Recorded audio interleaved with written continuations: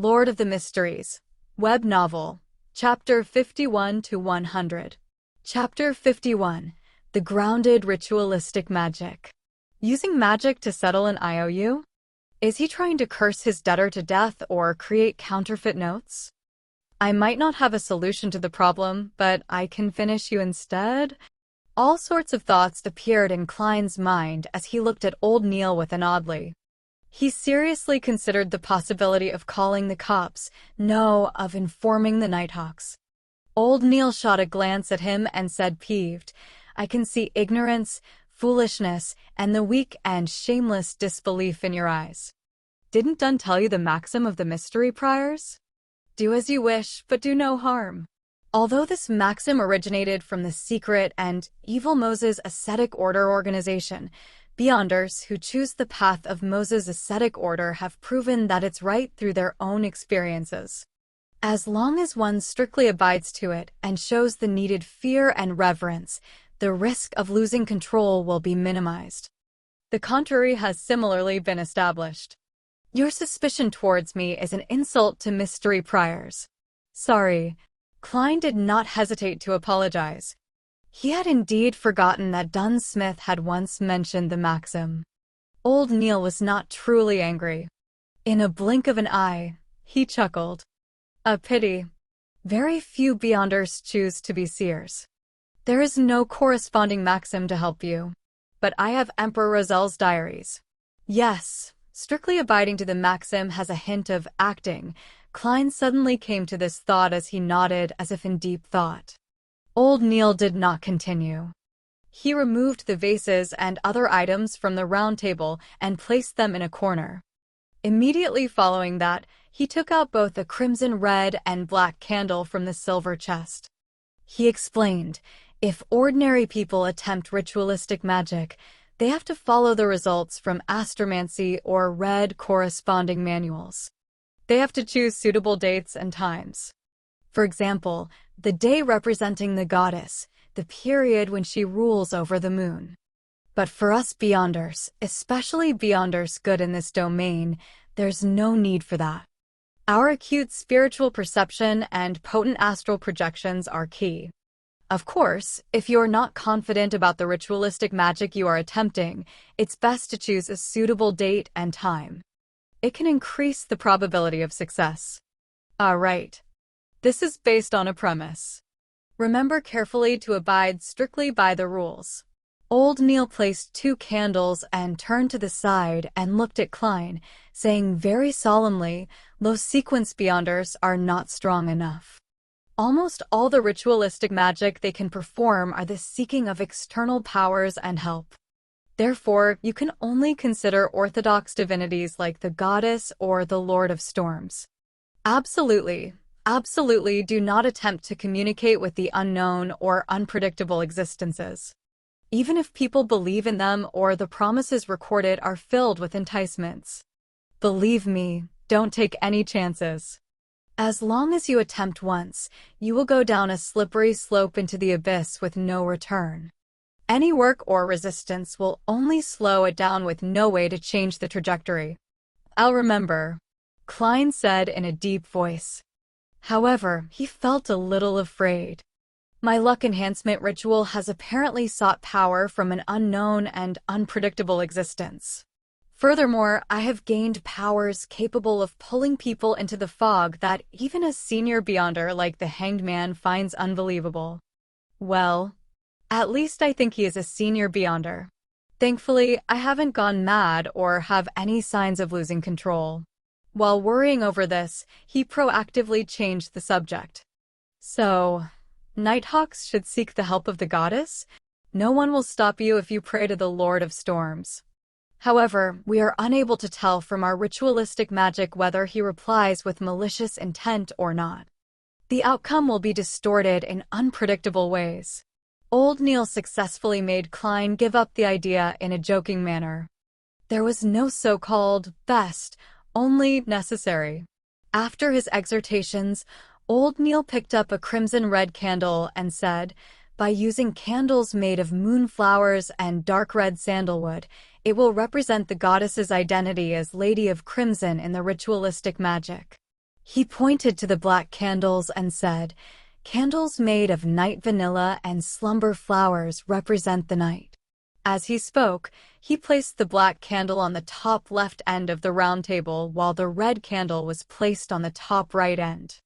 Why do we symbolize the goddess with only 2 candles? She is also the mistress of calm and silence, empress of disaster and horror, and mistress of calm and silence. Old Neil chuckled. That's right. This is something I wished you asked.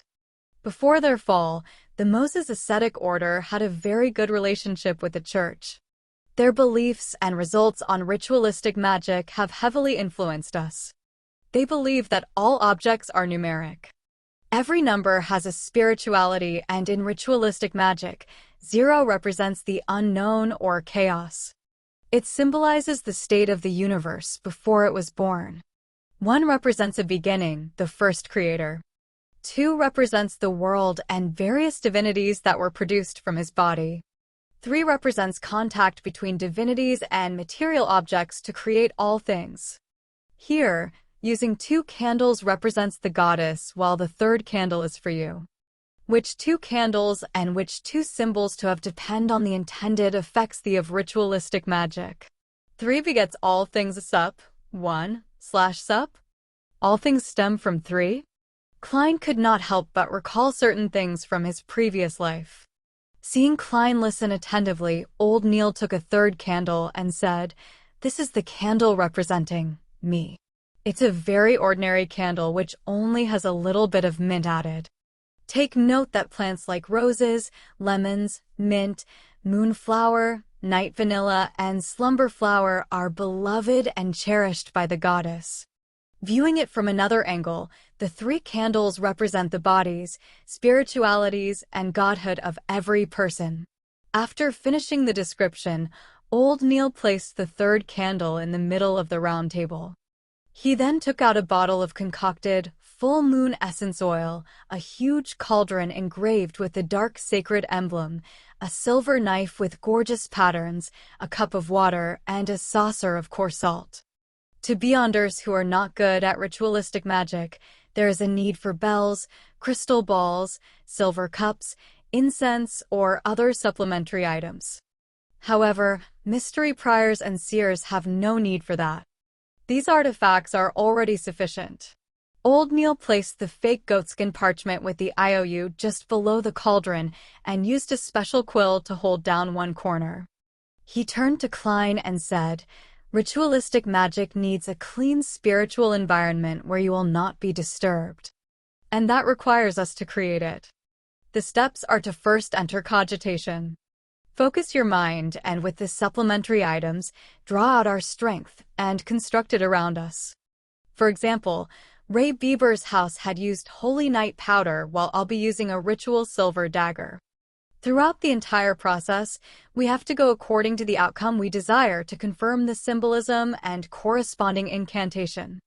Incantations are best done in Hermes because ancient Hermes stemmed from nature. It's akin to ancient Dragonish and ancient Elvish.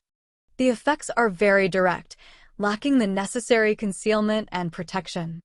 It easily causes the caster to fall into danger. This is also why it has been modified. However, it's more effective. Alright, I have to focus on the ritualistic magic. I won't explain things to you any further. Pay attention by watching and listening. Remember any problems and ask me when everything is done. Alright. Klein took 2 steps back and trained his eyes on old Neil. Old Neil's eyes rapidly darkened as invisible wind around him spun. He was silent for a moment, going from left to right, then up to down, using his psyche to cause friction and consecutively light up the 3 candles. Following that, he picked up the silver knife and stabbed it into the coarse salt.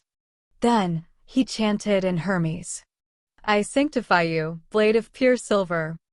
I cleanse and purify you, allowing you to serve me in this ritual. In the name of the Evernight Goddess, the Lady of Crimson. You have been sanctified." After a short but powerful syllable, old Neil drew a silver knife and inserted it into a cup of clear water. Then, he raised it and pointed to the space beyond the round table. He aimed the blade tip in the periphery and took a step forward, circling the round table. Every step he took made Klein feel an invisible energy spew out of the silver knife. It was filled with spirituality as it connected with the air, forming a completely sealed wall. After walking one round, the altar was completely isolated from its surroundings. Old Neil stood in front of the round table and put the silver knife down. He picked up the bottle of full moon essence oil and dripped 3 drops on the black, dark red, and ordinary candles. Sizzle! A thin mist emanated as everything seemed to become veiled in mystery. Old Neil put down the glass bottle and looked at the fake goatskin parchment silently for 2 minutes. Then, he picked up the quill and drew a mark he controlled, a square that framed all the content, indicating that he was in control of the debt.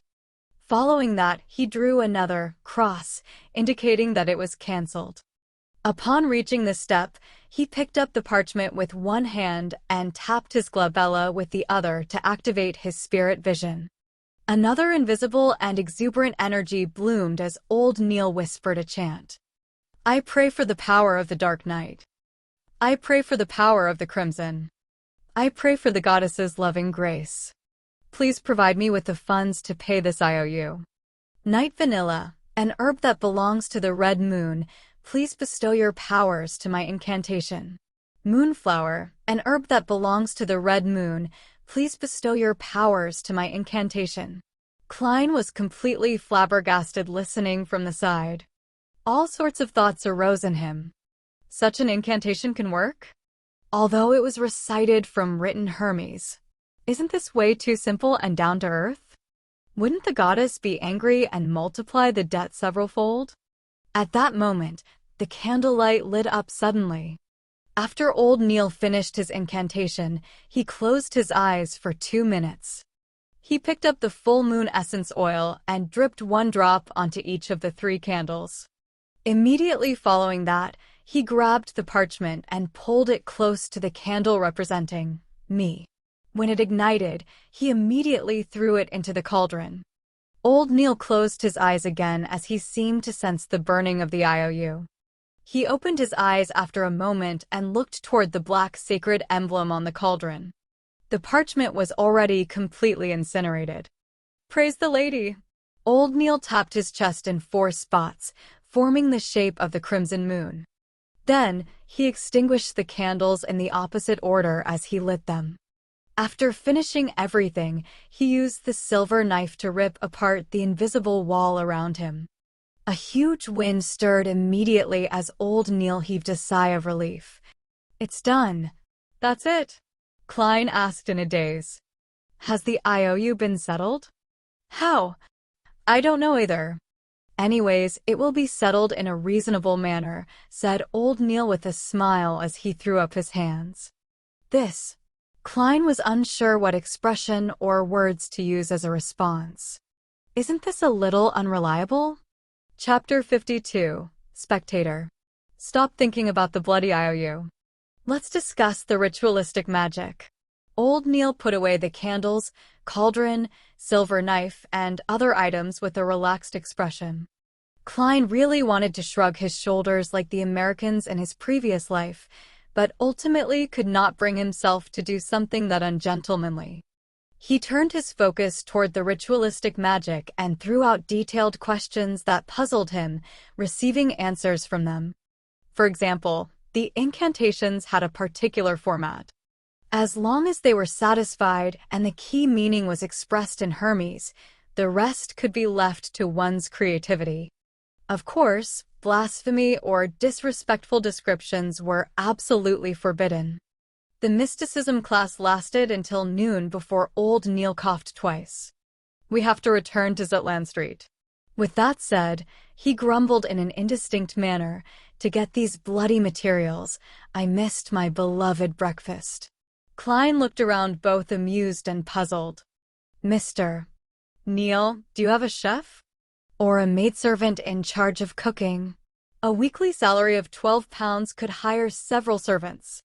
According to the newspapers, with board and lodging provided, hiring an ordinary chef cost anywhere between 12 to 15 soldi a week. It did not even need a pound. A maidservant to do miscellaneous chores was even cheaper.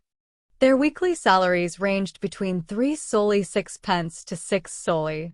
Of course, one could not bear any hope of them having any culinary skills. That's not right. With Mr. Neil's debt of £30, it's only normal he doesn't hire any chefs or servants. It seems I've asked another question I should not have asked. While Klein regretted his question, old Neil shook his head without minding it. I often attempt ritualistic magic, research extraordinary items, and read corresponding documents at home, so I don't nor is it possible that I hire ordinary people as chefs, butlers, or maidservants. I only hire someone to clean up the place regularly. And if they are not ordinary people, do you think they will be willing to do such jobs? I seem to have asked a silly question. It's possibly because I will not do anything that involves mysticism at home, explained Klein in a self-deprecating manner. Old Neil had long stood up, wore his round felt hat, and while walking out the door, rambled on. I seem to smell pan-fried foie gras. Once the IOU is completely settled, I'll definitely have one set. For lunch, I'll definitely eat roasted pork glazed with apple juices. No, that's not enough. I must have a sausage infused with mashed potatoes. You are making me hungry. Klein swallowed his saliva as he caught up to old Neil and headed for the nearby public carriage stop. After returning to Zutland Street, old Neil suddenly grunted after stepping down the carriage. What do I see? Goddess, what am I seeing? He was suddenly as nimble as a 17 or 18-year-old lad. He quickly came to the roadside and picked up an item. Klein leaned close out of curiosity and looked carefully. He realized it was a wallet with fine workmanship. With his lack of experience, he could barely tell if the dark brown wallet was made of buffalo skin or sheepskin, but he noticed a small light blue logo embroidered on the side of the wallet, a white dove spreading its wings as if ready to take off. That was Klein's first impression. The second thing he noticed was the stack of paper notes in the bulging wallet. There were more than 20 gray notes imprinted with black ink, gold pounds. Old Neil opened up the wallet and pulled out the notes. When he looked at it carefully, he immediately chuckled. 10-pound notes. The Honorable Founder and Protector, William I. Wow, goddess, there's a total of 30 notes. There's also a few 5-pound notes, 1 pound and 5 soldi notes. More than 300 pounds? That's a huge amount of money in every meaning of the word. I might not even earn that much in 10 years. Klein's breathing turned heavy involuntarily. As the amount of gold pounds was immense, picking up such a wallet was equivalent to picking up a briefcase of banknotes in his previous life. I wonder which gentleman dropped it. He can't be someone ordinary, analyzed Klein calmly. Such a wallet was clearly not a woman's. There's no need to care who he is, said old Neil with a chuckle. It's not like we attempted to divine and take money that doesn't belong to us. We should wait here for a moment. I believe the gentleman will soon be back searching for it. It's not something that can be given up no matter who it is. Klein heaved a sigh of relief. He had a brand new understanding of old Neil's morals. He was rather worried that he would have used the goddess's bestowment as an excuse and paid off his debt. He was still wondering how to prevent it and persuade him otherwise. Is this do as you wish, but do no harm? Klein suddenly learned something new. The duo did not wait more than a minute by the streets when a luxurious four-wheeled carriage zoomed over. Its side had a light blue logo with a dove spreading its wings. The carriage stopped, and a middle-aged man dressed in a black formal suit with a bow tie of the same color alighted. He looked at the wallet, took off his hat, and said politely, "Sirs, that should be my master's wallet. Your logo is proof of everything, but I need to make additional verifications. This is to be responsible for all parties." "Might I ask how much money is there in the wallet?" replied old Neil politely. The middle-aged man was taken aback as he said in a self-deprecating manner almost immediately, "As a butler, I do not know how much money master had in his wallet." "Sorry. Please permit me to ask." "As you wish." Old Neil gestured for him to do as he pleased. The middle-aged man walked to the carriage's side and through the window, conversed with the person within. He approached Klein and old Neil again and smiled. "More than £300, but less than £350. My master does not remember the exact number." "Does not remember. That's really some filthy rich guy. If I had that much money on me, I would definitely be counting it again and again." Klein was filled with envy. Old Neil nodded and handed the wallet back. "With the goddess as proof, this belongs to you." The middle-aged man took the wallet over and did an estimate before pulling out 3 £10 notes. "My master is Sir Deweyville. He wishes to commend your morals. This is what an honest person should receive. Please do not reject it." "Sir Deweyville? The one who established the Deweyville Trust? The Sir Deweyville who provided cheap rental apartments to the working class?" Klein immediately remembered the name. He was a knight that his brother respected but did not believe was grounded in reality. "Thank you, Sir Deweyville. He is a kind and generous gentleman." Old Neil did not stand on ceremony as he received the 3 notes. After watching Sir Deweyville's carriage depart, he turned to look at Klein when he saw that there was no one around. He flicked the notes and chuckled. £30. The IOU is settled. I said it will be settled in a reasonable manner. This is the power of magic. Holy F*** king power of magic. That actually works. Klein was once again flabbergasted. A few minutes later, he entered the building's stairwell, and, while heading to the security company, he asked puzzledly, "Mr. Neil, why didn't you ask for more money?" "Do not be greedy. One must take care not to be greedy when doing ritualistic magic.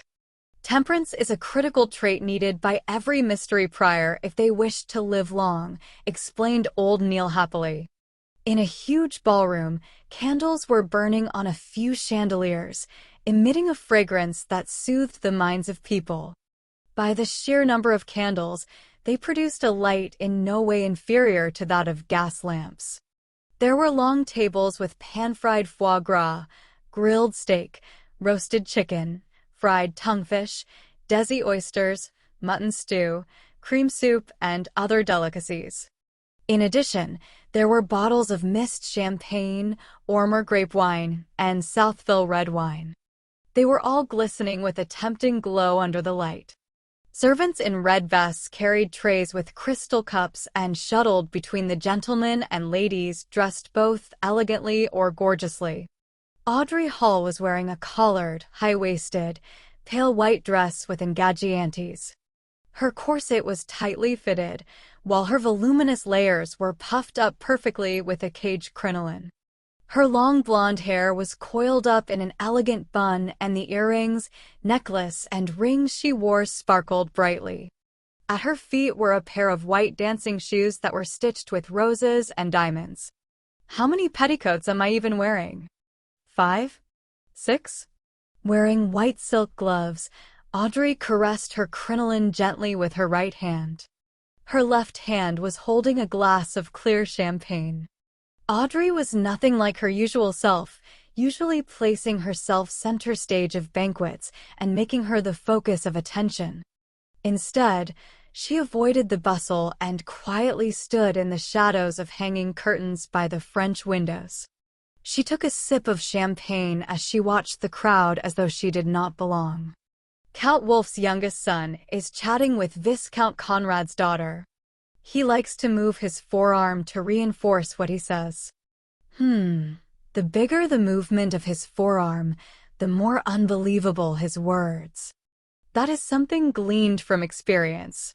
He can't stop trying to elevate himself by putting other people down. However, he can't help but feel guilty. It can be seen by the way he talks and his body language. Duchess Stella has repeatedly covered her mouth while laughing with her left hand today. I see.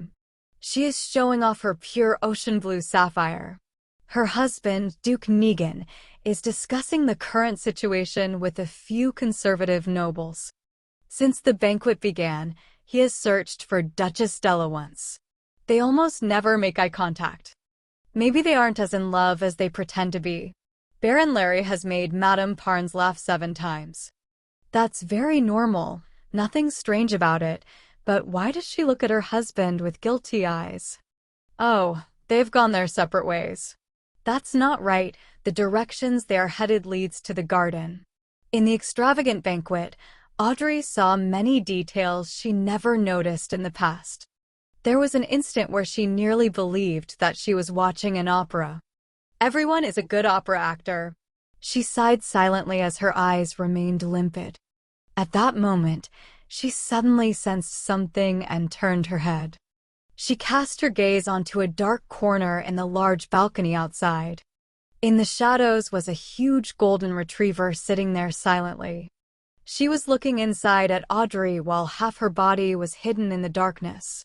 Susie. The corners of Audrey's mouth twitched as her expression instantly changed. She could no longer maintain her state as a spectator.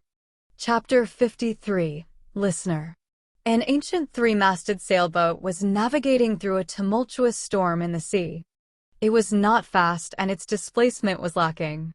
With the weather and the sea looking like a cataclysmic scene, the sailboat was like a withered leaf separated from its tree. However, regardless of how the typhoons rampaged or how terrifying the waves were, it continued sailing peacefully without any signs of tilting. Alger Wilson stood on the empty deck as he looked at the massive waves that resembled mountains. His thoughts were a mystery. "It's going to be Monday again," he muttered silently to himself. It was the day belonging to Mother Earth, the beginning of a series of waxing and waning. However, it meant something different to Alger. It belonged to a mysterious existence forever enveloped in grayish-white fog. At least I haven't been reduced to a madman. He stopped looking around as he gave a self-deprecating chuckle. At this moment, one of the only few sailors he had leaned over and asked reverently, "Your Grace, where are we setting course for this time?" Alger surveyed his surroundings and said in calm voice, "Pursue the listener from the Aurora Order." The storm subsided as mist emanated. On a strange sailboat with cannons on board, an 8 or 9-year-old boy with soft yellow hair was looking at pirates around him in fear. They were disorderly. Some enjoyed barrels of beer, some swung around with ropes, others mocked each other, and some even fought with their fists. He turned to look at a black-robed man standing in the shadows. He suppressed his voice and asked, "Father, where are we going?" 5 days ago was his first time seeing his father, a father who proclaimed to be an adventurer. If not for the oil painting his late mother left him that confirmed his father's identity and the fact that the orphanage had opened its doors to him, he was absolutely unwilling to leave his hometown and follow his only kin who was also nearly a stranger. The man in the shadows lowered his head and looked at his son. With an amiable expression, he answered, "Jack, I'm bringing you to a holy place, a holy residence where the Creator once lived." Is that the kingdom of God? We mortals can only enter by winning His grace. Jack had been well educated by his mother and knew this much. He was both surprised and fearful about the matter. Standing in the shadows, the man had an unforgettable jawline as though he was a sculpture chiseled by the best artisan. He placed his hand to his ear and made a listening pose. He replied in a tone that sounded like sleep-talking, "Jack, mortals are a wrong concept. The Creator created this world and He is everywhere. He exists in every living being.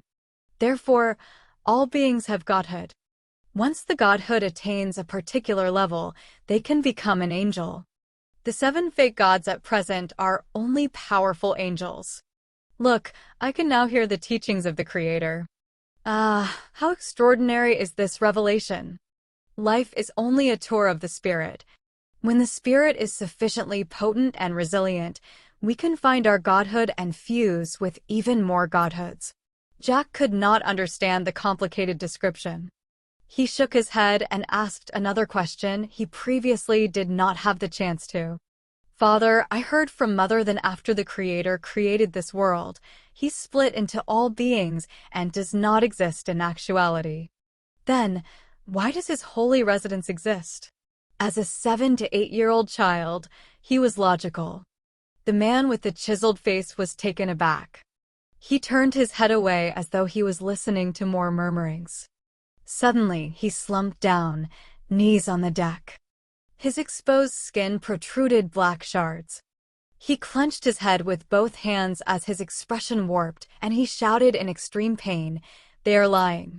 After lunch, having had old Neil promise him that he would bring him to the underground market the next time he went, Klein slowly returned to the Blackthorn Security Company. He chose the two options of reading the documents in the staff office and practicing his abilities, or take the opportunity to go out and act as a seer in the divination club before Captain Dunn stopped him. However, before he could make the decision, he saw Dunn Smith walk in. He was dressed in the usual black windbreaker and half-top hat. "Captain, any updates?" Klein thought of the whereabouts of the Antigonus family's notebook as he asked with concern. Without showing any signs of fatigue in his gray eyes, Dunn said, "The facts have corroborated that the Antigonus family's notebook is in Ray Bieber's hands. However, he has vanished completely. I have already informed the various Nighthawk teams of this matter through a telegram. They were requested to pay attention to the various piers and steam locomotive stations.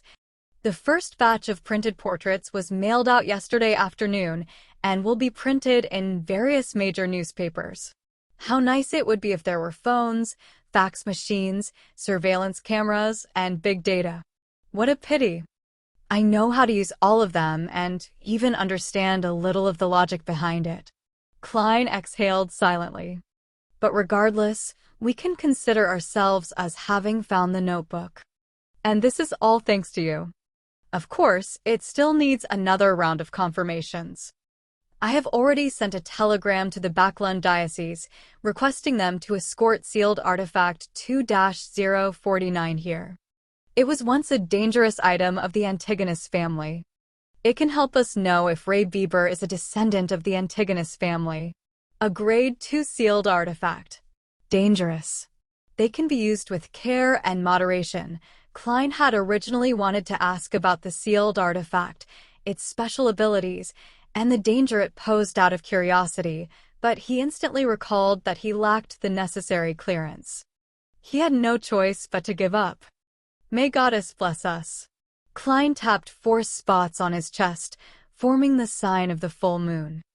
Dunn pushed open the door to his office and said with a slight nod, "The Goddess has always been protecting us." Klein, if you had not chosen Seer, you would be a formal member after this matter is verified. You could have chosen Sleepless, but pity. To be frank, I'm still puzzled over your choice. Although Corpse Collector is quite off-putting, you have seen daily as well. You should know that spirit mediums vary in strength. As for mystery priors, they're a good choice too. At the very least, you have old Neil as a role model, so he will make sure the risk of losing control is minimized.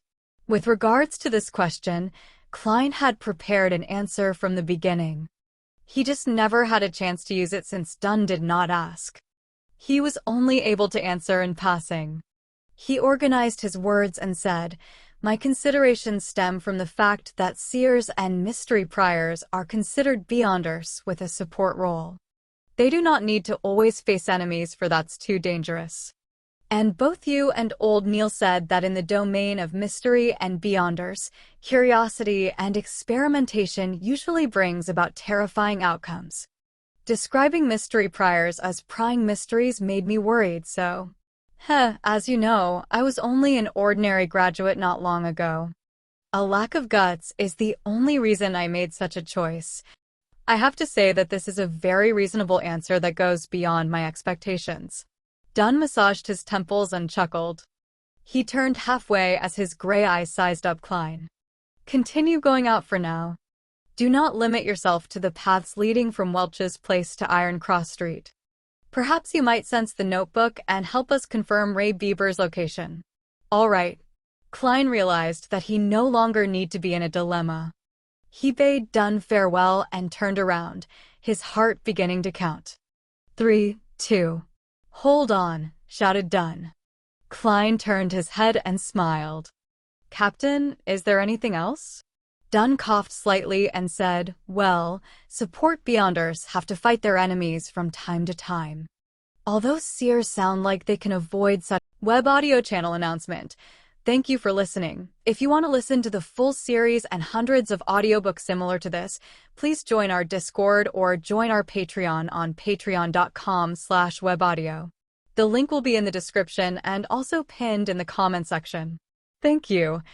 Battles, they are not to be ignored. You have to maintain your shooting skills and work on increasing your strength. This is what I'm working hard towards. Klein pointed outside. I'll be leaving. All right. Wait a moment. Dunn shouted for him once more. As he pondered, he said, perhaps I have to consider hiring a combat trainer for you. Of course, this matter is under the premise that you become a formal member. Klein responded tersely before asking carefully, Captain, is there anything else? No. Seeing Klein's unbelieving eyes, Dunn shook his head and smiled. He emphasized again, really nothing. Only then did Klein walk past the partition divider. He bade farewell to Roseanne and Mrs. Oriana and headed to the shooting club for practice. With all of this done, he went to the divination club and saw the beautiful Angelica standing there reading newspapers leisurely. Home. Klein silently read. With the cane in hand, he walked over and greeted with a smile. Good afternoon, Madam Angelica. Good afternoon, Mr. Moretti. In no rush, Angelica put down her magazine. She stood up and said, not long after you left yesterday, Mr. Glassy came. He just recovered from a major illness. Klein heaved a sigh of relief as he smiled. That sure is something worth celebrating. Upon hearing this, Angelica, who was secretly observing him, lowered her voice and asked out of curiosity. Mr. Glassy said that you are a very, very, very magical doctor. Are you? What? Klein looked at the lady in front of him, suspecting if he was hearing things. What made him think I'm a doctor? Even I do not know. Chapter 54. The First Divination Requester. Upon seeing Klein's odd expression, Angelica immediately felt her beliefs waver. Is that so? Mr. Glassy mentioned that you were able to tell of an ailment in his lungs simply from observation. Her voice softened until she finally shut up. Observation? A dark glabella? Klein was instantly enlightened as he shook his head with a chortle. I believe Mr. Glassy was mistaken. He was planning on being perfunctory, but after recalling that no one sought his divination services the entire afternoon yesterday, his mind whirled.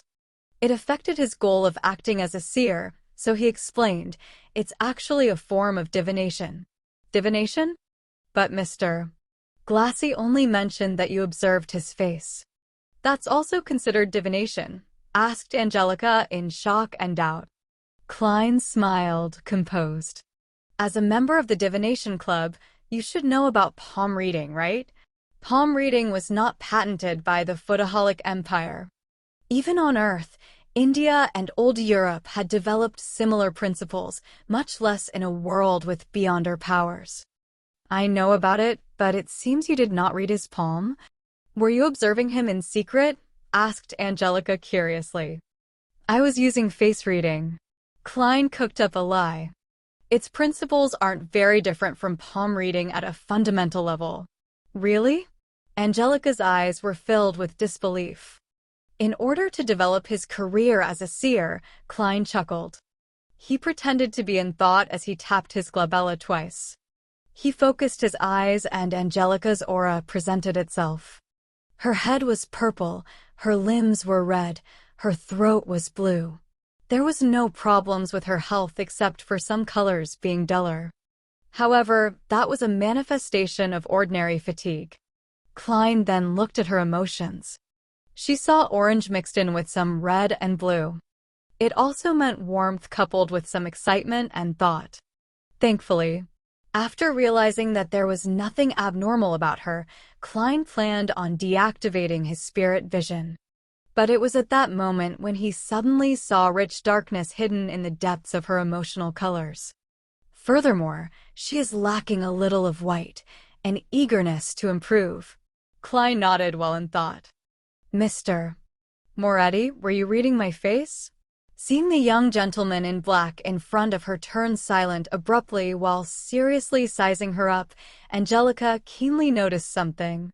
She asked in a half-curious and half-worried manner. Klein did not immediately reply. Instead, he tapped his glabella lightly as he wore a look of scrutiny. Just as Angelica was feeling unease, he said warmly, Madam Angelica, there are some sorrows and pains which you should not seal in your heart. Angelica's eyes widened as her mouth turned agape. However, she did not say a word. She looked at Klein in his half-top hat with an apparent scholarly bearing. He heard him use a deep, comforting, and warm voice to say, you need to either go mountain climbing, a game of tennis, or perform a tragic play to exhaust your body due to exercising. Let your tears flow down uninhibited, then cry and scream. Express all those emotions. That will be very helpful to your health. The moment those words entered her ears, Angelica felt like she had transformed into a statue. She stood there motionless. She tried hard to blink as she lowered her head in a fluster, saying deeply, Thank you for your suggestion. It seems like there are many members here today. Klein did not continue. As though he had not done any divinations prior, he turned to his side and looked to the meeting room at the end of the corridor. Sunday afternoon, at least 50 members. Angelica's voice sounded a little hoarse. She only mentioned the key terms. She paused as her vocal pace gradually returned to normal. Do you want tea or coffee? Sighed black tea. Klein nodded slightly. He politely took off his hat and slowly walked to the meeting room. Only when he vanished behind the door did Angelica exhale slowly. The Divination Club's meeting room was very large.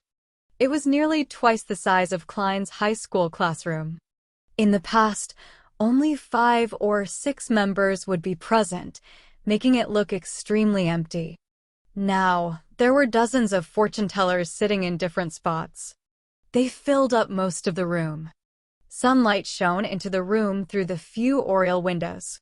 The members were either discussing softly among themselves or asking Honas Vincent questions. Otherwise, they were practicing and attempting divination or drinking coffee and reading newspapers by themselves. Such a scene made Klein feel like he was back to his schooling days on Earth. The difference was that it was noisier and more rowdy back then, without the tranquility of the meeting room. He looked around, but he didn't see familiar faces like Glassy or Edward Steve. So, he casually picked up a divination textbook, found a corner, and started flipping through it leisurely. Very soon, Angelica came in with a cup of tea and left it on the table before Klein. As she was leaving quietly, she suddenly saw Mr.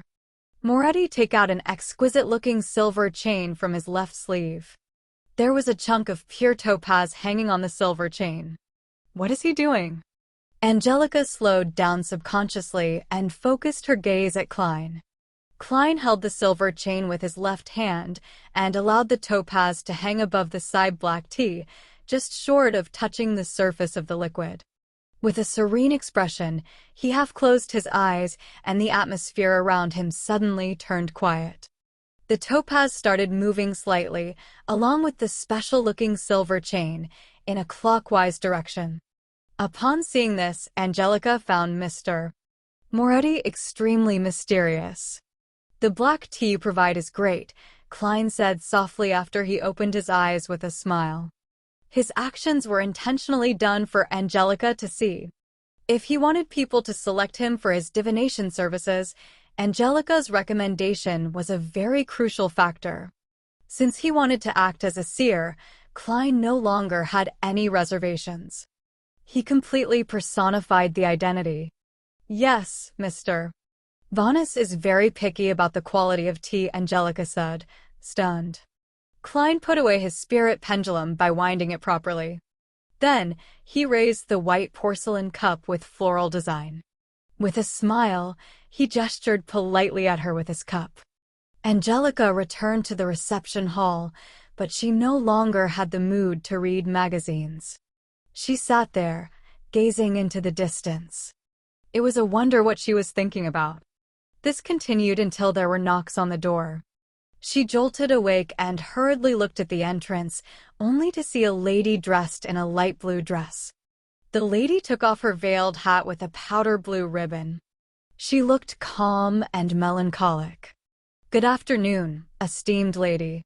Would you like to join the divination club, or are you looking for a divination? Angelica asked like clockwork. I want a divination.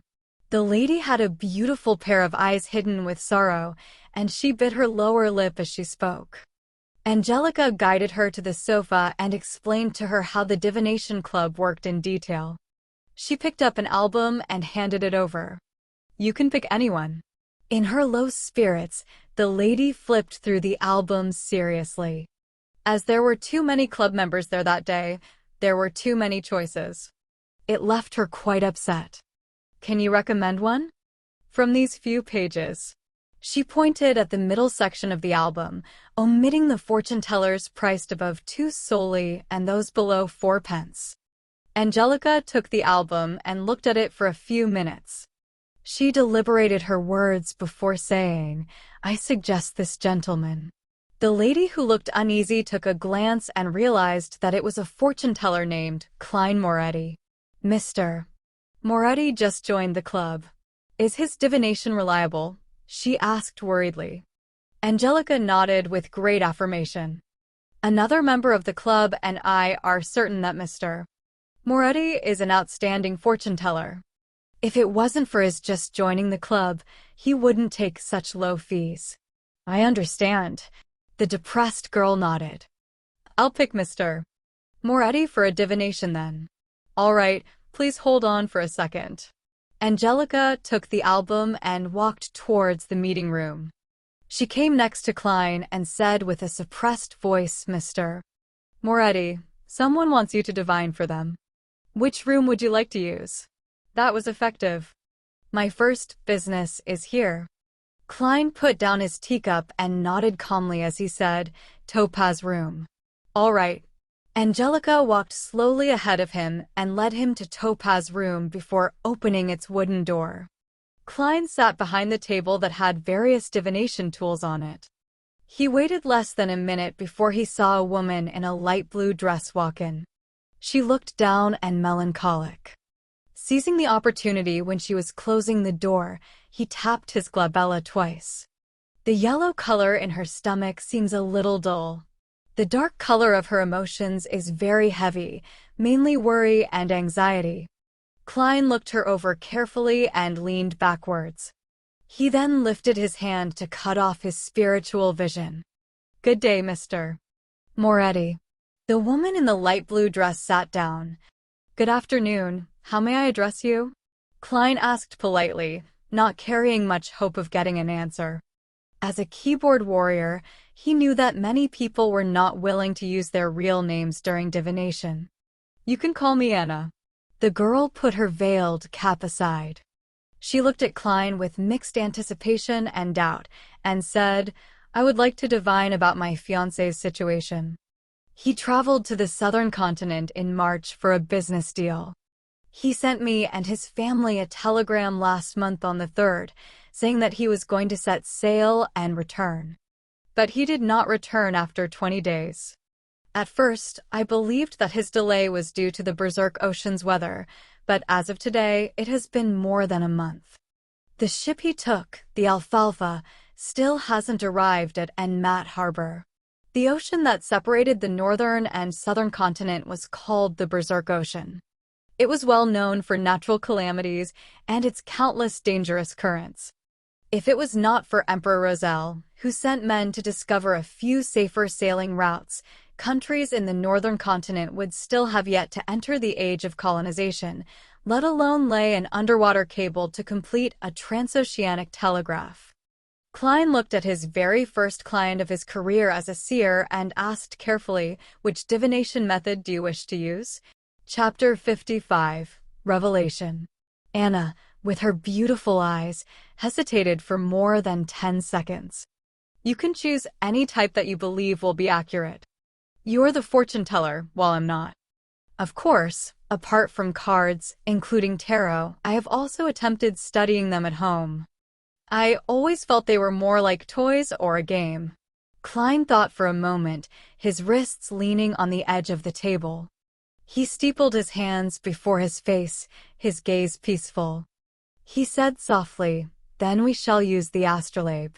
He pointed to a fountain pen and stack of white paper on the table and said, "Write down the name of your fiancé as well as his facial features, address, and date of birth.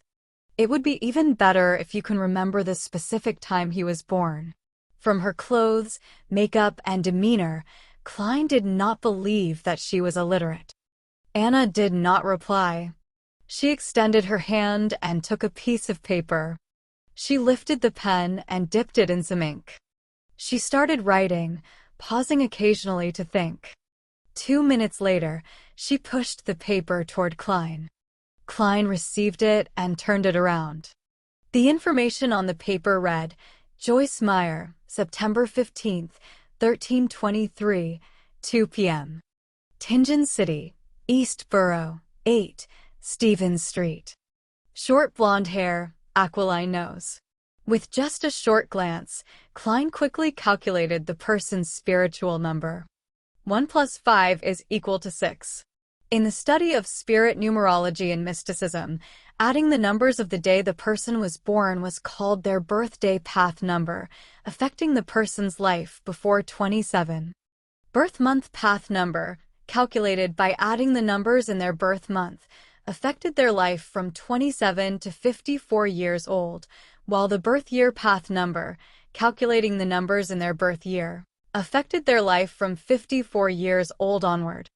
It was July 1349, so Joyce was not yet 27. Thus, Klein immediately calculated the birthday path number. The number 6 represented a balanced and harmonious life, with a heart for giving and a decent marriage or engagement. Following this, he quickly calculated Joyce's year path number. The so-called year path number was calculated by replacing the birth year with the current year. The digits were then added with his birthday path number and birth month path number to get a general understanding of the person's luck for the year. 1 plus 3 plus 4 plus 9 is equal to 17. 1 plus 7 is equal to 8. 8 plus 9, birth month path number, plus 6, birthday path number, equals 23. 2 plus 3 is equal to 5. His year path number is 5. Signifying that he would meet with change and accident. He would be required to take certain risks. Klein made a silent judgment after consolidating the facts. He confirmed that the information Anna gave was correct. He retracted his gaze from the paper and turned it toward Anna. "Mr. Meyer set off on his journey on the 3rd of June. If he did not lie, that is indeed the case." Anna bit her lips. "All right." Klein took the fountain pen and made a note of that. He looked at Anna with his dark brown eyes and said gently, "I will begin creating the astrolabe now. I will need some time and absolute silence. Do you mind waiting outside? Angelica will provide you with a cup of tea or coffee." "All right." Anna knew that some fortune tellers had their eccentricities, so she stood up unsurprised. She took her hat with the light blue ribbon and left the topaz room. Klein locked the door and returned to the table. He followed the information and set up the astrolabe, including elements such as his horoscope and locations of the corresponding planets and stars. Throughout the entire process, he did not open the astromancy manual. He completed the setup based on his memory. Over the past few days of his mysticism studies, Klein realized that he could easily grasp and understand anything about divination, quickly turning it into instinct. Perhaps that is the ability of a seer. He completed the astrolabe and felt satisfied. He felt as though his body, heart, and soul had relaxed considerably. As he looked at the outcome, he followed the path of the horoscopes and planets, as well as other supporting details to roughly deduce that Joyce Meyer had met with an accident but would ultimately survive it. At this point, the divination was technically complete. But Klein wanted to pay much attention to his first business transaction. He hoped to build a reputation to aid in acquiring future jobs. He picked up the pen and wrote a sentence in Hermes, Joyce Meyer's current situation. He read the sentence silently and memorized the information on the piece of paper, repeating it again and again. After 7 times, Klein grabbed the piece of paper and leaned back into his chair. He imagined the sphere of light, and his eyes became darker, allowing him to quickly enter a state of cogitation. The surroundings took on an ethereal quality. A formless, boundless fog stretched above him. Klein recalled the contents of the piece of paper, then relaxed. He fell into a deep sleep in this state. He was using a dream divination technique. Repeating the question, remembering the details, and then allowing his astral projection to roam the spirit world in a dream would allow him to gain revelations. Ordinary people also had this sort of experience sometimes, but it was hard for them to recall, as the signs in their dreams were more complicated and garbled. A seer would not have such a problem, for they could see the images directly. The surroundings began to turn hazy as Klein turned half asleep. In the contorted fantasy, he saw a blond young man with an aquiline nose. He was swimming frantically in a sea of blood, nearly engulfed by the waves. But in the end, he managed to escape to shore. The image shattered and changed. Klein saw a blue house with a toy windmill at the door. That blond young man was entering the house slowly, seemingly in joy. At this moment, the image changed once again. Klein realized that he was inside a magnificent palace. The walls were destroyed and damaged beyond repair. Moss and weeds grew in multiple areas. Through the holes in the walls, he could see a mountain peak and clouds clinging close to it outside. Atop the palace was a huge throne carved out of stone. It was adorned with dull gemstones and gold. It looked as though it was not prepared for a human. This giant throne was empty and mottled, as if it had been washed over by the ages. Klein looked around in confusion. He did not understand why he would be dreaming of such a scene. His turbid mind turned sharp as he subconsciously walked out of the palace in an attempt to ascertain where he was. Suddenly, he felt a gaze fall upon him. It was a gaze that came from behind. Klein suddenly turned around and stared towards the giant stone throne, only to see a scene of countless transparent maggots slowly twitching and growing. Klein gasped. He opened his eyes and woke up from his dream. Crystal balls, tarot cards, and the prepared astrolabe entered his vision. Reality quickly replaced fantasy. The initial dream was the result of the divination, but what was the later dream about? It seemed to be targeted at me. Klein put the piece of paper down. He rubbed his temples and contemplated. He could confirm that it wasn't his fear projecting itself in the form of a dream, for he was doing the divination himself. A palace not meant for humans on the peak of a mountain. The silent stare. The contorted and weird scene of the maggots. Klein silently guessed as he recalled. Has the luck enhancement ritual communicated with that existence? Or is it a result of the Antigonus family's notebook? Right, that notebook mentioned the nation of the Evernight in the Hornaces mountain range. The palace in the dream was on a mountain peak. He made a simple deduction and was relieved that he had picked seer. According to old Neil, mystery priors could also divine through dreams, but they weren't as effective as a seer. Sigh, it sure isn't letting me go. All I can hope for is the early capture of Ray Bieber. Klein collected himself and picked up the piece of paper with the diagram of the astrolabe. He slowly walked towards the door. He opened the door and headed to the reception area. He saw Anna looking out the window, completely ignoring her cup of black tea. Mr. Moretti, is there a result? She saw Klein in her peripheral vision and stood up in a hurry. Klein did not answer her immediately. Instead, he asked according to the revelation he received from the dream, does your house or Mr. Meyer's house have a toy windmill? Anna's eyes widened, shocked into silence. After a while, she muttered, that was a present he gave me. It is by the door at my house. How did you know that? See, can this be divined? Klein smiled and spoke with a gentle tone. Congratulations, Miss Anna, Mr. Joyce Meyer is currently a guest at your place. If you rush back, you should still be able to meet him. He just experienced a calamity, an unimaginably painful journey. What he needs now are not questions, but consolation and a warm hug. Really? Anna asked in disbelief.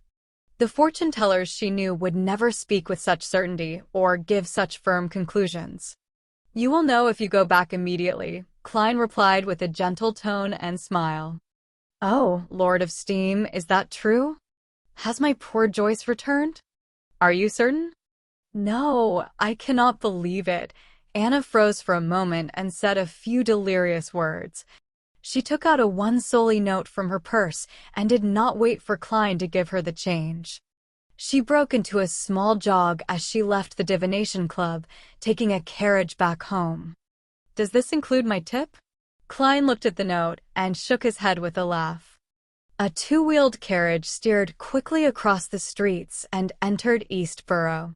Anna watched the streets sweeping past her, feeling a mixture of unease, anticipation, and fear.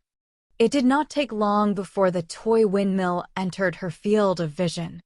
She got off the carriage, showing no care for her bearing. She staggered quickly towards the door and rang the doorbell. The door creaked open, revealing a blond young man dressed in a black formal suit. He was haggard, but his eyes carried a glint of joy. He had an aquiline nose. I thought that I would miss you today, Joyce said with a smile. Oh, exalted Steam, you really are back. Anna rubbed her eyes, exclaiming in pleasant surprise. What the fortune teller said was true. No, that was a real seer. It was simply fascinating. Thoughts welled in her mind as Anna pounced forward with tears in her eyes and gave her fiancé a warm hug. The two of them hugged silently outside the grayish-blue house. The toy windmill turned slowly, seemingly tossing all their difficulties far away. Chapter 56. Escape from the Sea. In a rather spacious living room, Anna and Joyce were seated on different sofas, separated by Anna's parents.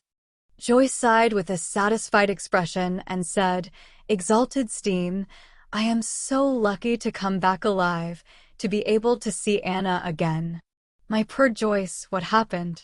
Anna couldn't help but ask with concern. Joyce took a glance at his fiancé, and his expression turned grave. I still feel terrified to this day. I keep waking up from my dreams again and again. 5 days after the Alfalfa left Caesar Pier, we came across pirates, scary pirates. The only fortunate thing was that their leader's name was Nast. The pirate that calls himself the King of the Five Seas? Anna's father, Mr. Wayne, asked in shock. Although Joyce had already been there for half an hour, he did not volunteer details about his ordeal. He appeared to be fearful, perturbed, and uneasy. It was only after Anna returned and hugged him that he finally appeared to put it behind him. Yes, due to his declaration of being a descendant of the Solomon Empire, the King of the Five Seas, Nast didn't believe in killing captives. Hence, we were only robbed and didn't lose our lives. His subordinates even left us sufficient food, Joyce said as he recalled the ordeal. His body started to quiver, but he continued to describe his deepest and scariest nightmare. I didn't lose much of my wealth. I believed that my misfortune was over, but as we continued towards our destination, a heated conflict erupted among the Alfalfa's passengers and crew. From disagreement, to fighting, to drawing revolvers, and raising swords to kill each other. I saw nothing but blood during that period. One after another, people beside me fell with eyes opened, never to be closed.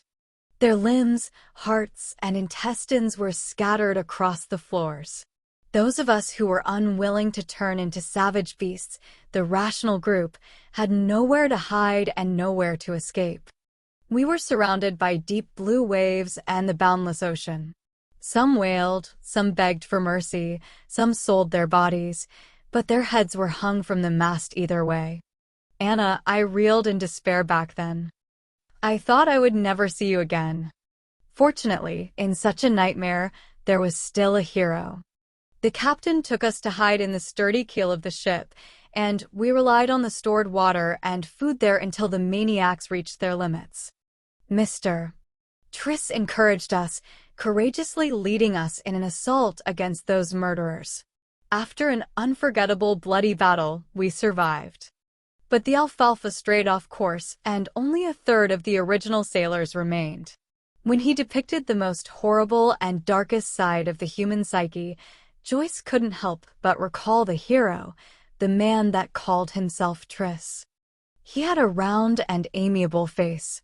He was shy like a girl and enjoyed staying in a corner. Only people whom he was familiar with knew that he was a very good conversationalist. But it was such an unremarkable boy who stood in front of everyone with determination in the worst of days. Oh, exalted steam, my poor Joyce, you went through such a heartbreaking ordeal. Thank God, praise be to God, he prevented us from eternal separation. Tears welled up in Anna's eyes as she constantly dotted 3 points to form a triangle, the sacred emblem for steam and machinery. Joyce revealed a faint pale smile. This is the reward for our faith. The Alfalfa then went through storms, lost its course, and after surmounting one challenge after another, arrived at Enmat Harbor. Due to the bloodbath that had taken place on the boat, those of us that survived were held captive by the police and questioned separately. We didn't have a chance to send telegrams home to update our loved ones. When they released us this morning, I immediately borrowed some money from my friend and took the steam locomotive back. Thank God for letting me set foot on the land of Tingen again, allowing me to see all of you again. Then, he looked towards his fiancée in confusion. Anna, when you saw me, I could feel your happiness and surprise, but I couldn't understand why you rushed towards the door so excitedly right after you got off the carriage. I had planned on giving you a huge surprise. Anna thought about what had happened earlier and continued in disbelief. There's nothing to hide, Joyce. As I was worried about you, I went to the only divination club in Tingen City today for a divination. That fortune teller, no, the seer told me, he said, your fiancé has returned. He's in the house with a windmill. What? The Wayne couple and Joyce exclaimed simultaneously. Anna covered her face and shook her head. I can barely believe it either, but it happened. Exalted steam, perhaps there really are miracles in this world. Joyce, that seer asked me for your name, characteristics, address, and birth date. He told me he was going to do an astrolabe divination. Then, he asked me if the house with a toy windmill was yours or mine. When I confirmed it was mine, he said, Congratulations, Miss Anna, Mr. Joyce Meyer is currently a guest at your place. What he needs now are not questions, but consolation and a warm hug. God, Joyce found it unbelievable and incomprehensible. Does he know me? Did someone send him a telegram? Could it be that he is familiar with the police in Enmat Harbor? No, that doesn't explain it. How did he know that I came to your place? How could he possibly know that you would seek a divination? Did you make an appointment? No, I made a selection at the last minute, Anna replied with a vacant-looking expression. Perhaps a good seer needs to be in control of vast amounts of information, even if it cannot be used any time soon. Perhaps that is the fascinating aspect of divination. Anna's father, Mr. Wayne sighed and concluded, in the known history of more than 1,000 years, and in the uncertain fourth epoch, divination has existed and has yet to disappear. I think there must be a reason for that. Joyce shook his head lightly and asked, what's that seer's name? Anna thought and said, Klein Moretti. In the reception lobby of the Divination Club. As Klein had spoken softly, Angelica knew not to go close. Therefore, she only saw Anna leave as though she had lost her soul, wearing shock and confusion on her face. Angelica briskly walked to the sofa and asked out of curiosity, was the result good? She did not dare ask the actual result, afraid of violating the unspoken rule of fortune-tellers. Yeah. Klein nodded and took out 3 copper coins from his pocket. 1/8 of one soldi is 1.5 pennies, right? Yes. Angelica looked at the copper coins and realized that one of them was a penny and 2 of them were halfpence. She quickly held it out and said, there's an additional halfpence. Klein smiled faintly and said, thank you for taking care of my customer. She gave me a tip, so it's only right I give you one. It's also to thank you for recommending me, he added in his heart. All right. Angelica felt an unknown fear of Klein, but since the reason was appropriate, she didn't refuse the offer. Klein returned to the meeting room, believing that there would be more people requesting his divinations. However, he did not receive a second customer by 40 minutes past 5. It wasn't because the Divination Club's business was poor, but because most people had already chosen a fortune-teller. They likely were recommended by others and had long determined whose services to hire. In short, I'm still lacking in reputation. Klein laughed at himself for using game terminology. He finished his 3rd cup of Side black tea, grabbed his top hat and silver-edged walking stick, and walked leisurely out of the meeting room. Angelica suddenly recalled Glassy's instructions, and she quickly moved to intercept him. Mr. Moretti, when will you next visit the club? Mr. Glassy would like to thank you in person. I will come over whenever I'm free. If fate permits us, he will definitely meet me, Klein replied, using the tone of a psychic charlatan, as though he was in character. Then, he left the club before Angelica could respond and took the public carriage home. When he stepped through the door, Klein found Benson reading the newspaper and Melissa putting together bits and pieces of gears, bearings, and springs in the evening sunlight. Good afternoon. Did Mrs. Shaw visit? Klein asked casually. Benson didn't put down his newspaper. Instead, he lifted his head. Mrs. Shaw's visit lasted 15 minutes. She brought some gifts, and she was very happy with the muffins and lemon cake that we prepared. She also invited us over whenever we have the chance to. She is a friendly, well-mannered lady. She knows how to carry a conversation very well, too. The only problem is their belief in the Lord of Storms. They believe that girls shouldn't go to school, but should be homeschooled instead, Melissa complained. It was obvious that she was very upset about it. Don't mind that. As long as she doesn't disturb us, she will still be a good neighbor, Klein comforted his sister, smiling. The Lone Kingdom was a multi-religious nation, unlike the Frosak Empire in the north, which only believed in the god of combat, or the Fainapotter Kingdom in the south, which only worshipped Mother Earth. It was inevitable that the congregations from the 3 major churches of the Lord of Storms, the Evernight Goddess, and the God of Steam and Machinery had conflicts in beliefs and customs. After 1,000 years of this, they restrained each other, making coexistence possible. Okay. Melissa pursed her lips and redirected her focus onto the pile of parts again. After dinner, Klein continued revising history.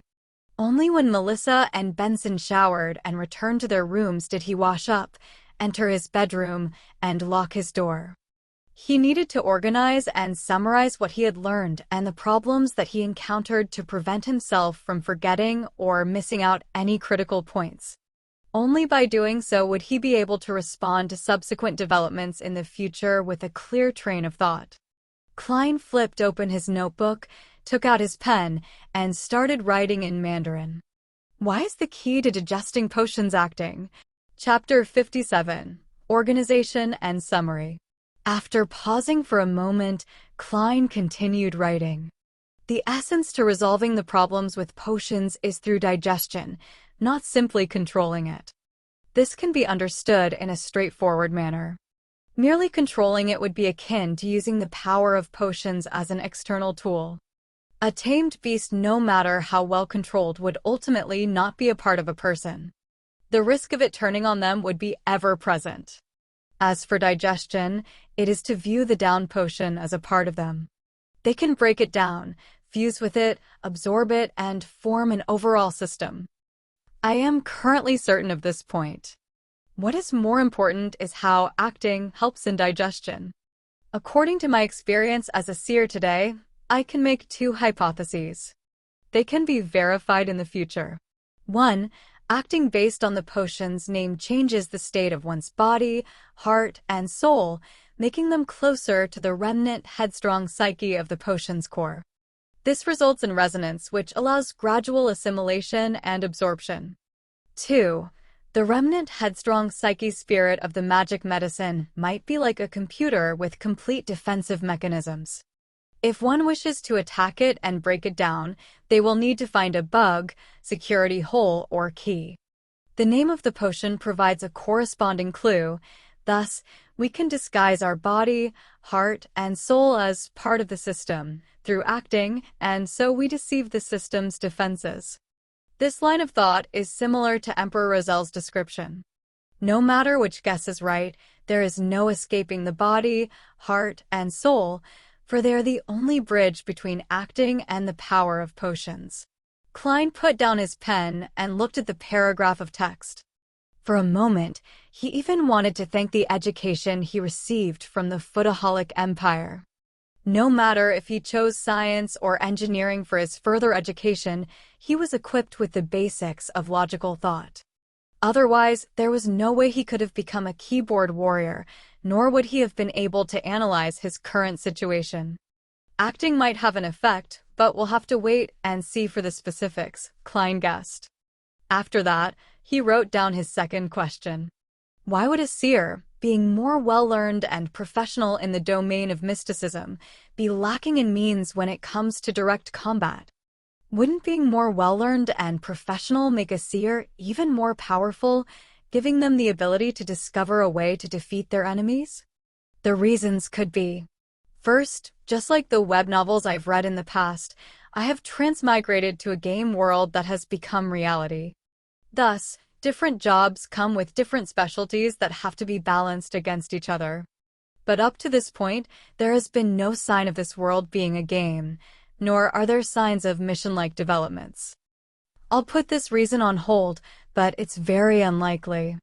Second, the fundamental law of this world is balance. The Creator made this world with the core idea of balance. Third, potions at the same sequence level would have the same level of power.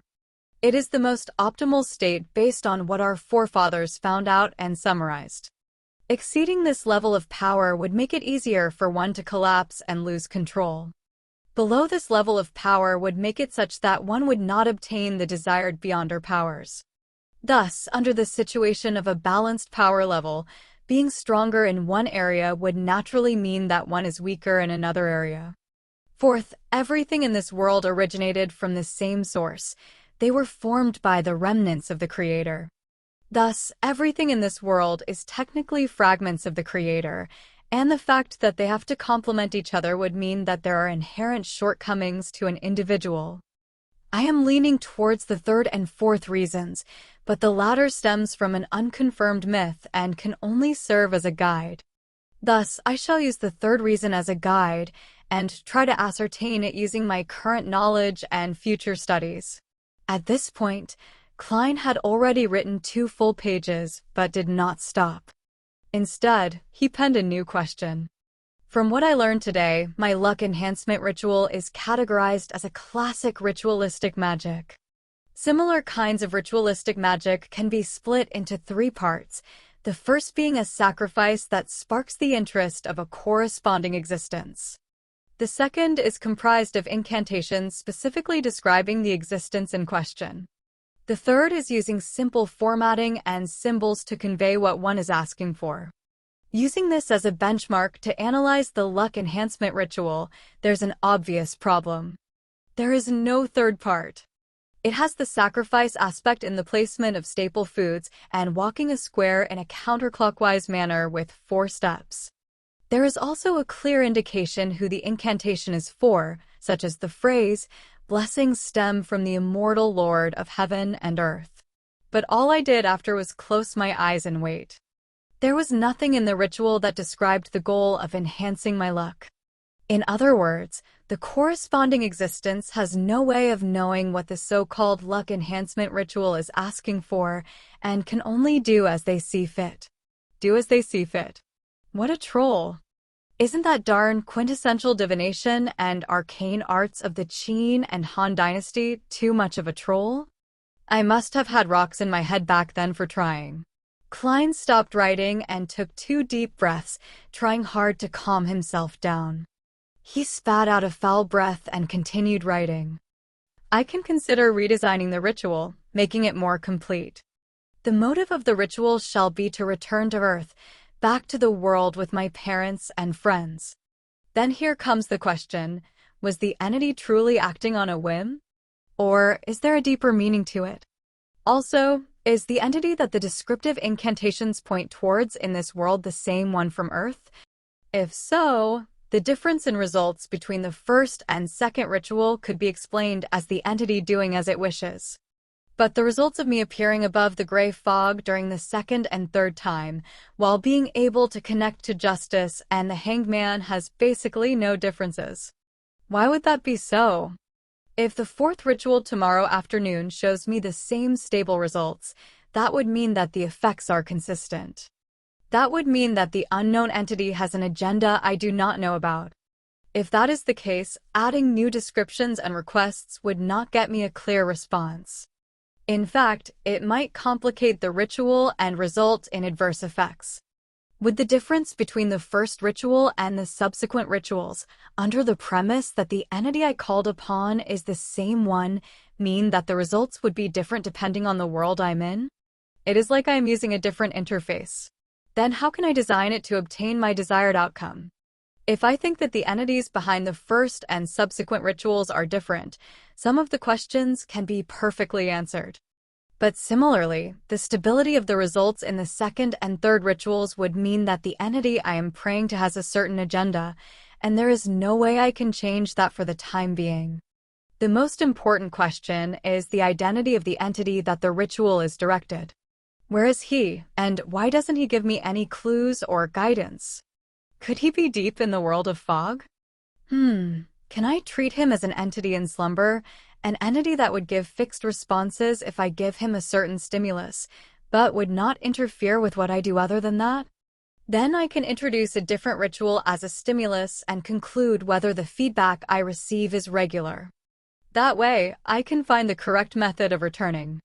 But the problem lies in the possibility that he is not asleep. In that case, such tests might result in terrifying outcomes. It might be really dangerous.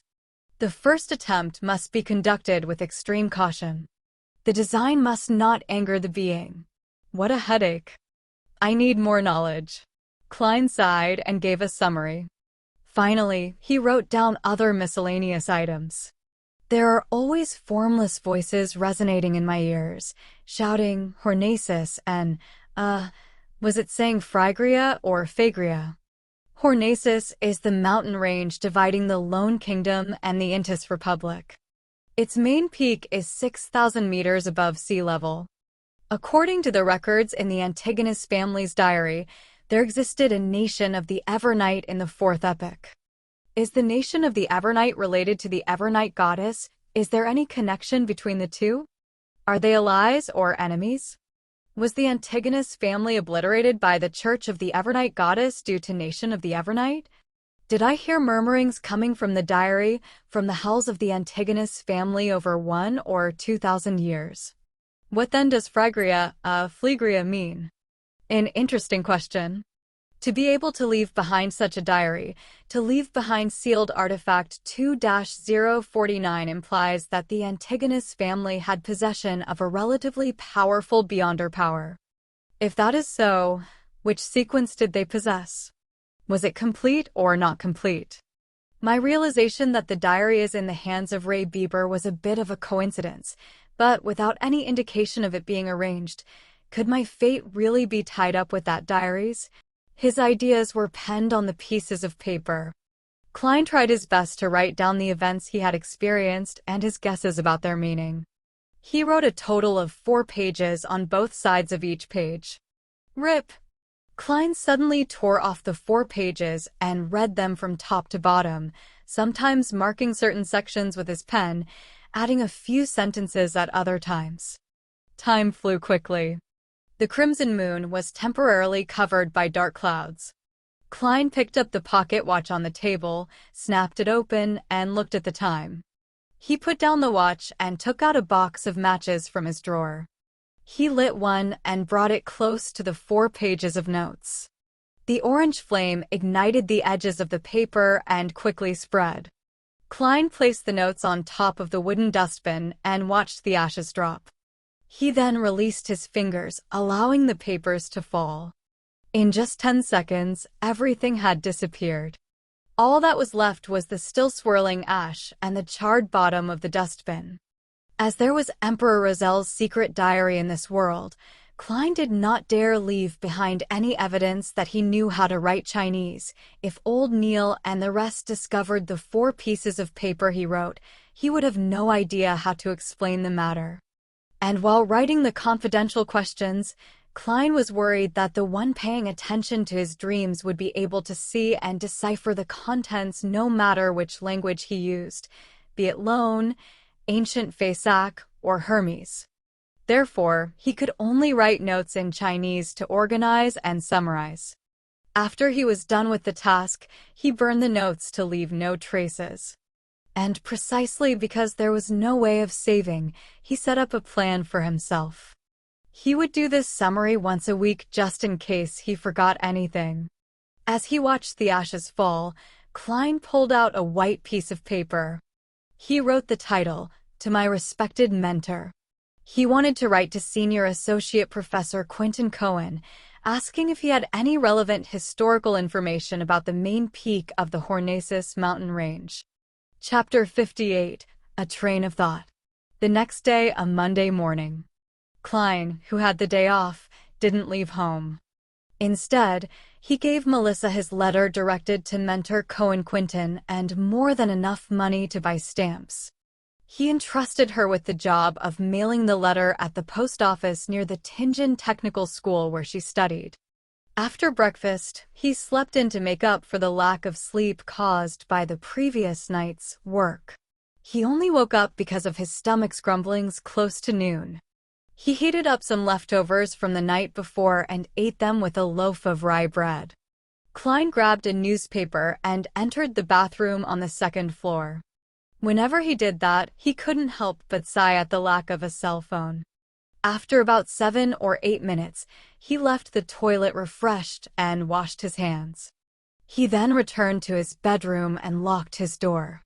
Klein drew the curtains, lit up the gas lamp, and cogitated for half an hour. After practicing his spiritual vision, spirit dowsing, and dowsing rod for half an hour, he spent another hour mentally reviewing the mysticism knowledge he had gained recently. After doing that, he ripped up the old newspaper and crumpled them into a few balls. He wrote on them, moonflower candle, full moon essence oil, and other names of materials. He followed the prescribed steps of ritualistic magic in his head in order to master every little detail. Until he was entirely familiar with it, he didn't intend to try ritualistic magic because it was both a waste of materials and also easily attracted danger. He repeated again and again until he picked up his silver pocket watch patterned with vine leaves and took a glance. He realized that it was 2:45. He considered for a few seconds and brought the scraps of old newspapers to the kitchen on the first floor to burn them. While doing so, he made sure he was in an optimal state of mind as he prepared for the tarot gathering. Locking his bedroom door once again, Klein didn't wait for the clock to strike 3. He planned to enter the area above the gray fog ahead of time. He wanted to seize the chance to explore the place thoroughly. As Klein stood in an empty spot in his room and started walking counterclockwise, he suddenly worried that Justice and the Hanged Man had yet to enter a suitable environment. He thought of a particular matter. Would they be disturbed or discovered? He had previously mentioned to allow Justice and the Hanged Man to apply for leave ahead of time if they needed to be absent from the gathering for some reason, such as being unable to find time alone or unexpected circumstances. It would have been an almost unsolvable problem for Klein in the past. There was no way he could build an entire server-based internet by hand in a different world, right? Any technology beyond the telegram could expose him. But now, he had suddenly found inspiration from ritualistic magic. Ritualistic magic borrows the powers of others by seeking the help of different existences. Similar incantations would make it clear who it is directed to in the beginning, such as the Evernight Goddess or the Lady of Crimson. It would be a description of the unknown and clandestine existences. Then, can I amend the chant and redirect the beginning of the chant towards myself? Directed at me. This way, even if Justice and the Hanged Man conduct the ritual in different locations, I would receive their messages. Klein suddenly felt fresh insight as he began analyzing the likelihood of the method working. There are 2 difficulties. First, I am not an incredibly strong high-level sequencer. Even if the description of the incantation was directed to me, I couldn't possibly receive the request. Second, how can I ensure that the description of the chant is directed at me accurately and doesn't stray away and hit some other unknown existence that fits the description? That would be incredibly dangerous. Klein paced back and forth, deep in thought for a possible workable solution. He went in circles with silent footsteps. Then, he naturally linked the matter with the mysterious world of the gray fog. Even if I can't receive the message, that doesn't mean the gray fog can't. Its connection with the crimson stars can drag a person into the space directly, regardless of where they are in the physical world. I could consider tying myself to the mysterious space together during the directed description. In accordance with this train of thought, even though I might not immediately receive the request, when the other party is holding the ritual, I will still be able to see the corresponding messages whenever I enter the gray fog. To put it simply, it is the difference between being online and offline on an instant messaging system. Klein became more excited the more he thought. He felt that his idea was worth a try. What kind of description could be used to precisely direct a message to me and to the gray fog world? He started thinking about the actual details. In fact, he had an incantation that would definitely work. It was none other than the lone translation of "Blessings stem from the celestial worthy of heaven and earth." But herein lies the problem. He would lose control of the gray fog and lose his leading role. He could only exclude it. Fool from an alternate world? No way. It is quite accurate, and there is almost no other existence that fits the criteria, but it would expose my biggest secret. Klein thought of one incantation after another, but he crossed off each one. After about 7 to 8 minutes, he finally decided on the description of the first paragraph that directed to him. The fool that doesn't belong to this era. It was obviously not accurate enough. Therefore, Klein quickly added, the mysterious ruler above the gray fog. The combination of the 2 lines practically limited it to him.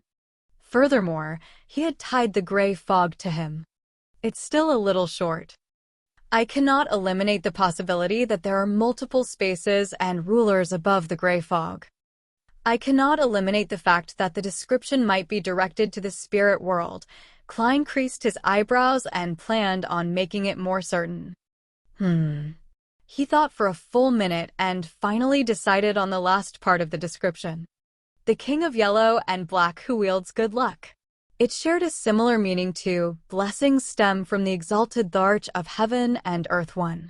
If the incantation purely depended on that part of the description, it might end up being directed away and provoking unknown dangerous existences.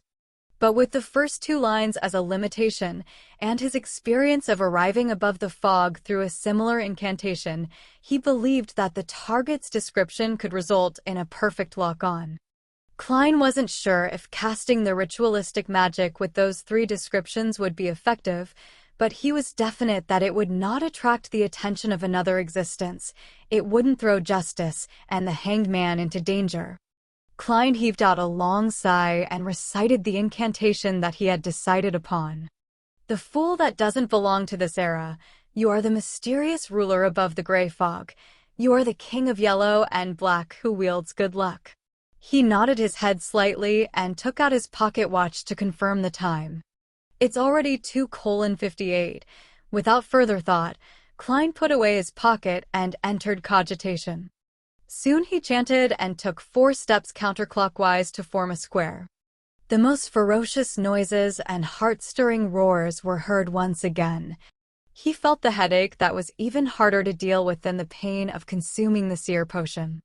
The pain was not a sharp pain that tore through his head. It was a throbbing pain that made him manic and irrational. It was a pain that left him in chaotic confusion. Klein controlled himself using cogitation and tried hard to ignore the voices. The muttering and murmurs receded like the tides. His body became ethereal, along with his spirituality. Everything seemed to float. The boundless gray fog appeared before his sight, the crimson stars at varying distances from him, just like pairs of eyes. Above the gray fog stood the palace, lofty and towering like the home of a giant. It was as though it had been there for millions of years. All Klein did was will it, and he disappeared from where he was, reappearing at the seat of honor at the long bronze table with 22 high-backed chairs. The effect of the ritual is definitely fixed, Klein muttered. He tapped his glabella gently and allowed the fog to engulf him, once thicker than before. According to the description of the hangman, if Justice had become a spectator, it would be best not to reveal any of his tics before her. Without any time for exploring, Klein extended his right hand and formed an invisible connection, connecting him to the 2 familiar crimson stars. On the roaring blue waves of the Sonia Sea, an ancient sailboat was sailing with the wind. Alger Wilson locked himself in the captain's cabin and made Ghost Ship provide him the best protection. He opened the pocket watch before him and laid it next to the brass sextant. The clock was ticking without joy as it exuded nervousness. When the hour hand, minute hand, and second hand aligned, there was an explosion of crimson before Alger Wilson. It ignored the layers and layers of protection he had placed over himself. Sigh. His sigh reverberated across the captain's room. Backlund, Empress Burrow. Audrey Hall laid against a down-feather pillow and glanced at the yellow paper in her hand. Her gem-like eyes looked like they had 2 souls spiraling slowly in them. Her gaze was calm and cool, as if she were waiting for a play to begin. As the crimson red erupted, she looked at herself being swallowed with complete detachment. Above the gray fog, in the magnificent palace, on the ancient and mottled long bronze table, Klein, who had already activated his spiritual vision, looked over when Audrey Hall's figure began to form. He was not surprised to see that the colors deep in her aura had blended together. It became pure and serene, like a lake that was clear and reflective. She really did become a beyonder. Klein was just about to move his gaze away when he suddenly saw the chair belonging to Miss Justice change. The bright stars on the back of the chair moved swiftly, forming an illusory constellation that didn't belong to reality. That constellation was familiar to Klein because it was one of the symbols of mysticism. It was a symbol that represented Giant Dragon. Spectator. Giant Dragon. Klein restrained himself from shaking his head and looked over at the back of the hangman's chair. Typically speaking, it was impossible for him to see the back of the chair from his angle, but this was where he was in control. Everything presented itself according to his will. The constellation on the back of the chair had not changed, but since Klein had grasped the basics of mysticism, he wasn't as ignorant as before.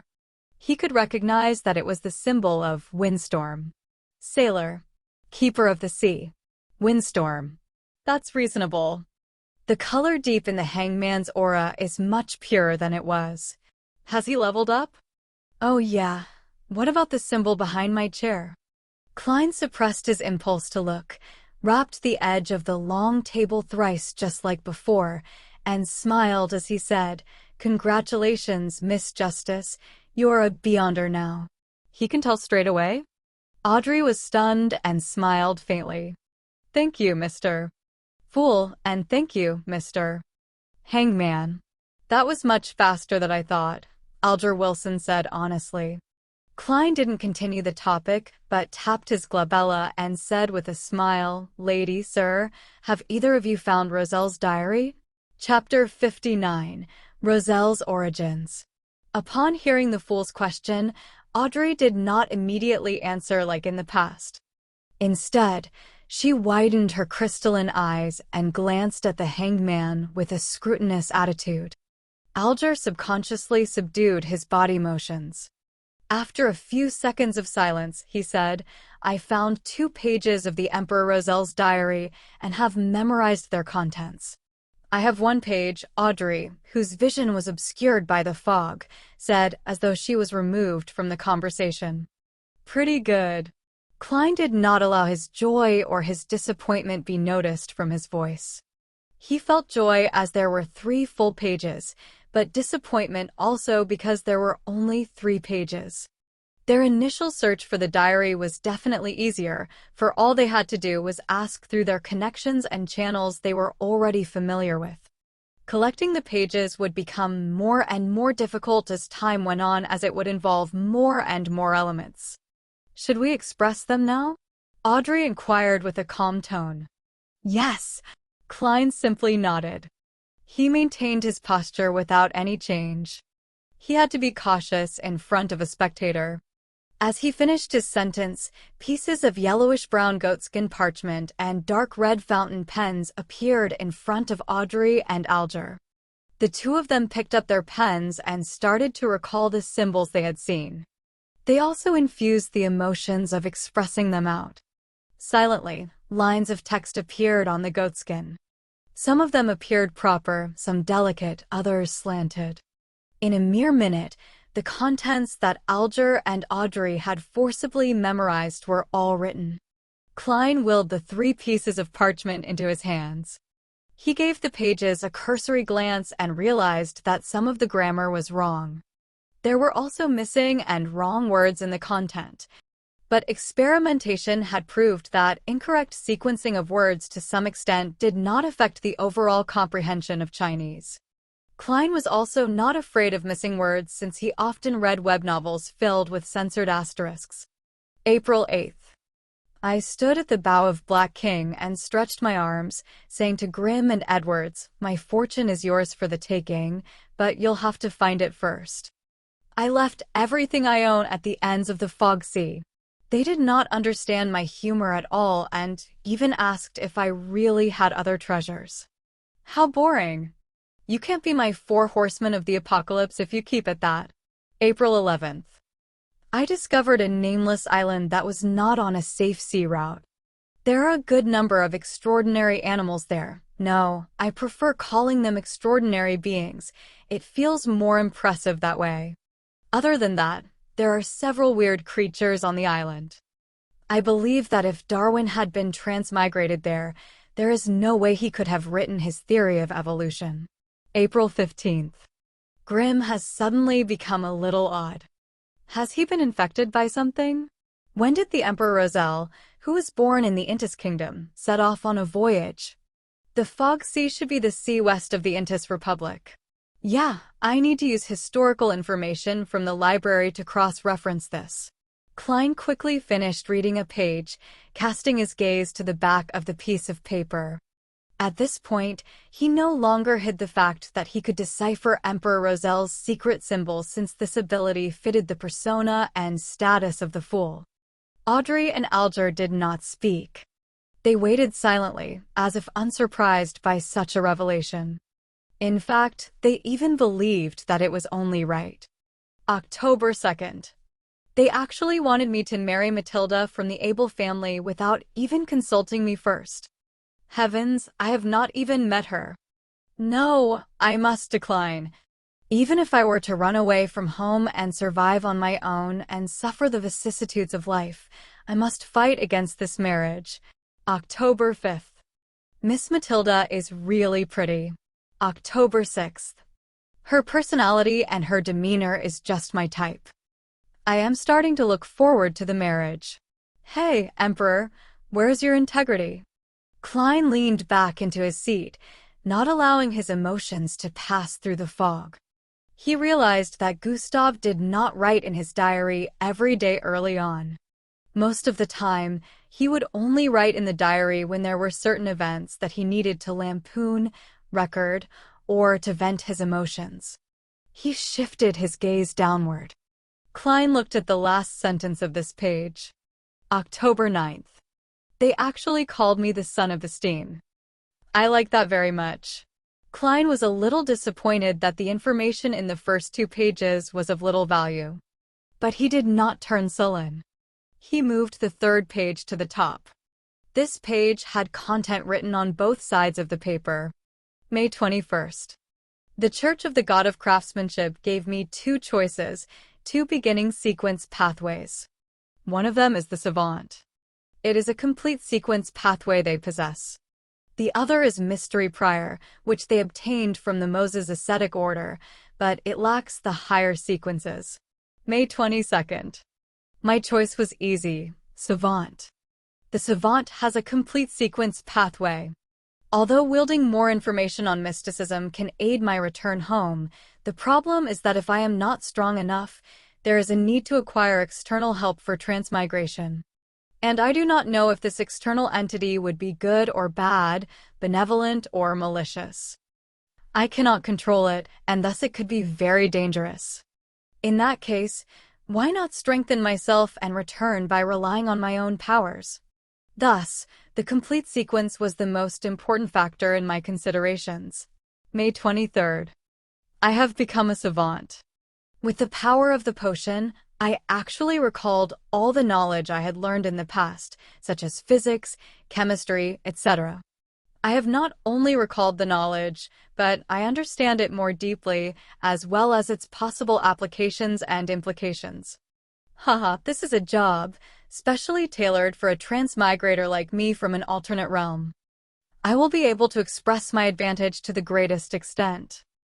I have to say that if I were to return in my present state to the 3rd year of high school, I would definitely become top scholar. If I could further specialize in an area, it wouldn't even be too hard for me to become a scientist. May 26th. I am enjoying my status as a savant.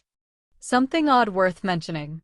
When I address myself as a savant, doing things that are in line with this role, the murmurings that drive me crazy become considerably softer. I have also been able to control my occasional temper outbursts. I have also recalled the matter regarding the diary. Is this the acting that the mysterious Mr. Zeradol mentioned? This could be key in resolving the side effects posed by potions. As Klein read the diary page, he had a deep realization that there was a fundamental difference between how he and the Emperor Rosel did things. For example, regarding the matter of returning home, Klein considered grasping in-depth knowledge of mysticism to avoid risks and accomplish his goal, while Emperor Rosel preferred to rely on himself and face the risk. I have to say, I envy people like that sometimes. Perhaps everyone yearns for something they do not possess. Of course, I also have to consider strengthening myself. Both of these are important, Klein thought, sighing a little. The description provided by Emperor Rosel about acting instilled Klein with confidence that the conclusion he made about acting yesterday was more or less correct. He put the 3 diary pages down, looked up at Justice and the hangman. He smiled and said, "My apologies, I was too absorbed in reading them." Audrey calmed the envy in her heart and smiled faintly. "I can understand. I hope to one day be able to exchange information about the diary's contents. That will require a price." Klein smiled and glanced at Justice, then swept his gaze towards the silent hangman. Audrey put her palms together and placed them in front of her. "Mr. Fool, Mr. Hangman, I have 3 questions to ask. If you think that the answers warrant a high price, tell me what you want. I will try my best to seek it." "No problem," Alger answered succinctly. Klein nodded and leaned back further, making himself comfortable. Audrey thought for a few seconds and said, "The first question is, what does acting really mean? I realize that the remnant psyche in the potion has minute effects on me. Is that because I've been acting as a spectator all this while?" Alger did not speak. Instead, he looked at the fool, as though waiting for him to give an answer. Klein rubbed his finger on the edge of the table and said in a relaxed tone, "Let me explain this with an analogy. Imagine the core powers of your potion as a tightly guarded castle. The remnants of the psyche that can cause a lashback resides within that castle. Our goal is to get rid of it and become the true master of the castle. There are 2 ways we can do that. The first is to forcefully invade the castle. There is no guarantee that this will work, and you will most definitely injure yourself unless you can suppress it with absolute power. But of course, we are not equipped to do that. The second way is to get the owner of the castle to extend an invitation. This invitation can allow us to slide through the scrutiny of the guards and infiltrate the castle. We can then easily finish off the enemies. But the problem lies in the fact that this invitation specifies the facial features and characteristics of the guest. Thus, we have to disguise ourselves and act as the guest. Do you understand?" Alger immediately asked, as if he had anticipated this reply, "Then the aforementioned invitation is the name of the potion sequence?" "That's right," Klein answered with great affirmation.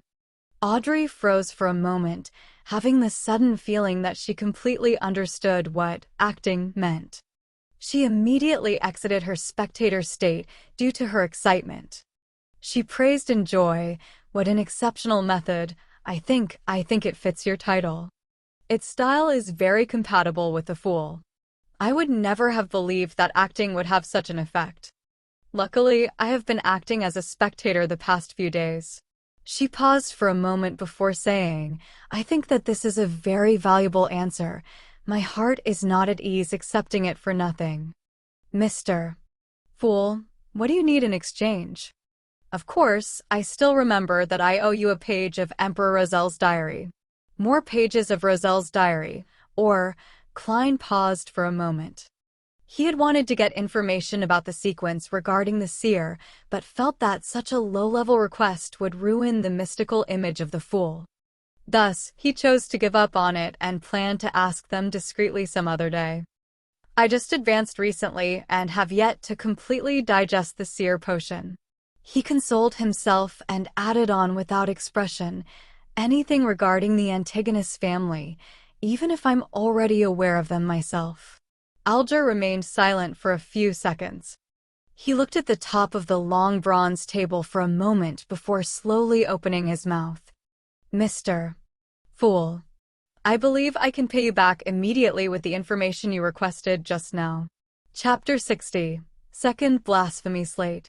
"No problem." Klein tried to maintain his unchanging deep tone. He rested his left elbow on the armrest of his chair and supported his forehead slightly with his fingers, posing as though he was listening calmly. Alger deliberated over his words and said, "The Antigonus is an ancient family. Their history can be traced back to the Cataclysm epoch before the Fourth epoch and is related to the Second Blasphemy Slate." "The Second Blasphemy Slate? There's a Second Blasphemy Slate? How many are there?" Klein's pupils shrank, and he nearly changed his posture. According to what the hangman and justice have said previously, the blasphemy slate contained the profound mysteries of the 22 paths of the divine. There are 2 of such important items, or even more. 22 paths of the divine. Sequences and pathways. Could these 2 nouns mean the same thing? Every complete sequence pathway leads straight to the throne of the divine? At that instant, the description of the second blasphemy slate gave Klein numerous thoughts. He believed that if not for the thick grayish-white fog concealing him, his emotional reaction would probably have been discovered by Miss Spectator. As for the words cataclysm epic, he was no stranger to that term as a historian. It was the name of the third epic. After his recent revision, Klein even knew that the third epic was separated into 2 eras, the Glorious Era and the Cataclysm Era. A second blasphemy slate? Audrey plainly revealed her ignorance on the matter. Before she calmed her emotions, she returned to her spectator state. Nice question. Klein secretly cheered for Miss Justice. It was a question inconvenient for him to ask as the fool. Alger stole a glance at the fool and noticed that his posture remained the same, nor did he make a sound. Hence, he thought and answered, the first blasphemy slate appeared in the Dark Epic, which is the second epic where we humans struggled to survive under the protection of gods. The second blasphemy slate appeared at the end of the third epic. It could even be said that its appearance symbolized the end of the Cataclysm epic. The content of the 2 blasphemy slates is kept secret by the 7 major churches. I only know bits and pieces of it. I only know that they involve the pathways to godhood, but I am not sure of the differences between them. Was the blasphemy slate that Emperor Roselle saw the first or the second? Audrey asked curiously. Upon hearing that, Klein recalled what Alger said about the potion names during the first gathering. He said that the names of the sequence potions were derived from the blasphemy slate. Similarly, Captain had also mentioned that the formation and completion of the potion system was thanks to the birth of the blasphemy slate. That indirectly confirms that the pathways to godhood are the sequence pathway. Klein answered his earlier question silently. Then Alger simply replied, the second one. The glint in Audrey's eyes diminished, and she returned to her spectator state. She did not continue asking questions. Instead, all she did was focus her gaze on the hangman. It was obvious that her scrutiny made Alger uncomfortable, but he suppressed the emotions within him. He lowered his voice and continued, during the Solomon dynasty in the 4th epoch, although the Antigonus family was considered an illustrious part of the aristocracy, they didn't do anything very memorable until they supported the establishment of the Tudor Empire. They then stood right in the middle of the stage of northern continent. In that period, Antigonus, Ammon, Abraham, Jacob, and others were illustrious names of the human kingdom. However, after the War of the Four Sovereigns, the blood emperor from the Tudor Empire perished. They fell from the top of their pedestal and are now hunted by the 7 gods. I am not sure about the actual process, but I do know that the Antigonus family was destroyed at the hands of the Church of the Evernight Goddess. Mr. Fool, if you'd like to know more, I am afraid that you can only obtain the information from the Church of the Evernight Goddess or from the few ancient secret organizations. You know which few I am referring to. I don't. Klein nodded while feeling bitter inside. Okay. The secret order is 1. Captain and Old Neil mentioned the Moses ascetic order. I wonder if the psychology alchemists count. While he mentally checked off the candidates, Alger provided him with the last bits of information. I similarly have no idea which sequence pathways the Antigonus family held.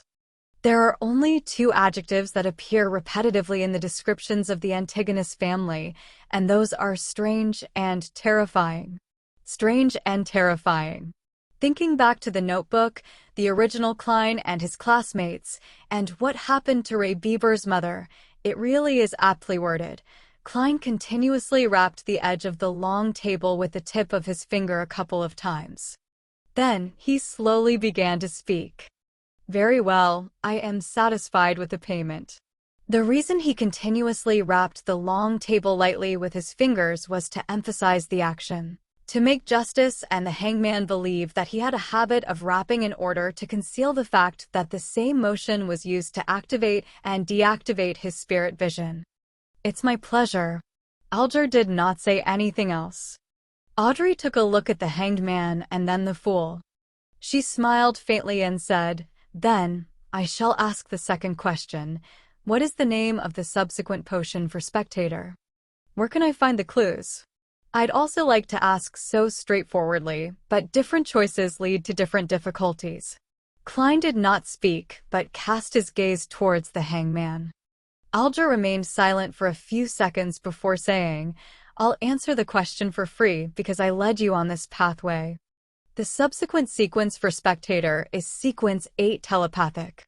The ancient name of sequence 7 is psychoanalyst, but is called psychiatrist now. This is what I found out from a member of the psychology alchemists. I think they should have quite a number of potion formulas for this pathway." Psychology alchemists. Spirit Medium Daily was rather approving of their theory, but Captain thought of them as evil and crazy. Klein listened while in deep thought. "Do you know the whereabouts of that particular psychology alchemists member?" asked Audrey as her eyes beamed with joy. Be it telepathic or psychiatrist, both names appealed to her aesthetics. Alger gave a rare laugh. "I do. He's immersed in the seas around Sonia Island. I sank him with my own hands. If you would like to look for the psychology alchemists, I have to apologize since I severed the clues." He was not worried that Justice would find his identity through his description because he did that on his own, out of the public eye. Sank. Audrey was at a loss how to reply or what expression to wear. She drew a deep breath and suddenly failed to maintain her spectator state. She asked bashfully the third question. If, and I'm saying if, a normal animal were to drink a sequence 9 potion, what would happen? What kind of a question is that? Klein tapped his glabella unnoticeably with his finger that was supporting his forehead.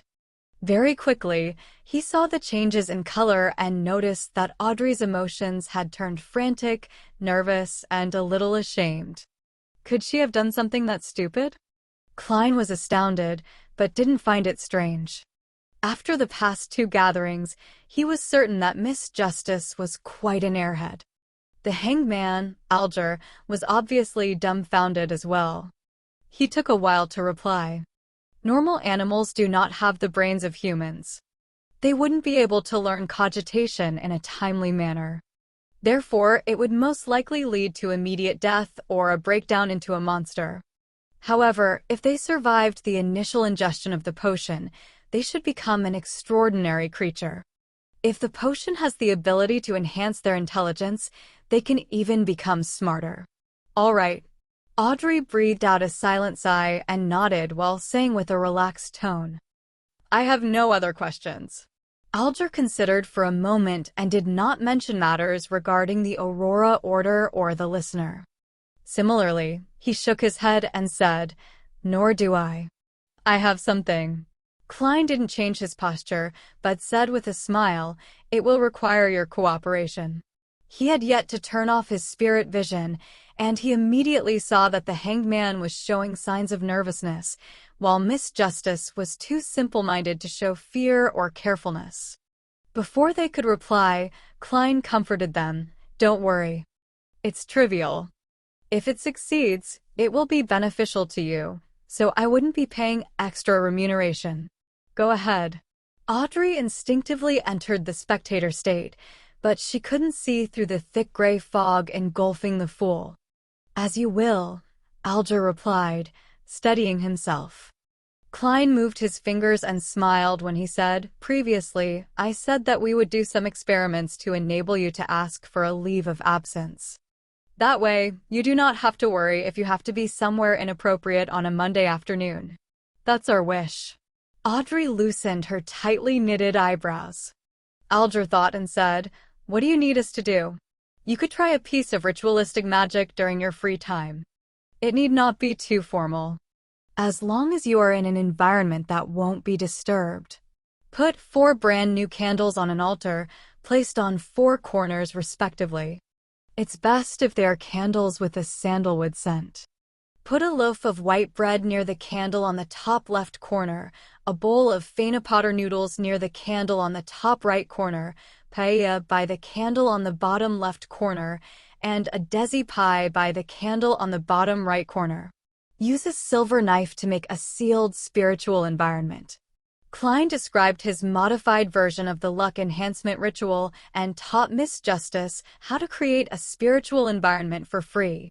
To be frank, as the ritual was targeted at himself, Klein believed that the former part, which was intended to attract the interest of an entity, could be omitted completely. However, he still worked hard to make the procedure seem important. Of course, it didn't comply with what old Neil taught about gods being second and oneself being third. Mix moon flowers, gold mint, slumber flowers, fingered citron, and rock rose together, then distill it. Extract it for its essential oil, then pour a drop onto each candle. Audrey listened with piqued interest as she recorded all that he said. When he was done, she asked, "What about the incantation?" "Mr. Fool, what's the corresponding incantation?" Alger stopped writing with the fountain pen in his hand as well. He turned his head to look at the fool. Klein, who was immersed in the gray fog, tapped the edge of the long table with his finger lightly and said calmly and monotonously in Hermes, "The fool that doesn't belong to this era, you are the mysterious ruler above the gray fog. You are the king of yellow and black who wields good luck." Chapter 61. Strange Symbol. The fool that doesn't belong to this era, the mysterious ruler above the gray fog. King of yellow and black who wields good luck. Audrey Hall recited the 3 descriptions to herself silently. She suddenly felt a tumultuous wave of emotion go through her, preventing her from maintaining her spectator state. As an aficionado of mysticism, she had learned Hermes that was used in rituals and had tested out the rituals that fellow noble aficionados mentioned in private gatherings before she was pulled into the gray fog or made formal contact with beyonder powers. None of those rituals had any effects, but they had given Audrey a basic understanding of the structure of incantations. Thus, she knew clearly what these 3 incantations described and signified. The descriptions usually described one of the 7 gods that looked over this world. Thus, the fool's incantation was claiming status equal to the Lady of Crimson, Mother of the Secrets, and the Empress of Disaster and Horror. Is Mr. Fool the unknown, mysterious, powerful, godlike entity that Gelaint spoke of? The source of danger that we must avoid in rituals? Audrey quickly recalled the comments made during the strange rituals which she and her friends did not dare attempt back then. She was momentarily at a loss for words. Alger Wilson, who knew and understood much more than Audrey, shivered from the bottom of his heart. If the ritualistic magic which Mr. Fool designed truly points to him to allow him to accept our requests, we would have to be addressing him with him. He is to be addressed in the 3rd person, which is reserved for gods. How lucky, how smart I was to act in concert with him and not do anything foolish. Even when I was testing him, I did not step beyond the boundaries of normalcy. Could he perhaps be an ancient, mysterious, horrifying existence, only that he does not appear before us in his true form and name? The primordial demoness, the hidden sage, or the true creator which many mysterious churches believe in? Alger understood that the fool he was looking at now might not be his true form. He might not even have a gender or be a humanoid creature. Klein propped his forehead up with one hand and tapped on the table with the other hand. He acutely noticed the changes happening to the Hanged Man and Justice. But he acted as though nothing happened, as if everything was within his expectations. He continued without any care. "I pray for your help. I pray for your loving grace. I pray for you to give me a good dream. Moonflower, an herb that belongs to the red moon, please bestow your powers to my incantation. Fingered citron, an herb that belongs to the sun, please bestow your powers to my incantation. He finished describing the incantations that belonged to another type of ritual. After he was done, he smiled. Lady, sir, have you memorized it? Audrey exhaled. She quickly covered her mouth and recalled seriously. With her improved memory as a spectator, she quickly processed the information and repeated the incantations as a form of confirmation. Alger acted more normally. His pen did not stop for a moment, no matter what he was thinking about. After Klein confirmed that Audrey was correct, he smiled and said, "If this test is successful, then we shall modify the ritual next time to achieve what we want to do. I hope that you will have the time to complete the ritual no later than Wednesday." He intended to come in here again on Thursday night to ascertain if the ritualistic magic was successful. As for why he did not allow the hangman and justice to directly request a leave of absence, Klein was worried that he would be unable to discern if the results were from them asking for leave or merely the outcome of an attempt of the ritualistic magic. Was he to pull them into the gathering if that happened? By your will. Audrey and Alger replied respectfully, collecting themselves. According to the hangman's suggestion last week, we shall have a time for casual conversation after all official issues have been discussed. Who shall begin? Klein gave a hand gesture signaling for someone to start. Audrey sighed and said, "Mr. Fool, the suggestion you made regarding the exam selection and the separation between civil and political matters has received the approval of many members of Parliament. Perhaps it could become a reality. Of course, with the efficiency of this government, the bill will only appear half a year from now at the earliest." She was not worried that the hangman would track her down using this piece of information. She had intentionally and intermittently dropped hints and guided those proud wives to think that they had conceived the idea. Those ladies had rushed to tell their husbands, their fathers, and their brothers. At that moment, Audrey felt as though she was watching a flock of golden peacocks showcasing their tail feathers. She believed that those women would drill it in themselves that they came up with the idea to claim the glory for themselves. They would soon forget about what Audrey's role in the matter was, fighting among themselves to see who thought of the suggestion first. Using this remarkable way to change the system of a kingdom gave Audrey a weird sense of satisfaction, as if she had found a way for a spectator to influence the plot of a play. "Let's hope so," Alger replied sarcastically. He paused for a few seconds, then glanced at the fool. He deliberated before saying, "In recent decades, the amount of activities of the various secret organizations has seen an upward trend. In fact, there are even new secret organizations appearing, some of them having reached scale with a good number of Beyonders. Are you trying to ask me for the reason? I have not even gained access to information about illegal organizations." Klein merely smiled without commenting on the hangman's news. He changed the subject and said vaguely, "An ancient power is about to wake from its slumber. For example, the power represented by the Antigonus family diary." "Is that so?" Alger muttered softly to himself as though he recalled something. Klein swept his gaze toward the hangman, then past Justice and said with a smile, "If there is nothing else to share, then let's end today's gathering here." "By your will." Audrey and Alger stood up together. Klein moved his finger and severed his connection with the dark red stars. He watched as the two figures vanished from the magnificent palace. He stood up and turned toward his own chair, which was also the back of the seat of honor at the bronze table. He looked at its symbol. Radiant stars formed a strange symbol. It was not a symbol that fit anything in Klein's present understanding of mysticism. He observed it closely before identifying the pupilless eye, a symbol representing secrecy. He also saw a contorted line. Web audio channel announcement. Thank you for listening. If you want to listen to the full series and hundreds of audiobooks similar to this, please join our Discord or join our Patreon on patreon.com/webaudio. The link will be in the description and also pinned in the comment section. Thank you. signs that represented change. Each of the symbols were missing a portion and were overlapped with each other, creating a new symbol. An incomplete secret and an incomplete change. What do we get when we add them together? Klein creased his brows and muttered to himself, unable to come up with an answer.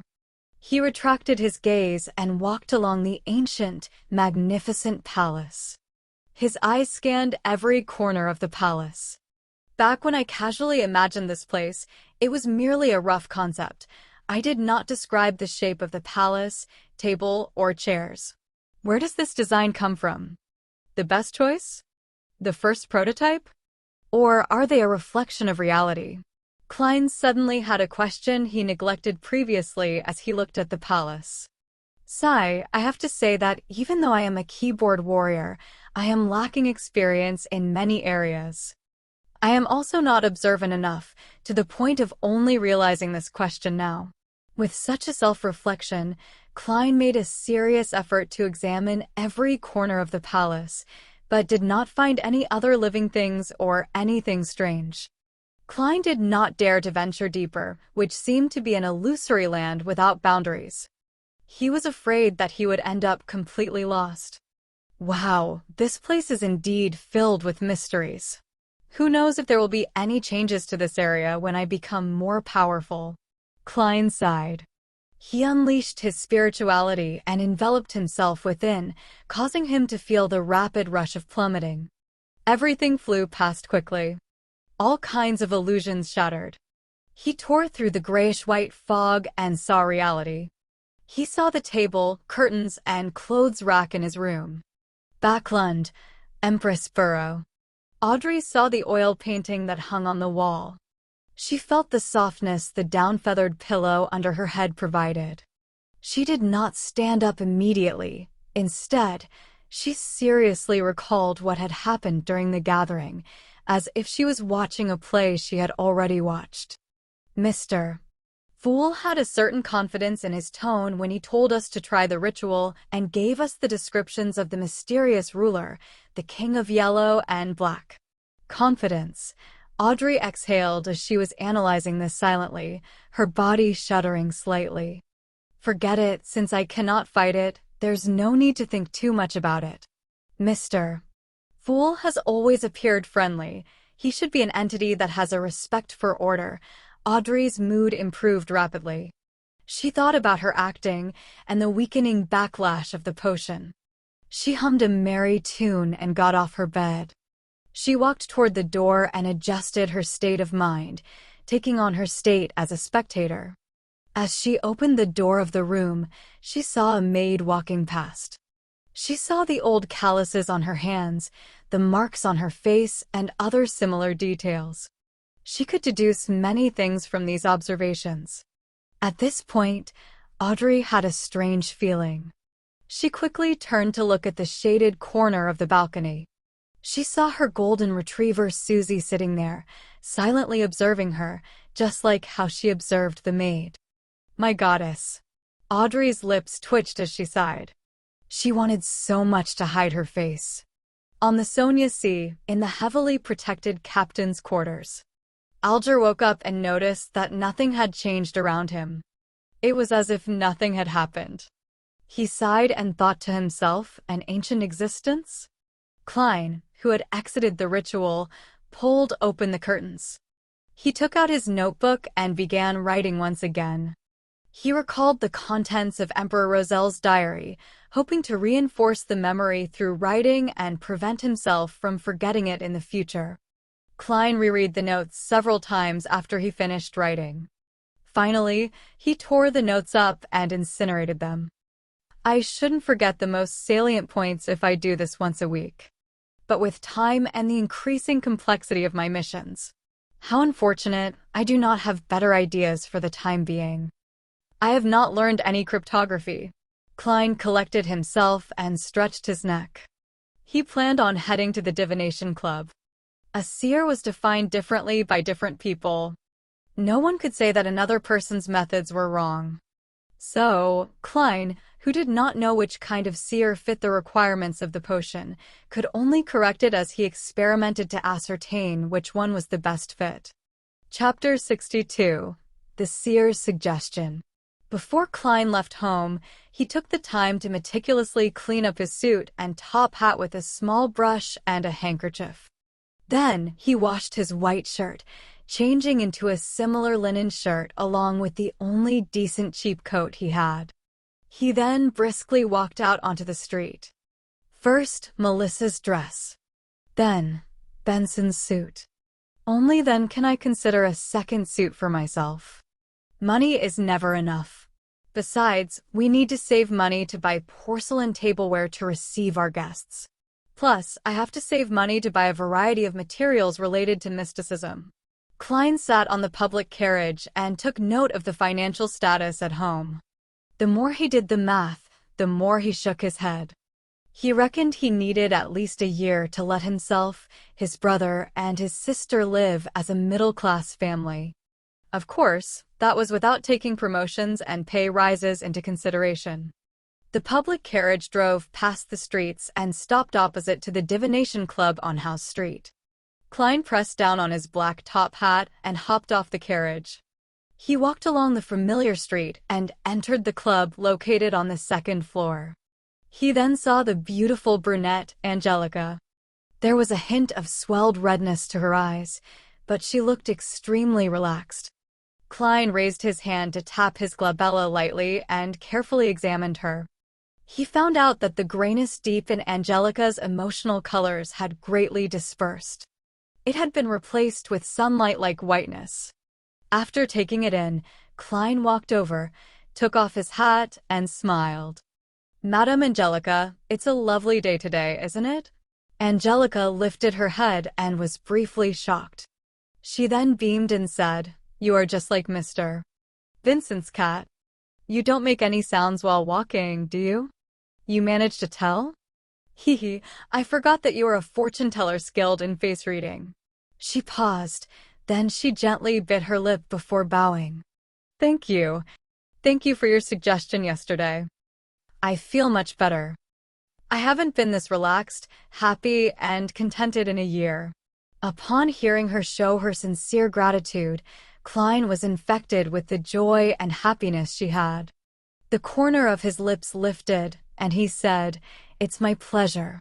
As he spoke, he could feel his spirituality relax and turn livelier. Is this what the seer potion wants? A seer that can really help the inquirer? Klein pinched his glabella as though he was thinking before secretly tapping twice. It had to be said that he found the action of activating and deactivating his spirit vision in practice insufficiently inconspicuous. However, the problem was that he hadn't thought of a better solution yet. As he had just become a seer recently, his spirituality had yet to reach its limit, and the same was applied to his mastery. Hence, there didn't seem to be many suitable locations for an activation switch for his spiritual vision. The glabella was the best option by far. When I become a true seer after fully digesting the potion, I should be able to design a more inconspicuous activation motion. Klein nodded unnoticeably and walked towards the half-open meeting room. "Coffee or tea?" Angelica asked hurriedly. "Desi coffee," Klein answered. He planned on trying out all the drinks the Divination Club had to offer. Then he saw that there were 6 or 7 members present, but not Jonas Vincent, who almost always was. "Mr. Vincent isn't here."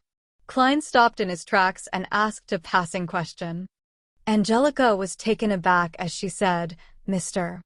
Vincent doesn't come every day. He accepted an invitation to give a lecture for a divination organization at Enmat Harbor. Are you looking for him?" "Not at all. I was just curious. After all, I've seen him every time I've come here." Klein shook his head with a smile. Meanwhile, he realized that there was a familiar face among the 7 members present. Glassy, who had divined for him before, was present. Glassy was reading some information on the table with his monocle when he suddenly sensed someone looking at him. He lifted his head, cast his gaze. Obvious joy suffused his face as he propped himself up with both hands and stood up.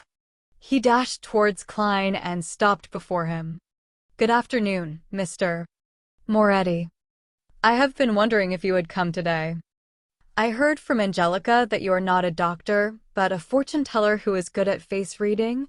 Klein smiled. "That's not the only thing I'm good at, Mr. Glassy. You no longer seem plagued by your ailment." He pinched his forehead and tapped his glabella twice. He noticed that Glassy's health colors had returned to normal. "Yes, I was very regretful for not taking your suggestion back then. Luckily, there is a very amazing apothecary near my place. He gave my wife a magical medicine which brought me away from death," Glassy said emotionally. As a quasi-member of the Nighthawks, Klein asked out of occupational interest, "Very amazing apothecary? Very magical medicine? Magical? How magical? Is it within the range of Beyonders?" He said that it was a kind of folk medicine from Lemberg. "In short, it helped with treating my illness a lot," Glassy answered, without noticing anything abnormal about the question. "Folk medicine apothecary?" Klein tapped his glabella as though he was thinking. "What's his name? Where does he stay?" "As you know, even a fortune-teller can't guarantee that they would remain in the pink of health all the time. Perhaps I will need to go to purchase some medication from him in the future." Klein learned from his teacher and classmates that the current health system in the world was in a nascent state. There was almost no cure to many diseases, so the magical medications and miraculous apothecaries still controlled the market. There was no harm in knowing more, since it could one day serve useful. Glassy answered honestly, "His name is Lawson Darkwaide. He has a tiny store at 18 Vlad Street in Eastborough, named Lawson's Folk Herb Store." "Thank you." Klein remembered it and spoke sincerely. Glassy turned around and invited him to sit beside him. At that moment, Angelica came over to serve the coffee she brewed. Compared to Southville coffee, Desi coffee is more fragrant, but has quite an inferior taste. Klein took a sip and savored it for a moment. Glassy hurriedly deliberated his words when he saw Klein put down his white porcelain cup. "Mr. Moretti, can I request a divination from you? I will pay according to a price you set. 8 pence is sufficient. I will not raise the price out of the blue." Klein was hoping that someone would request his divination services. "Do you need a divination room?" "All right. Topaz." Glassy led the way with much more familiarity. After entering the divination room and locking the door, Klein sat behind the long table. He asked in a serious voice, "Mr. Glassy, what would you like the divination to be about?" "I have an investment opportunity, but the amount of money it involves is huge. If it fails, my family and I will take a heavy hit. I wish to know if it will be a successful investment." Glassy volunteered the information. "I have divined using tarot cards previously. A divination after purifying my soul. The result was pretty good. Yes, I did the interpretation myself, but I did not violate the principles of those symbols." Klein thought and asked curiously, "It'd be great if you could describe the entire situation once more and give me your information again. It'd be best if you have the other party's information, too. We will do an astrolabe divination." "All right." Glassy organized his words and said, "When Mr. Lenevis examined the Hornacis mountain range, he discovered a gigantic mine rich in high-quality iron ore. He poured in all his savings to buy that land and hired a professional company to survey it. The result was a heartening one. He lacks funds needed for subsequent developments, so he formed a steelworks company and intends to apply for a loan from the bank using the project. At the same time, he will also issue a corresponding number of shares to raise its initial capital. The plan is still in its preparatory stage and promises fat returns." Klein, who had been reading the newspaper recently and also happened to be a history expert, knew that there were shares in this world. He also knew that the concept of shares was derived from Emperor Roselle. "Yeah, him again." During the colonization of the southern continent, he had set up the Siberin Company and solved the nation's fiduciary matters successfully by raising funds from the public through the issue of shares. As such, he had the first mover's advantage from colonization. Because the returns were great, this development continued on. For example, there were railway shares, mining shares, steam development shares, and so on and so forth. There were some that succeeded, and there were some that failed. Hence, it catalyzed the formation of organizations like the Backlund Stock Exchange. Besides that, the Emperor Roselle had created national bonds, unit trusts, and other financial products. The former had become the most stable form investment, with a return of 4 to 6% interest. Klein remembered that Benson had once said that if he could inherit £3,000, there was no need to work hard any further.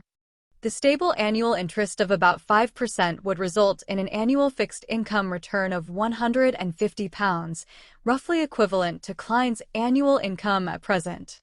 This is known as rentier capitalism. Klein sighed and asked carefully, "Are you sure there's nothing wrong about this? Is Lenivis trustworthy? I've seen his property papers and the inspection report. There is the Civilhouse County government stamp and an endorsement of a professional company. Plus, inside Mr. Lenivis's office is a group photo of him with Sir Deweyville and the mayor." Glassy nodded in reply. "Group photo? That doesn't mean anything." Klein, who was born in an era of information explosion, had seen too many similar incidents. He didn't buy the story because of that. However, it didn't matter if he believed it or not. He could only pick up a pen and draw a corresponding astrolabe according to the crucial time and information that Glassy had provided him with. After a long while, Klein pointed to the astrolabe and said, "You should be able to tell that this will be a very unsuccessful endeavor. Below the flourishing surface is a cliff, a chasm. My divination suggestions going around it, to avoid it." Glassy fell into silence, his mouth turning agape a few times before he closed it. A few minutes later, he said with a rueful smile, "I'll consider it carefully when I'm back." Upon hearing this answer, Klein could only shake his head with a silent sigh. He realized the helplessness of a seer. A seer could only give suggestions and not make the decision for others. Just as the two left the Topaz room, Angelica walked over and said, "Mr. Moretti, someone wishes for your divination." When she said that, she added with a whisper, "He did not ask for my recommendations. Nor did he view the album. Has my reputation spread?" Klein turned towards the reception hall in puzzlement. Chapter 63. Dream Interpretation. Klein proceeded a few steps forward and saw the client. He was dressed in a formal black suit and a half-top hat. He held a gold-inlaid wooden cane and his short blonde hair flared from the sides. His nose was aquiline like a hawk's beak. Anna's fiancé. The Joyce Meyer that went through a terrifying ordeal. Klein, who had seen him in his dream divination, immediately greeted with a smile, "Good afternoon, Mr. Meyer." "Good afternoon, Mr. Moretti." Joyce took off his hat and bowed in greeting. "Thank you for the advice you gave Anna. She cannot stop praising how miraculous you are." Klein chortled and said, "I did not change a thing. You should be thanking yourself. Without your determination and your hope for a better tomorrow, you wouldn't have been able to overcome such an ordeal." After the exchange of pleasantries, Klein could not help but lampoon inwardly. Does this count as mutual professional bootlicking? In all honesty, I still find my coming back alive a dream. I still cannot believe that I survived wave after wave of terrifying ordeals. Joyce shook his head wistfully. Without waiting for Klein's reply, he asked curiously, "You knew who I was the moment you saw me. Was that because of my unique nose, or because you divined that I would visit you?" "I had your detailed information." "That is enough for a seer," Klein answered vaguely, behaving like how charlatan would. Joyce was indeed stunned. More than 10 seconds later, he squeezed a smile. "Mr. Moretti, I wish to request a divination from you. The moment he finished his sentence, he suddenly realized something. Mr. Klein Moretti had addressed himself as a seer, not a fortune-teller. A seer. All right, let us head to Topaz. Klein gestured. At that moment, he felt as though he should have worn a long black robe. He tried to keep his words to a minimum to accentuate the mystique of a seer. Joyce Meyer locked the door behind him after entering the divination room. While he observed his surroundings, Klein seized the opportunity to tap his glabella twice and activated his spirit vision. Joyce sat down and set his cane down beside him. He pulled on his black bow tie and said hoarsely, Mr. Moretti, I wish for you to interpret my dream. Dream interpretation? Klein acted as though it was within his expectations, but was merely asking for confirmation. He saw that the colors representing Joyce's health were dull, but none of them signified an impending illness. The colors symbolizing his emotions were predominantly blue, and its darkness showed that he was obviously high-strung. Joyce nodded seriously. I have had the same horrific dream every night ever since the Alfalfa arrived at Enmat Harbor. I know that this could be associated with the trauma of the ordeal and that I should go see a psychiatrist, but I suspect that this is no ordinary dream. A normal dream would definitely have some details that are different even if they recur every night, but this dream is, at the very least, constant in the parts which I can recall. To a seer, these kinds of dreams are seen as revelations given by the divine, Klein said, half consoling and half explaining. Can you describe the dream to me? Joyce clenched his fists and up to his. He thought deep for a moment before saying, I dreamed that I was falling from the Alfalfa into the ocean. The ocean was dark red, as if it was filled with rotting blood. As I fell, I was grabbed by a person on the boat. I could not identify him, but I know that he was very strong. And I was also holding on to a person in an attempt to save him from falling into the sea. I know that person. He was a passenger of the Alfalfa, Eunice Kim. Because of his weight and his struggling, I could not bear the weight and could only release my hands and watch him get devoured by the sea of blood. At that moment, the person above me also released his hand. I flailed my arms, hoping to grab onto something, but there was nothing. I could only plummet rapidly. Then I wake up in horror, sweat covering my back and forehead. Klein held his forehead and gently rapped it as though he was thinking. He then organized his words and said, Mr. Meyer, nightmares, similar nightmares, and repeated nightmares, these are all psychological problems and have a corresponding source. The same nightmare recurring time and time again is a reminder from your spirituality. It is also a revelation given to you by the divine. Upon seeing Joyce appearing confused, he elaborated, do not have any doubt, an ordinary person's spirituality is also capable of giving reminders. I do not know what exactly happened on the Alfalfa, but I can see that it was a tragedy of blood and steel. It has left a deep trauma in you. Seeing Joyce nod slightly, Klein continued, you must have been very horrified, very fearful on the ship. It is easy for a person to lose their observational skills when overwhelmed by such intense emotions, thus missing signs that they should not have been missed. This does not mean that you have not seen those signs, but you have disregarded them, you understand? Disregarded. In your subconscious, in your spirituality, the details that you have missed are present all the same. If the thing that the detail is pointing toward is important enough, then your spirituality will remind you in the form of a dream. Previously, I had similar case of disregarding a feeling, only to later realize that the diary was with Ray Bieber. But I was more sensitive and had stronger spirituality. I was also more knowledgeable about mysticism and thus could make a deduction more quickly. Klein paused for a few seconds and looked into Joyce Meyer's eyes. Did Mr. Eunice Kim, who you let fall into the sea of blood, requested you of something on the boat, but was ultimately unable to escape his fate? Joyce fidgeted his body unnaturally. He opened his mouth several times before answering. Yes, but I do not pity him. Perhaps a few days or a week from now, you will see in the newspapers how cruel and evil he was. He raped and murdered at least 3 ladies and tossed a baby into the raging sea. He also led a bunch of savages who had lost their rationality and brutally massacred the passengers and crew of the boat. He was scheming, strong, and evil. I did not dare, nor could I stop him. I would only have forfeited my life.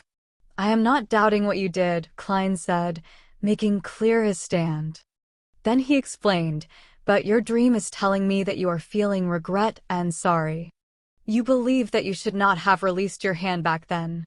Since you believe that killing him was an act of justice, then why are you feeling regret and sorry for it, so much so that you have recurring dreams about you releasing your hand? I don't know either. Joyce shook his head, confused. Klein crossed his hands and placed it under his chin. He attempted to analyze the situation. Incorporating what I just described, it seems you have missed certain details. For instance, anything that Eunice Kim mentioned, his contents of his plea, the way he presented himself, etc. I cannot recall the incident for you, so please think about it carefully. There's nothing. All he could say back then was, "Spare me, I surrender," Joyce muttered in puzzlement. Klein did not know exactly what happened, so he could only guide him based on what he understood from the dream. Perhaps he felt that Eunice Kim was more useful alive, that he could prove something or to explain something. Joyce knitted his brows. It was a while before he said, perhaps. I still find the conflict that arose on the Alfalfa happened too suddenly and turned intense too quickly. It was as if the passive evil in everyone's heart just erupted uncontrollably. It was too abnormal, very abnormal. Perhaps I wished to interrogate Eunice Kim why he acted as though he was possessed by the devil in the first place. Klein suddenly had a stroke of inspiration after hearing Joyce's dreamy description. He spoke mysteriously with a tone unique to charlatans. No, that's not the only reason. What? Joyce seemed shocked. Klein crossed his hands and held his chin up. He stared straight into Joyce's eyes and said with a slow, yet forceful tone, "Not only did you find the matter abnormal, but you also saw some things that you disregarded. And putting together these things that you disregarded results in a terrifying conclusion. Your spirituality is telling you that there is someone who should be under the highest suspicion. And that person is the one who had grabbed you, but ultimately released his hand in the dream. You do not suspect him subconsciously, and thus you are unable to identify him. He is your partner. He once had control over your fate, or maybe even saved you before." Joyce leaned back suddenly, slamming into the back of the chair with a dull thud. His forehead slowly became laced with sweat, his eyes filled with confusion. I see it." Joyce suddenly stood up noisily, causing his chair to wobble and nearly fall. Mr. Triss. He used all the energy in him to utter the name. He was a friendly and bashful little boy with a round face. He was the hero that saved the survivors. Klein did not interrupt Joyce's thoughts. He leaned back slightly and waited.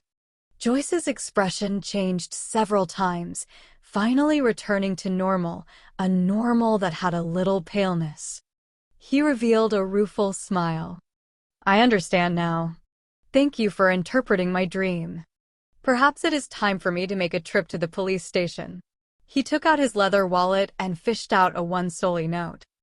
"I do not think that money can fully represent your worth, and I can only give you the price you asked for. This is for you." Joyce pushed the note toward Klein. "I wouldn't have minded if you gave me 10 pounds. 1 soldi, you sure like your fiancé." Klein kept up his mysterious vibe as a charlatan and said nothing, smiling as he pressed on the note. Joyce took a deep breath, wore his hat, and turned to walk toward the door. As he was unlocking the door, he suddenly turned back and said with sincerity, "Thank you, Master Moretti." "Master?" Klein laughed to himself. He watched as Joyce left the divination room and said silently to himself, "Whatever happened on the Alfalfa seems extraordinary. If only the captain was here. He would be able to understand everything that happened in Joyce Meyer's dreams." Tuesday at dawn. Backlund, Empress Borough. Audrey, who woke up earlier, beckoned her golden retriever Susie over. She said with a serious tone, "Susie, you are also a Beyonder now." "We are the same kind, EW, no. What I mean is that we have to help each other. Guard the door later and don't let anyone disturb me. I have to conduct a ritual." Susie looked at her mistress and shook her tail in exasperation. Chapter 64, Instigator. After instructing her golden retriever, Susie, Audrey paced around, seemingly worried. She too was uncertain if the ritualistic magic would result in anything odd. "Let's do this." Her eyes turned calm as she used her state as a bystander to view the imagined process. Soon, she came to a new arrangement. Audrey unlocked the door to her bedroom and said to Susie, "Susie, sit here. If Annie and the rest try to barge their way in, immediately go to the bathroom to inform me." In order to prevent any accidents, her personal maidservant had the key to unlock her door. Susie looked at her enigmatically and wagged her tail thrice. "Very good. I will let you choose anything you want for lunch today." Audrey pumped her fist gently. After exhorting Susie, she entered the bathroom. The square bathtub was 3 to 4 meters on each side. There was clear water rippling gently in it with steam emitting from it. It was quite a dreamy sight. Audrey tidied up a rectangular table with many bottles placed on it. Then, she went back out and moved candles, sacrificial items, and a white robe over. Immediately after that, she closed the bathroom door. With everything done, Audrey heaved a sigh of relief and picked up a translucent light blue bottle beside the 4 candles. The cylindrical bottle shimmered dreamily under the light. In it was the essence oils she had distilled from a mixture yesterday. As an aficionado of mysticism, she had no lack of research regarding such items. She had many different kinds of pure dew, flower essence, perfume, essential oils, and incense that she brewed herself at home. As such, she had already finished the initial preparations according to the Fool's instructions. Moonflowers, gold mint, slumber flowers, fingered citron, and rock rose. What an odd concoction, Audrey mumbled softly. "Oh, one has to cleanse one's body and calm their mind before engaging in ritualistic magic. This is a form of reverence to the divine, to the target." As she went through the entire process in her head, she placed the ritual's essential oil beside her bathtub. She reached out and began disrobing what she wore at home. Pieces of her silk clothing fell into the laundry basket one after another. Audrey coiled up her hair into a bun and tested the water's temperature with her hand. Then, she carefully stepped into the bathtub, allowing her body to slowly sink into the water's warm embrace. Phew, she exhaled comfortably, finding herself warm all over. She felt abnormally relaxed. "I don't even want to move a single finger." Audrey forcefully pumped herself out as she grabbed the translucent light blue bottle beside her and dripped a few drops into the water. A waft of fragrance dispersed, filling the silence with a refreshing smell. Audrey breathed in a few times and nodded in satisfaction. "Not bad. It smells really good. How relaxing. How comfortable. I don't want to move at all. All I wish is to lie here in silence." Silence in silence, silence. After losing her sense of time, Audrey suddenly heard barking. She opened her eyes in shock, looking to her sides in a daze. She had no idea when Susie had opened the door and entered. She was squatting outside the bathtub, looking at her with an exasperated look. As she rubbed the corners of her eyes, Audrey felt that the water had cooled down quite significantly. "I fell asleep?" she subconsciously asked herself. Susie looked at her without barking or wagging her tail. Haha, the effects of that bottle of ritual essential oil sure is great. Yeah, really great. Audrey chuckled dryly as she explained with a cheerful tone. She stood up, retrieved a towel, and as she wrapped and wiped her body, said to the golden retriever beside her, "Susie, continue keeping watch. Do not let Annie and the rest enter." Only when the golden retriever left did she secretly stick out her tongue. She threw her towel aside and wore a clean white robe. After closing the door to the bathroom, Audrey recalled the ritual she had memorized. She picked up 4 candles and placed them on the 4 corners of the table. A loaf of white bread at the top left corner, a bowl of Fana Potter noodles at the top right corner. Smells great, but it's a little cold. No, it's not time to think of this. Paella at the bottom left corner and desi pie at the bottom right. Audrey set up the altar according to the fool's description seriously, shaking her head twice during the process. After she was done with the preparation, she left her 4 candles lit. She picked up a silver knife and stabbed it into a pile of coarse salt. After narrating the sacred incantation in Hermes, Audrey raised the knife with beautiful patterns and placed it into a cup filled with clear water. After focusing her mind, she pulled out the silver, sacred blade, cogitating her spirituality to spew out and spread from her blade. Invisible energy spewed out as Audrey held the knife and circled the altar once. When she felt that a spirituality wall was fully erected around her, she expelled all the uncleanliness and distractions outside. Maintaining her spectator state, she prevented her excitement and joy from affecting the ritual. She put down the silver knife and picked up the tiny light blue crystalline bottle and dripped a drop on each candle. Sizzle! A faint fragrance emanated as Audrey's body, heart, and soul seemed to attain tranquility. She drew a breath as she lowered her head in reverence and began chanting the incantation in Hermes. The fool that doesn't belong to this era. You are the mysterious ruler above the gray fog. You are the king of yellow and black who wields good luck. I pray for your help. I pray for your loving grace. I pray for you to give me a good dream. Moonflower, an herb that belongs to the red moon, please bestow your powers to my incantation. Fingered citron, an herb that belongs to the sun, please bestow your powers to my incantation. Right after Audrey chanted the incantation and hoped to cogitate the contents of her plea, she felt there was a stir within the spirituality wall. She saw a dark red star swirling on the back of her hand. Her heart leaped as she hurriedly closed her eyes and calmed her heart to plead sincerely. When everything was over, she surveyed her surroundings wondrously, but did not find anything odd. Is that all? Audrey knitted her eyebrows slightly as she whispered. The king of yellow and black who wields good luck.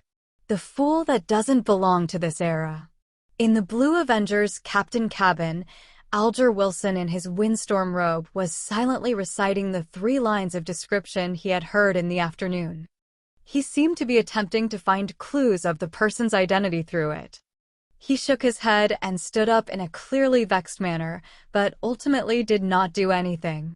Alger was not at ease inside the Blue Avenger, an ancient ship that was a relic from the Tudor dynasty. Although he was already in control of the ship, he had a gut feeling that there were still many hidden secrets, just like the Blood Emperor. Therefore, he planned on using the ship to test the fool's powers, but did not wish to attempt the unknown ritualistic magic on the ship. Alger ruminated for a few minutes before leaving the captain's cabin and went on deck. He said to the few sailors, "We will be reaching the Rorstad archipelago soon. We will be anchoring there for a day." The sailors immediately cheered as they shouted in unison, "Thank you, Your Grace." As the ghost ship did not need sailors, there were very few sailors on board. There was no need to worry about their supplies, being able to enjoy fresh food and clean water. However, Day after day of voyaging at sea and the nearly unending vistas exhausted them both physically and mentally. It felt like they were always repressed and tolerating something until they lost control. As for the Rorstad archipelago, it was a famous colony on the Sonia Sea. Their business was booming, and they had all kinds of industries. I simply can't wait. A crew member gyrated his hips and sniggered a meaningful laugh that all men would understand.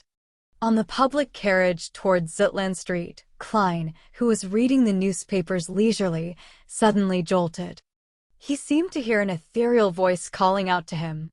Shapeless murmurs resounded in his mind as his forehead throbbed uncontrollably.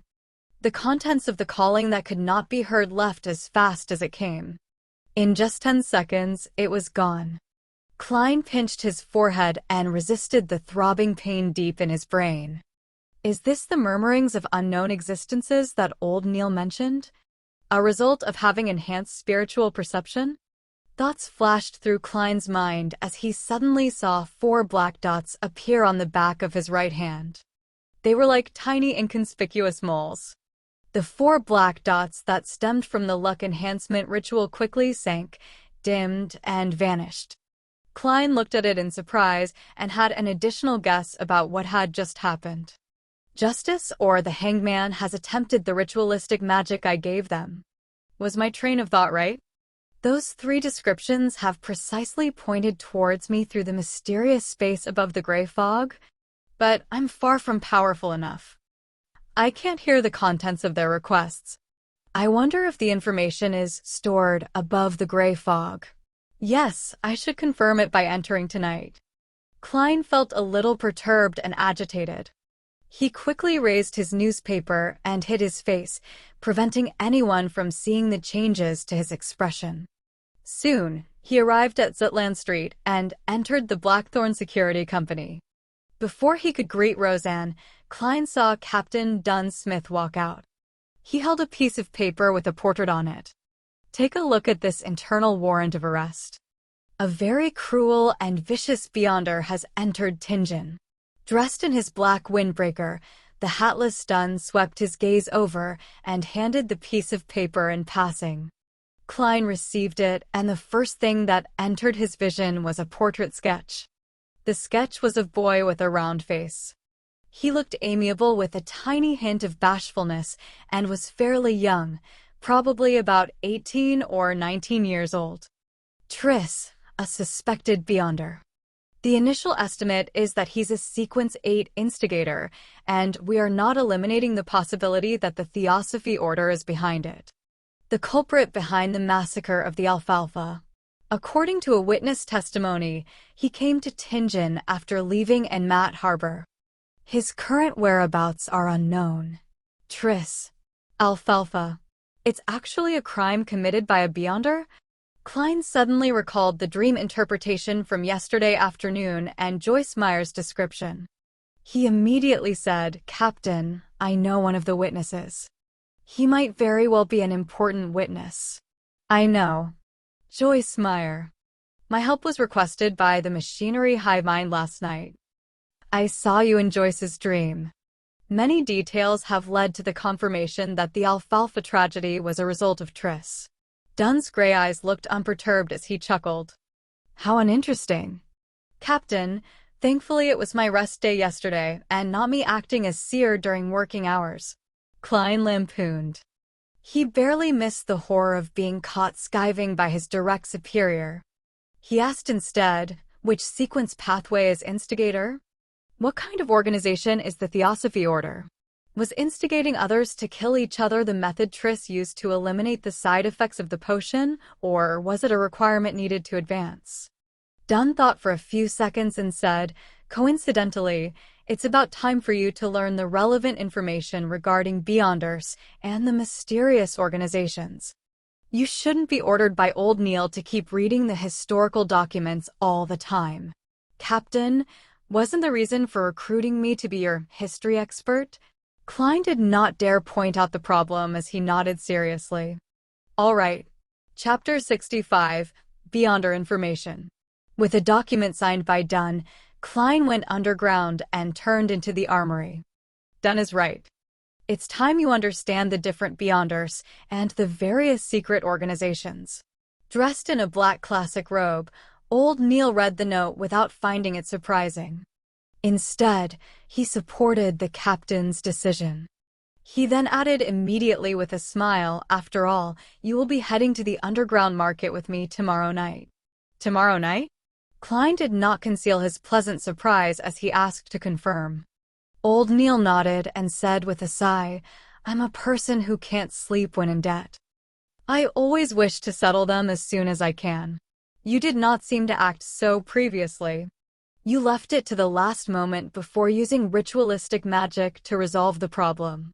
So, I'm not the only one suffering from procrastination. Wait, is there a need to euphemize afraid to spend away the money to repay a loan?" Klein did not expose old Neil and instead urged Mr. Neil, "I'll be troubling you to retrieve the corresponding information from Cheney's Gate." There were mostly archaeological and historical documents in the armory. There were documents involving Beyonders and mysterious organizations, but few in number. Furthermore, they were mostly basic knowledge. Old Neil slowly took a sip from his hand-ground coffee and smacked his lips. He then walked out the armory with the signed and stamped document. Klein watched the place on his behalf. About 10 minutes later, old Neil returned with a huge stack of documents. "They can only be read in here. They are not to be taken out," he warned as he placed the information on the desk. "All right." Klein gave a firm nod. He extended his hands and quickly flipped through the pages and did a general read-through. Very detailed. As expected of the Nighthawks' internal documents. As expected of a church with 4,000 years history or even more. Klein sighed inwardly as he glanced through the documents. Not only did the documents introduce the various secret organizations, it also listed down many of the sequence pathways. It was very complete. Some of them only wrote the potion name of the corresponding sequence, while others only described the Beyonder abilities of the corresponding sequence. Some were completely missing and left blank. While holding back his excitement, Klein found the sequence pathway that led from Seer. He ruffled through the pages and soon found a familiar word. Then, his delighted expression quickly froze because there was no corresponding potion name, sequences 7 and 8, after Seer. Thankfully, the abilities of the two following sequences are present. Klein silently exhaled as he calmed his mind and read the description seriously. Sequence 8, potion name unknown. The corresponding Beyonder is good at fighting with artifice and very crafty. Good at fighting with artifice? This is the next advancement of Seer? Why does it feel odd? I'm not a hunter. Am I going to become a melee mage? What does crafty mean? My intelligence is enhanced, making me good at fooling the enemy? Klein was stunned. He even suspected that the Nighthawks' information was wrong. There were corresponding case studies appended, but he could not find a reasonable explanation despite reading it repeatedly. He cast his gaze lower as the description of sequence 7 entered his eyes. Potion name unknown. The corresponding Beyonder is good at many spells that can be quickly cast. Fuses one's body skill and supernatural powers as one. That's more like it. This is what an advancement of a seer should sound like. Klein heaved a sigh of relief. After seeing the case studies of sequence 7, he cast his eyes to the overall description of the pathway. This sequence pathway was first established by the Solomon Empire's Zeradol family. During the conflicts of the Fourth Epoch, the family was not fully destroyed. The family's name was occasionally heard in the history of the Fifth Epoch. It is suspected to be connected to the ancient organization, the Secret Order. Zeradol? Upon seeing this name, Klein's eyes constricted. He had just seen this name appear in the remnant diary pages of Emperor Roselle yesterday afternoon. Roselle's acting came from a reminder by the mysterious figure known as Zeradol. Because of that mysterious Zeradol, Emperor Roselle regretted not choosing Seer. Therefore, I was indirectly influenced, turning me into a Seer. It makes acting return to the embrace of the seer. It feels like it was all predestined. Klein knitted his brows and felt that things were somewhat different. Just from the logical chain, he did not feel that there was anything wrong in any aspect. However, in the domain of mysticism, predestiny often manifested things and involved new problems. In addition, transmigration is quite a baffling matter. It's just confusing. And the guy I've possessed tried to commit suicide because of the lost notebook of the secret order. Klein thought for quite a while and had many guesses, but lacked the information needed to prove them. Phew. After repeatedly reading the information, he finally suppressed his ideas and read the other records. He first found the sailor sequence and discovered that it indeed belonged to the Lord of Storms. For an old opponent that they haven't faced for perhaps more than 2,000 to 3,000 years, the Nighthawks' internal records were rather detailed. Sequence 8. Folk of Rage. Ancient name, Guardian of the Windstorm. The corresponding Beyonder can release several strikes that exceed ordinary thresholds when enraged. Their strength and speed are greatly enhanced. Facing them is like facing a storm. Sequence 7. Seafarer. Ancient name, Windstorm Priest. The corresponding Beyonder is also a scholar of astronomy and geography. They have an intuitive grasp of magnetic fields, ocean currents, wind direction, and clouds. A boat with a seafarer will never get lost at sea. They are even more beloved by the oceans and gain enhancements in every aspect at sea. They are friends of water. They can act freely underwater for more than half an hour. They can cast a limited number of water-related spells. Some are a result of their own capabilities, and some are a bestowment from the Lord of Storms, for example. A Sequence 7 seafarer is very powerful. Klein nodded while in deep thought. He suspected that the Hanged Man was a guardian of the windstorm, if not a seafarer. From how he has recently advanced, it was more likely he was the latter. This also indicated in a way that the Hanged Man was either a member of the mandated Punisher or a pirate who had been secretly absorbed by the Church of the Lord of Storms. Impressive. Impressive. Klein flipped back a few pages and found the advancement of Spectator. He discovered that the description was identical to what the Hanged Man had said. Sequence 9 Spectator was like a seer. They lacked direct combat means and could only observe a target to obtain information, gleaning the true thoughts of the target. By doing so, they could provide subtle influences and guidance to cause situations to develop in a way they wish. Sequence 8 Telepathic was the advancement of Spectator. Their observation was not only limited to superficial details, but deeper into one's aura, ether body, or other mysterious domains. The combination of the two allowed a telepathic to precisely understand a person's thoughts as though they could read their minds. In front of them, it was difficult to have any secrets. Sequence 7 Psychiatrist, which was also known as Psychianalyst, had further enhancements above the Sequence 8 foundations. They could begin directly influencing a target. For instance, they could treat a target's maniacal problems or alternatively, cause them to turn maniacal and lose their reason. A Beyonder that is very difficult to be noticed. After reading the description, Klein made a reasoned judgment. After understanding the relevant information concerning the gathering members, he flipped to the Church of the God of Steam and Machinery. This was because Emperor Roselle had chosen their Savant sequence. Sequence 9, Savant. The corresponding Beyonder believes that knowledge is power. They have a rough understanding of the supernatural, but are more knowledgeable about aqua regia, nitroglycerin, and complicated bolts and gears. They seem to know everything.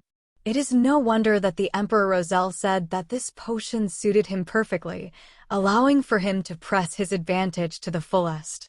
Klein understood completely as he shifted his eyes down. After several case studies, the corresponding Sequence 8 finally appeared in Klein's vision. Archaeologist. They possess a good deal of knowledge about history and outdoor survival, as well as forbidden knowledge about ruins. They have a strong enough body and ability to face everything. Sequence 7. Appraiser. They can intuitively understand the powers and problems of most extraordinary items and can use them while keeping danger at its lowest. As Klein's security clearance was insufficient, he only had access to sequence pathways up to 7. It left him a little frustrated, but there was no other way around it. He only wished that Backlund would quickly send over the sealed artifact 2-049 to determine if Ray Bieber was a descendant of the Antigonus family. That way, he would have a chance of becoming a formal member and obtain a higher security clearance. Collecting himself, Klein read the material seriously from cover to cover. He knew that the sequences following Corpse Collector were Gravedigger and Spirit Medium. He also knew that there was no information about the sequence 8 of the Mystery Prior Path. Not only was there no name for the potion, but even the description had been left blank. There was a name for sequence 7 of that path, Warlock. Sounds impressive. Klein slowly flipped the page and saw Apprentice and Marauder, which Emperor Roselle had lingering thoughts for. Their records only reached sequence 8 and nothing more. Sequence 9. Apprentice. Their abilities are rather strange.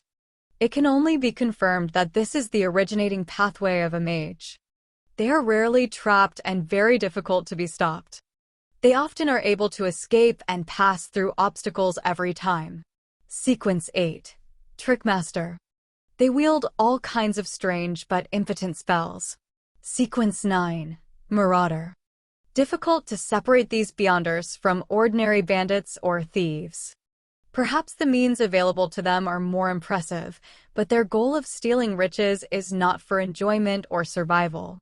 It's more like answering a calling. Sequence 8. Sequencers. We have also discovered traces of beyonders in fraud investigations. They gain enjoyment from swindling. This is acting in a different form, isn't it? If I had the choice, I might have chosen Apprentice. Klein silently said to himself. Suddenly, he discovered the corresponding sequence potion of the culprit of the Alfalfa tragedy, Triss, Instigator. Chapter 66. Demonis Sect. Sequence 8. Instigator. They are adept at triggering the evil desires deep in people's hearts, causing contradictions and inciting conflict, thus resulting in bloody massacres. The description isn't detailed enough. From the looks of it, the Nighthawks do not understand the capabilities of this potion well enough. But it does match the characteristics of the Alfalfa tragedy. Klein cast his gaze up and read the corresponding sequence 9 for Instigator. Sequence 9. Assassin. Can transform their bodies in a short period of time and become light as a feather. They can also utilize vision equal to that of an eagle. Every assassin is adept at hiding in the shadows. They have dexterous steps and have the ability to release all their strength in one blow. After reading the description, Klein was left completely confused. Assassin. The advancement from assassin is instigator? This advancement is just as odd as how a seer advances to a class that is good at fighting with artifice. Some sequence pathways advance in a very ordinary fashion, such as spectator. Yet, there are sequence pathways that seem to violate intuition and logic. Well, that might not be completely true. Perhaps I just haven't discovered some of the hidden common points. For instance, assassins and instigators can both bring catastrophe to others. But I can't figure out the advancement of seer. Hey, could it be of the Gandalf one lineage? After adding some supportive magic, the other attribute points are dumped into strength and techniques? As Klein lampooned in a speechless manner, he silently shook his head. He flipped to the section about the secret organization, the Theosophy Order that involved instigators. Theosophy Order.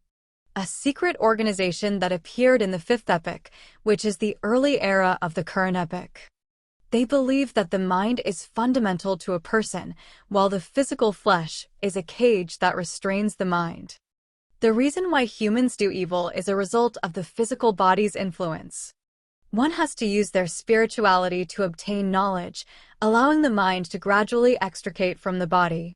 Then, through the trials of the stars, they will eventually be separated from the material world, returning to the purest and truest self, obtaining eternal redemption. Therefore, many extremist members of the Theosophy order will make destroying the bodies of others their goal, which has led to many bloody massacres. It is obvious that they possess two sequence pathways. The first is the more common apprentice and trickmaster potions among their members. The other sequence comprised of assassin and instigator rarely appear. There is currently no evidence that indicates that the Theosophy order possesses sequence 7 or higher potions. It is unknown how the Theosophy order established itself. Their possible origins can only be analyzed using the two sequence pathways. Firstly, the apprentice and trickmaster sequences easily remind people of the Abraham family of the Trickmaster dynasty in the fourth epoch. The Tamara family, tied to the Abraham family through marriage for extended periods of time, cannot be eliminated as well. Secondly, assassin and instigator point towards the Demona sect. The Abraham, Tamara, Antigonus, and Zeradal families, the Solomon Empire's Dark Emperor, the Tudor dynasty's Blood Emperor, the Trunsoist Empire, and the Jacob and Ammon families that the Hanged Man had mentioned. There are really lots of secrets buried in the history of the fourth epoch. There might be a lot of facts too. Klein was astounded from what he read.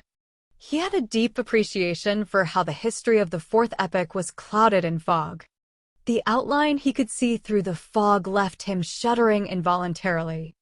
It was as though he could imagine a thriving era of Beyonders, an epoch with blood and strangeness in a concerted dance or horror and distortion in a symphony. Klein drew in a silent gasp and flipped through the book, but did not discover any corresponding descriptions of the Demona sect. He looked up and saw old Neil wrestling with some filter paper with his hand-ground coffee. He asked sincerely, "Mr. Neil, what organization is the Demona sect?" "I can't find any introduction about them in the documents." Old Neil was in no hurry to respond. After wrestling with his coffee, he chuckled and said, "Your security clearance isn't high enough. Even with Dunn's permission, you would not be able to read the relevant information. It can also be said that a lot of the information is only available in the Holy Cathedral and isn't stored behind Tingen City's Chinese Gate. Perhaps wait till the day you become a captain of the Nighthawks. You would be sent to the Holy Cathedral for training and would then be able to access them." I do not understand much about the Demona sect. All I know is that they worship the primordial Demonis. They believe that this secret existence is the true inheritor of the Creator. She was born out of the chaos and was the earliest to be born from the Creator's body. She is also the ultimate ender that ends everything. Their sequence pathways are related to this because to obtain the favor of the primordial Demonis and to approach this secret existence, the upper echelons are all female. This is also why they are called the Demona sect. Anything else is not something a formal member like me will know. I've heard that the demonesses make it their mission to spread catastrophes. Spread catastrophes. This does match the hidden commonality of assassin and instigator. But this Mr. Triss' future seems bleak. The subsequent potions seem to be more suited for females. Kleins nodded slightly before he continued reading the information. After he finished reading, he realized that the secret organizations were a lot more than he imagined. But on second thought, he found it very ordinary. After all, this world had so many years of history underlying it. There was once an era when Beyonder powers were extremely active. According to the provided information, Klein categorized the secret organizations into 3 based on era. First were the ancient organizations born in the fourth epoch. They included, but were not limited to the Moses Ascetic Order, Secret Order, and the Blood Sanctify sect, which were followers of the devil. However, the information only mentioned the Demona sect. The second was the secret organizations early in the fifth epoch, the present epoch. For instance, the Theosophy Order, or the death-worshipping Numinous Episcopate. There is also the Life School of Thought, which employs a master-disciple heritage, and the Rose School of Thought, known among Beyonders for its bloody sacrifices. The third category were new organizations that appeared in the recent century or two. They include the Aurora Order, the Iron and Blood Cross Order, the Element Dawn, and the Psychology Alchemists, which Klein learned about much earlier. Apart from them, there were other organizations that did not do anything major. Benson and Melissa must have never imagined that the world is so dangerous. It's not only limited to wars. Klein shook his head with a wry smile. He stacked the classified documents neatly before pushing it to old Neil. Meanwhile, he added silently in his heart, "Please don't let my tarot club be on the list." Old Neil never suspected that a leader of a secret organization was sitting opposite to him. He chuckled and took the documents and headed to Cheney's Gate. Klein sat there and wondered if he should divine the location of instigator Triss. But he abandoned the thought after less than 20 seconds. After all, he only had a vague idea of Triss's appearance and did not know if the name was genuine. If he could figure out his location with that, he would not be a seer, but a prophet. By the time old Neil returned, Klein had straightened his thought processes and continued his revision of mysticism studies to grasp even more forms of ritualistic magic. He spent the day studying and revising. He did not participate in the joint operation needed for capturing instigator Triss. He did hear that the delivery of sealed artifact 2-049 from Backlund had been delayed due to some reason or another. The actual time of arrival was still pending. As he had earned nearly 2 solely from yesterday's divination, Klein spent 10 pence to buy a 2-liter barrel of Enmat beer for Benson on the way home. He also bought some lemon cakes fresh out of the oven for Melissa. "Klein, I know you care for us deeply, but there's no need." "There's no need to keep spending money on such matters," said Benson after he saw the tiny barrel of beer and deliberating over his words. Melissa stood beside him and nodded slightly. "This is probably how our consumerist habits differ." Klein sighed in amusement. "Benson, Melissa, don't worry. This was bought with my additional reimbursement." "Yeah, I earn an additional 2 to 4 solely every week. I can't tell them that these are the earnings I got from doing divinations for others, right?" He added inwardly. "That job of yours is much better than I imagined." Benson was taken aback as he made an objective assessment. "That's right. I even learned divination from it." Klein mused silently before turning toward the kitchen. Under the combined efforts of the trio of siblings, a sumptuous dinner was ready for eating. After having their fill, Klein, Benson, and Melissa lay slumped in the living hall. It took them quite a while before they got up to clean up, chat, and study. When Benson and Melissa fall asleep, I'll head above the gray fog to see the effects of the ritual. As Klein revised his history textbooks, he shot a glance at his siblings. Westboro, Iron Cross Street, Lower Street. A 3-storied apartment was immersed in darkness. There were no street lamps or any additional light. Suddenly, a figure leaped out of a window from the 3rd floor. It landed gently on the ground like a feather without causing so much as a stir. His body crouched and suddenly vanished as though he had blended into the shadows. All that could be seen was the outline of his body. As he traveled quickly, the figure arrived at the harbor. He headed for a corner devoid of anything except for a pile of goods. He seriously observed for a moment, circling the area twice before leaving the darkness and entering the corner. One could see his round and amiable face. He was instigator Triss, who had single-handedly caused the tragedy of the alfalfa. "How does it feel?" A mysterious figure wearing a black hooded robe walked out of the shadows. The hoarse voice obviously belonged to a woman. Triss revealed a friendly and satisfied smile. "Feels great. It was a scene I dreamed and yearned for. I think I have appropriately completed the mission and have taken the necessary preparations for the advancement." The black-robed woman nodded indiscernibly and said, "Very well. According to the promise, I'll hand you the sequence 7 formula and the 3 main ingredients. You will have to gather the rest by yourself." "No problem," Triss answered, seemingly prepared. The mysterious woman raised her hand and handed a book-like object to Triss. The book had an ancient and mottled bronze exterior cover with a strange star-shaped lock on its side.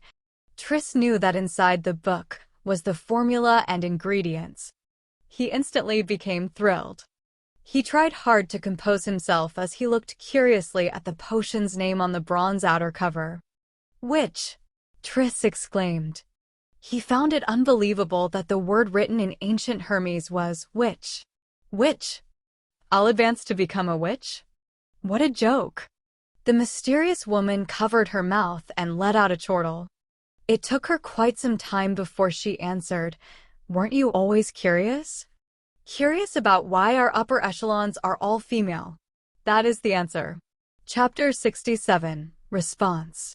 The crimson moon high in the sky hung silently in the darkness. It illuminated Tinjin City, the city of universities, as it gradually fell silent. Klein stood in front of his desk and looked through his oriel windows to see the empty Daffodil Street. He heard the sound of carriages quickly galloping far away without causing a din. He picked up his vine-leaf-patterned silver pocket watch and snapped it open. He took a glance at it and drew the curtains, making the yellowish lights of the gas lamp reflect back into the bedroom. Klein turned around at an adequate speed, locked his room, and switched off the gas valve. The room was immediately covered in darkness. Only a sliver of red moonlight penetrated the curtains. It gave rise to an atmosphere perfect for many late-night folktales. Klein took out the silver knife he had applied for. He imagined this spherical light and entered a half-cogitation state. He focused his mind according to his previous practice, allowing his spirituality to spew out from the tip of his blade. Then, he allowed their motion to miraculously fuse with his surroundings, sealing off the room. He was doing it to prevent any abnormal stirrings that could wake Benson and Melissa. Following that, Klein put down the knife and walked 4 steps in a counterclockwise manner. Every step was accompanied by the incantation from Earth. The unchanging roars and murmurs inundated him. With the same mania and pain inflicted on him, he did his best to control himself and withstood the most grueling and dangerous stage in his half-conscious state. The grayish-white fog was endless. The dark red stars were at varying distances from him. The towering divine palace stood erect like a dead giant. Nothing seemed to have changed. The silence and antiquity that had accumulated over thousands of years swarmed him. "No, there is a change," Klein silently muttered to himself. His gaze locked onto a dark red star near him. That was the star symbolizing justice. The star's deep redness began to pulse. It did so with average amplitude, but did not stop. Klein carefully spread out his spirituality towards the deep redness. The moment the two made contact, he felt a hum in his head. He saw a blurry and distorted scene and heard the illusory but stacked voice of prayers. "The fool that doesn't belong to this era. You are the mysterious ruler above the gray fog. You are the king of yellow and black who wields good luck. I pray for your help. I pray for your loving grace. I pray for you to give me a good dream. I pray for you to give me a good dream. I pray for you to give me a good dream." The female voice resounded constantly in an intermittent fashion. Klein's psyche turned more irritable and chaotic. It was akin to listening to someone upstairs pounding on the floor when he had just fallen asleep. He repressed his emotions and used cogitation to calm the urge. He carefully discerned the blurry scene that appeared before him. It was a girl dressed in white robes. She had a head of beautiful golden hair. She was standing before 4 flickering flames, her head lowered as she kept chanting. From the distorted image, Klein barely recognized her to be Miss Justice. At this point, He confirmed that the ritual incantation he had created could precisely point towards the gray fog, towards him. This gave him a huge sense of achievement, going from nothing to having something. I won't praise myself for being awesome. Klein's mood turned for the better. He felt that the pleading voice that echoed in his ears like a buzzing fly was now acceptable. With a thought, he attempted to create a response in his mind, transferring it through the intricate connection to the dark red star. I'm aware. The gray layer emanated before him. A distorted and blurry figure stood in the deepest depths. The spot where his eyes ought to be swirled with deep redness as his voice resounded repeatedly in the vast and empty world. I'm aware. I'm aware. I'm aware. Audrey Hall was jolted awake suddenly. She sat up with her blanket wrapped around her as her mind was fully occupied with the scenes she saw in her dream.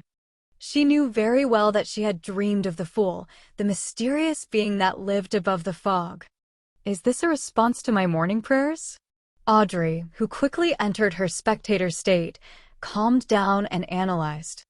Although she did not understand why the Fool did not respond on the spot and only did so at night, she was still shocked that the ritualistic magic was effective with the few lines of incantation. In the past, she had prayed to the ever-night goddess, but had never received any response. Even if Mr. Fool was not a god, he is likely not far from being one. Audrey slowly inhaled before slowly exhaling. Since he was a powerful existence that she had no means of resisting, she quickly threw aside her worries. She began considering what to do next. First, I have to completely digest the spectator potion. My acting is still pretty good. Second, I have to seek out the psychology alchemists. Third, I should try to obtain the telepathist potion formula from Mr. Fool or clues regarding the psychology alchemists elsewhere. However, every godlike existence should have a complete sequence pathway that belongs to them. They might not know the formulas of other sequence pathways. A new Beyonder organization like the psychology alchemists might not be able to garner Mr. Fool's attention. With the connection severed, Klein sat at the bronze table's seat of honor in a rather good mood. He was completely covered in gray fog. He leaned back and clenched his fist to cover his mouth. He recalled and analyzed the process. At that moment, he was the only living being in the world of the gray fog. Apart from that, there was absolute silence. It seems I can only pass information over and am unable to use the powers in here. From the looks of it, my idea of manipulation would not work. Klein kept prodding his mouth as he silently made a conclusion. He had originally planned on attempting to bind his body with the world of the gray fog in the same manner if the incantation and ritual proved effective. As such, he could then leverage all the power of this mysterious space. If that happened, he could pray to himself, and through such a manipulative manner, he could go around the limitations, the mysteries, and the danger, allowing him to fully use the gray fog world. For example, he could first conduct a ritual and pray to himself for spells. Following that, he could come above the gray fog and answer his own request and bestow it. From the looks of it, I was being too idealistic. My understanding and control of the gray fog world has not reached that level. Klein shook his head in a self-deprecating manner and planned on leaving. At that moment, he saw the dark red star that represented the hanged man begin to pulse. He heard an ethereal and formless voice spread out. I coincidentally chanced upon the hangman's ritual? Klein nodded in thought. He sat at the seat of honor of the long bronze table and extended his hand to tap on the star. His spirituality spread as it touched the pulsing deep redness. He heard the hangman's heavy and repeated prayers along with a blurry scene. The hangman was draped in a pure black robe in the scene. He stood in front of 4 plumes of fire. The surrounding spirituality had formed a wall, isolating him from any external influence. Klein did not immediately respond. All he did was watch and listen silently. You are the king of yellow and black who wields good luck. I pray for your help." After the hangman finished his prayer, he waited for a while. Seeing that there was no response, he began dismantling the spirituality wall, extinguished the candles, and tidied up the altar. Finally, he swiped his extended hand as aqueous light spread out, making the altar table look brand new. Water-based spell. The bestowment of the storm. The hangman is indeed at least a seafarer. Klein nodded slightly. Before the scene vanished, he responded via the method he imagined, transmitting it through the blob of dark redness. Alger Wilson was situated in the Rorsted Archipelago's city of generosity. He had not gone with the sailors to the famous Red Cabaret. Instead, he stayed inside the hotel and sealed the door and windows shut to attempt the ritual the fool had described. After familiarly finishing the prayer, Alger waited patiently for a moment, but did not receive any response. It seems this attempt isn't too successful. Mr. Fool needs to change methods. He was both overjoyed, but also a little disappointed. After everything was done, Alger planned on going downstairs for a bottle of Langsky Proof, alcohol that could aid a folk of rage to unleash his powers. Mandated punishers of the Lord of Storms were rather fond of this sort of beverage.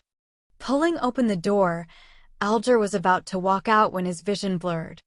He saw gray fog billow in the corridor and a hazy human figure sitting in the deepest depths of the fog, as if on a high throne. "I'm aware." The familiar deep voice reverberated around Alger's ears, causing him to freeze where he stood as his head slightly throbbed in pain. Alger's eyes suddenly turned dark. He looked around, but realized that nothing had changed.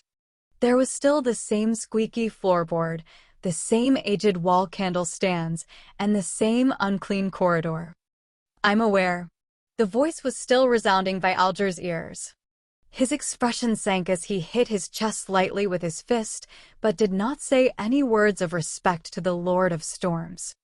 After a long silence, Alger's expression was restored to normal, but his gaze seemed deeper. Klein did not spend too much time above the gray fog. When all the remnant voices returned to normal, he enveloped himself in his spirituality and plunged into the gray fog, plummeting into the material world. The lights before him flew by rapidly, like the scenes of a movie played back at a speed tens of times faster than normal. After Klein felt faint, he saw curtains that let crimson moonlight through along with the blurry outlines of the desk and bookshelf. He picked up the silver knife again and removed the spirituality wall in the room. Then, a sudden gust of wind opened the door and went through the corridor. He was completely relieved when he saw that there were no stirrings from Benson's or Melissa's room. This luck enhancement ritual is really indispensable for traveling. It's concealed and mystical. Klein silently murmured and closed the door again, walking towards his bed. His mission tomorrow was to head to the underground markets for Beyonder items with Old Neil. Chapter 68. Monster. At dusk, the setting sun cast long shadows of the carriages and horses. Having informed Benson and Melissa that he was having dinner at the Blackthorn Security Company, Klein headed to the harbor with Old Neil on a public carriage. He was dressed in cheap formal attire, afraid that conflict might break out in such a complicated location. If he damaged his tuxedo, which he took painstaking care of, he would probably cry his heart out. When the sunlight appeared to turn fiery, the carriage stopped. Old Neil, in his usual classic black robe and felt black hat with a rounded edge, ignored the gazes of others and walked diagonally to the Evil Dragon bar in ahead of them. Even though the bar was slightly far away and the heavy doors were tightly shut, Klein still heard wave after wave of rapturous shouts. They appeared to be cheering on a hero. When he came close, he suddenly sensed something. He turned his head towards the warehouse opposite to the bar. He saw a stocky man dressed in a uniform standing at a hidden corner on the rooftop. The man carried a huge grayish-white mechanical box and held a thick rifle in his hand. The grayish-white mechanical box was obviously connected to the same colored rifle via piping. Steam-pressured rifle? Klein muttered in shock. He looked at old Neil and said, "This bar can actually obtain such weapons?" That was a military-controlled item. Although it used extracted phlogiston-1, the size and weight of the steam backpack were still shocking, something only a true warrior of blood and iron could withstand. The rifle had an extremely high muzzle velocity and shocking destructive power too. Matched with a suitable scope, it was nearly equivalent to an inferior sniper rifle. What? Old Neil squinted his eyes as he looked over, having a confused look too. Did something happen here? Something happened? Klein surveyed his surroundings and discovered a few more men holding repeating rifles who were searching for something. What happened? Old Neil approached the bar and asked the brawny man guarding its door outside. The brawny man obviously knew old Neil and smiled wryly. The bar was nearly destroyed earlier. Apparently a wanted man was here trying to buy materials and was recognized. And this was what resulted from it. Oh Lord, what did he do, and how dangerous was he to receive such treatment? My legs went limp seeing all those firearms, limper than after spending an entire night with Ginger Sunny. He did not know the identity of the wanted man, much less know that the people who came to buy materials had Beyonders mixed in. Wanted man? Do you know his name? Old Neil asked in interest.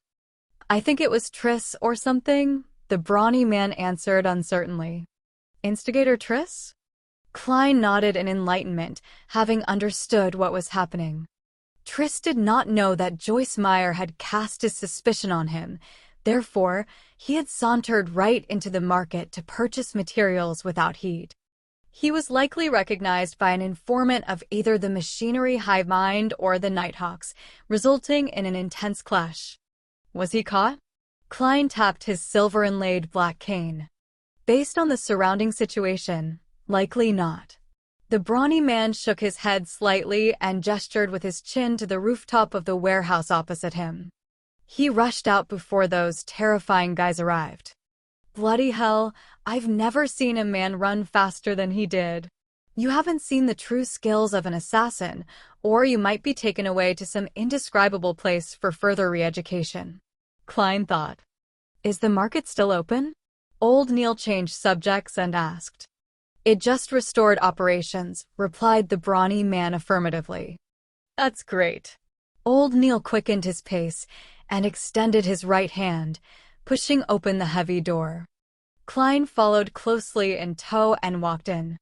He nearly fainted at the stuffiness and smell of alcohol that inundated him. In the middle of Evil Dragon Bar was a boxing ring. Two half-naked men were in an intense brawl, and surrounding them were dozens of customers shouting and cheering on the side they supported with no lack of vulgarities. Old Neil ignored them and led Klein around the boxing ring and walked into a billiard room at the back. In the billiard room, there were two people holding cue sticks, having a casual conversation. When they saw old Neil enter, they instantly fell silent for a few seconds. After confirming the visitor's identity, they moved aside and let old Neil and Klein pass through the secret door behind them. After passing through a few rooms, the sight before Klein's eyes opened up. He saw a place that was about the size of a lecture hall from his previous life. Some vendors had set up roadside stalls with bottles and cans all over. Passers-by strolled through them, either scrutinizing their goods, chatting, or comparing prices. They have to give 5% of their profits to Swain. He is the boss of Evil Dragon Bar, former captain of a mandated Punisher squad and older than I am. He's someone who wishes to drink himself to his death, old Neil explained in a garrulous manner. Klein thought and gave an honest evaluation. A rather profitable business. After all, his only expense was providing the venue and protection. If any item catches your fancy but you lack the money, you can borrow from Swain. But of course, he charges a very high interest, Old Neil trailed off as he gnashed his teeth. As expected, it's like running a casino. They would provide usuries. Klein held his walking stick and looked around as he asked curiously, Mr. Swain is a seafarer. The captain of a mandated Punisher squad was likely a Sequence 7. No, he is only a folk of rage.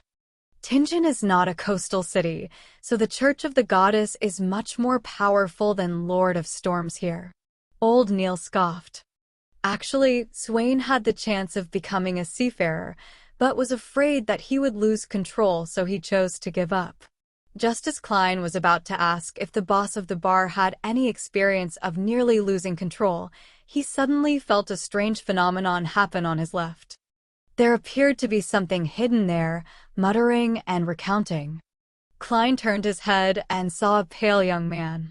He was wearing an old linen shirt and blue jeans that the working class normally wore. His eyes looked demoralized with a hint of craziness, and he was constantly mumbling. His spiritual perception is very high, or perhaps distorted? Klein creased his eyebrows and muttered. It was the young man's spiritual perception that triggered his own spiritual perception. Generally speaking, spiritual perception sensing something causes some interaction. It was nearly impossible to conceal it from others, but others referred to spirit mediums who had cast their abilities, as well as powerful figures with similar special traits.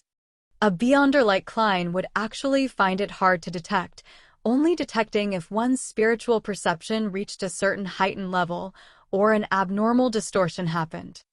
They made eye contact, and the pale young man with messy black hair walked towards him with an expression looking as though he was half sleepwalking and half insane. He stopped before Klein and stared at him. Suddenly, he guffawed. Haha, it's the smell of death. Ah! Before he was done talking, he suddenly screamed tragically. His eyes shut tightly as liquid with the color of blood flowed out. Ah! Darn it! The young man covered his eyes and hugged his head. He struggled on the ground and only calmed down after a while. He then lay there panting. During the entire process, not a single customer or stall vendor looked over.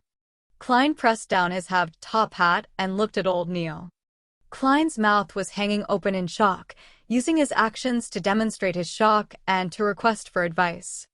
Don't mind him. He's Adamasol, an orphan, nicknamed Monster. He was born with high spiritual perception, and he has always been able to see things that he shouldn't, hear voices that he shouldn't. Hence, he is always raving and often getting hurt. Old Neil shook his head as he explained. He could tell that my body was once dead? Klein knitted his eyebrows and lowered his voice as he asked in doubt, haven't the Nighthawks, mandated Punishers, or the machinery hive mind ever thought of taking him in? No, we do not have the sequence potion that suits him, said old Neil with a sigh. Right, he was born with the starting point of half a sequence. Klein asked again curiously. What sequence pathway suits him? The sequence 9 that suits him is called Monster. His nickname came from there. It's a pity that only the life school of thought has control over the sequence pathway's beginning, old Neil replied softly. He tried to keep the conversation between him and Klein from the people around them to avoid leaking information to mysticism aficionados. Life school of thought? Klein recalled the information he had previously read.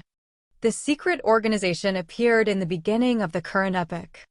Its actual origins were unknown, but it was mainly passed down by a master and disciple. Their theories and beliefs were hardly known.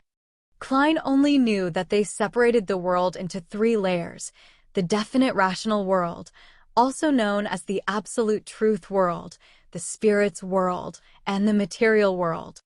Rumor had it that the secret organization had once produced a soothsayer. Wasn't that a sequence pathway that corresponded to Seer? Confusing, really confusing. Klein shook his head and saw Adamasol struggle to get up and then wander off to another corner. He reorganized his thoughts and followed behind old Neil. They walked past one stall after another. There were plants like moonflower, fingered citron, night vanilla, and mineral resources like silver, topaz, ruby, and so on. It's really very well equipped, Klein muttered softly. The mysticism aficionados of all ages and genders around him would be stopping, distinguishing, or talking at times. It gave the area a bustling vibe. Walk around on your own. I am going to settle my bill. Old Neil pointed at one of the 2 rooms at the end. All right. Klein nodded without thought. He strolled with his black cane and came before a stall which sold self-made amulets. He took a careful look at it for a while. Just when Klein prepared to speak with the seller, he suddenly heard someone asking the stall behind him, "Is this powder ground from cow teeth pianol?" Cow teeth pianol? Isn't that one of the supplementary ingredients of the spectator potion? Klein thought, then turned around to look at the inquirer. Justice had repeated the formula for the potion several times, so Klein had been left with a remarkably clear impression of the ingredients. Chapter 69. Protection Amulet. Klein looked over and saw the person inquiring about the cow teeth pianol. The man was less than a meter away from him. He was wearing a black suit and a halved top hat of the same color. He had a cane adorned with silver in his hand and a pair of gold-framed spectacles on his face. He had a refined bearing. Yes, do you need it? This can here costs 3 soldi. The owner of the stall was wearing a long black robe, one filled mysticism traits. The inquirer, whose sideburns were pale yellow, thought for a moment before saying, "Can it be cheaper? I still need to buy other ingredients too. For example, this bottle of white-edged sunflower petals." The stall owner considered for a few seconds before grudgingly replying, 2 soldi and 6 pence. I don't think you can find a price cheaper than that. Klein immediately felt that he was overthinking things after seeing how the bespectacled man was buying ingredients other than the cow teeth pianol. However, he still tapped his glabella twice as an act of caution. He swept the man with his spirit vision. No problems. He looks very healthy. His emotions are all right too. Mister, you need to keep this up. Klein retracted his gaze, turned around, and looked at the stall selling homemade amulets once again. The amulets were placed neatly before him. Some of them were made of pure silver, some with steel, others forged from gold. But only a few of the amulets had a weak aura emanating from them, some crimson, some pale white, some golden. This meant that some of them had weak traces of spirituality and were definitely effective to a certain extent. Klein looked at the amulets carefully and confirmed that the stall owner making the amulets had some foundation in mysticism. The stall owner did not make any mistakes matching the different energy sources to the different incantations. He was also extremely accurate at choosing the materials that corresponded to the different energy sources. Of course, a mere mysticism aficionado would definitely make some mistakes. Klein noticed that the stall owner did not fully understand the incantations. One could not create an incantation simply by translating the content of the prayer into Hermes. The incantations had to follow a certain format that followed unique rules. The other problem was that the stall owner had made mistakes of varying degrees when he was choosing a suitable symbol for the energy sources. That explained why there were only 2 or 3 amulets releasing the faint light out of the dozens that were laid before him. As for how much of an effect the 2 to 3 amulets would have, Klein could only say that it was better than nothing. An amulet that was truly equipped with obvious effects needed the craftsman to release his spirituality from a blade while carving the incantations and symbols. If one wanted even better results, they would have to supplement it with ritualistic magic. And these 2 things were not something an ordinary person could achieve. Klein tapped his glabella twice, then pointed at the upper left corner of the stall with his black cane. How much for these 2? He did not ask about the amulets that had a rudimentary colored aura, but half-completed items. Other than external shape, they had not been carved with incantations or symbols. To Klein, there was no reason to purchase the amulets that had weak effects. What he wanted to do was to transform the half-completed amulets into true amulets. I'll make amulets that can protect a person from danger, one each for Benson and Melissa. As for my own, I can ask the Nighthawks to supply me with the ingredients. Man, I must have been influenced by old Neil. I don't feel any guilt when doing something like that. Klein's mind wandered as he watched the stall owner pick up the half-completed silver amulets. The first silver amulet was elongated and had a cavity in the middle. Around it were patterns of angel-like feathers. The craftsmanship was intricate and was very beautiful. The other was simple, almost completely devoid of any additional decorations or carvings. It had a vertical line representing the night and a circle representing the crimson moon. Klein, who paid much attention to appearances, took a liking to them immediately.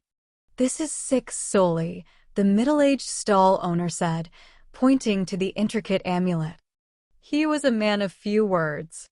After pausing for a while, he rubbed the simpler piece and said, "This is 5 solely 3 pence. That's too expensive." They are still far from being an amulet. Klein had slowly been influenced by Benson and Melissa, so he had begun cultivating the habit of haggling. After a battle of words, he bought the 2 silver accessories at 5 solely 6 pence and 4 solely 9 pence, respectively. Yeah, they can only be considered silver accessories for the time being. Klein had that in mind. The 10 solely 3 pence was deducted from the reimbursement he received for his divination club membership. Klein received the 2 silver accessories and placed them into his pocket.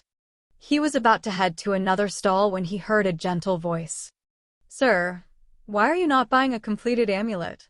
Klein turned his head over and found a teenage girl asking him the question. She was about 15 years of age and wore a lacy yellow dress while holding on to a veiled hat with a ribbon. "It's because I intend to make my own amulets." "As you know, that is the wish of every aficionado of mysticism," Klein minced his words and answered. He did not wish to make the stall owner think that he was trying to snatch his business, even though he had considered using his skill to earn a quick buck. The teenage girl had naturally curly brown hair, and her face was adorable due to her baby fat. She looked at Klein with her light blue eyes and asked sincerely, "Can I seek your advice on choosing an amulet?" "Well, I was introduced here by a friend. I've been here several times and have a deep interest in mysticism. But I still do not know too much about it, and she, my friend, is going to turn 16 soon. I wish to select an amulet as a gift to her. I didn't bring her along as I want it to be a surprise. I had previously sought her advice, but I cannot remember a lot of the critical points." Klein gave a gentlemanly smile. "What kind of protection amulets are you looking for? Something to avert disasters? Something to avoid illnesses? Something that gives fortune?" Different requirements would require different energy sources, which means that they must point to different gods. Different gods would have different corresponding constellations, and the different constellations would mean that different materials have to be used. For example, the incantation for averting disasters would belong to the Empress of Disaster and Horror, who is the Evernight goddess. As mysticism aficionados, we all know that the symbol of the Evernight goddess is the moon. The corresponding metal would thus be pure silver. Therefore, if we hope to avert disasters, it is best that we choose an amulet that is made of pure silver and has the corresponding incantations. We would also have to make sure that the incantations are of the correct language and format. The corresponding symbol of the Empress of Disaster and Horror means the path number, the spell's characteristic, and the relative positions of the symbols, etc., must also be correct. But this is too complicated, and there's no need for me to explain this for you," Klein added inwardly. The girl's eyes sparkled. She asked with a little doubt, "Can a follower of the goddess wear an amulet belonging to another god?" "No problem. The gods do not mind such small matters," Klein consoled her. It was not a problem for the person wearing the amulet, but the person creating the amulet had to be careful. If a believer of the Lord of Storms were to craft an amulet of the eternal blazing sun, they would most likely receive something malicious. Of course, these referred to amulets requiring the aid of ritualistic magic. The craftsman need not pay much attention to this otherwise. The teenage girl heaved a sigh of relief. I hope to get her an amulet for good health. Which deity should I choose from? The eternal blazing sun, Mother Earth, or the god of knowledge and wisdom? There should be no problem with the eternal blazing sun and Mother Earth. The former is represented by the sun while the latter is represented by the bronze star. Klein smiled as he said, the material of the sun is gold, while the metal that symbolizes the bronze star is lead. I would suggest the sun, but I do not know if you brought enough money along with you. The reason for his suggestion was because he had noticed that among the 3 amulets with a rudimentary spiritual glow, one of them was a health amulet that came under the domain of the sun. Isn't this? Before the teenage girl finished her sentence, she stopped and warily looked at the stall owner who was waiting silently. She thought for a moment before asking, after I decide on the material, how should I distinguish the incantation and corresponding symbols? Do you know Hermes? Klein asked instead. I just started learning it, the teenage girl replied, a little embarrassed. Then let me choose it for you. Klein pointed at the health amulet made of gold and said, this one has no problems, be it in the incantations or the representing symbol. The teenage girl lifted the edges of her dress and squatted in front of the amulet. She picked up the health amulet with designs of the sun's rays around its edges. She felt as though the amulet was nourishing her, making her feel completely relaxed. Thank you, thank you. She stood up and curtsied in gratitude. Klein laughed and said, I'll leave the rest to you and the stall owner. I have other things to tend to. He looked at the stall owner as he spoke and noticed that the man had a weird look in his eyes, as if deciding if he had to give a cut of the profit to Klein.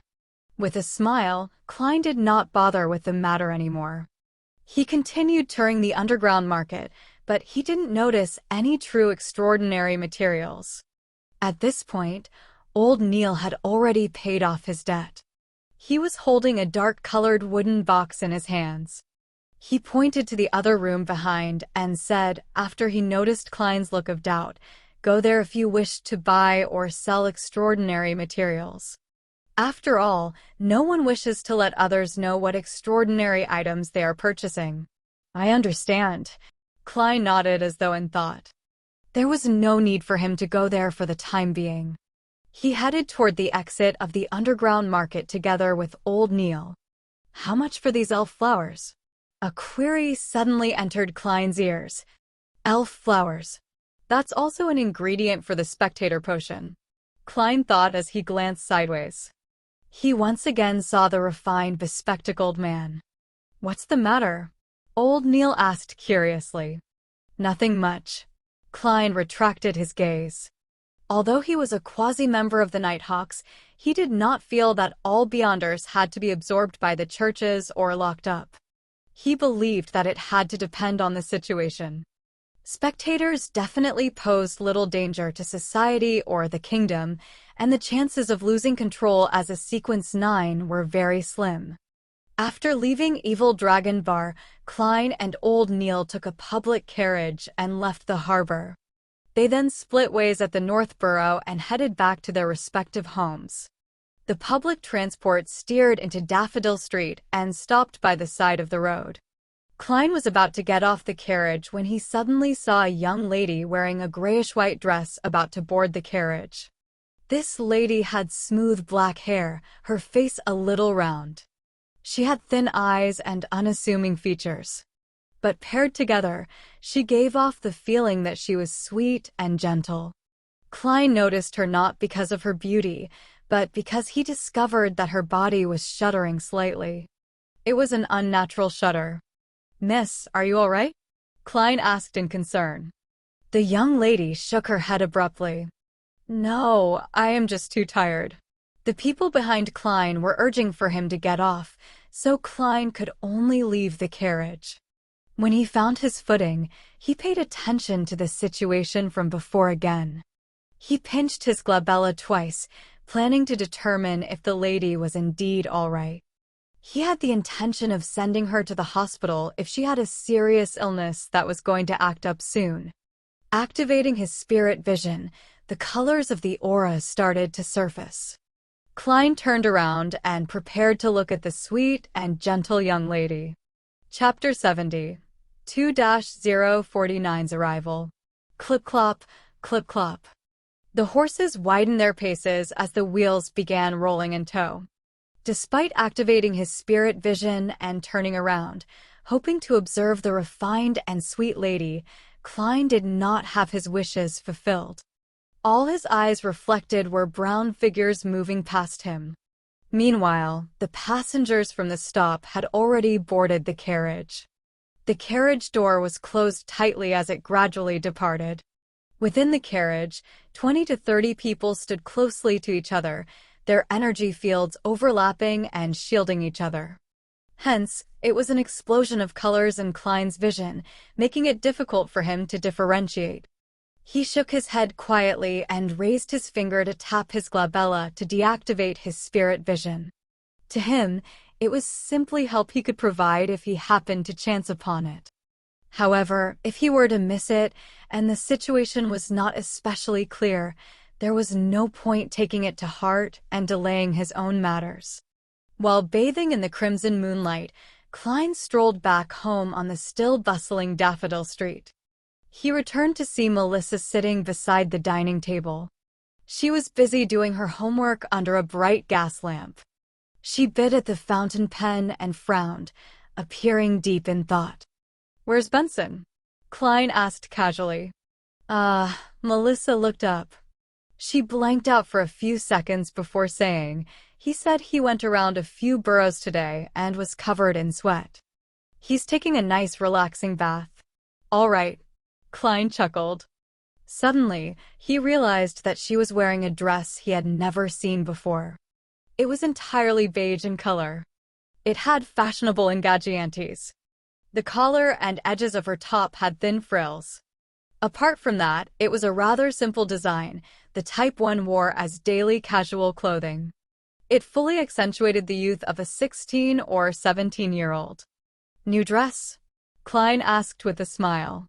It was a purchase that he and Benson had insisted upon. Melissa answered in the affirmative tersely. "I just took it back from Mrs. Rochelle. I was thinking that since I had to wash it later, I might as well try it on first." Klein was rather puzzled when he heard that. "Mrs. Rochelle? Wasn't she our former neighbor?" Melissa nodded and explained in all seriousness, "Mrs. Rochelle is actually a seamstress, but she was quite unlucky. She had no choice but to sew and mend clothes for others at home. She leads a pretty tough life. I knew that she had pretty good skill, and the price she quoted is cheaper than at a women's clothing store. Furthermore, it's very well tailored to my figure, so I ordered a new skirt from her. It only cost 9 soldi and 5 pence and took only a few days. A dress of a similar style would cost 3/2 of a pound at Harrods department store. What a frugal girl. Sis, I know that at least half the reason is due to your pity of Mrs. Rochelle." Klein did not reproach Melissa for deciding things for herself. Instead, he said with a smile, "When did you go to Harrods?" "That was at House Street, near the Divination Club. It was somewhere where the middle class shopped." Melissa was momentarily at a loss for words. It took her a long while before she said, "It was Selena and Elizabeth. They insisted I accompany them. I actually prefer gears more. I like places with steam and machinery. Yeah, it's quite, nice for a girl to occasionally shop at a department store." Klein laughed as he comforted his sister. After some idle talk, he briskly walked to the second floor, hoping to wash away the repulsive mixed smells from the bar. Just as he was about to return to his bedroom to get a change of clothes, he suddenly heard sounds coming from the bathroom close to the balcony. A few seconds later, Benson stepped out while drying his gradually receding hairline. "How was it? Did you compliment Melissa's new dress?" He shot a glance at Klein and asked with a smile. I guess I forgot. All I did was ask where it was done. Klein thought for a moment as he said. Benson immediately chortled and shook his head. How unbecoming of an elder brother. When Melissa received the dress, she couldn't bear putting it down. After rushing to cook and wash the dishes, she immediately wore the dress and has refused to take it off ever since. Wasn't she planning on changing after showering? She can wash and starch the clothes while doing so. Klein subconsciously refuted with the explanation that Melissa had given. Tisk, Benson sighed. It's been scorching the past few days. She was busy in the kitchen for a long time, so I believe she would feel much better doing her homework after a shower. That's right. Klein was suddenly enlightened as he gave his brother a knowing smile. So that's what kind of person you are, Melissa. There's nothing wrong with a girl caring for her appearance. There's no need to find excuses. The corners of his mouth curved up as he shook his head gently before walking into his bedroom. While he was showering, Klein faintly heard knocking downstairs. He immediately wondered. Doesn't the worker who's in charge of collecting coins for the gas meter come only once every 2 weeks? Could it be Mrs. Shout from next door? That can't be. It's said that this lady strictly abides by the etiquette of middle-class society. She would not visit at an inappropriate time. In his puzzlement, Klein wiped dry his body. Wearing old but comfortable shirt and trousers, he came down the stairs. He surveyed the area but did not notice any strangers. He asked, was someone at the door just now? Benson, who was reading the newspapers casually, said with a smile, it was Bitch Mountbatten, one of the policemen in charge of Iron Cross Street. He asked if we met an 18 or 19-year-old boy who has a rotund face. He even gave us a sketch to identify. Unfortunately, neither one of us have seen him, or we would have received a reward. What about you? Nope. Klein had a general idea what was happening. Instigator Triss had successfully escaped the evil dragon bar at the harbor. He had escaped somewhere close to Iron Cross Street and Daffodil Street. Therefore, the police were making visits from door to door. And to go this far made it clear that the operation of nabbing the instigator had completely failed. Klein did not bother himself with the situation. He had yet to begin combat training. He only had basic mastery of shooting, so to consider dealing with a natural assassin was simply using his life as a joke. He did not sleep well that night. He kept worrying that the instigator would infiltrate their house to hide, causing another massacre. Thankfully, Daffodil Street was quiet the entire night, with the morning sun rays dispersing all the fog. The relaxed Klein changed into formal attire, wore his top hat, held his cane, and went all the way to Zitland Street. He greeted Roseanne at the reception hall. Good morning, Klein, replied Roseanne happily. She suppressed her voice and said, I heard the huge operation last night failed. The operation to nab Instigator Triss? Klein asked in curiosity. Yeah, Roseanne nodded heavily. She shot a glance at the partition and said, apparently an informant of the mandated punishers discovered the instigator at the harbor.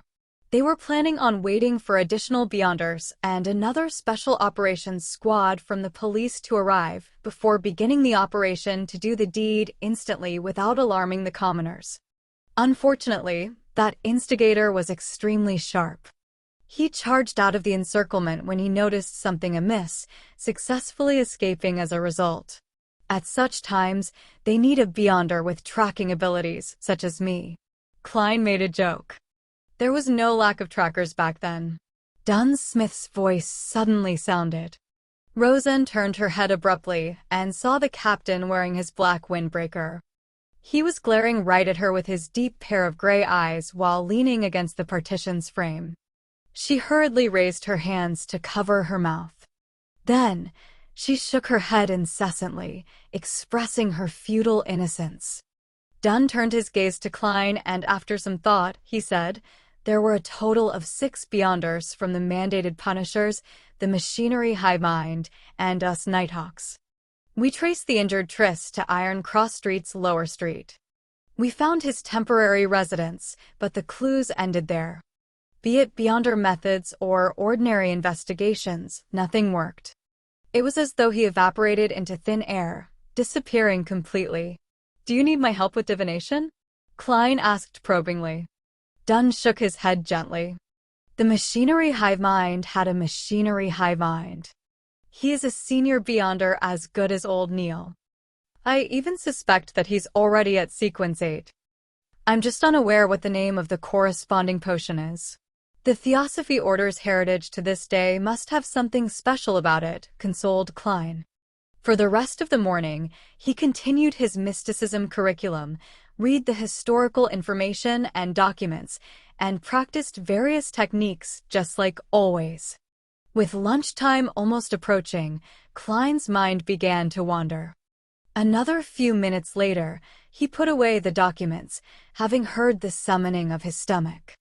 At that moment, Dunn Smith came into the clerk office. He said in a deep but mild manner, "Klein, follow me to Cheney's Gate. Sealed artifact 2-049 has arrived. The subsequent operation might require your sensing of that notebook." "All right," Klein got up and replied. His thoughts became scrambled. He imagined how the sealed item would look or if the operation would be dangerous. While in this rather tense silence, he followed Dunn down the stairs and into the tunnel. After going straight at the intersection, Dunn suddenly stopped and turned his head, saying sternly, "Do this action together with me. Keep doing it and absolutely do not stop. Remember, absolutely do not stop. This is for your own safety." While speaking, Dunn bent his arm followed by extending it. He repeated this action without stopping. Klein looked at the captain demonstrate in a befuddled manner. Suddenly enlightened, he asked, "Has this got to do with the uniqueness of the sealed artifact?" "Yes," Dunn nodded with abnormal seriousness. "Repeating such an action will allow us to discover if anything happens to you immediately. Saving you in time will not result in any life-threatening dangers." "Okay." Klein did not hesitate further as he began the repeated action of bending and extending his arm. "If your arm is sore, use the other one," added Dunn. "Sealed artifact 2-049, sure is odd. What meaning does this action have? It seems very dangerous." These thoughts flashed past Klein's mind as he looked solemnly at the captain. All right. He had too many questions on his mind, but since Cheney's Gate was in sight, he had no choice but to bear with it. Besides, with my security clearance, I'll probably not learn of the details. I can only do as I'm ordered. Klein exhaled as he followed Captain Dunn to the keeper room outside Cheney's Gate. Chapter 71, Sluggish Phenomenon. Klein repeatedly bent and extended his arm as he watched Dunn push open the keeper's room with his body sideways.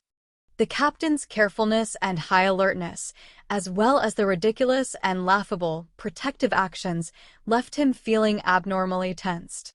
The feeling was identical to what he felt when taking tests of courage that required him to walk through spooky cemeteries at night in his youth. A Grade 2 sealed artifact. Dangerous. To be used with care and moderation. It is something even a formal Nighthawk member does not know the details to. It is unknown how dangerous it is. Amid his tense nerves, Klein found it impossible to curb himself from overthinking. At that moment, his brain suddenly turned numb as though a power switch had been flicked off. Everything in Klein's vision turned slow. Even his arm actions shared the same fate. He saw Captain Dunn stop in his tracks.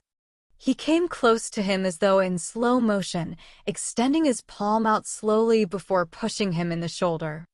Suddenly, Klein's thought processes and vision were restored to normal at the same time. It was as though everything from before was just an illusion. "What happened?" he whispered amid his fright and confusion. Dunn shook his head and said in a deep voice, "Observe carefully." The moment he finished his sentence, he turned around and walked into the keeper's room. Klein followed closely behind and saw 4 other people in the room. They were either seated or standing. One of them was the midnight poet Leonard. The other 3 were people Klein had never met before. However, all of them shared a common trait. They were all doing the extending and bending arm exercise with utmost seriousness. Klein Moretti has a miraculous connection with the Antigonus family's notebook. Dunn gave a brief introduction. Then, he pointed to the other 3 strangers and said, "These lady and gentlemen are colleagues from the Backlund diocese. They escorted sealed artifact 2-049 here. This is Madame Lorata, Sequence 8 Gravedigger. She is a master sharpshooter." At that moment, the black-haired woman who looked about 30 nodded at Klein in a friendly manner. She looked pretty good. She did not wear a hat and was dressed in what appeared like male attire, a black coat with a white shirt, tight black trousers, and black leather boots. The corners of her mouth were slightly curved up.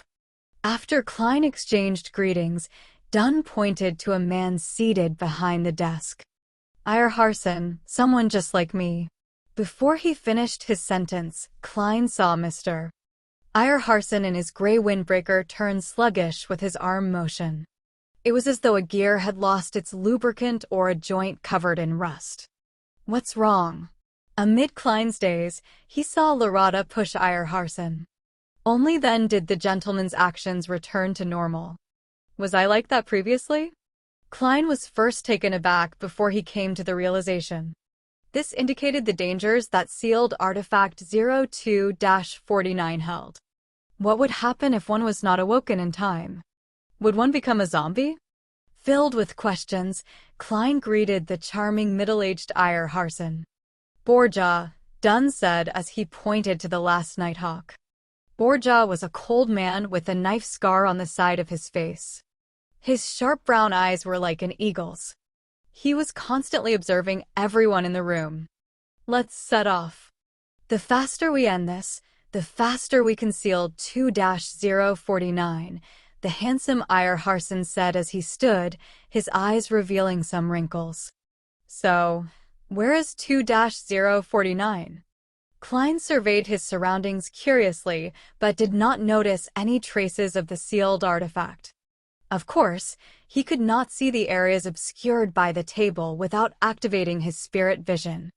"All right," Dunn turned and looked at Leonard Mitchell. "You'll be in charge of driving. It is best not to involve Cesare with matters like this."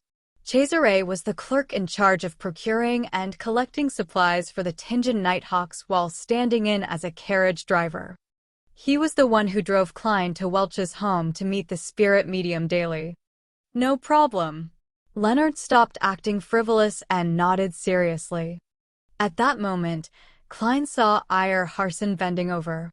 He picked up a black metal chest which had been obscured by the table. The chest was carved with resplendent stars and the crimson full moon. It was as though there was a formless barrier around the chest. The sealed artifact should be inside there? "I wonder what 2-049 looks like." Klein observed the chest curiously. Thump, thump, thump. Violent knocking sounds suddenly erupted from the black chest. Even the surface of the chest bulged time and time again. Thump, thump, thump. It was as though something horrifying had awakened within the chest and was pounding wildly. The sound of the knocking was beaten into the hearts of everyone present. "It's alive?" Just as Klein had a thought, he saw Captain Dunn's arm exercises turning sluggish, as if his joints were layered with glue. Borgia, the Nighthawk from Backlund, pushed Dunn's shoulder, allowing him to recover. It's like doing the robot dance when one is affected by 2-049. If all of us are under its influence, wouldn't we be some awkward dance squad? Luckily, 2-049 seems capable of only influencing one person at a time. Klein lampooned to relax his tense nerves. He did not dare halt his arm exercises. He followed Dunn's lead and left his cane behind. He then followed behind the 5 Nighthawks through the tunnel and up the stairs to the second floor of the Blackthorn Security Company.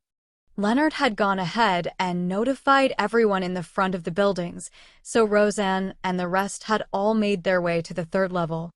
These incidents rarely involved them, but they were not completely alien to them. Another Nighthawk, Kenley, had replaced Dunn in his watch over Cheney's gate. Klein heaved a sigh of relief when he reached the carriage. He looked suspiciously out the window and said, "Won't 2-049 affect the ordinary people on the streets?" From their journey underground to the carriage, sealed artifact 2-049 had already caused 6 sluggish incidents, 2 of which were targeted at him. He had been jolted awake by Captain Dunn and Leonard Mitchell respectively. The rate of the sluggish effect was rather alarming. No worries, 2-049 will target humanoid creatures within 5 meters of it first. The closer you are to it, the easier it is for you to be chosen.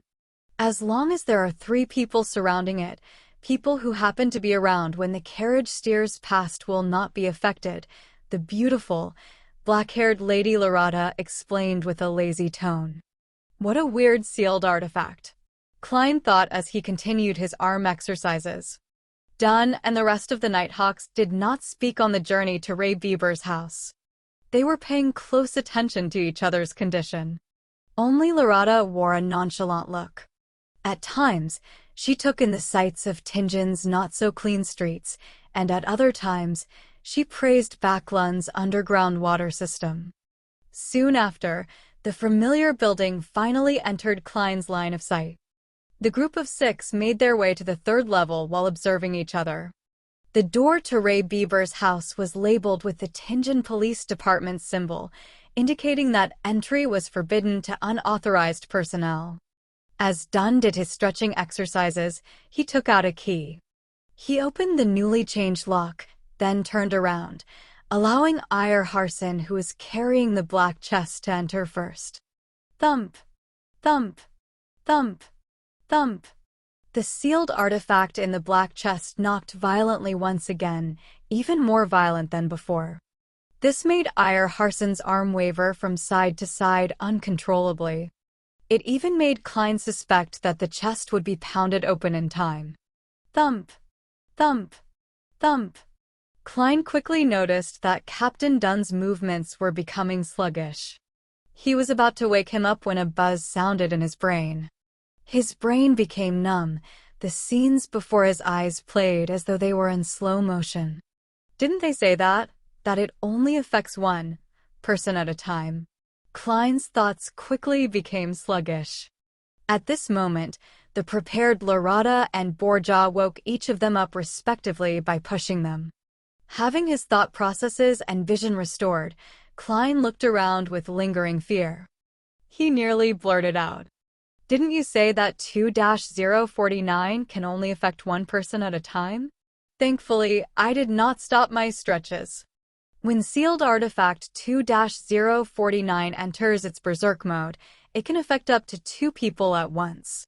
We can confirm that Ray Bieber is indeed a descendant of the Antigonus family, Ire Harson said with a mechanical tone. Lorota let out a faint laugh. She looked at Klein and said, 2-049 becomes very agitated when it meets a descendant of the Antigonus family, even if only their scent remains. Its abilities would also increase considerably. I believe you would be able to understand its feelings.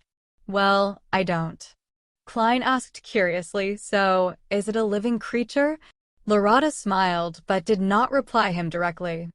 You'll know in a while. As long as Ray Bieber hasn't escaped Tingen, 2-049 will lead us to him. Klein could only put his other questions on hold as he walked around the room with the Nighthawks. Amid the loud and violent thumping from the chest, they locked the door, walked down the stairs, and returned to the carriage. Ire Harson looked out the window several times and confirmed that there were no pedestrians within a 5-meter radius of them. He then placed the black chest on the ground and twisted the mechanical switch to release its spiritual restraints. The violent thumping stopped suddenly, slipping the entire carriage into silence. Not even the breaths of the nighthawks could be heard. Klein held his breath as the black chest opened slowly. A sharp creak that hurt his ears could be heard. Creak! The chest fell as a slender brown arm extended out of the chest. It was about the length of a child's finger. Two arms pressed forward one after another as an object about the size a normal human being's palm appeared bit by bit in front of Klein and company. It had clear elbow, finger, and knee joints. Covered in an oil-stained brown cloth, its face was painted with the colors of a clown, red and yellow. It was a wooden puppet with a weird appearance. 2-049 lifted its head and looked at Klein with its pure black eyes. Its rigid mouth slowly parted to reveal a clown-like smile. Chapter 72. Tracking. The wooden puppet's face was painted in red and yellow like the common clown. The corners of its mouth were upturned high, revealing an abnormally comical smile. Its lips parted to reveal a dark and deep mouth. Klein, who had locked his gaze with it, felt his hair stand as intense horror leaped out of his heart in an uncontrollable manner. Everything before his eyes grew dull, as though he was looking at the world through a piece of thick brown glass.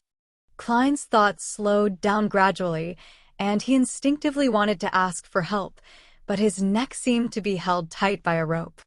He couldn't make a single sound, and the single word was trapped in silence. Just then, Dunn noticed his arm exercises becoming sluggish and pushed him heavily. The brown glass before Klein's eyes shattered in an instant. He blurted out the word, "help," which had remained dormant in his throat. It reverberated within the carriage with sharp panic. "It's getting stronger," Klein spoke in a very certain tone. Being next to a strange sealed artifact like 2-049 really placed on in terrifying peril if they were not careful. No, it was totally impossible to guard against it. It could only be avoided through other methods. "It's normal," Harson said steadily, nodding. Lorada chuckled. "It seems to like you? Don't worry.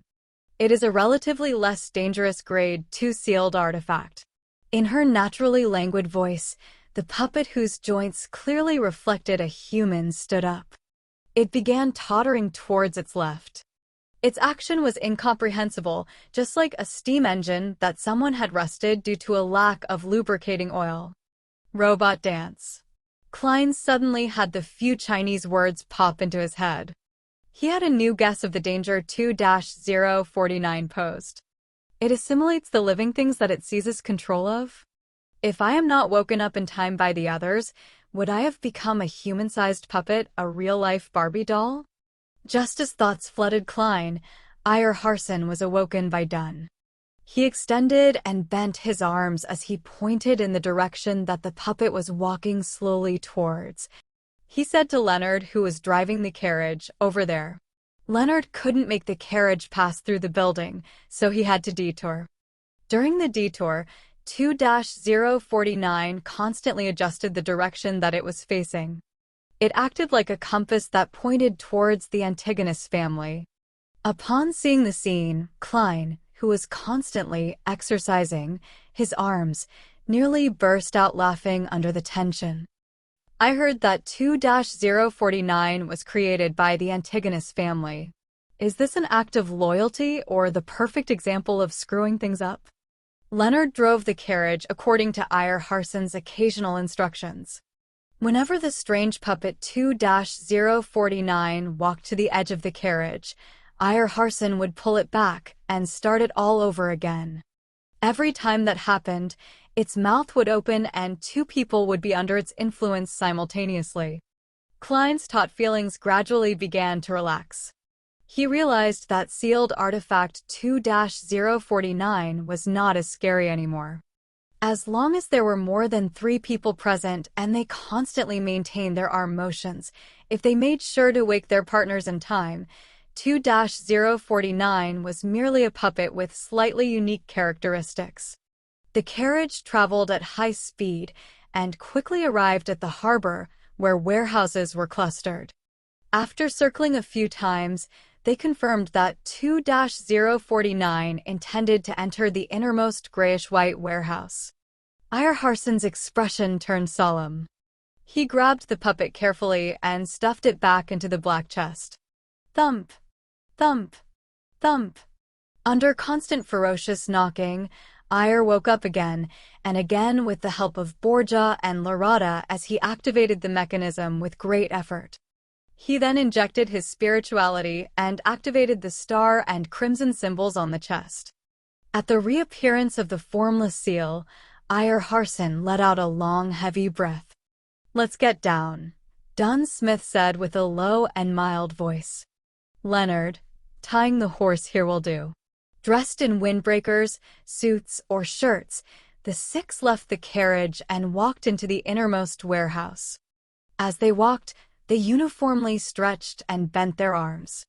This added a comical and ridiculous vibe to the rather tense situation. The Nighthawk Awkward Dance Squad. Klein could only complain inwardly to ease such a feeling. However, there was no other way around it. According to his observations, 2-049 first affected the upper body. Therefore, to detect it in time to prevent a more dangerous situation from developing, they only had the choice of extending and bending their arms, shake their necks or bodies. However, the latter only made one look like a hooligan.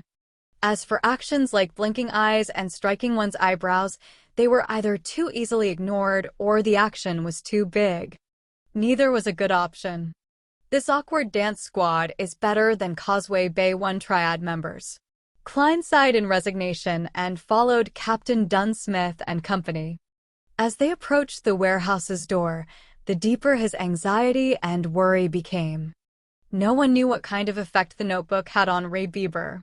If something dire happened, Klein did not dare pin his hopes on transmigrating again. Furthermore, he discovered that he could still be injured and bleed while chopping ingredients for dinner. The speed at which he recovered at was normal too. He wasn't some kind of monster that was impervious to combat or death. As they walked, Dunn suddenly lowered his non-moving hand and made a pressing gesture to beckon everyone to stop 10 meters away from the warehouse's door. "Klein, divine if there is any danger in the warehouse." "It'd be better if you could tell the level of danger," Dunn said as he turned his head to Klein. His gray eyes looked deep as usual. There was no fear. Klein gave an unnoticeable nod and stopped the hand exercise. He extended his right hand to his left cuff and removed the silver chain that had a hanging piece of topaz. As he was still moving his arms, Dunn realized his sluggish actions in time and woke him up with a nudge. Klein held the silver chain with his left hand and allowed the topaz to hang down naturally. Simultaneously, he moved his right arm, but with a much smaller range of motion. When the topaz stabilized, he half closed his eyes, outlined the spherical light, and entered cogitation. He then mumbled, "There's danger in the warehouse. There's danger in the warehouse." After 7 times, he opened his eyes and saw the hanging topaz slowly going in clockwise circles. It turned faster and faster, and in the end, Klein felt like it was pulling his left hand. "There's danger, great danger," Klein replied honestly. Clockwise meant affirmation to the chanted statement, while counterclockwise meant denial. To other Beyonders, even a mystery prior, using spirit dowsing could only determine if there was danger, but it was unable to obtain information regarding the level of danger. However, Klein discovered that when he used spirit dowsing, the pendulum would spin at different speeds, revealing the degree of the answer. Although it was not very accurate and extremely vague, it allowed one to have a rough assessment of the actual situation. As expected of a seer potion, Klein was rather happy with the outcome. Just as he was about to put away the topaz pendulum, Leonard Mitchell, who had maintained his silence, suddenly spoke. "Divine if there is danger around us also." Dunn nodded in agreement. "Yes, I am worried that the secret order will not give up and that it has placed Ray Bieber's house under constant surveillance. They could have followed us here and could cause trouble at a critical moment." Klein took a deep breath and entered a calm, ethereal state once again. When the silver chain turned stable once again, he recited in his heart, "There is danger surrounding us. There is danger surrounding us." After repeating the statement, Klein opened his eyes and looked at the silver chain. In his dark brown eyes, the topaz pendulum first moved counterclockwise with difficulty. Then, it suddenly paused and started moving clockwise. "There is danger surrounding us." Klein felt a tug on his heartstrings as he spoke carefully.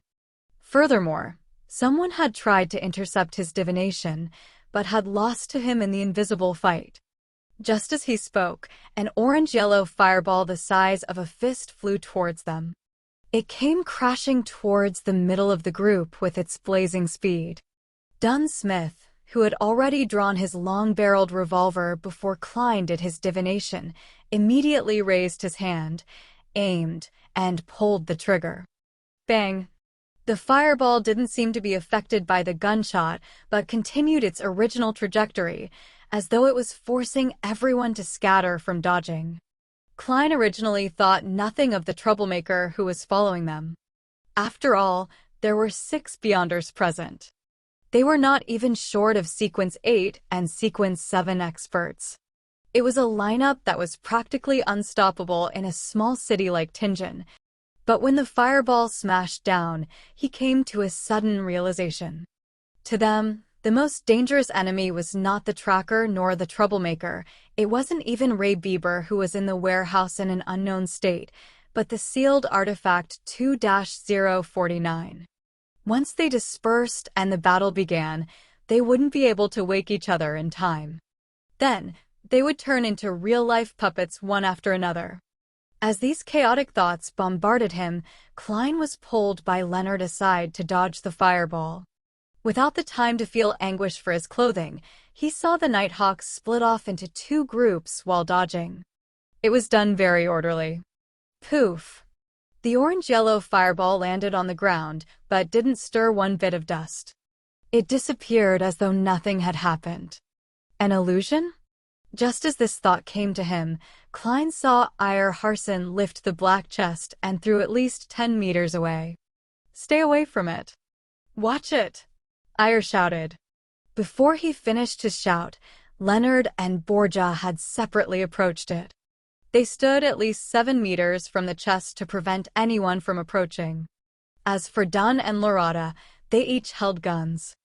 They stood beside Iyer Harson, who had drawn a thin silver sword. They took up a formation resembling a crescent as they rushed towards the origins of the fireball, while taking note of the peripheral regions. Upon seeing the scene, Klein, who needed to do the arm exercises without his cane, immediately heaved a sigh of relief. He realized he had overlooked an important matter. 2-049 had a limited range of influence. As long as they were at a sufficient distance from it, they did not need to worry about the danger.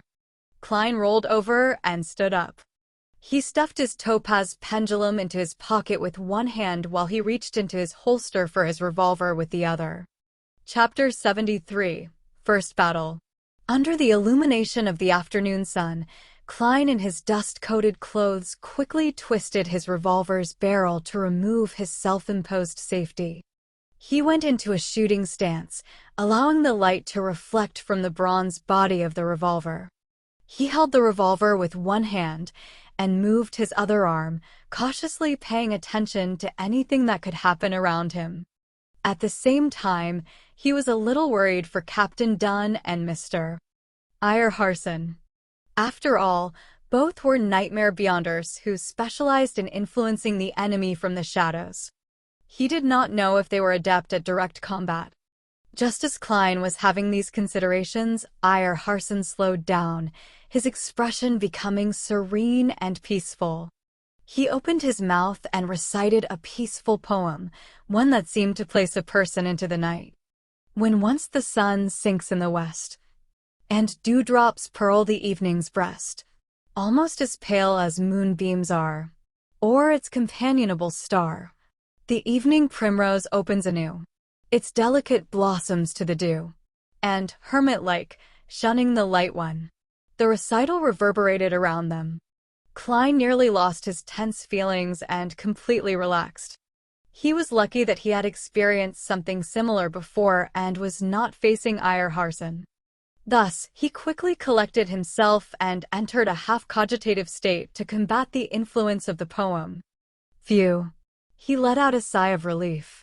He no longer had any doubts about Dunn's and Iyer's direct combat abilities.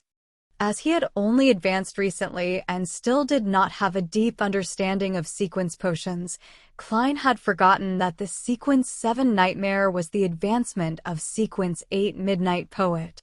They could keep whatever abilities they had before and, in fact, enjoy a small increase in their abilities. The impression Klein had of Midnight Poets all came from Leonard Mitchell. He knew that this job inherited the unique traits of a Sleepless. They were good at combat, shooting, climbing, and sensing. They were also adept in influencing the living creatures around them through the use of various poems. In simpler terms, they were violent poets. While Iyer was reciting his poem, the large wooden crates stacked up around them seemed to suddenly ripple like water. A man wearing a black tuxedo and halved top hat appeared. But this man's face was painted in 3 pastel colors: red, yellow, and white. The sides of his lips were arched high like a clown, forming a ridiculous contrast with his formal wear that was suitable for joining an evening banquet. Thud. Thud. Thud. The black-haired Lorata, who had been introduced as a sharpshooter, charged forward quickly. She had a gun in one hand and had clenched the other into a fist. She made it within inches of the suited clown in a few steps. The suited clown seemed to be affected by Iyer Harson's poem. His body was swaying, and he had a peaceful expression in his eyes. He did not have any desire to retaliate. Lorata tilted her body with a boxing maneuver as she pulled back her fist, then punched toward the suited clown's face. Bang! The air crackled as the suited clown shattered suddenly like a mirror, pieces quickly evaporating and vanishing into thin air. At this moment, the suited clown quickly appeared once again in the shadows of the wooden crates a few steps away. The suited clown's figure outline quickly appeared again. The person under the influence of the poem was only an illusion. It was a performance. The suited clown grinned again. It had a comical look as he pressed down on his halved top hat with one hand and pointed a finger gun with the other. Bang! The sound of a shot rang from the finger gun. Lorata fell to the left and rolled on the floor, dodging the attack. But nothing had happened, except for the fake gunshot. Bang! Bang! Bang! Dunn and Iyer each lifted their guns and fired steadily. The suited clown dodged adeptly, sometimes to the right and left, sometimes rolling on the ground. It was as if he was an acrobat act in a circus. Suddenly, Lorata surprisingly charged forward again. Despite being called a sharpshooter, she was still using her fists. Bam!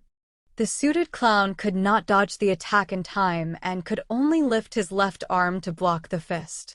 Seeing the clown stop, Dunn and Iyer did not hesitate to each take aim and pulled the trigger. At this moment, the arm that the suited clown used to block Lorata's fist ignited with an orange-yellow flame. In an instant, the flame enveloped the suited clown and spread towards Lorata. Bang! Bang! Dunn and Iyer fired their revolvers, hitting the ball of flame. The flames burned rapidly, and soon, all that was left were black ashes floating in the sky. But the suited clown once again appeared behind the stack of wooden crates close by. He lifted his right hand and pointed a finger gun once again. Bang! Amid the illusory gunshot, Lorata suddenly stopped in her tracks. She did not charge forward. Mud was splattering in front of her as a bullet appeared. The suited clown was no longer delivering an illusion with this strike. It was hard to discern real from fake, reality from illusion. Bang! Bang! Bang! The suited clown shot at Dunn and Iyer repeatedly while hiding away and appearing at random times. Upon seeing this, Lorada squinted and lifted the dull gold revolver in her left hand. Bang! The suited clown suddenly squatted down, avoiding the fatal shot. His halved top hat was sent flying backward, falling to the ground. The bullet had left a visible scorch mark on the hat. After rolling a few times on the floor, the suited clown scaled the stacks of wooden crates with the agility of a monkey. He shot air bullets out of his finger gun from the high ground. Ire Hansen took a few steps back and lowered his gun. He began his recital once again. Wastes its fair bloom upon the night, who, blindfold to its fond caresses, knows not the beauty it possesses. The suited clown jumped repeatedly between the crates. He suddenly raised his hand to scratch his ears and looked at Ire with a comical smile. Could he have stuffed his ears? The sequence potion that the secret order possesses sure is weird. Klein observed the fight from far away as he made silent guesses. Just as his thoughts flashed through him, he suddenly saw a figure appear at the top of a warehouse beside him. Furthermore, it was running straight inside where Ray Bieber was hiding. That figure was dressed in a grayish-white uniform, one which workers at the docks wore. His face also appeared to be painted red, yellow, and white. The suited clown is responsible for distracting Captain and the rest while the other person retrieved the diary. Klein instinctively raised his right hand and shot at the figure on the roof. He had just taken aim when the figure suddenly squatted, switching from running to rolling on the ground. Bang! Klein did not stop pulling the trigger. He saw the figure suddenly pause, blood blooming in a spurt. The figure looked at him in shock.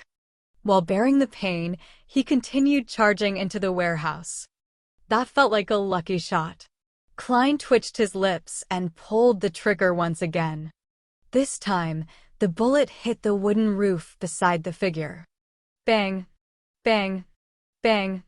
Leonard and Borja also shot, but did not hit the figure. Klein wanted to criticize how terrible their shooting skills were as compared to his when he suddenly stopped pulling the trigger. That's right. Why must we stop him? Didn't I divine that there is grave danger in the warehouse just now? Wouldn't it be great if we let that guy be the vanguard and step on the landmine for us? Leonard and that Mr. Borja must have had the same idea. With this thought, Klein lifted the barrel of his revolver and shot at the sky. Bang! Bang! Bang! As the gunshots rang, the figure managed to reach the innermost region of the warehouse unobstructed. He lunged downwards, slamming into the roof as he fell down with the collapsing roof. Immediately following the commotion, the black-haired Lorada's eyes suddenly turned black. Her left hand began making a strange pulling action. The suited clown's jumping action suddenly came to a pause as his ankle seemed to be grasped tightly by an invisible hand. Dunn did not shoot immediately and instead pointed his revolver downward. He opened his mouth and by simply using his spirituality to resonate the air around him, he produced a strange, faint, and ethereal voice without the use of his throat.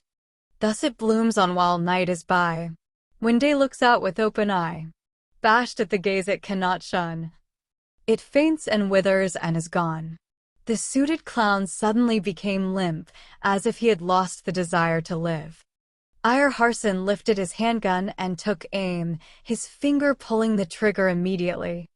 In that split second, there was an abnormal and tragic wail that came from the warehouse. Ah! The cry contained immense fear as though he had encountered an unimaginably terrifying matter.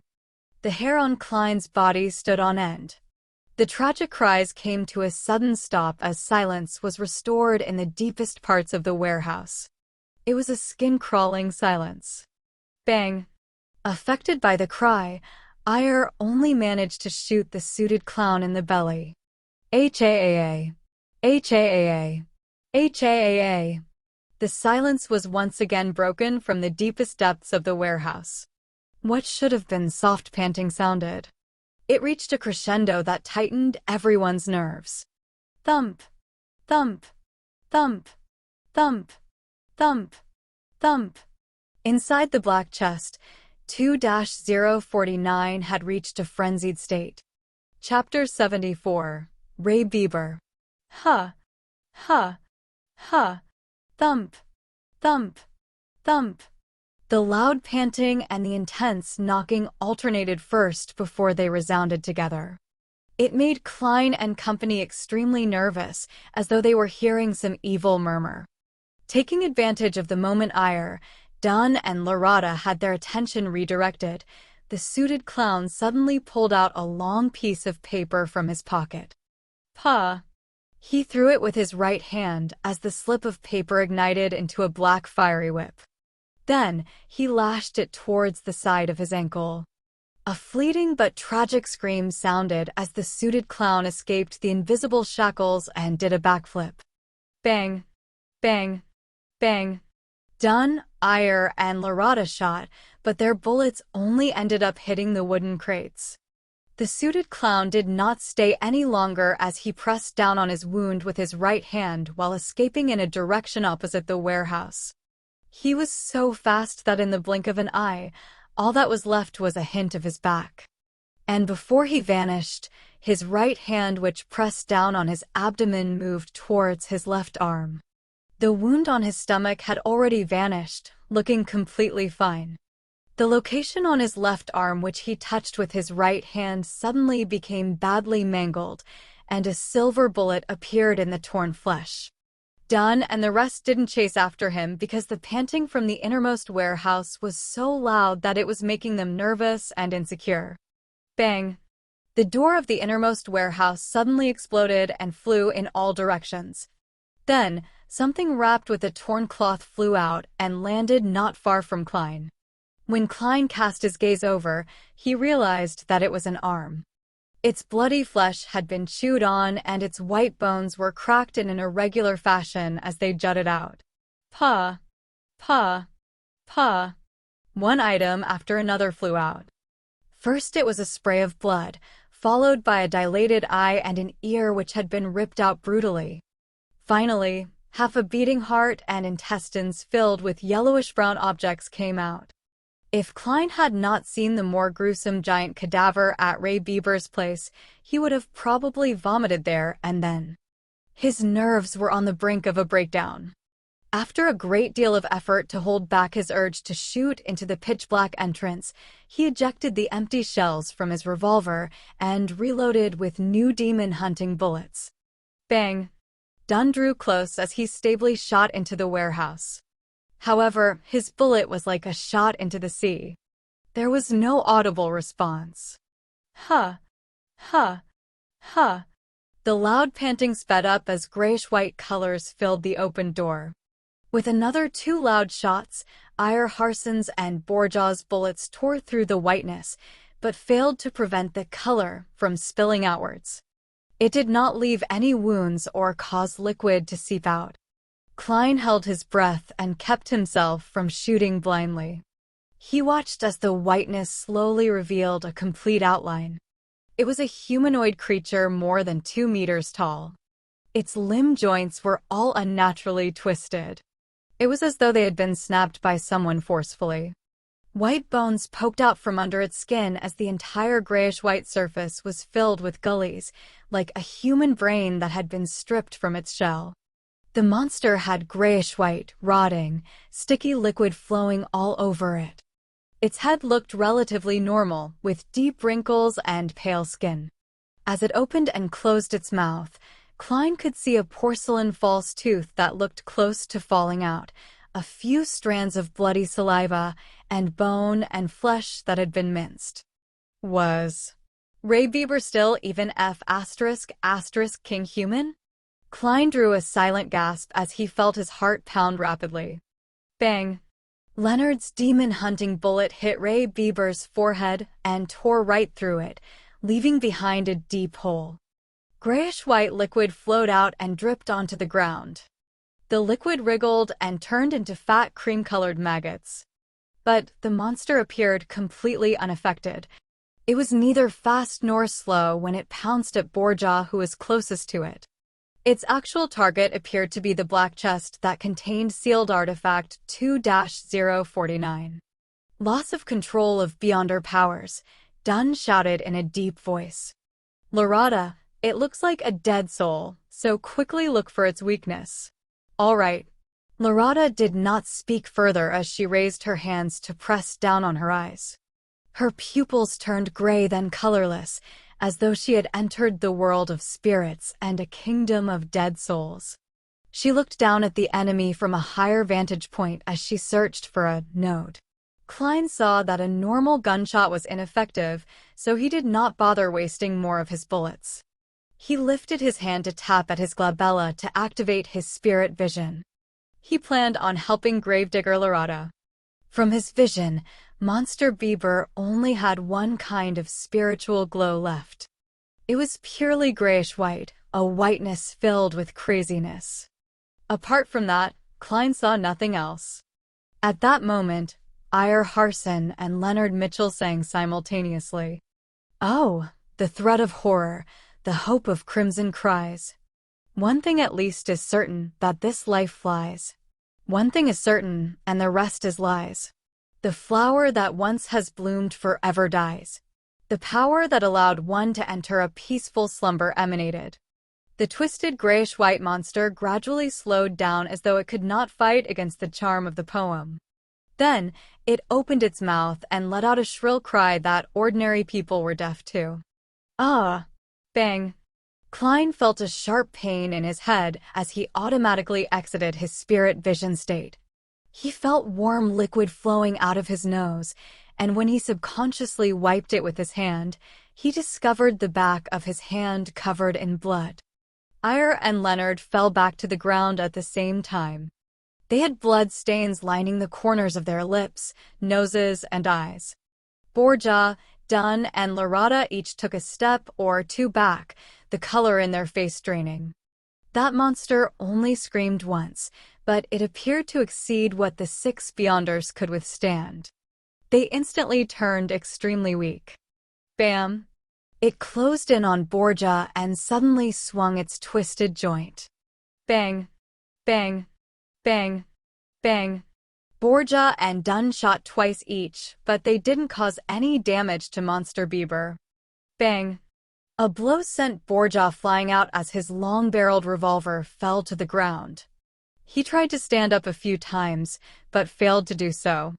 The corner of Monster Bieber's mouth had stringy liquid oozing out as it leaped towards the black chest. Bang! At that crucial moment, Ire Harson shot a bullet at the box to knock it some distance away, preventing Monster Bieber from grabbing it. Its momentum brought it forward by more than 10 meters.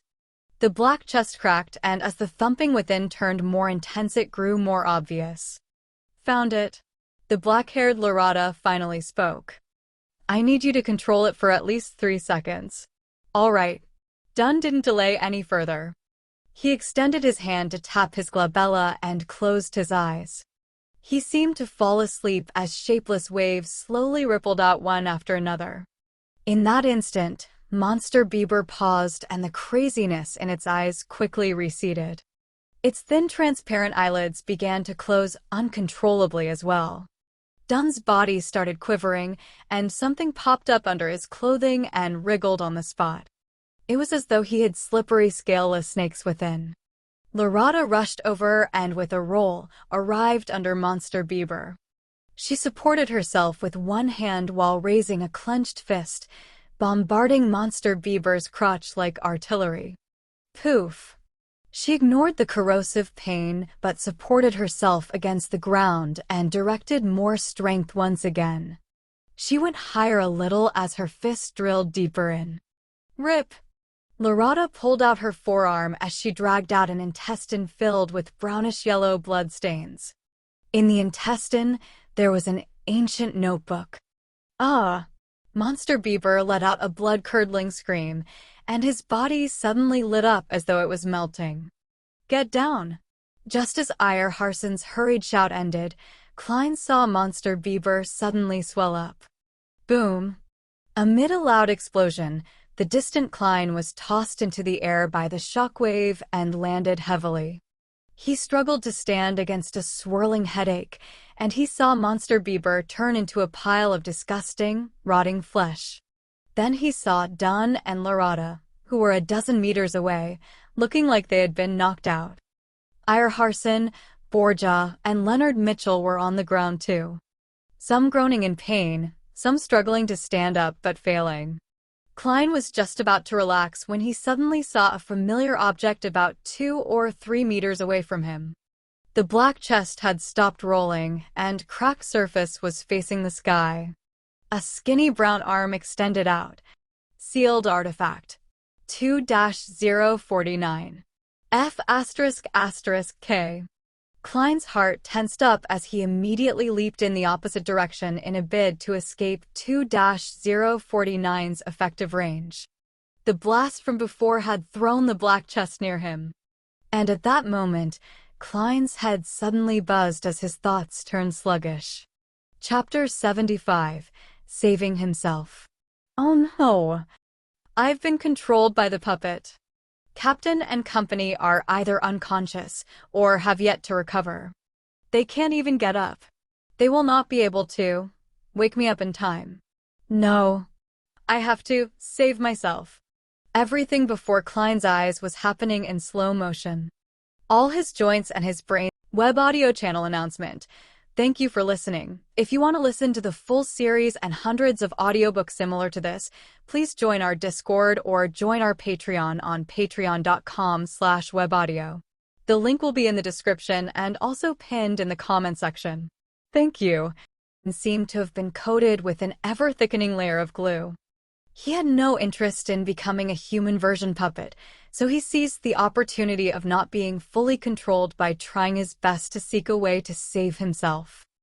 I definitely can't hit myself. There must be an external force. External force. I'll give it a try. There's no time for hesitation. Without the luxury of time to think through things, Klein came to an idea in less than 3 seconds. He moved his rusty knee joint and took a counterclockwise step. At the same time, he did not try to escape the invisible rope that hung around his throat. All he did was recite inwardly. Blessings stem from the immortal Lord of heaven and earth. He wanted to use the mysterious world above the gray fog to awaken him and escape sealed artifact 2-049's assimilation. Creak. Creak. Creak. Klein's knees and ankles let out an involved, ear-piercing sound. With a slow, contorted step, he took another step counterclockwise. Blessings stem from the Sky Lord of heaven and earth. Klein's thoughts turned increasingly sluggish as he felt as though he was a computer that had all sorts of bloatware and every antivirus software installed. He lifted his left foot in a jerky manner as he took another step in the required spot. Blessings stem from the exalted arch. Klein's thought processes turned more and more rigid and sluggish. He took the final step purely out of instinct. At that point, he knew he was almost fully under the puppet's control. Even if Harson could get up in time to save him, he would probably be unable to be awakened. But his strong desire to live made him chant the final line of the incantation. Blessings stem from the celestial worthy. Just as he finished his incantation, the extremely chaotic and hysterical shouts and murmurs sounded. They quickly took over every corner of Klein's sluggish thoughts, shattering them in the process and reducing them to thoughts he had no control over. Klein's brain became a boiling pot of potpourri as his stiff body turned light while his spirituality lifted. Endless grayish-white fog and the dark red stars of varying distances appeared once again before his eyes. It was vast, mysterious, vague, and blurry. Klein's confused mind quickly settled down as he finally regained his ability to think, only to see the magnificent palace. Phew. Thankfully, it worked. He whispered with a lingering fear. According to his previous observations, he knew that once someone fell under the control of sealed artifact 2-049, it was equivalent to death. Normally, there was no medicine that could save the victim. Luckily, his luck enhancement ritual and the mysterious world above the gray fog was not considered normal at all. After pacing a few times, Klein began considering the situation he was in. I can't just stay here the entire time, right? By the time Captain and company wakes up and gather over, I won't be able to explain the situation. As things are right now, I only have the shell of my body, nothing more zombie-like than a zombie. But if I were to take the risk and return, there's no way to guarantee my safety. What if I get controlled by 2-049 again? While suffering from his dilemma, Klein suddenly smacked himself in the forehead and could not help but chuckle softly. It looks like I haven't gotten used to my status as a seer. Before he finished his sentence, he appeared at the seat of honor in front of the long bronze table, sitting on the high-backed chair with the strange symbol. Klein extended his hand as a fountain pen appeared out of thin air. He scribbled a sentence on an illusory piece of paper. Returning to the real world is very safe. Immediately following that, Klein pulled out a projection of a spirit pendulum from his packet. After a few gatherings, he discovered that the items he brought on him were projected above the gray fog, but they were relatively illusory. Klein held the silver chain with his left hand as he allowed the topaz to nearly touch the paper. He calmed his breathing and half-closed his eyes. He calmly repeated the words on the piece of paper. Returning to the real world is very safe. Returning to the real world is very safe. After repeating it 7 times, Klein completed the divination with spirit dowsing. He opened his eyes and saw the topaz slowly oscillating, guiding the silver chain in a clockwise spin. Clockwise is an affirmation while counterclockwise is negative. Returning to the real world is very safe. Klein heaved a sigh of relief as he habitually stored the chain away. Then, he released his spirituality and wrapped his body as he simulated a plummeting state. The hazy fog and deep red stars turned ethereal and charged upward. Klein soon saw himself still in a daze in his original position. He saw the brown puppet, halfway out of the chest. He also noticed that the sealed artifact had apparently stopped all motion. His physical senses reached to his brain, and just as he was about to try to move his arm to determine his condition, he suddenly heard a voice concealed within the wind. Do you wish to be awakened? You can be saved as long as you promise me one thing. This one thing is to help me take that Antigonus family notebook. Not if you agree. I know you are still capable of completing that action. Who is it? Yes! 2-049 doesn't seem like it's attempting to control me. That's right. It will not repeatedly influence the same person. There will be a break. Klein was shocked, but he did not show it on his face. At that moment, the voice added quickly, "You can obtain additional rewards if you complete this matter. I know you are a seer. I also know that the Church of the Evernight Goddess does not have Sequence 8 that succeeds Sequence 9. But our secret order can give it to you." To be honest, I was a seer before. If not, I wouldn't have dared return. To show you my sincerity, I can now tell you that the corresponding Sequence 8 of seer is clown. Clown? Secret order. Klein nearly did not maintain his puppet state. He never made the connection between seer and clown. Were they about to become the head honchos of a circus? All right. Make your choice. Believe me, you no longer have much time left to waste. The voice sounded with the wind again. The distant Dunn and Larada were still unconscious. Borgia seemed heavily injured as he moaned without moving. Ire Harson and Leonard Mitchell were in relatively good shape as they attempted to sit up. Why me? The secret order. Is it that suited clown from before? After he escaped, he secretly returned in a bid to fish in troubled waters. Upon hearing the voice, all sorts of doubts instantly flashed through Klein's mind. Since the person said that he was a seer, Klein attempted using the thought processes of a seer to analyze the situation. He dared return because he divined hope.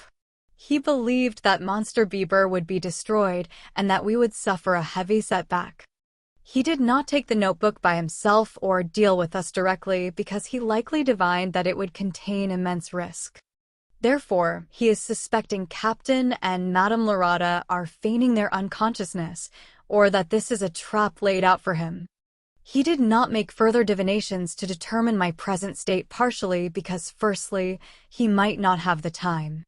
If he waited any longer, Mr. Eyerharson and company would have regained some of their combat strength.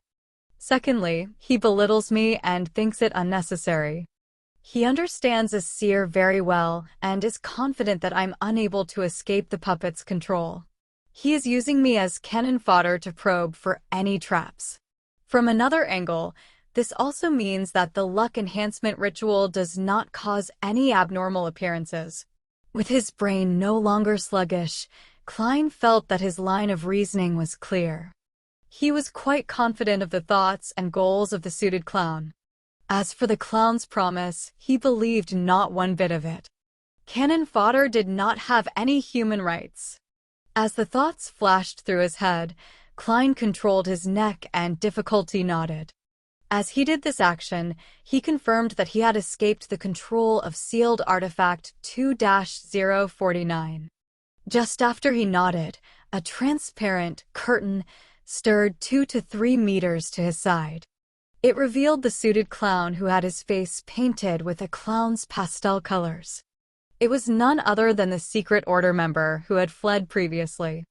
At that moment, as Klein had previously turned around in an attempt to leap out of 2-049's effective range, his back was facing the black chest and the puppet. The suited clown was in front of him to his side. First, it was to stay away from the sealed artifact, and second, to avoid his revolver's barrel. It was clear that he was very careful. The suited clown pulled out a long paper slip from his pocket and shook it vigorously until it turned straight like a wooden pole.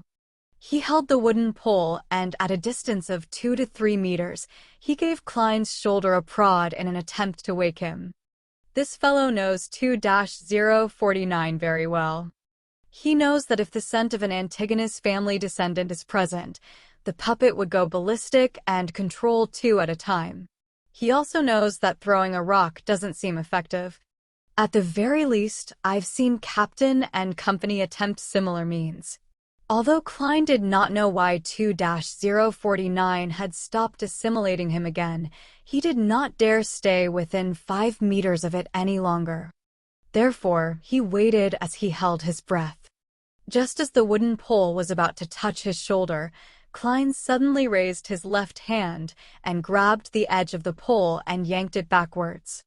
The suited clown was caught by surprise as his body was pulled forward. He staggered a few steps forward as the gap between him and Klein contracted once again. He was now less than 2 meters away. At the same time, the prepared Klein squeezed his right finger on the revolver's trigger. Bang! Bang! He shot twice, but did not aim at the suited clown. Instead, he had aimed behind him, shooting to the side of sealed artifact 2-049. Before the gunshot rang, the suited clown had taken the initiative to roll from his staggering state. He had instinctively backed off. Klein released his hand, which had grabbed the wooden pole, as he took several steps away rapidly and rushed out the danger zone. Just as the suited clown rolled twice and was about to jump backwards, his head went abuzz as his thoughts rapidly turned sluggish. No good. He forced me to dodge in the direction of the Antigonus puppet. I'm within 5 meters. How could he not be controlled by the Antigonus puppet? The suited clown stopped from his rolling as he attempted to crawl out with his seemingly rusty joints. At that moment, Klein had already turned around.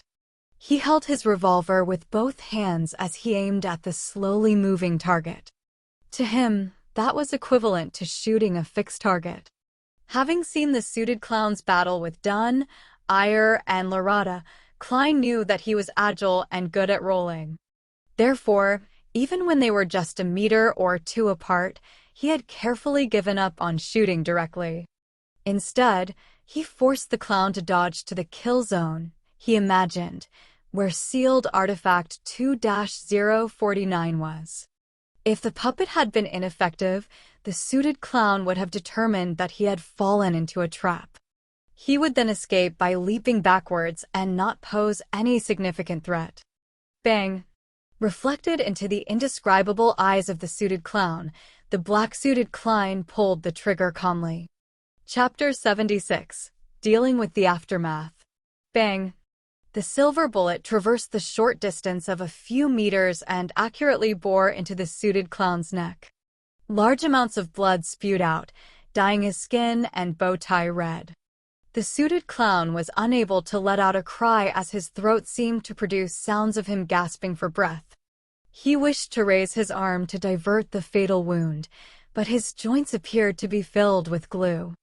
His motions were slow and jerky. Bang! Having entered a half-cogitation state, Klein was not stunned by the appearance of blood. He pulled the trigger once again calmly, as though it was his usual daily practice. A grisly hole appeared on the suited clown's forehead as crimson red spewed out. The luster in his eyes dimmed as the intricate revolver's might was far higher than what Klein had imagined to be. As his knees buckled and his arms hung down, the suited clown gradually fell to the ground. His eyes were frozen with a dazed look. His body convulsed a few times before it slowly relaxed and stopped moving. Having delivered a headshot, Klein turned around in a cool manner. He spun his revolver and allowed the empty shells to fall down.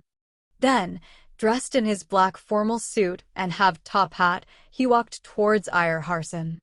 He pulled out the final silver demon hunting bullet in his pocket and inserted it into the revolver's chamber. The reason why he did not turn back to look at the suited clown's tragic fate was solely because of his discomfort with his first kill. However, it was necessary. He did not know what would happen if the suited clown was under the full control of the puppet. Furthermore, he did not dare risk entering sealed artifact 2-049's effective range. After all, no one knew if something odd would happen that prevented his self-rescuing luck enhancement ritual to fail. As for the items on the suited clown, Klein only cared if there was the so-called clown potion formula or the relevant clues. However, this was not something he was in a hurry to carry out. In a while, he could do it together with Dunn, Iyer, and company. If the Nighthawks had it, it also practically meant that he had it. There was no way that they would be unwilling to share the potion formula of Sequence 8. At most, he would be required to accumulate his contributions over time. After all, he had only become a seer recently. It would still be a long time until he fully digested it. As his thoughts churned, Klein quickly walked next to Iyer Harson. The gentleman in his gray windbreaker struggled to sit up, but failed at every try. He was covered in dust and mud from the fall. "Mr. Harson, what do you need me to do?" he asked, squatting down. He pointed the revolver in his hand at the ground in case of a misfire. Iyer gasped for air and sighed. The monster was too strong, if not for its weakness. Then, he pointed at a sky-blue metal bottle beside him and said in a self-deprecating laugh, "I was trying to consume some medicine, but my hand shook." The sky-blue bottle was about the size of Klein's finger. It was not longer than 5 centimeters long, and a cap that hid spiral patterns had fallen to the side. The liquid had completely spilled. Klein reached out to pick up the bottle. As he looked at it with narrowed eyes, he answered helplessly, "Mr. Harson, there are only a few drops left in the bottle. Go to Borgia and search his body. In his inner pockets," Iyer said as he gasped for breath. "All right." Klein stood up and casually asked, "Is this restorative medicine? An item from mysticism?" "No, it only has certain restorative effects. The main goal is to stimulate our minds and squeeze out the potential of our bodies. It allows to maintain a decent state for a short period of time until we return, where we can receive treatment." Ire attempted to sit up only to fail again. Its name is the goddess's gaze. Remember to let Borgia drink half a bottle. Klein did not delay any further as he turned around. He briskly arrived at Borgia, who was groaning in pain. He found the uniform sky-blue metal bottle from the Nighthawk's pocket. After removing the cap, he carefully held the bottle to Borgia's mouth. Having sensed it, Borgia tried hard to open his lips. The bottle was held up as dark red liquid flowed in Borgia's mouth. Klein estimated the quantity and stopped just in time. He then screwed the cap back on. The medicine was rather effective. It only took Borgia a few seconds after drinking to regain the spirit in his eyes. Furthermore, he whispered, "Thank you." With that said, he pressed down on the ground as he slowly sat up. He first dealt with his wounds before walking to the unconscious Lorada and Dunn. Then, he retrieved the goddess's gaze from the latter's inner pocket. Klein returned to Ire's side and fed him the remaining half bottle. After Ire panted a few times, his actions suddenly became nimbler. He stood up as though he had never been injured. "I'll help, Borgia. Help that partner of yours." The gentleman with the charm of a middle-aged man pointed at Leonard Mitchell. Klein had no objections to it. He turned around and jogged to the poet Leonard. "There's no need. I can drink it by myself." Leonard, with his disheveled hair, smiled as he raised the sky-blue bottle. Upon seeing Leonard agilely get up by pushing up with one hand, Klein, who wanted to lampoon, was suddenly stunned. Leonard's injuries are lighter than I expected. He had the ability to consume the medicine from the very beginning. That also means that he could see me walk counterclockwise as I did the luck enhancement ritual. No, that's still all right. I had chanted inwardly, and the luck enhancement ritual does not appear odd in any way, or the suited clown would not have fallen for it. But even so, Leonard, who had long recovered but chose to watch by the sidelines, had seen quite a lot. Things like me not being affected by 2-049 and my sneak attack on the suited clown. Just as Klein's eyes narrowed slightly, Leonard, who was walking in his direction, stopped beside him and chuckled softly. "I actually wanted to save you, but discovered that you didn't need it. Don't mind it. There are many special people in this world that can always do things others can't, such as you. And me." Leonard smiled as he went past Klein and walked to the awakening Dunn and Lorada. Narcissist. Klein thought silently as he felt a lot more relaxed. From the looks of it, Leonard Mitchell hid quite a bit of secrets. As he regrouped with the rest while deep in thought, he saw Captain Dunn wear a cloth and pick up the Antigonus family notebook that was covered in yellowish-brown blood stains. The notebook's cover was completely made of thick black paper. It suffused an aura from an ancient and distant time without any signs of softening or rotting. It was nearly identical to the one he saw in his dream. He even suspected that flipping it open would only make him see the fool wearing splendid headgear. However, he soon realized that he was overthinking things since Dunn had flipped open the notebook to make a final confirmation. Klein was unable to discern the words on it due to his poor angle, but he was certain that there was no drawing of the fool with his gorgeous clothes and splendid headdress. Ahem. There's nothing wrong with it. Dunn closed the notebook and held it securely. Then, he looked at Ire and company. "Let's store this notebook and sealed artifact 2-049 behind Tingin's Cheney's gate. We can wait until all of you are recovered or Backlund sends someone over." Upon hearing that, Klein felt a little disappointed once again, but also felt happy. He wished to see the Antigonus family's notebook once more and figure out the reason for the death of the original Klein, Welch, and Naya. However, he also felt that the ancient item was filled with misfortune. It often brought catastrophe, so he did not dare touch it. Handing it to the church's headquarters and sealing it is considered the best choice, he secretly heaved a sigh of relief. All right. Ire Harson, Borgia, and Lorada nodded in unison. They then turned around and arrived beside sealed artifact 2-049. They woke each other up and stuffed the puppet, which had resumed moving, into the black chest with an opening as they monitored it strictly. Everything is back to normal. Ire sounded a little more relaxed. Inside the dimly lit black chest, the puppet wrapped in oil-stained cloth flipped over with its body creaking as it aligned its clown-painted face with the light source. On the creepy face, under the black pupilless eyes, two hardly noticeable crimson cracks appeared. Meanwhile, Dunn, Leonard, and Klein, who had mustered his courage, began searching the suited clown's corpse. They found paper flowers, handkerchiefs, poker cards, glass pieces, and all sorts of strange items. However, apart from that, he did not seem to carry anything of worth or potential clues. Other than the wallet with 70 to 80 pounds and 10 plus solely. Klein secretly sighed. With money in mind, he immediately looked down and inspected himself. His face nearly fell literally. His formal suit that cost several pounds had torn in 5 to 6 spots, which required mending due to his rolling on the ground. Furthermore, it was covered in dust and dirt stains. Dunn shot him a glance as the corner of his lips curved up. Losses during a mission can be reimbursed. Reimbursed. Upon hearing the term invented by Emperor Roselle, Klein instantly felt wonderful. Yeah, this suit just needs some proper cleaning and mending before it can be worn again. It will still be presentable.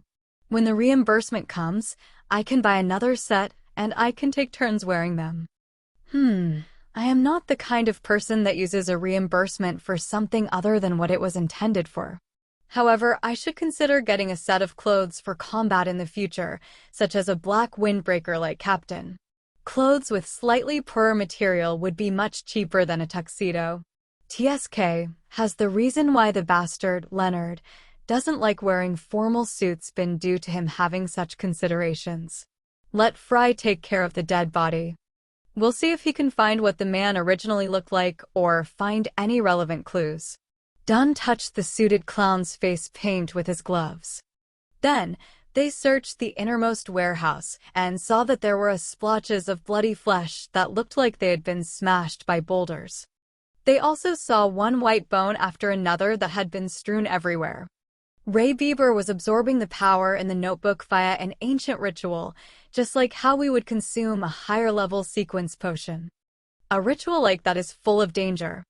It must be performed in an environment isolated from all disturbances, and the ritual would have required him to enter a deep sleep for a certain amount of time. That was probably why he had yet to leave Tingen. Dunn guessed at the possibilities after inspecting the warehouse. Upon hearing such a description, Loretta laughed. Her black hair contrasted sharply with her pale face. Such a pity, we awakened him ahead of time. His anger at being woken up truly left a deep impression on us. This is a kind of losing control. Dunn looked towards Klein and told him, as both an explanation and a lecture. Why didn't he just leave Tingen and try to absorb it elsewhere? Asked a perplexed Klein. Ire laughed and pointed to his head. People influenced by ancient or sinister powers often are lacking in this department. At that moment, Dunn inhaled and said while hiding his pain, Leonard, you are still in good condition. Stay here and do not allow ordinary people to come close. The rest of us will immediately search for items among Ray Bieber's remains. We will return with them and the sealed artifact, as well as the Antigonus family's notebook.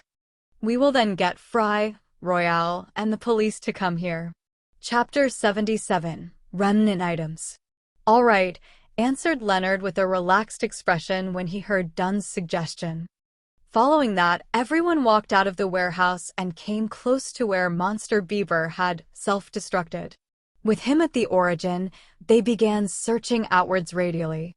Captain, what are we looking for? Klein looked at the rotting flesh and blood that was strewn everywhere. He held back his urge to retch as he looked at Dunn Smith beside him ponderingly. Dunn did not look up.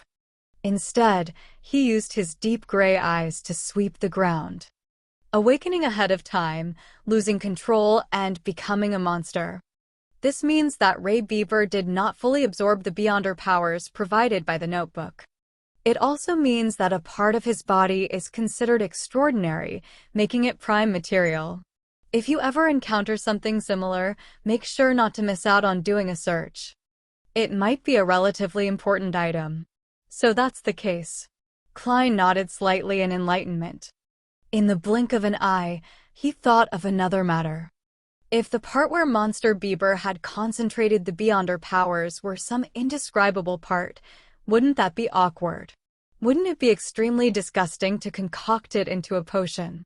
Just as Klein's mind wandered, Borja, with his sharp eagle-like eyes, suddenly shouted, "Found it." Ahem. Dunn and company immediately turned and closed in. Driven by his curiosity, Klein walked over to Borja with a quickened pace. Soon, he saw the item before Borja. It was a grayish-white item about the size of a fist. Its surface was filled with gullies, and it looked soft but ductile. It looked like a brain that had been extracted out of a living being. Although Klein was unable to make out the extraordinariness of the blob of grayish-white, he was certain that Borja had not made a mistake since it had remained intact despite the violent explosion it had undergone. Dunn carefully observed it and squatted down. As he extended and bent his right arm, he used his black-gloved left hand to carefully grab the grayish-white item.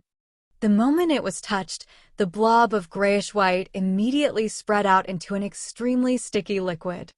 At that moment, Ire Harson took out a tin-colored square case, removed the cigarettes from them, and placed them into his pocket. Then, he handed the square case to Dunn and smiled. "I know, you only like pipes." Dunn chuckled and took the square case. Then, he poured the grayish-white sticky liquid into the case for temporary storage. After storing it away, everyone did a cursory sweep of the area. After confirming that they had not missed out anything, they left. When they came out, they saw the horses digging their hooves into the ground, clearly spooked and nervous. They had nearly escaped their reins. "I'll drive." Borja covered his mouth with his hand and coughed softly. "I know you are good at placating animals," said Ire with a smiling nod. After boarding the carriage, Dunn, Larada, Ire Harson, and Klein, who continued their arm exercises, temporarily had nothing to say as they fell into silence. When the trotting of the horses sounded while the carriage wheeled off, Dunn looked at Klein and deliberated over his words before saying, "I know you are filled with curiosity about the Antigonus family's notebook. You wish to understand what happened." "No, not at all," Klein subconsciously denied. "It was an ancient relic filled with misfortune." Without giving him time to answer, Dunn continued and said, "However, I have to first report this to the Holy Cathedral. Only after they determine the confidentiality level of the notebook can we consider if this can be shown to you." "No problem." Klein gave a short and simple reply. Dunn continued his arm exercises as he thought before saying, "I once promised that you can be made a formal member of the Nighthawks when we confirm that Ray Bieber is a descendant of the Antigonus family clan. Now, not only have we determined Ray Bieber's identity, we have even eliminated the monster and spoiled the secret order's conspiracy. In this entire process, your performance was outstanding. You personally killed a member of an evil organization. Therefore, I will fulfill my promise and immediately make an application to the Holy Cathedral. We'll wait for their approval." "Right, I forgot something important. I still need to ask if you are agreeable to it. Mr. Klein Moretti, are you willing to formally join the Tingen Nighthawks as one of its members? Your salary will increase several-fold, reaching £6 a week. Furthermore, you will get a raise every subsequent year. Your salary will be paid by the church and Awa County's police department equally. You will also gain the identity of a probationary inspector. It will be very useful at times. As a support-type Beyonder, you do not always need to face enemies, but you will have to guard Cheney's gate once a week. Without the squad's permission, you are not to leave Tingen without permission. Furthermore, you have to keep this a secret from your family. By the time Dunn finished listing the restrictions and benefits, Klein was already thinking deeply for more than 10 seconds. I wish to become a formal Nighthawk. Only by doing so could he continue to gain more access to mystery, such as the situation regarding the secret order. After reading the gathered Roselle diaries, Klein had some changes in thoughts about himself. Being skilled in mysticism knowledge to seek a way home was an immutable goal of his. Raising his strength further to more safely make the mysterious space above the gray fog do his bidding before using it to return home was a new addition to his goals. Just as Emperor Roselle said, simply relying on external powers was very dangerous. Furthermore, after becoming a seer and obtaining Beyonder powers, Klein sensed that he had a better grasp of the mysterious space. For example, he could pull another person into the gathering. This forced him to consider what possibly beneficial changes would happen to the mysterious space above the gray fog when he reached Sequence 8, Sequence 7, or an even higher sequence. Of course, Klein knew very well that this was built on the premise that he completely resolved the side effects of the seer potion. He could not rush or be rash. Very well. Once the Holy Cathedral approves of it, you will become one of us. Dunn's gray eyes were tinted with a hint of joy. At that moment, Ire Harson, who was listening in, interrupted. Klein, don't mind me calling you Klein. Your performance today was really excellent. You managed to kill a Beyonder from the secret order. I even suspect that he has reached Sequence 7. How did you do it? I really find it incredulous. The question has finally been raised. Having long prepared for it, Klein acted as though he was organizing his thoughts. He knew that it was indeed incredible and enigmatic that he had killed a Beyonder that ran rings around Dunn, Ire, and Lorada. Ire and company were not blind or dumb, so it was a matter of time before they inquired about the process. However, he never expected them to wait till this moment. That's right. Captain and Mr. Harson were previously injured, and their situations could have worsened at any time.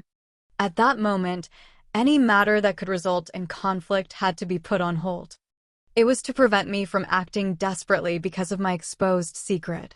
Only after I expressed my attitude and showed that I was willing to be a Nighthawk were they at ease enough to ask. How crafty. They did not have any obvious communication between themselves, but they had made the same tacit decision. Klein answered as though in thought, it's an extremely lucky event. The clown in the tuxedo had made a fatal misjudgment. Back then, sealed artifact 2-049 was thrown near me as a result of the explosion's blast. It looked about 5 to 6 meters from me, but it was only a crude observation. It was very easy to come to the conclusion that I was within the sealed artifact's area of influence. And back then, I was feeling faint because of the explosion.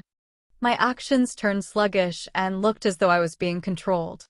It was unknown when that suited clown came close to me in an invisible state. He tried to entice me by offering to save me and the corresponding Sequence 8 clown of the seer potion. He wanted me to help him retrieve the Antagonist family's notebook. Right, he said that the secret order is in control of the seer potion's corresponding sequence pathway and that he was once a seer. Klein recounted the situation back then in detail. He even described the theories he had back then, including how he believed that the suited clown had divined that taking the notebook would be an extremely risky endeavor. Thus, he had changed his plans. Of course, all the truths were used to conceal the lie made in the beginning, that he had been controlled by sealed artifact 2-049. Divine that it was extremely risky to retrieve the notebook? Yes, it's indeed highly risky. However, the risk was actually because of you, said Lorada with a chuckle as she covered her mouth. His divination was right, but it caused him to end up in a fatal situation. This sure is an interesting account.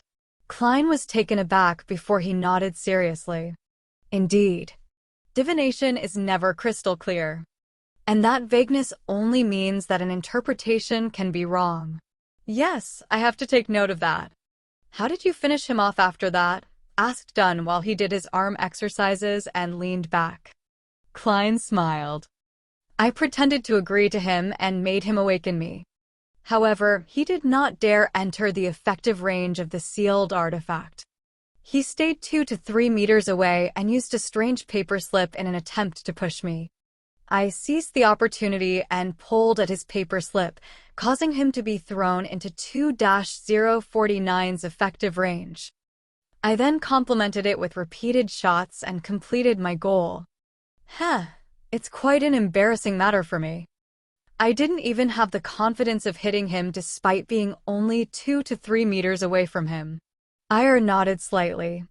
With his evasive abilities, a distance of 2 to 3 meters is not an absolute guarantee. You might be able to strike him but fail to hit him in a vital spot. That would only make things worse. Your choice back then was impeccable. It can even be said to be outstanding. If I were in your shoes, I might not have been able to do it better than you. He did not ask further.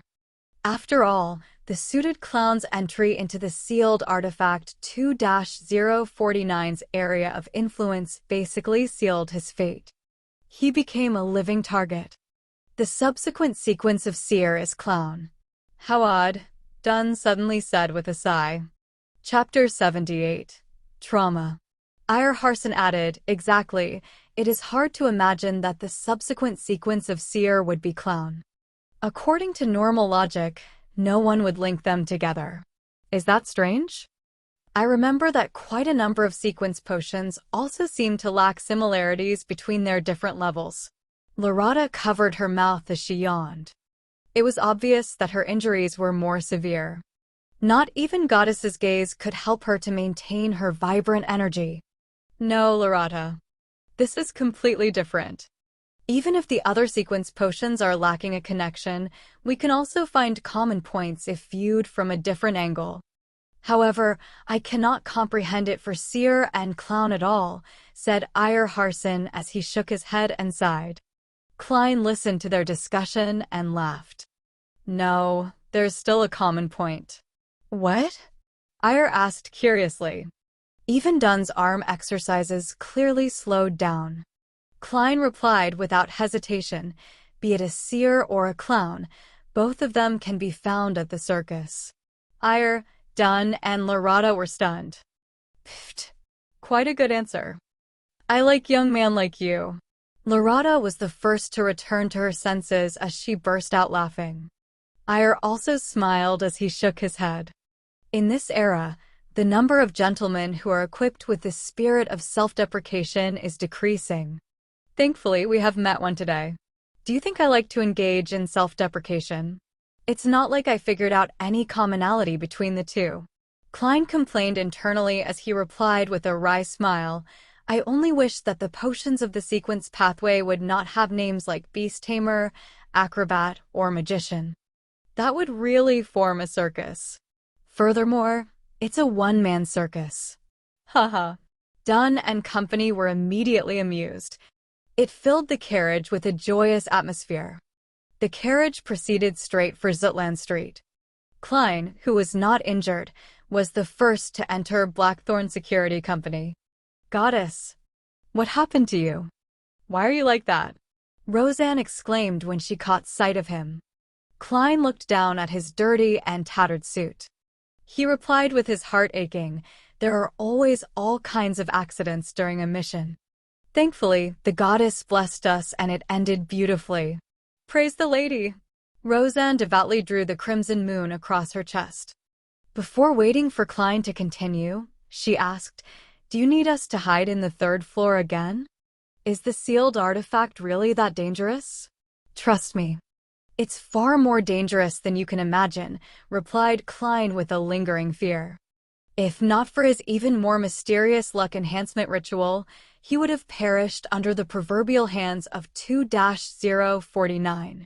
Goddess, Roseanne's lips quivered as though she had still a million things to say or questions to ask, but in consideration of how the captain was waiting downstairs, she held back her compulsion. She informed Mrs. Oriana and company to head upstairs to the third floor. The neighbors of Blackthorn Security Company were either estates of the church or devout clergymen who vaguely knew of the situation. When all the civilian staff dispersed, Klein did not rush to the entertainment room to inform the other Nighthawks. He immediately returned and helped the captain and the rest escort sealed artifact 2-049, Monster Bieber's remnants, and the Antigonus family's notebook to the second floor. Through the partition, Dunn pushed open the entertainment room's door and said to the two Nighthawks who were playing Gwent cards, Fry, Royale, both of you are to immediately head to the harbor's Tyrell warehouse and aid Leonard in dealing with the aftermath. All right. Royale, with her raven-black hair and cold expression, was the first to stand up. Corpse Collector Fry, with his black hair, blue eyes, and pale skin, stood up next. They put down their Gwent cards and walked out the entertainment room, and when they passed through the partition, they clearly paused. Wait, Dunn shouted, not letting down their expectations. What else is there? Sleepless Royale turned her head back and asked without an expression. Remember to inform the police. Let them seal off the road. Prevent anyone from coming close until you are done with the scene and move the corpse back, Dunn said, smacking his forehead. All right. Royale turned around and took 2 steps before pausing once again. She turned her head, blinked and confirmed coldly, Captain, is there nothing else? No, Dunn answered categorically. Royale nodded unnoticeably and walked towards the entrance. As for Corpse Collector Fry, who exuded coldness and darkness, he maintained his adequate pace. At that moment, Dunn added, remember to tell Rosanna, Mrs. Oriana, and company that they can come down. No problem. Fry calmly replied as though no emotions stirred in him. Klein watched as the 2 Nighthawks walked out the door and went upstairs before heaving a secret sigh of relief. He followed the captain and the rest underground. They proceeded straight to Cheney's gate. As Dunn gestured for Sleepless Kenley to open Cheney's gate, he instructed Klein, go to the armory and get old Neil here. We need his ritualistic magic to heal ourselves. As the effects of the medicine began to wear off, his mental state gradually waned. All right. Klein did not wait for the captain to continue, as he added, I will watch the armory in old Neil's place. I will also request for at least 20 demon hunting bullets, and also wait for the Holy Cathedral's approval, curbing my curiosity about the Antigonus family's notebook. Dunn was instantly at a loss for words. Captain, is there anything else? Asked Klein with a smile after beating Dunn to it. Dunn shook his head and remained speechless. He pulled out his cane and turned around. After walking a certain distance, Klein turned into the armory and recounted the happenings generally to old Neil, who was drinking plain water. He became a monster that lost control. You even killed a Beyonder. Old Neil quickly tidied up his desk. It's like I'm listening to the script of a play. He mumbled as he circled around the desk and walked straight towards the corridor without waiting for Klein's answer. Klein asked out of curiosity, Mr. Neil, doesn't the church have real restorative medicine? Why would ritualistic magic be needed? No medicine made with ordinary ingredients can provide the permanent restorative effects of a ritual. Extraordinary ingredients are very rare, and most of them are not suitable for restorative medicine, old Neil explained casually. You should know about Goddess's gaze, right? When the medicine is first made via a ritual, it would be a standard, real restorative medicine. But every minute after its completion, its effect evaporates until little of its efficacy is left. I see, Klein nodded disappointedly. As a former keyboard warrior and avid gamer, it was a habit to yearn for a medicine with magical healing properties. He watched old Neil leave and sat down, taking in the tranquility that he had not had in a very long time. In the midst of his piece, he recalled the tragic death of the suited clown. He recalled himself shooting coldly, the gruesome wound and the spewing of fresh blood. Klein's body shivered as he felt discomfort. He first stood up, then sat down, then slowly repeated the process. He also did some pacing back and forth in between. Phew. He let out a breath and decided to occupy himself with something so that he could stop thinking of those negative images. Klein took off his silk hat and formal suit. He then took out a handkerchief and a brush to clean off the dirt and mud. After an uncertain amount of time, he heard old Neil's familiar footsteps. Old Neil's gait involved him walking on his heels, and it made a distinctive noise as he ambled down the hall. How tiring, old Neil complained as he walked into the room. Tell the rest that no one is to come here within the next hour. I need to rest, he instructed casually, glancing towards Klein. Why don't you rest upstairs, and I keep watch here? Klein suggested out of kindness. Old Neil shook his head. It's too noisy upstairs. Roseanne is a lady who just can't stop talking. All right. Klein did not insist. He put on his coat and hat, picked up his cane, and returned to the corridor. Then, he pulled the armory's door ajar. Tap, tap, tap. He slowly walked on the empty path when he suddenly saw many rooms he had never seen previously by the side. There's a secret door here. Klein stopped at a spot around a bend as he looked at the room. He discovered that corpse collector Fry had already returned. He was carefully examining a completely dissected corpse. Corpse? Klein's heart stirred as he mustered his courage and approached the room. He knocked lightly on the opened door. Knock, knock, knock. Fry stopped his actions and turned around, looking over with his blue but ice-cold eyes. Sorry for disturbing you. I just wish to know if this is a corpse of a beyonder, asked Klein as he controlled his tone. Yes. Fry's lips opened and closed, but only spat out a single word. Klein's gaze reached beyond him and landed on the corpse. Indeed, he discovered the familiar gruesome wound on the forehead. It's that suited clown. Klein secretly exhaled and said, Any discoveries? No, answered Fry in an abnormally simple manner. The mood instantly turned awkward. Just as Klein was about to bid farewell, Fry took the initiative to say, If you feel uncomfortable, you can come in to take a look. You will discover that it's only a corpse. Afraid that I'll be traumatized? Klein nodded in thought. All right. He entered the room and came in front of the long white-clothed table as he looked at the corpse. The suited clown's red, yellow, and white paint had been cleaned off, revealing an unfamiliar face that did not look anything special. He was in his 30s and had black hair and a high nose bridge. At that moment, Fry went to a square table by the corner of the wall and picked up a pencil and piece of paper.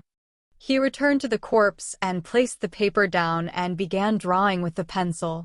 Klein glanced at it in curiosity and found that Fry was sketching the suited clown's head. It did not take long before Fry stopped moving the pencil.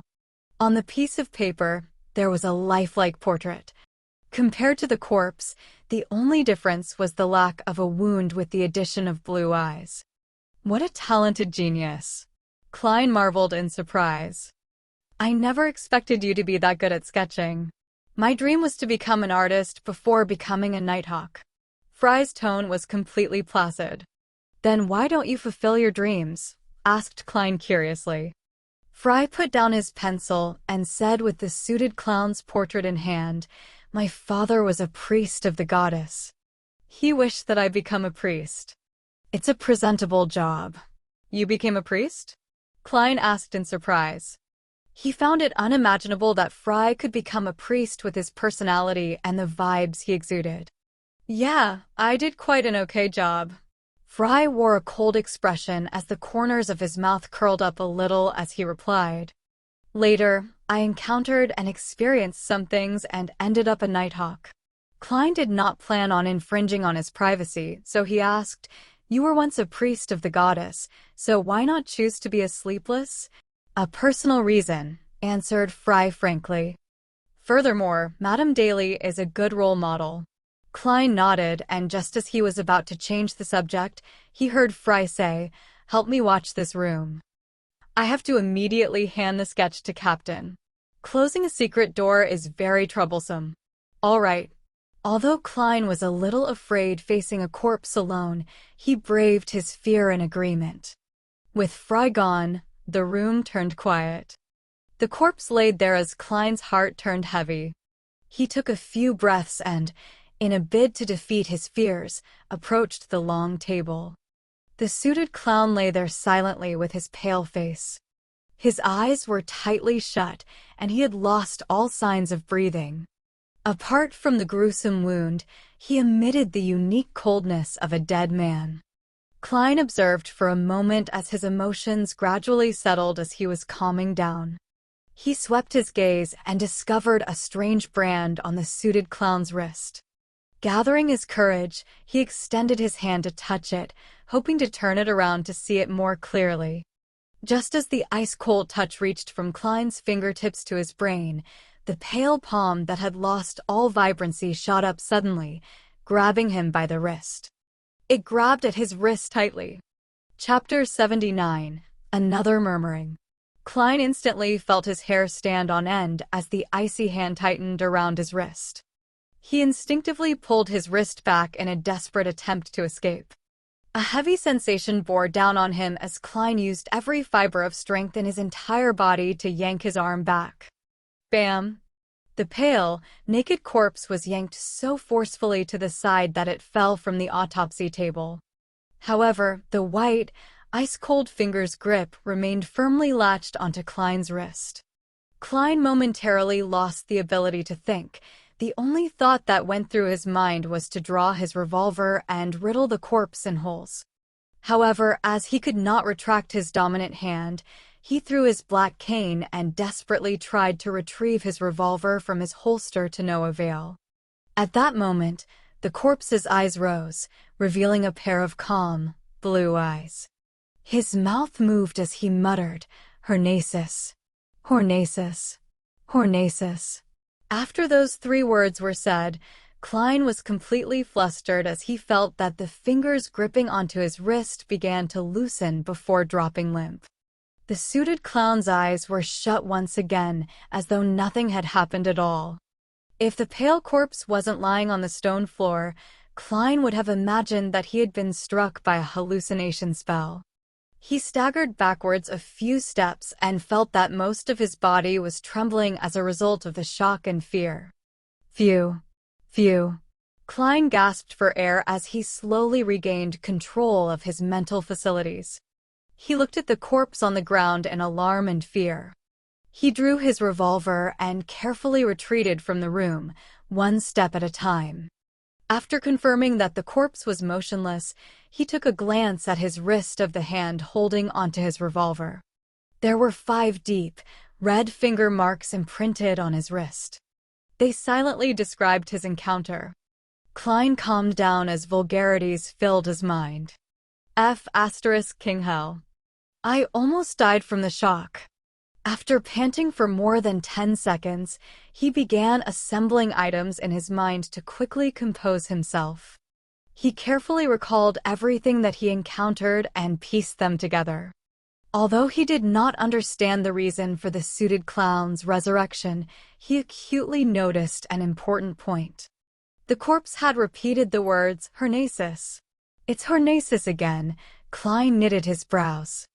The Antigonus family's notebook has records of a nation of the Evernight in the Hornacis mountain range. While in cogitation or spirit vision, I would hear sounds that I shouldn't be able to hear, and among those sounds is the word Hornacis. Is the answer to all these questions on the Hornacis mountain range? There might be massive danger lurking there. For example, an evil god might be sealed within and was using various forms of attraction to achieve freedom. While considering this, Klein carefully entered the room and touched the corpse a few times to verify that it was completely dead. He didn't want Corpse Collector Fry to see him mess up the place, so he mustered his courage to move the corpse back onto the autopsy table. Klein couldn't help but feel as though his heart was in his mouth throughout the process. The slightest movement could snap his tense nerves. Furthermore, the ice-cold feeling given out by the corpse felt particularly disgusting. After finishing the mission with great difficulty, he recalled the reason he approached the corpse. Therefore, he focused on the suited clown's wrist and looked at the strange brand. It was unknown when the brand had slipped off, shrinking into a spherical blob of blood which had tint of blue. The spherical blob of blood was the size of a thumb. It floated in midair silently in defiance of the laws of physics. "What is this?" Klein muttered, but he didn't dare to touch it rashly.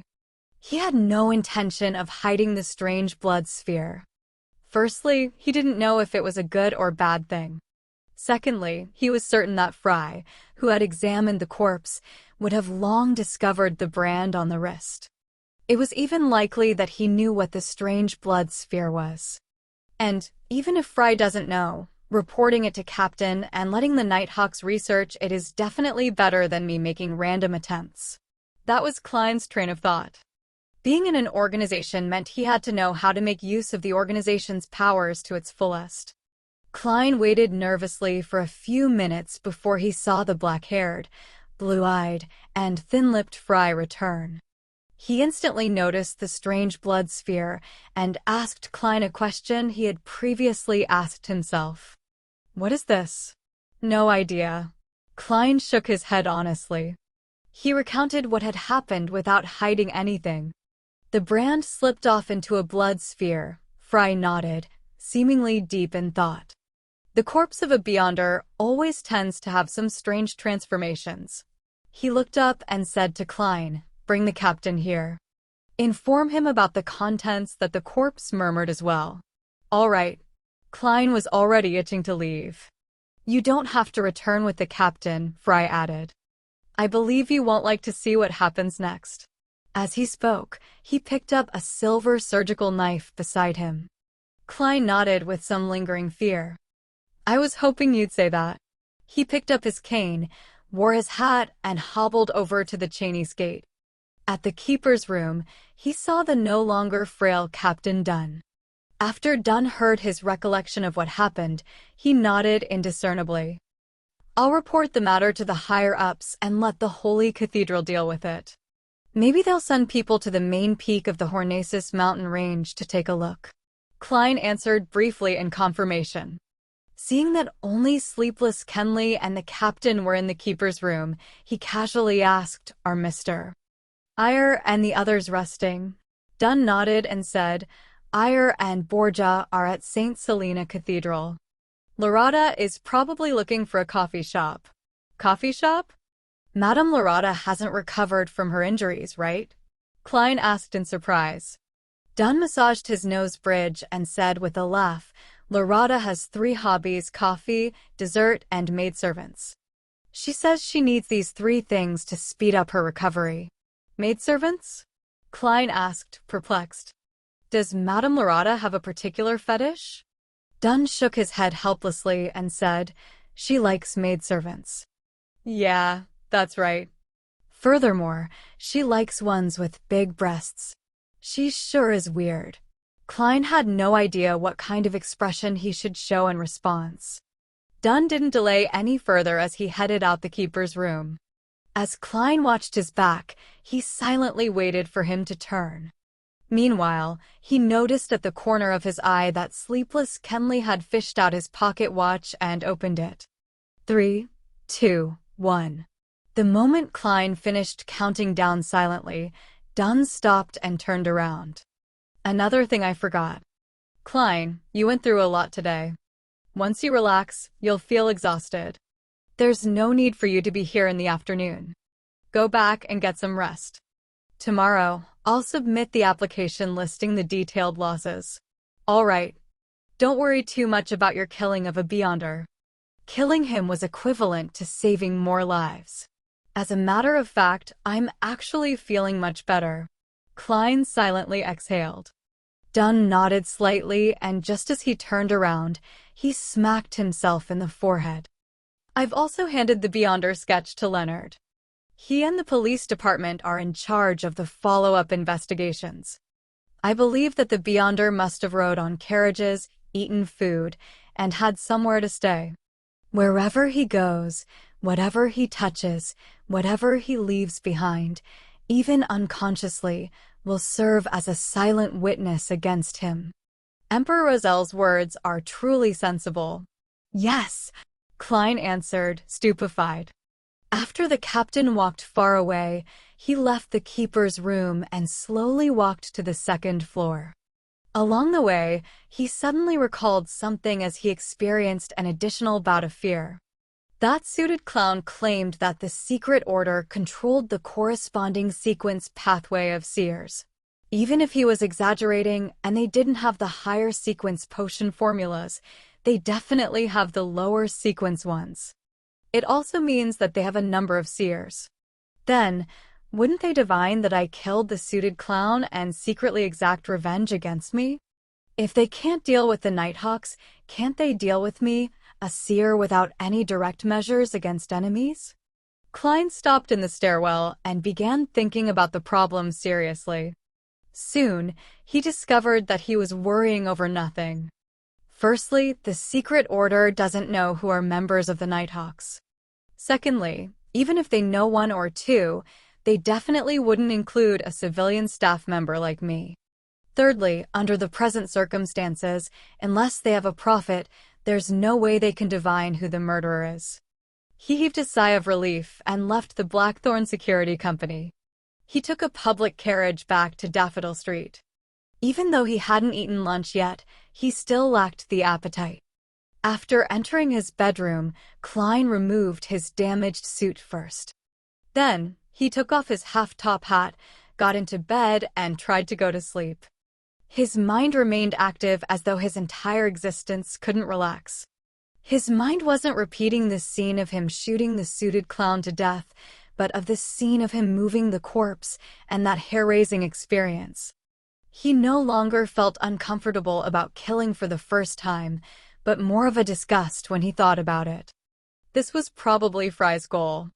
He hoped that I would approach the corpse and face it directly to overcome my trauma. But even though the trauma from before is gone, I've been traumatized by something new. Klein gave a self-deprecating laugh as he gradually felt his nerves calm down. He had no idea when he dozed off, but when he woke up, his stomach was groaning in protest. I feel like I can eat an entire horse, Klein muttered as he looked at the sun setting in the west as though the sky was alit. Changing into old but comfortable casual clothes, he briskly walked to the first floor.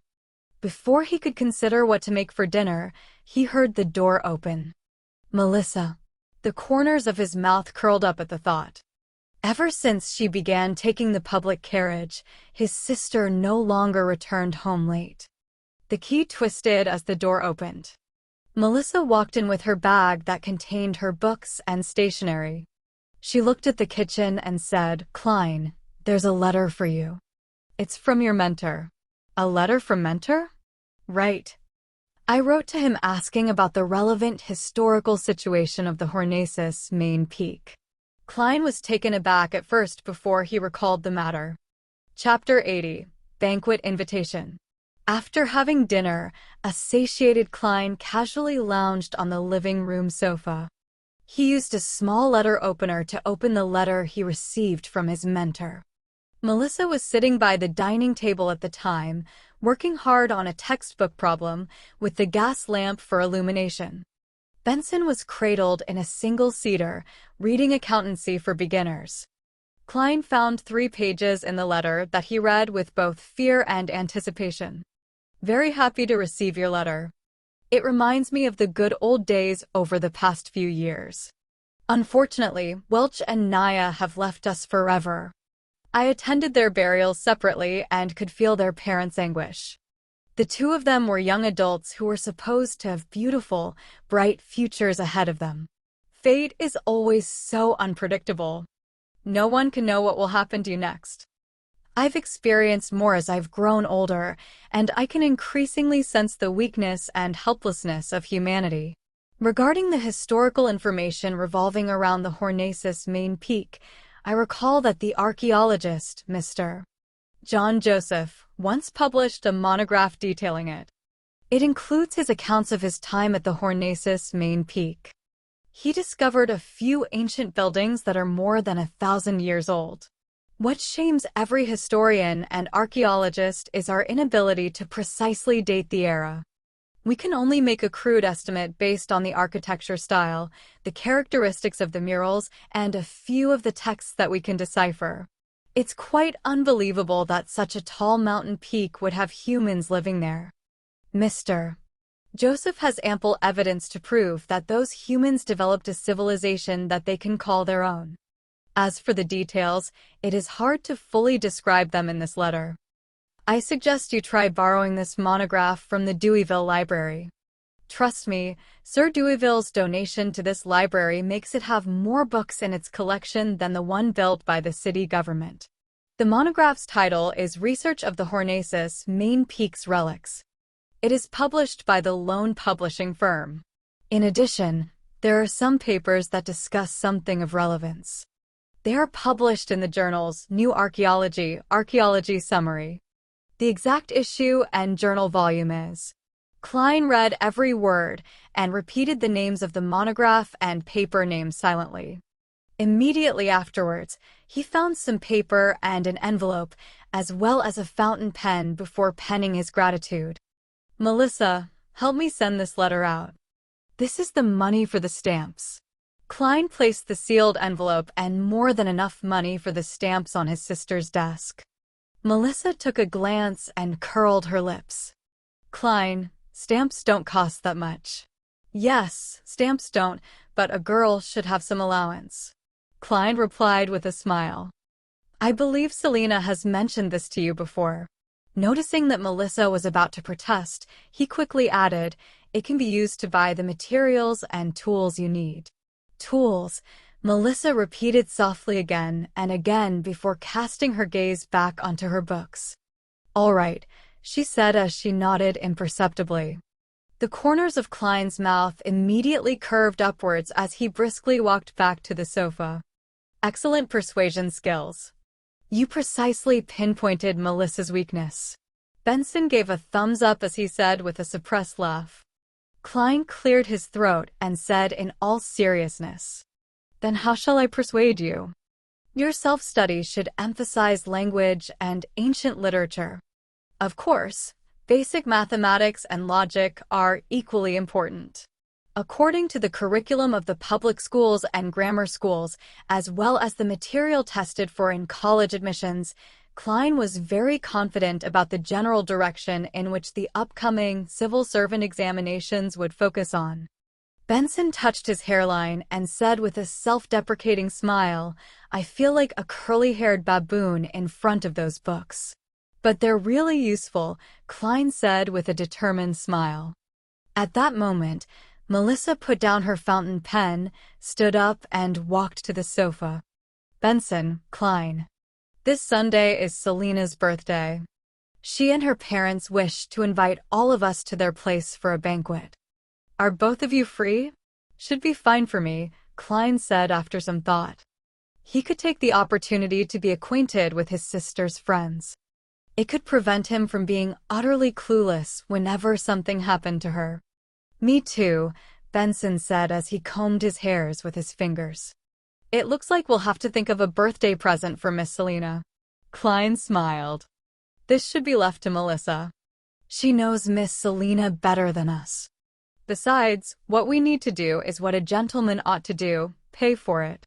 This is the first time I've heard someone describe laziness in such a pleasant manner, Benson said as he shook his head and chuckled. Klein returned with a smile. This is the purpose of language and ancient literature. Benson never expected Klein to return to the subject at hand. It left him momentarily speechless. The next day, Klein wore his cheap formal suit and held his black inlaid silver cane as he climbed up the stairs and arrived at the Blackthorn Security Company's entrance. His tuxedo had already been sent to the tailor's. Klein was just about to greet Roseanne when he saw Captain Dunn walk out of the partition. "Good morning, Klein. Did you have a good night's sleep?" Dunn asked with concern. Klein answered honestly, "Better than I expected. I didn't even have nightmares. But I still feel heavy and a little disgusted when I recall it." "Very good. I feel assured hearing that," Dunn said with a nodding smile. After chatting about the weather, he raised a matter. "The Holy Cathedral has replied to my telegram. Antigonus, Larata, and company are to immediately escort sealed artifact 2-049 and the Antigonus family's notebook back to Backland. They've also sent an additional Nighthawk yesterday afternoon via steam locomotive to help. I believe that they've already set off by now." "Already set off by now? Does that mean I'm completely free from the traumatizing Antigonus family's notebook?" Klein was taken aback. He found it surreal, as though he was dreaming. "This is more relaxing than I imagined. It's unlikely that there will be any follow-up, right? May the goddess bless them and that they will have a smooth journey." After a few seconds of silence, Klein made a gesture on his chest in the sign of the crimson moon. Dunn wore his hat and pointed out the door. "I have to patrol the Raphael Cemetery garden. I forgot one thing. The investigations of Leonard and the police department has borne fruit. They found the carriage driver that drove them. We have confirmed their temporary residence in Tingen City, but they're rather cautious. They didn't leave behind any valuable clues." As expected of an ancient secret organization, Klein echoed wistfully. Dunn nodded and turned to head to the door. He stopped 3 seconds later and turned his head. "Also, the Holy Cathedral needs another 2 to 3 days before they notify us of your application to become an official member. This is dealt with by a different department, separate from the one that deals with the Antigonus family's notebook. They have different levels of efficiency." "I understand," Klein replied sincerely. Meanwhile, he helped his captain add inwardly, "Remember to submit the compensation application today." Watching Dunn leave, Klein heard the brown-haired Roseanne exclaim, "Goddess! Klein, are you becoming a formal member? You haven't even joined us for a month." Klein smiled. "After I consumed the seer potion, it was only a matter of time." "That's reasonable." Roseanne fell into a daze for a few seconds before suddenly sighing.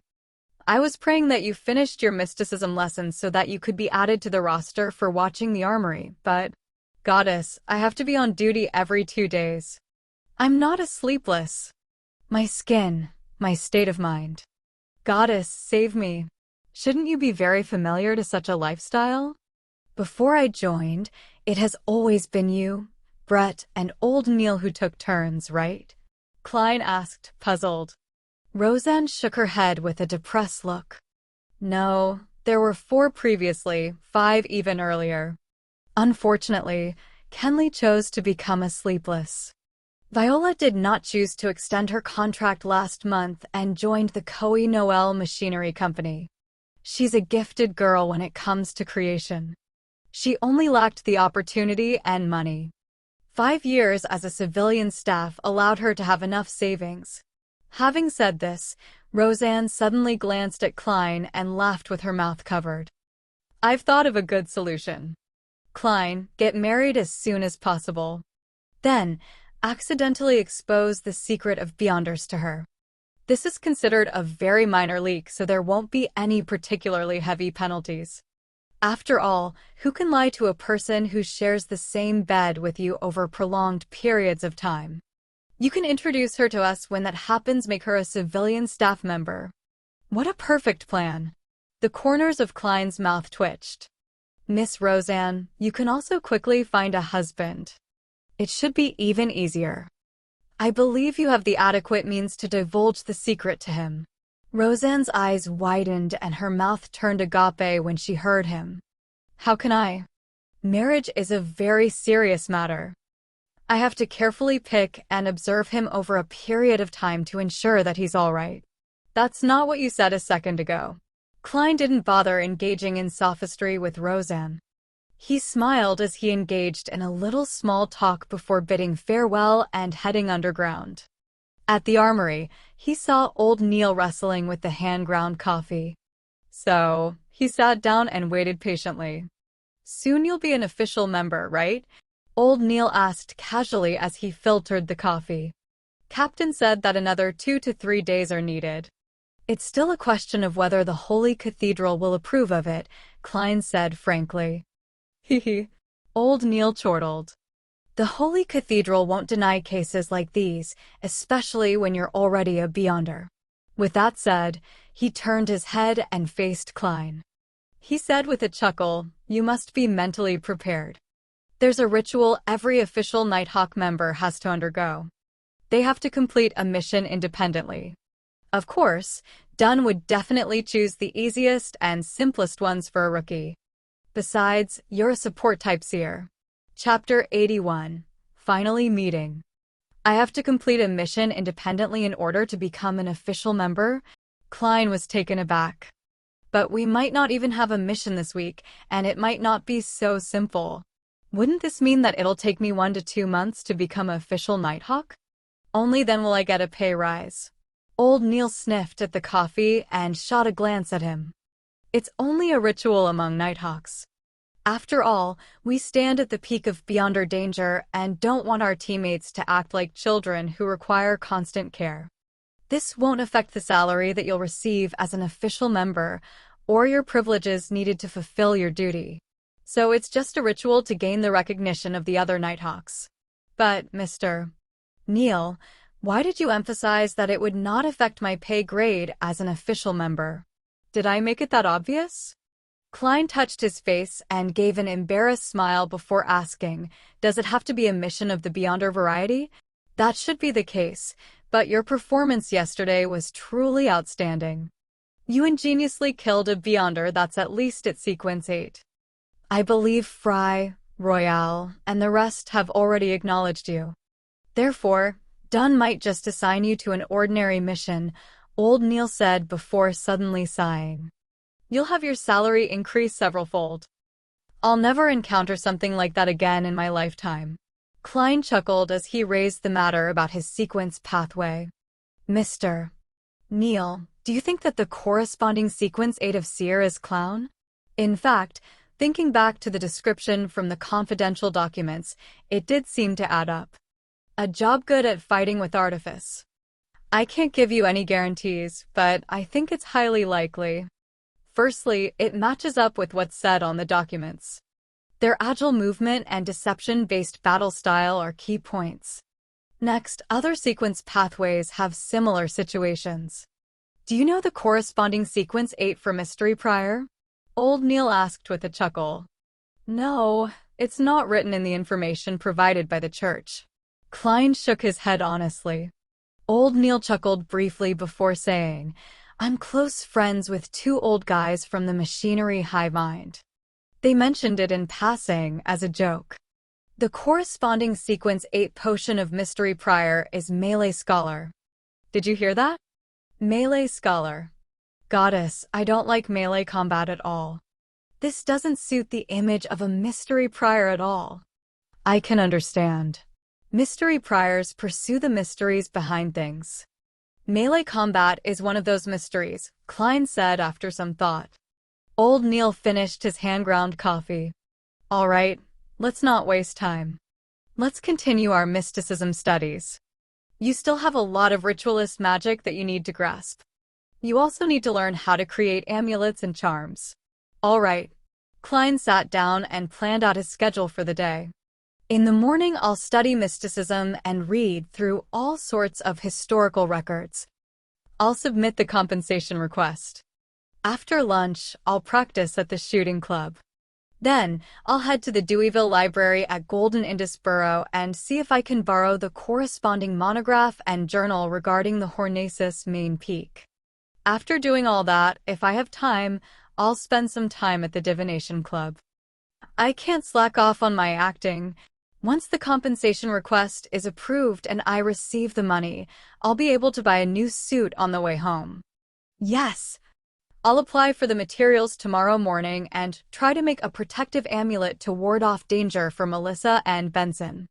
In a dining hall adorned with a chandelier and elegant decorations, a few friends were congratulating Joyce Meyer on his escape from danger and his return to Tingen. We all read the news. Just the written description alone was enough to scare me, a man with a short stubble on his chin said wistfully. Joyce, I can't believe you went through such an ordeal. Cheers. The tragedy is over now, and the sunlight shines down upon us. Exalted is the steam. Joyce and his fiancée, Anna, raised their cups and clinked them together with their friends. Then, they gulped down what little champagne they had left. Anna was extremely worried at the time. I suspect that she cried every night. Whenever I invited her for some afternoon tea, she was always absent-minded. Thankfully, you're finally back now. Otherwise, I reckon she would have passed away just like that, a young lady, with a cute small nose and coiled brown hair, said to Joyce as she glanced at Anna. If Anna were to experience something like that, I'd be the same. I might be in an even worse state. The aquiline-nosed Joyce gave his fiancée, who was sitting beside him, a gentle look. Anna wasn't used to expressing her emotions in front of others. She looked at the opposite end of the table and said, Bogda, why have you been keeping your head down this entire time? I can sense how terrible your mood is. The young lady with a petite nose answered in Bogda's place. Bogda is sick. The physician told him that there's something seriously wrong with his liver. He can only use medicine to reduce the pain, but it doesn't treat his illness. He needs to undergo surgery. Lord, when did this happen? Anna and Joyce asked in surprise and concern. Bogda was a young man with short hair, but his face was sallow. His usually brilliant red eyes were replaced with a dim glow. It happened last week. Since Joyce wasn't back yet, I told Irene not to tell you, Bogda explained with a rueful smile. Joyce asked staidly, have you decided when you'll undergo surgery? Bogda's expression changed a few times as he said, no, I haven't decided yet. As you know, those surgeons are practically butchers. The patient is like a piece of meat on a chopping block, allowing them to butcher people as they please. I've read a lot of reports. They'll even use an axe for amputation. Lord, I suspect I might very well die on the operating table. But if you delay it further, then surgery might not be able to save you, the man with the stubble said as he tried to persuade him. At that moment, Anna interjected, Bogda, perhaps you can consider doing a divination. If the divination indicates that everything will go smoothly, then proceed with the surgery as soon as possible. If the outcome of the divination is bad, seek other means. Seek it with the help of the fortune-teller. I know of a real, mysterious fortune-teller. No, I should address him as a seer. I believe he can definitely help you. For real? Bogda returned with a question, clearly looking doubtful. Their other friends shared the same attitude.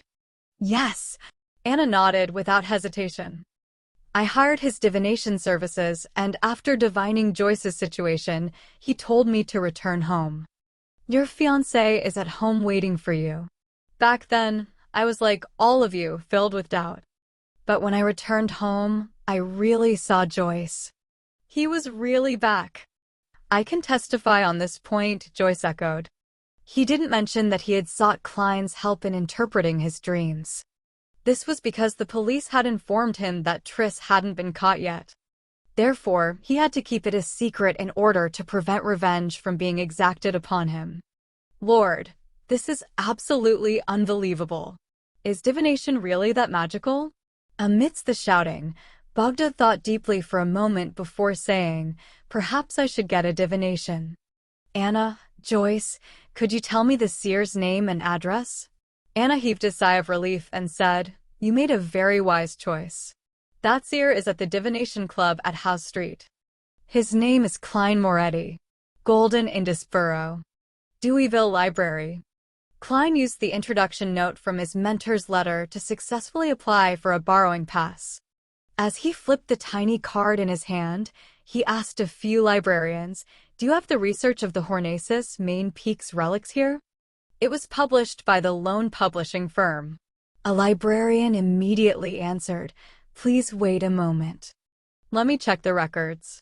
He turned around and looked at the drawers. He pulled open the letter that matched Hornacis and flipped through a card that was filled with single words that followed a particular order. On careful inspection, he shook his head and said, "Sorry, sir. We do not have this book in our collection." "How regretful," Klein answered in clear disappointment. "From the looks of it, I need to write to the Lone Publishing firm or pay a visit to the Koei University." Meanwhile, he sighed inwardly at how dated the management of the libraries of this world was. "You people need a computer. Unfortunately, I can't produce one." Klein made a silent, self-deprecating comment and turned to ask, then, "Do you have the journal issues of New Archaeology and Archaeology Summary?" "We do," the librarian confirmed. "A gentleman just returned them." He flipped out the corresponding card and pointed Klein in the direction of the bookshelf. Klein went over to the bookshelf, scanned the journal issues, and pulled out the ones his mentor mentioned. Then, he randomly found a spot by the window to sit down. Under the bright afternoon sun, he began reading the information in the library quietly. Ancient relics don't solely exist on the main peak of the Hornacis mountain range. They're also spread out across the surrounding forests, valleys, and gentle slopes around the main peak. These relics are formed from lofty domes and gigantic stone columns. Honestly, they can be described as magnificent. I'm curious as to how the original residents mine and process these rocks. Hypothetically, let's assume that they performed their mining operation on the spot without needing to send them up the mountain. There's a strange pattern where the relics become larger in size the closer you are to the mountain peak. But surprisingly, there are no ruins on the peak. According to our hypothesis, there should be palaces that don't resemble man-made buildings, divine halls used for sacrifices. Palaces that don't look like they were man-made, divine halls used for sacrifices. Could it be the one that I saw in my dream? While Klein ruminated, he suddenly heard footsteps approaching him from a distance. He looked up and saw a familiar face, a face that often appeared on the papers. He had a squarish face, thick eyebrows, a firm nose, short dark blonde hair, azure blue eyes, and tightly closed lips. All of these features belonged to a certain famous person from Tingen City, a philanthropist, entrepreneur, and the owner of this library, Sir Deweyville. Beside Deweyville was the middle-aged butler who Klein had met before. Klein watched them walk by from more than 10 meters away. Out of curiosity, he raised his right hand and lightly tapped his glabella twice. Chapter 82, Herb Store. Various colors surfaced as auras and entered Klein's eyes. He casually studied Sir Deweyville's condition. He's very healthy. There are almost no hidden problems. His emotional state is horrendous. Amid the dullness, there's frailty. His mental state is frail? He has trouble sleeping well? But the purple aura at his head is completely fine. Klein muttered silently to himself as Sir Deweyville walked off and left the library. Retracting his gaze, Klein pinched his forehead and sighed inwardly. Being a tycoon sure isn't easy. He didn't pay much attention to the matter and returned his gaze onto the journal issues in front of him. Klein didn't find a lot of clues after reading each of them. He could only confirm a few things. Firstly, there existed an ancient kingdom on the Hornacis mountain range, as well as its surroundings. The ancient kingdom's history dated back to at least 1,500 years. Secondly, their architectural style was primarily about being grand. They left behind all sorts of murals, and from those murals, it could be deduced that they believed that the Evernight would protect the loved ones of the departed. Finally, in the ruins, there were symbols that represented the Evernight everywhere, but they were clearly different from the Evernight sacred emblem.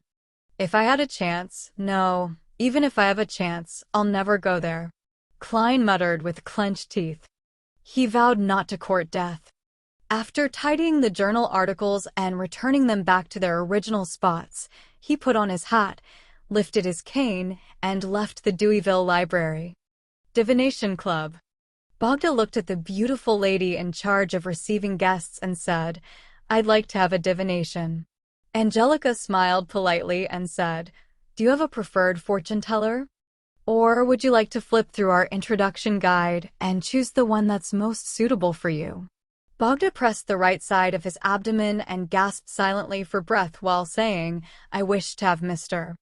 Klein Moretti divine for me." "But Mr. Moretti is not here today," Angelica answered with uncertainty. Bogda fell silent for a moment as he paced a few steps and asked, "When will Mr. Moretti be available?" "No one knows. He has his own matters to deal with. From what I've seen, he usually comes here on Monday afternoons," Angelica said as she pondered over the matter. "All right." Bogda's face darkened as he turned around, planning to leave. "Sir, you can choose other fortune tellers as well. For example, you can choose Mr. Jonas Vincent, who is famous in Tingen City." Angelica tried her best to prevent the loss of business. Bogda stopped in his tracks and considered it for a moment before saying, "No, I only trust Mr. Moretti." "Well, can I wait here for a moment? Perhaps he might come after he's done with his matters." "No problem," Angelica said with a warm smile. Bogda went to the sofa and sat down. Sometimes he stroked his cane, at other times he looked out the window, clearly looking rather impatient. Seconds turned to minutes. Just as Bogda's mind was in a mess, unsure if he should continue waiting or leave, he heard the beautiful lady exclaim in pleasant surprise, "Good afternoon, Mr. Moretti." Klein saw the familiar Angelica and was just about to ask why it was always her. Did she not need to rest or take any days off? However, he immediately took into consideration that he was a seer, so it was not appropriate for him to ask such questions. Instead, he had to use the tone of a charlatan and say something like, "How marvelous it is for fate to compel us to meet once again, Madame Angelica." Would this sound like I'm hitting on her? Klein's mind whirled as he finally replied with a smile, "Good afternoon, Madame Angelica. A customer wishes to hire you for a divination." Angelica pointed to Bogda, who had hurriedly stood up from the sofa. "Someone actually requested for me?" Klein took off his half-top hat in pleasant surprise, pinching his glabella twice while doing so.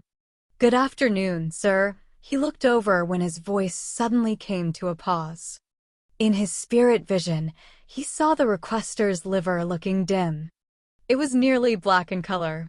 It was making the rest of his body unbalanced as his aura was thin in various places.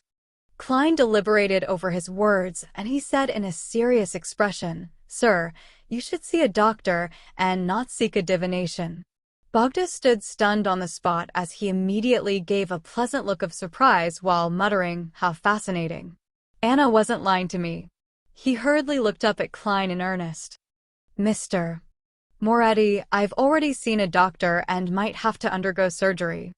However, I'm frightened about the surgery. I would like to divine the outcome. The surgery of this era is really fraught with danger. Although Emperor Roselle had given the impetus, this era still lacks most of the necessary technology." Klein didn't reject his request and nodded slightly. "My divination fee is 8 pence. Is that fine?" 8 pence? Bogda exclaimed in surprise. "You're only charging 8 pence? According to Anna's description and the performance Mr. Moretti had just shown me, I'm willing to pay at least £1. Haven't you heard of small margins with large volume?" Klein was embarrassed for a moment.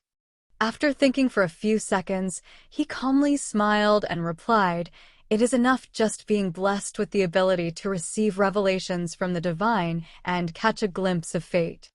Therefore, we must maintain our humility and suppress our greed. Only by doing so can we continue being bestowed with our gifts. You are a true seer." Bogda held his chest and bowed, his tone filled with sincerity. Upon receiving Bogda's praise and trust, Klein's spirituality seemed to relax. As for the description of his principles, it also gave him some new insight. Miss Angelica, is topaz available? He turned to the beautiful lady beside him. Angelica heaved a sigh of relief for Bogda as she smiled sweetly. Yes. After entering the divination room, Klein instructed Bogda to lock the door. Then, he sat behind the table and pinched his forehead. Shall we use tarot cards for the divination? He inquired with a smile. Spirit dowsing was only suitable to determine matters related to him. As for drawing an astrolabe, it was too time-consuming. I'll leave it up to you. Bogda had no objections. Therefore, Klein helped him shuffle and cut the deck before laying them out in an intis formation. Thanks to his uniqueness as a seer, Klein did not flip the other cards. Instead, he directly flipped the card that indicated the final result. A reversed Wheel of Fortune.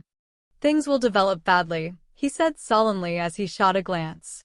The color in Bogda's face drained instantly and his lips trembled. Is it hopeless?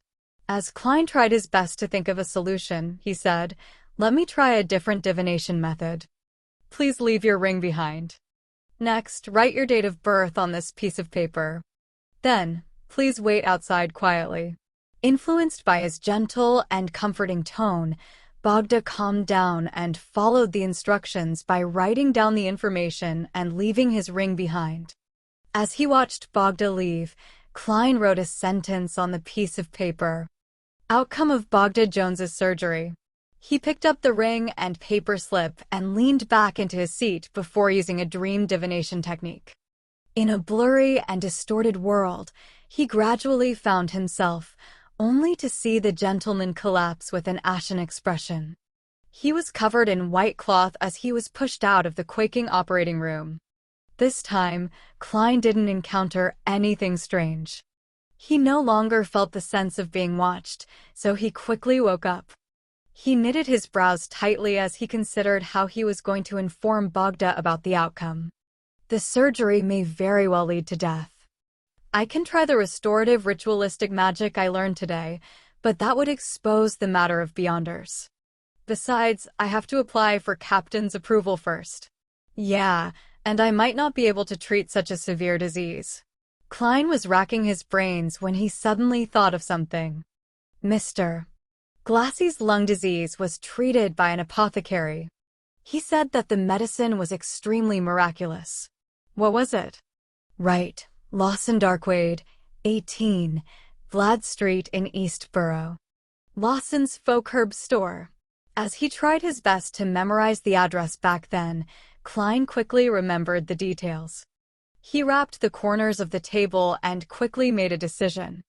After using spirit dowsing to quickly determine if it was a good or bad idea, Klein walked out the door. When he saw Bogda stand up in a fluster, he returned his ring to him and said warmly with a smile, I found hope for you. Really? Bogda asked, pleasantly surprised.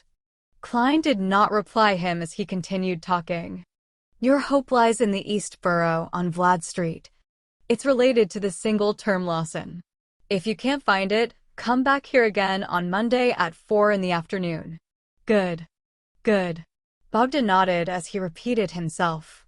He excitedly fished out his wallet and produced 5 pence and 3 pennies.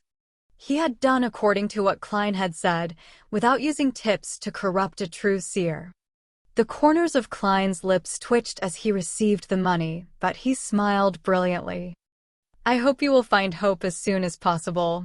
After Bogda left, he handed over the commission like the previous time and also gave Angelica tips, pretending as though he had collected a solely. East Borough. Vlad Street. Bogda walked from one end of the street to the other, repeating it 3 times until his liver started to ache. Finally, he determined that there was only one place that had anything to do with Lawson on the street. It was the Lawson's folk herb store, numbered 18 on the street. Mustering his courage, he walked in and caught the smell of the various herbs. He saw that the owner of the shop had black but very short hair. His face was round, and he looked to be in his 30s or 40s. The boss's formal attire resembled that of a village witch doctor. It was a deep black robe embroidered with all kinds of strange symbols. "Hello? Do you have medicine that can treat my disease?" Bogda asked politely. The boss raised his head and swept his deep blue eyes across Bogda and smiled. "Your liver disease is very serious, but the premise of everything is whether you have the money. Do you have enough to pay for the medicine?" "He can tell?" Bogda suddenly felt a lot more confident as he nodded frantically. "How much is your medicine?" £10. "It's a very fair price." The boss fished out a bag of herbs from under the counter and said, "Add sufficient water and boil it into medicine. After boiling it, add 10 drops of fresh rooster blood, then drink it down immediately. This bag of herbs can be cooked thrice. You will be fine after 3 times." As he spoke, he opened the yellowish-brown paper and threw in all sorts of strange herbs. "It sounds extremely shady." Bogda gulped down his saliva and said, "That's it." The boss stared at him and immediately smiled. "Do you still want something else?" "What about this bag? Once you recover from your liver disease, I can give you a guarantee that your wife will be very satisfied." He chuckled as he took out a black-papered bag of herbs and suppressed his voice. "There's mummy powder inside. Trust me, a lot of aristocrats consume this stuff. They put it in their tea or boil it as soup." Bogda's confidence in the boss wavered to the point of feeling disgusted. "I believe in Mr. Moretti." He took a deep breath, fished out his wallet, and pulled out the 2 biggest notes from what little was left of his gold pounds. Chapter 83. Carving. Holding onto the yellowish-brown paper bag full of herbs, Bogda staggered out of the Lawson's folk herb store. While waiting for a tracked carriage, he suddenly came to a realization. He had spent £10 to buy a bag of stuff? This was nearly a month's salary for him. If it wasn't for his trust in Anna and Joyce, he wouldn't have brought that much cash to the divination club. Could it be that the reason why Mr. Moretti only accepted 8 pence for his divination had something to do with his collusion with the boss of Lawson's folk herb store, so as to earn more? This was a classic scam written on the papers. When Bogda made this connection, he even began to suspect Klein a little. He even began suspecting Joyce and Anna. When a tracked carriage stopped in front of him, he looked at the herbs in his hand. Unable to bring himself to return, he entered the carriage with a heavy heart. Inside Lawson's folk herb store. As the boss watched Bogda leave, he suddenly turned his head and shouted at the door where there was a pile of herbs, "Charmaine, stop purchasing herbs from today." "W.I., master?" A handsome-looking youth with disheveled hair walked out. The boss smiled and said, "This is the 16th customer that has come because of my fame. If this carries on, I believe the Nighthawks, the machinery high mind, and the mandated punishers will notice me. When the time comes, I'll need to consider heading to other cities." "Then, do we need to sublease this store?" Charmaine nodded in understanding as he asked with concern. The boss chuckled. "If you wish to stay, you can be the boss of this store. You are already capable at identifying herbs and concocting medicine.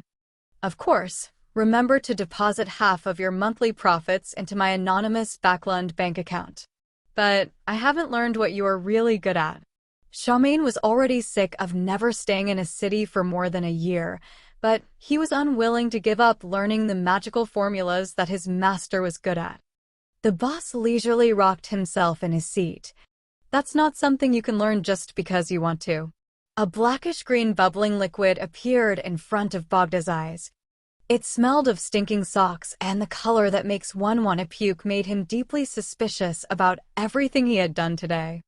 When the rooster blood was dropped into the medicine, Bogda's father looked at his son worriedly and said, "I think surgery is the best option."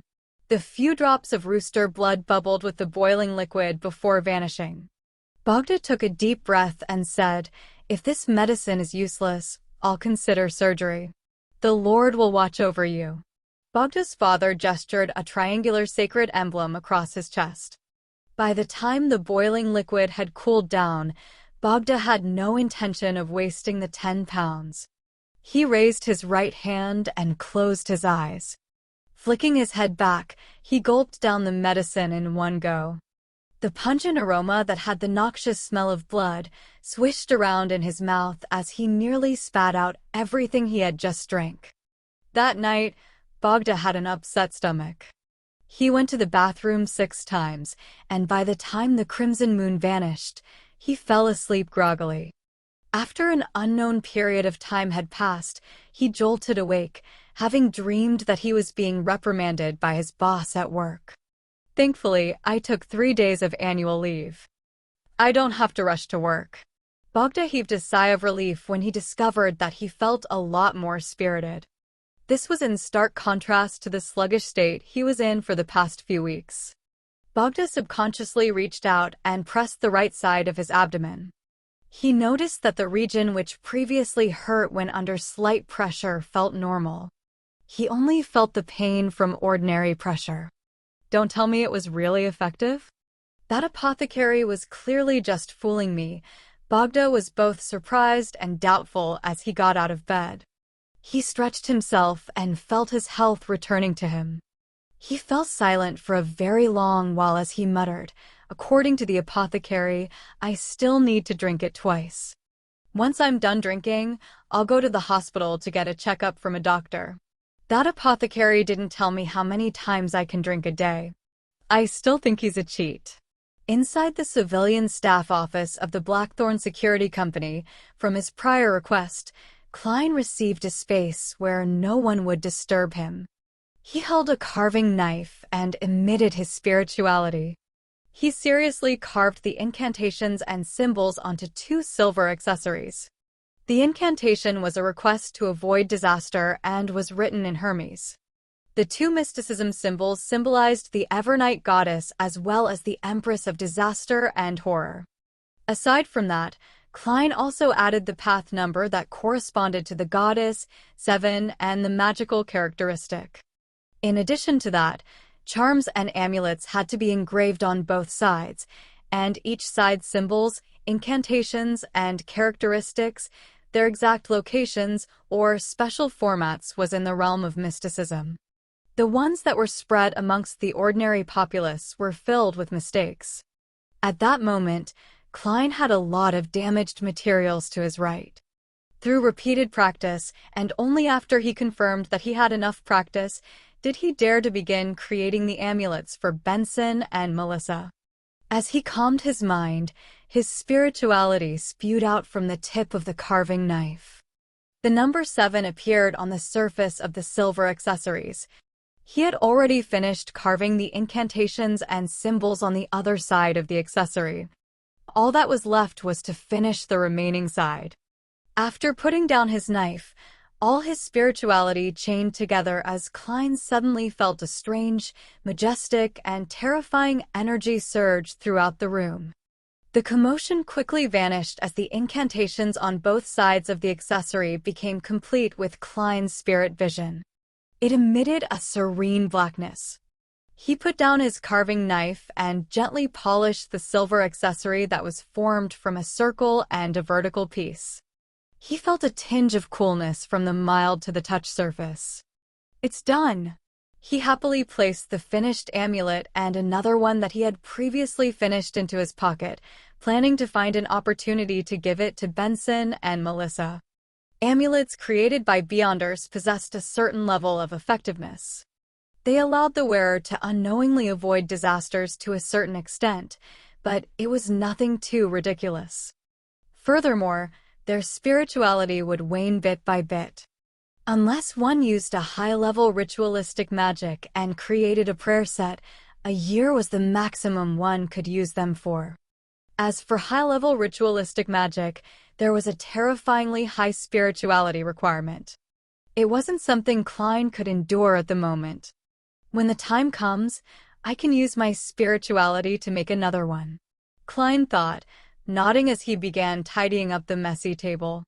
He didn't make one for himself for the moment, because an amulet of that level had limited effects on him. Therefore, his goal was to gain a deeper understanding of incantations before trying to pair it with ritualistic magic. That way he could create a few defensive amulets that could be activated specifically with sound. After everything was finished, Klein walked out the office and prepared to hand over the damaged materials. That was when he saw Captain Dunn walk over in his black windbreaker. Dunn's deep and gray eyes swept across him as he smiled. "Klein, the Holy Cathedral has approved it. You're now an official member." "Really? That's great." Klein expressed his delight. Dunn nodded and said with a smile, "You can now receive a make-up pay of £3 for this week. You'll receive £4.50 every subsequent week until the advance payment is cleared. By the way, did I mention the Nighthawk's ritual? Every official Nighthawk has to independently complete a mission. Only by doing so will you gain the recognition of your partners. In consideration of the outstanding performance you showed, I believe I can assign you an ordinary mission instead. When that happens, I'll formally introduce you to all the Nighthawks in Tingen City." Klein replied without hesitation, "All right." £3 plus his compensation of £7. Getting a new suit wasn't a problem anymore. Furthermore, he would still have plenty left over. Well, who knows when my mission will arrive. Klein waited all the way till Sunday, the day of Selena's birthday banquet. Changing into his formal suit and using a brush and handkerchief to tidy his half-top hat, Klein looked himself in the mirror before walking over to the first floor in satisfaction. At that moment, Melissa was sizing up Benson's clothes. "Is there a problem?" Benson raised his cane, feeling a little lacking due to his sister's gaze. He felt that there was nothing wrong with him when he inspected himself. He was already dressed quite decently. Melissa stopped staring at him and said with a serious expression, "Benson, that is a very old suit you're wearing. There will be a lot of excellent ladies and madams participating in today's birthday banquet. I believe that by wearing that, it'll be a form of disrespect to them." Klein was originally filled with questions. However, when he heard Melissa's emphasis, he immediately realized what was happening. He went over with a chuckle and said, "Benson and I share a similar build. He can wear my other tuxedo." He had already informed his siblings about buying a new suit. He explained it away by saying that his clothes had been torn while inspecting certain objects. Therefore, the company generously compensated him. Of course, he concealed the matter of him being promoted with a pay rise. He was afraid of scaring them and only planned to tell them after half a year. Such an explanation made Blackthorn Security Company and Melissa extremely envious. They felt that the Blackthorn Security Company was an impeccable employer. "There's no need to, right?" Benson retorted, having not realized the gravity of the situation. "No, it's extremely important." Klein pushed Benson's shoulders up the stairs. "My tuxedo is hanging on the clothes rack." After watching Benson go up the stairs in a daze, Klein turned around and smiled at Melissa. "Are you hoping that Benson will use the opportunity provided by Selena's birthday banquet to begin a beautiful new romance?" He had been reading quite a fair amount of newspapers and magazines recently. He knew that aristocrats and middle-class banquets were typically grounds for blind dates. Melissa nodded solemnly. "Yes, Benson has missed out too much because of us."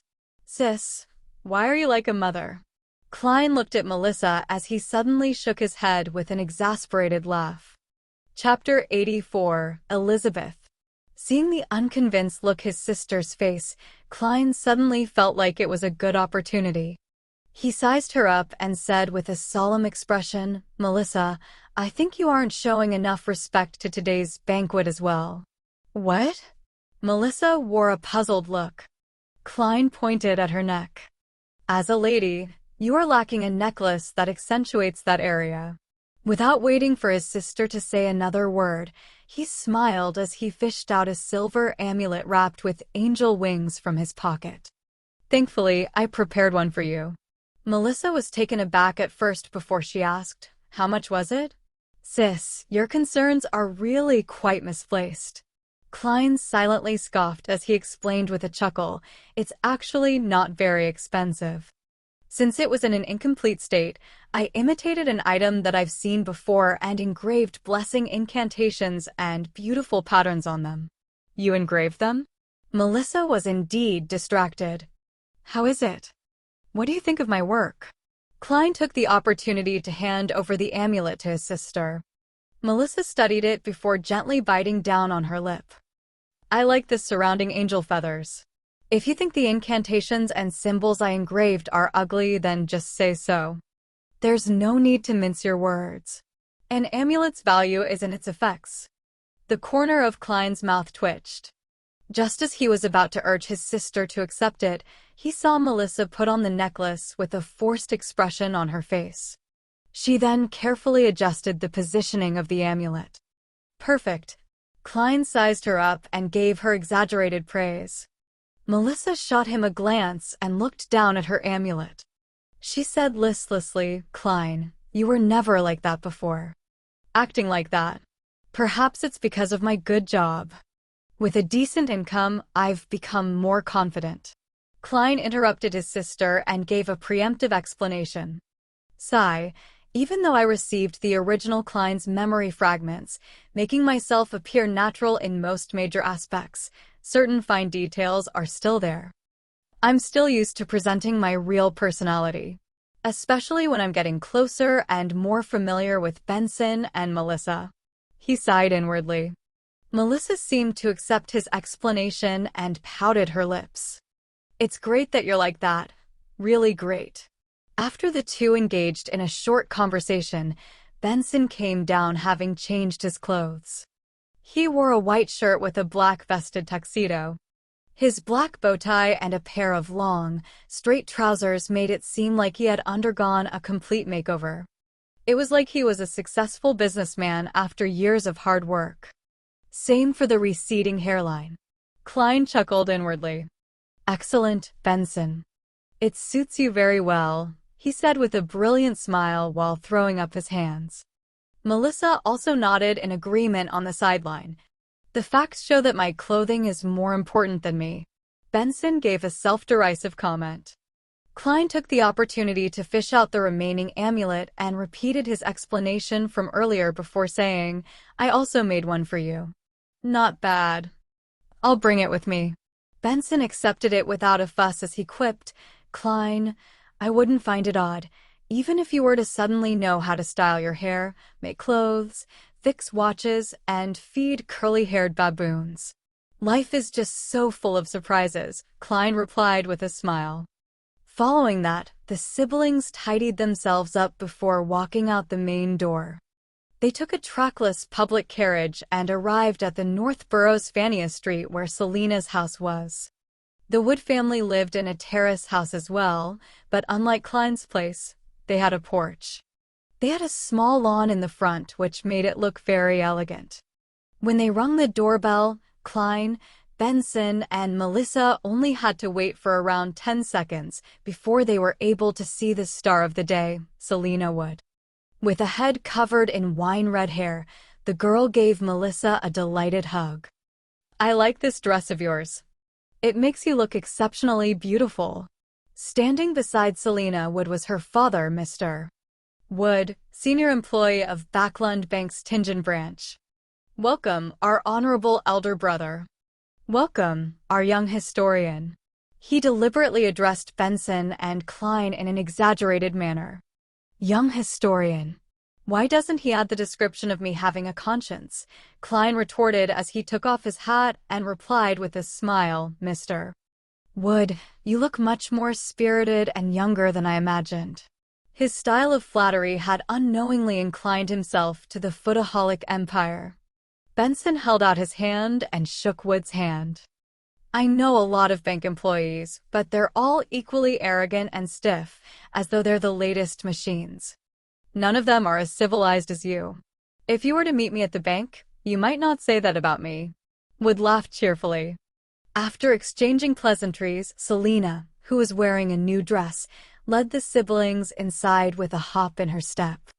At times, she would mention in her usual tone that Elizabeth is already here, and at other times, she would suppress her voice saying, "Melissa, your brothers are more handsome than I imagined."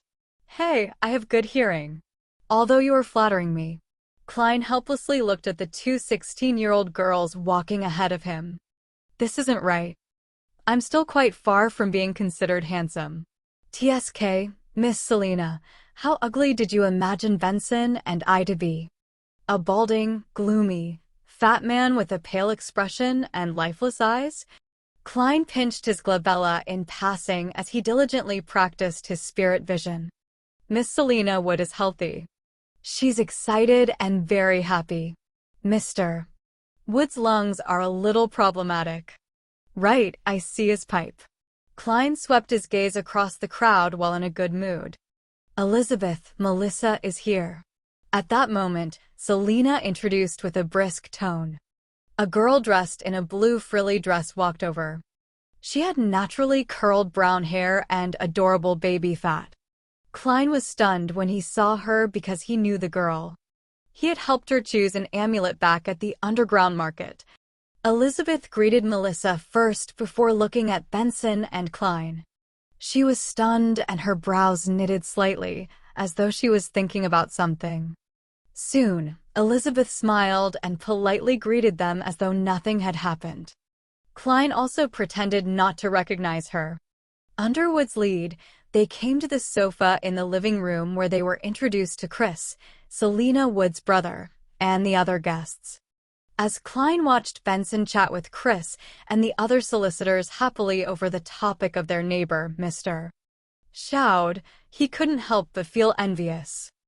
"I don't have such socializing skills." He picked up a cocktail from a table in the corner of the room as he listened quietly. At times, he would nod and echo with a smile. It didn't take long before all the guests arrived and the banquet officially began. As too many guests had been invited, the Wood family's dining table could not accommodate everyone. Therefore, the banquet was done in a buffet manner. The maidservant served the steak dishes, roast chicken, fried fish, mashed potatoes, etc., and placed them on different tables. The male servants were responsible for carving the meat, allowing for guests to take what they wanted. Klein couldn't help but click his tongue when he saw the elegant enamel plates and silver cutlery. He felt that the Woods were being too extravagant as a middle-class family. Since they're so rich, why would Chris need so many years to prepare for his wedding?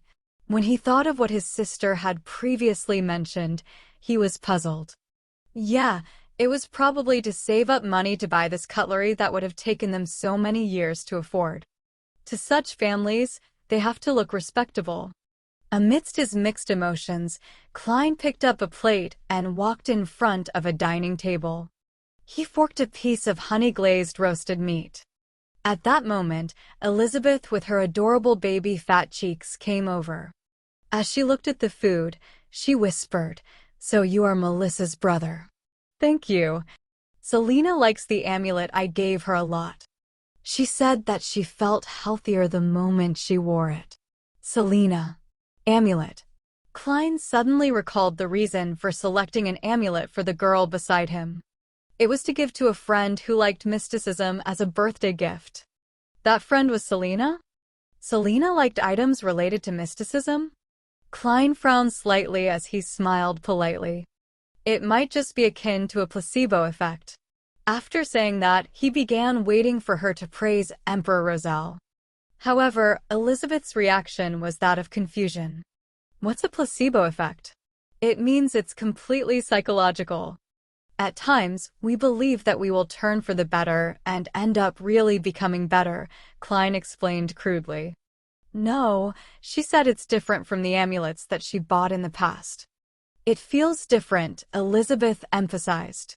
She cocked her head and shot a glance at Klein and said curiously, "I never expected Melissa's brother to be an expert at mysticism. As you know, I studied history, so it's common to encounter similar matters." Klein diverted the topic skillfully as he asked, "Are you also studying at the Tingen Technical School?" No, Selena and I were Melissa's former schoolmates. Later, she went to a technical school. I study at the nearby Ivos public school, Elizabeth explained seriously. A public school wasn't established and maintained by the government. Instead, it was a school that accepted students from the public. It was an evolution of good grammar schools whose goal was to groom graduates so as to enter university. The schools were rather expensive, and they would consider the student's family background. It could even be out the range of typical middle-class families. She didn't talk much. After choosing her food, she returned to Selena's side. After congratulating the star of the day on a happy birthday, the banquet gradually came to an end. Klein and Benson were invited to a game of Texas Hold'em. The small blind was half a penny, and the big blind was a penny. As for Melissa, Elizabeth, Selena, and their friends, they went upstairs. It was unknown if they were chatting or playing games. Klein's luck was pretty bad. He played about 20 rounds, but didn't receive a good hand at all. All he could do was fold and be a web audio channel announcement. Thank you for listening. If you want to listen to the full series and hundreds of audiobooks similar to this, please join our Discord or join our Patreon on patreon.com/webaudio. The link will be in the description and also pinned in the comment section. Thank you, spectator. When he flipped the ends of his cards again, he found a 2 of hearts and a 5 of spades. Shall I try a bluff once? Klein considered for a moment, but did not manage to muster the courage. He also resisted the urge to use divination to cheat. He covered his cards and rapped the table, indicating that he was not making a call. Then, he got up and left the table to head for the bathroom. Roselle was also a person with obsessive-compulsive disorder. He actually found an odd reason to name the playstyle Texas. Klein shook his head as he proceeded forward. At that moment, he suddenly came to a halt as his pupils constricted. His spiritual perception told him that there was a strange fluctuation upstairs. Chapter 85, Urgency. The strange, twisted, and obscure fluctuation was short-lived. Shortly afterwards, Klein even suspected that he was hallucinating. If he wasn't considered rather skilled at spiritual perception, it was very likely that he would have written off the abnormality. Klein frowned as he thought of his sister upstairs. He tightly held onto his cane as he went around the bathroom and hobbled to the wood household staircase. He quickly went upstairs while following the traces with his spiritual perception before arriving at the living room beside the balcony. This should be it, Klein mumbled as he raised his hand and tapped twice on his glabella. Auras penetrated the walls and the large wooden door before entering his vision. Most of the colors were ordinary with a blurry outline. However, one of them in particular was rippling with a sinister dark green color over its surface that slowly corroded inwards. Just as I thought, something wasn't right.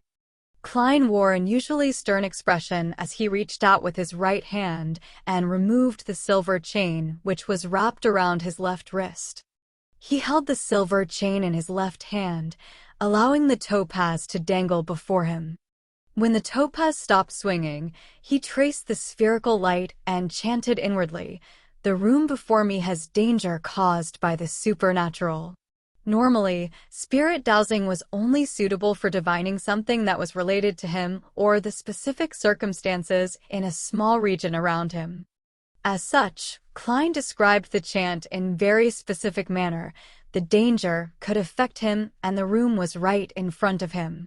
The room before me has danger caused by the supernatural. After repeating the chant 7 times, Klein's eyes widened as he saw the topaz rotating in a clockwise motion rapidly.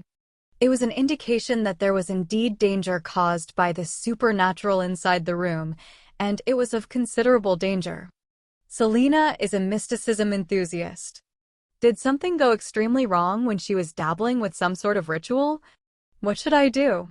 Klein massaged his brows and wrapped the chain around his wrist before knocking on the door. Thump, thump, thump. He knocked on the door 3 times rhythmically and wore an amiable smile on his face. The door opened with a creak. Melissa, who was wearing her new dress, appeared in front of Klein. "Klein, is something wrong?" The girl didn't expect her brother to be here, so she was momentarily surprised. Klein responded with a smile, without any sign of distress. "I was just curious since I heard you gals enjoying yourselves. Sorry for disturbing all of you." Melissa lowered her head in apology, feeling somewhat embarrassed. "We're playing with magic mirror divination. Selena knows a lot and it's very fun. Magic mirror divination. Sis, why don't you gals play Charlie Charlie Challenge 1 or Ouija boards too?" Klein shook his head, feeling both peeved and amused.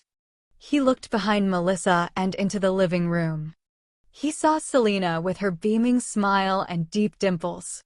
However, in his spirit vision, the wine-red-haired girl, who was holding a silver-coated mirror, was being encroached by the sinister dark green colors.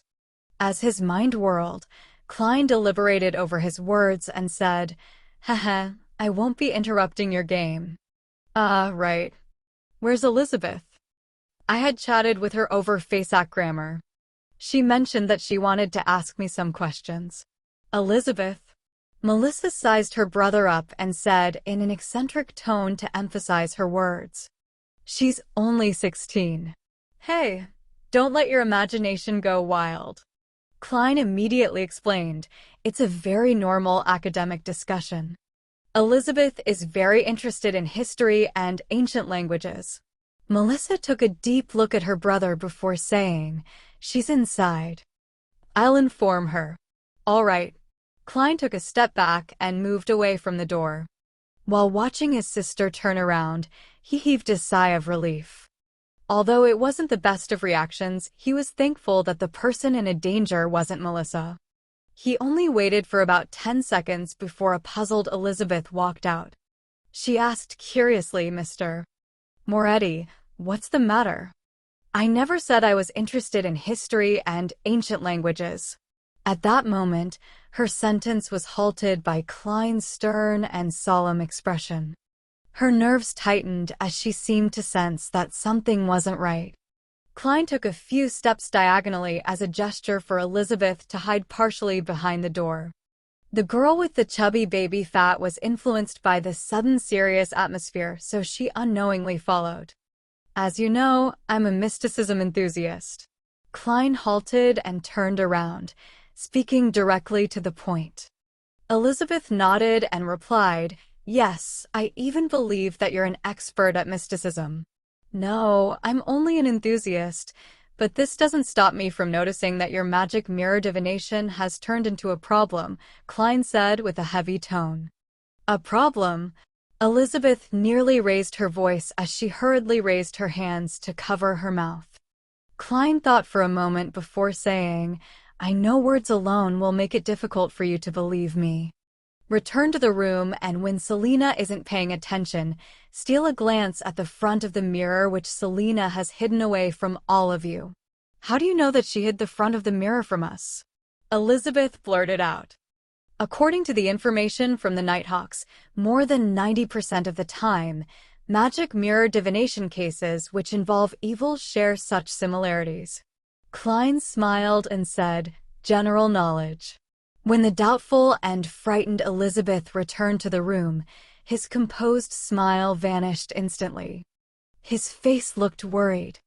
"Even though we're all in the North Borough, to go from Fania Street to Zitland Street will take at least 15 minutes of travel by public carriage. By the time Captain arrives after making a round trip, the situation might have deteriorated to a hopeless state. If only Benson and Melissa wasn't here. But I can't deal with those hidden and unknown existences. Do I have any means to contain it?" "Right, Selena is a mysticism enthusiast. Her room definitely has no lack of pure dew, essential oils, herbs, and other items." Just as Klein was racking his brains for a solution, Elizabeth sat next to Selena by using an excuse of discussing something with her. A girl opposite her sipped a mouthful of red wine, and under the teasing looks of everyone, despite her blushing, she mustered her courage to ask, "Can you help me divine when I'll meet a romantic and handsome gentleman?" Selena lightly coughed twice as she rubbed the mirror's back and said, "Mirror, mirror, tell me, when will the gentleman in Yanina's heart appear?" After repeating it 3 times, she picked up the mirror and raised it in front of her. Seizing this opportunity, Elizabeth suddenly turned her body and stretched out her head to take a glance. According to her expectations, she felt that she would see Selena's face and half her face. However, the only thing she saw was Selena. The tiny mirror only had Selena, and it was Selena's entire body. The mirror was completely pitch black, with Selena standing in the middle with a cold expression. Elizabeth trembled all over as she lunged backward and leaned against the sofa. She momentarily forgot to breathe. She involuntarily trembled and, without giving an excuse, got up immediately, stumbling to the door. She didn't even dare to turn back to look at the beaming Selena. Yanina's gentleman will appear on the Sunday of the 2nd week, half a year later. Amidst giggles, Elizabeth opened the door and left the room to see Klein, who was standing in the shadows of the wall lamps in his tuxedo and half-top hat. "Mr. Moretti, she stammered in a daze. Klein calmly smiled. "Don't disturb the girls and ladies inside." Infected by his smile, Elizabeth calmed down significantly. She extended her hand and closed the door as she quickly walked over to the wall lamp. "I saw it. I saw only Selena inside the mirror. A devil like Selena," she whispered hoarsely. "Indeed." Klein's expression turned serious as he asked in a deep voice, "Do you know which is Selena's bedroom? Do you know where her mysticism items are?" "There. The mysticism items are in there as well." Elizabeth didn't hesitate to point at a room diagonally across. Klein held his cane and walked over, opening the unlocked wooden door. Under the streetlights and the crimson moon's illumination, he turned a valve and lit a gas lamp. A pale yellow light glowed as he swept the area and found bottles of pure dew, flower essence, boxes of herbal powder, candles, and amulets. These items were placed on tables or neatly arranged inside a rack. Their names were given on sticker labels. After confirming the items, Klein said to Elizabeth, who had followed behind him, "Do you want to save Selena?" "Yes." Elizabeth subconsciously nodded before asking in a daze, "Will it be dangerous?" "A certain amount." "After all, I'm only a mysticism enthusiast," Klein replied frankly. "A certain amount of danger." Elizabeth pursed her lips tightly for a few seconds before saying, "Is there anything you need from me?" Klein smiled warmly as he comforted her, "Don't be nervous. Now, all you have to do is pretend to return as though nothing had happened. Return to Selena's side. 5 minutes later, remember, 5 minutes later, tell Selena that you have a pleasant surprise and bring her to me. Knock on the door softly, 1 long knock and 2 short ones. Following that, well, leave it to me." Elizabeth thought over it silently before nodding seriously. "All right." Seeing her return to the living room, Klein glanced at his pocket watch. He closed Selena's bedroom and quickly cleared the desk. Then, he picked the items needed and placed them on a chair. Immediately following that, he picked up 2 faint candles with a light aroma. He placed them on the upper left and right corners of the desk. They were symbols representing the Lady of Crimson and the Empress of Disaster and Horror. Klein planned on holding a ritual here to borrow the Evernight goddess's powers to ward off the mysterious and unknown existence that was affecting Selena. As he was only a sequence 9, the ritualistic magic he knew wasn't strong enough. In order to succeed, he needed Elizabeth to lure Selena into a sealing circle, right in the vicinity of the altar. Therefore, he needed to consider situations in which Selena might notice and resist. Due to these reasons, Klein planned on using suspension-style ritualistic magic. Chapter 86. Prayer. Suspension-style ritualistic magic referred to the termination of a ritual according to the Beyonder's judgment. They could finish other matters first before returning to continue the ritual. Even by doing so, it was still possible to gain the desired effects. This was a technique produced over 1,000 years of ritualistic magic development. After all, many high-level ritualistic magic required multiple steps. The duration ranged from an hour to half a day before finishing. It was difficult to ensure that no one disturbed them during the entire process, or that there wouldn't be any accidents. After gaining lessons from various predecessors through blood and tears, gaining feedback through each failure, being able to suspend ritualistic magic became mainstream at the higher levels, while it also indirectly affected the lower-level rituals. However, being able to suspend a ritual didn't mean that the ritual could be suspended at any time. One had to abide by mysticism theory and grasp the corresponding technique. If not, the failure of the ritual was unavoidable. It could even result in a terrifying backlash effect. Based on Klein's understanding, once one gained the attention of a particular divinity, and the divinity was waiting on the contents of the request, to suddenly say, "Wait, I need to use the bathroom," one can only be congratulated, since they might never need to go to the bathroom ever again. Phew. Klein heaved a sigh of relief as he composed himself. Even though he had held many luck enhancement rituals and had even designed a corresponding ritual that made an attempt at justice and the hangman, this was his first actual ritualistic magic that abided by the rules. After looking at the silver inlaid cane by the side of the bed, Klein picked up the third candle and placed it in the middle of the desk to represent himself. He placed the silver bowl that Selena used for rituals in front of the third candle and replaced the axe with a sacred emblem. On the left were the pure dew and essential oils of the moonflower, slumber flower, and other plants. While on the right, he placed a plate of salt, a small silver dagger, a piece of fake goatskin, and a quill that was dipped in ink. Luckily, Selena had a complete inventory. Otherwise, he wouldn't have had any way to complete the preparations. As for the moderately fast rituals that old Neil could perform, they were not something a seer could do. From the looks of it, Selena was quite an experienced mysticism enthusiast. Yes, if she wasn't experienced, then she wouldn't have gotten into such trouble. She was only 16 and had been exposed to all of this for at least a year. Who had guided her? Ideas flashed through his mind as he picked up Selena's cup from the bed. He poured plain water into it and placed it beside the coarse salt. He took out his pocket watch and popped it open. He didn't delay any further after taking a glance at it. He traced layers of the spherical light in his mind and quickly entered meditation. The room that was filled with floral fragrance was suddenly subject to a formless whirlwind. Klein put away his pocket watch and his eyes suddenly turned darker, from brown to black, as though he could see through one's soul. He extended his palm and laid it against the candle on the top right corner. He chanted inwardly, "Evernight Goddess, you are the Lady of Crimson." As Klein chanted, he extended his spirituality and rubbed the candle wick. After a couple of moments, the candle suddenly lit up, and there was a tranquil blue inside the dim yellow light. "Evernight Goddess, you are the Empress of disaster and horror." Just like he did before, Klein successfully lit up the second candle on the top left corner.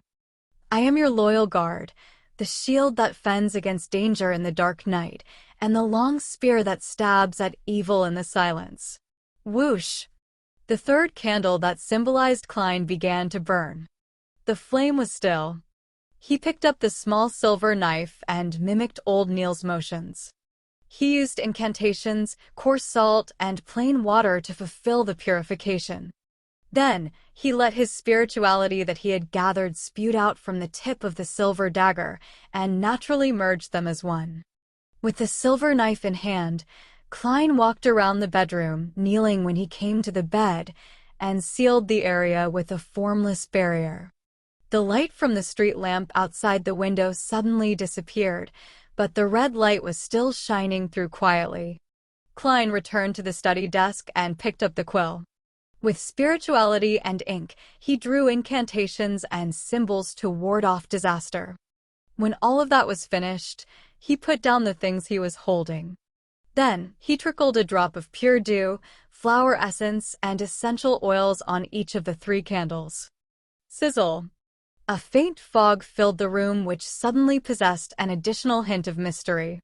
Next, he burned a few types of herbs before taking a step back from the mixture of fragrances and began reciting the corresponding incantation in the suspension ritualistic magic.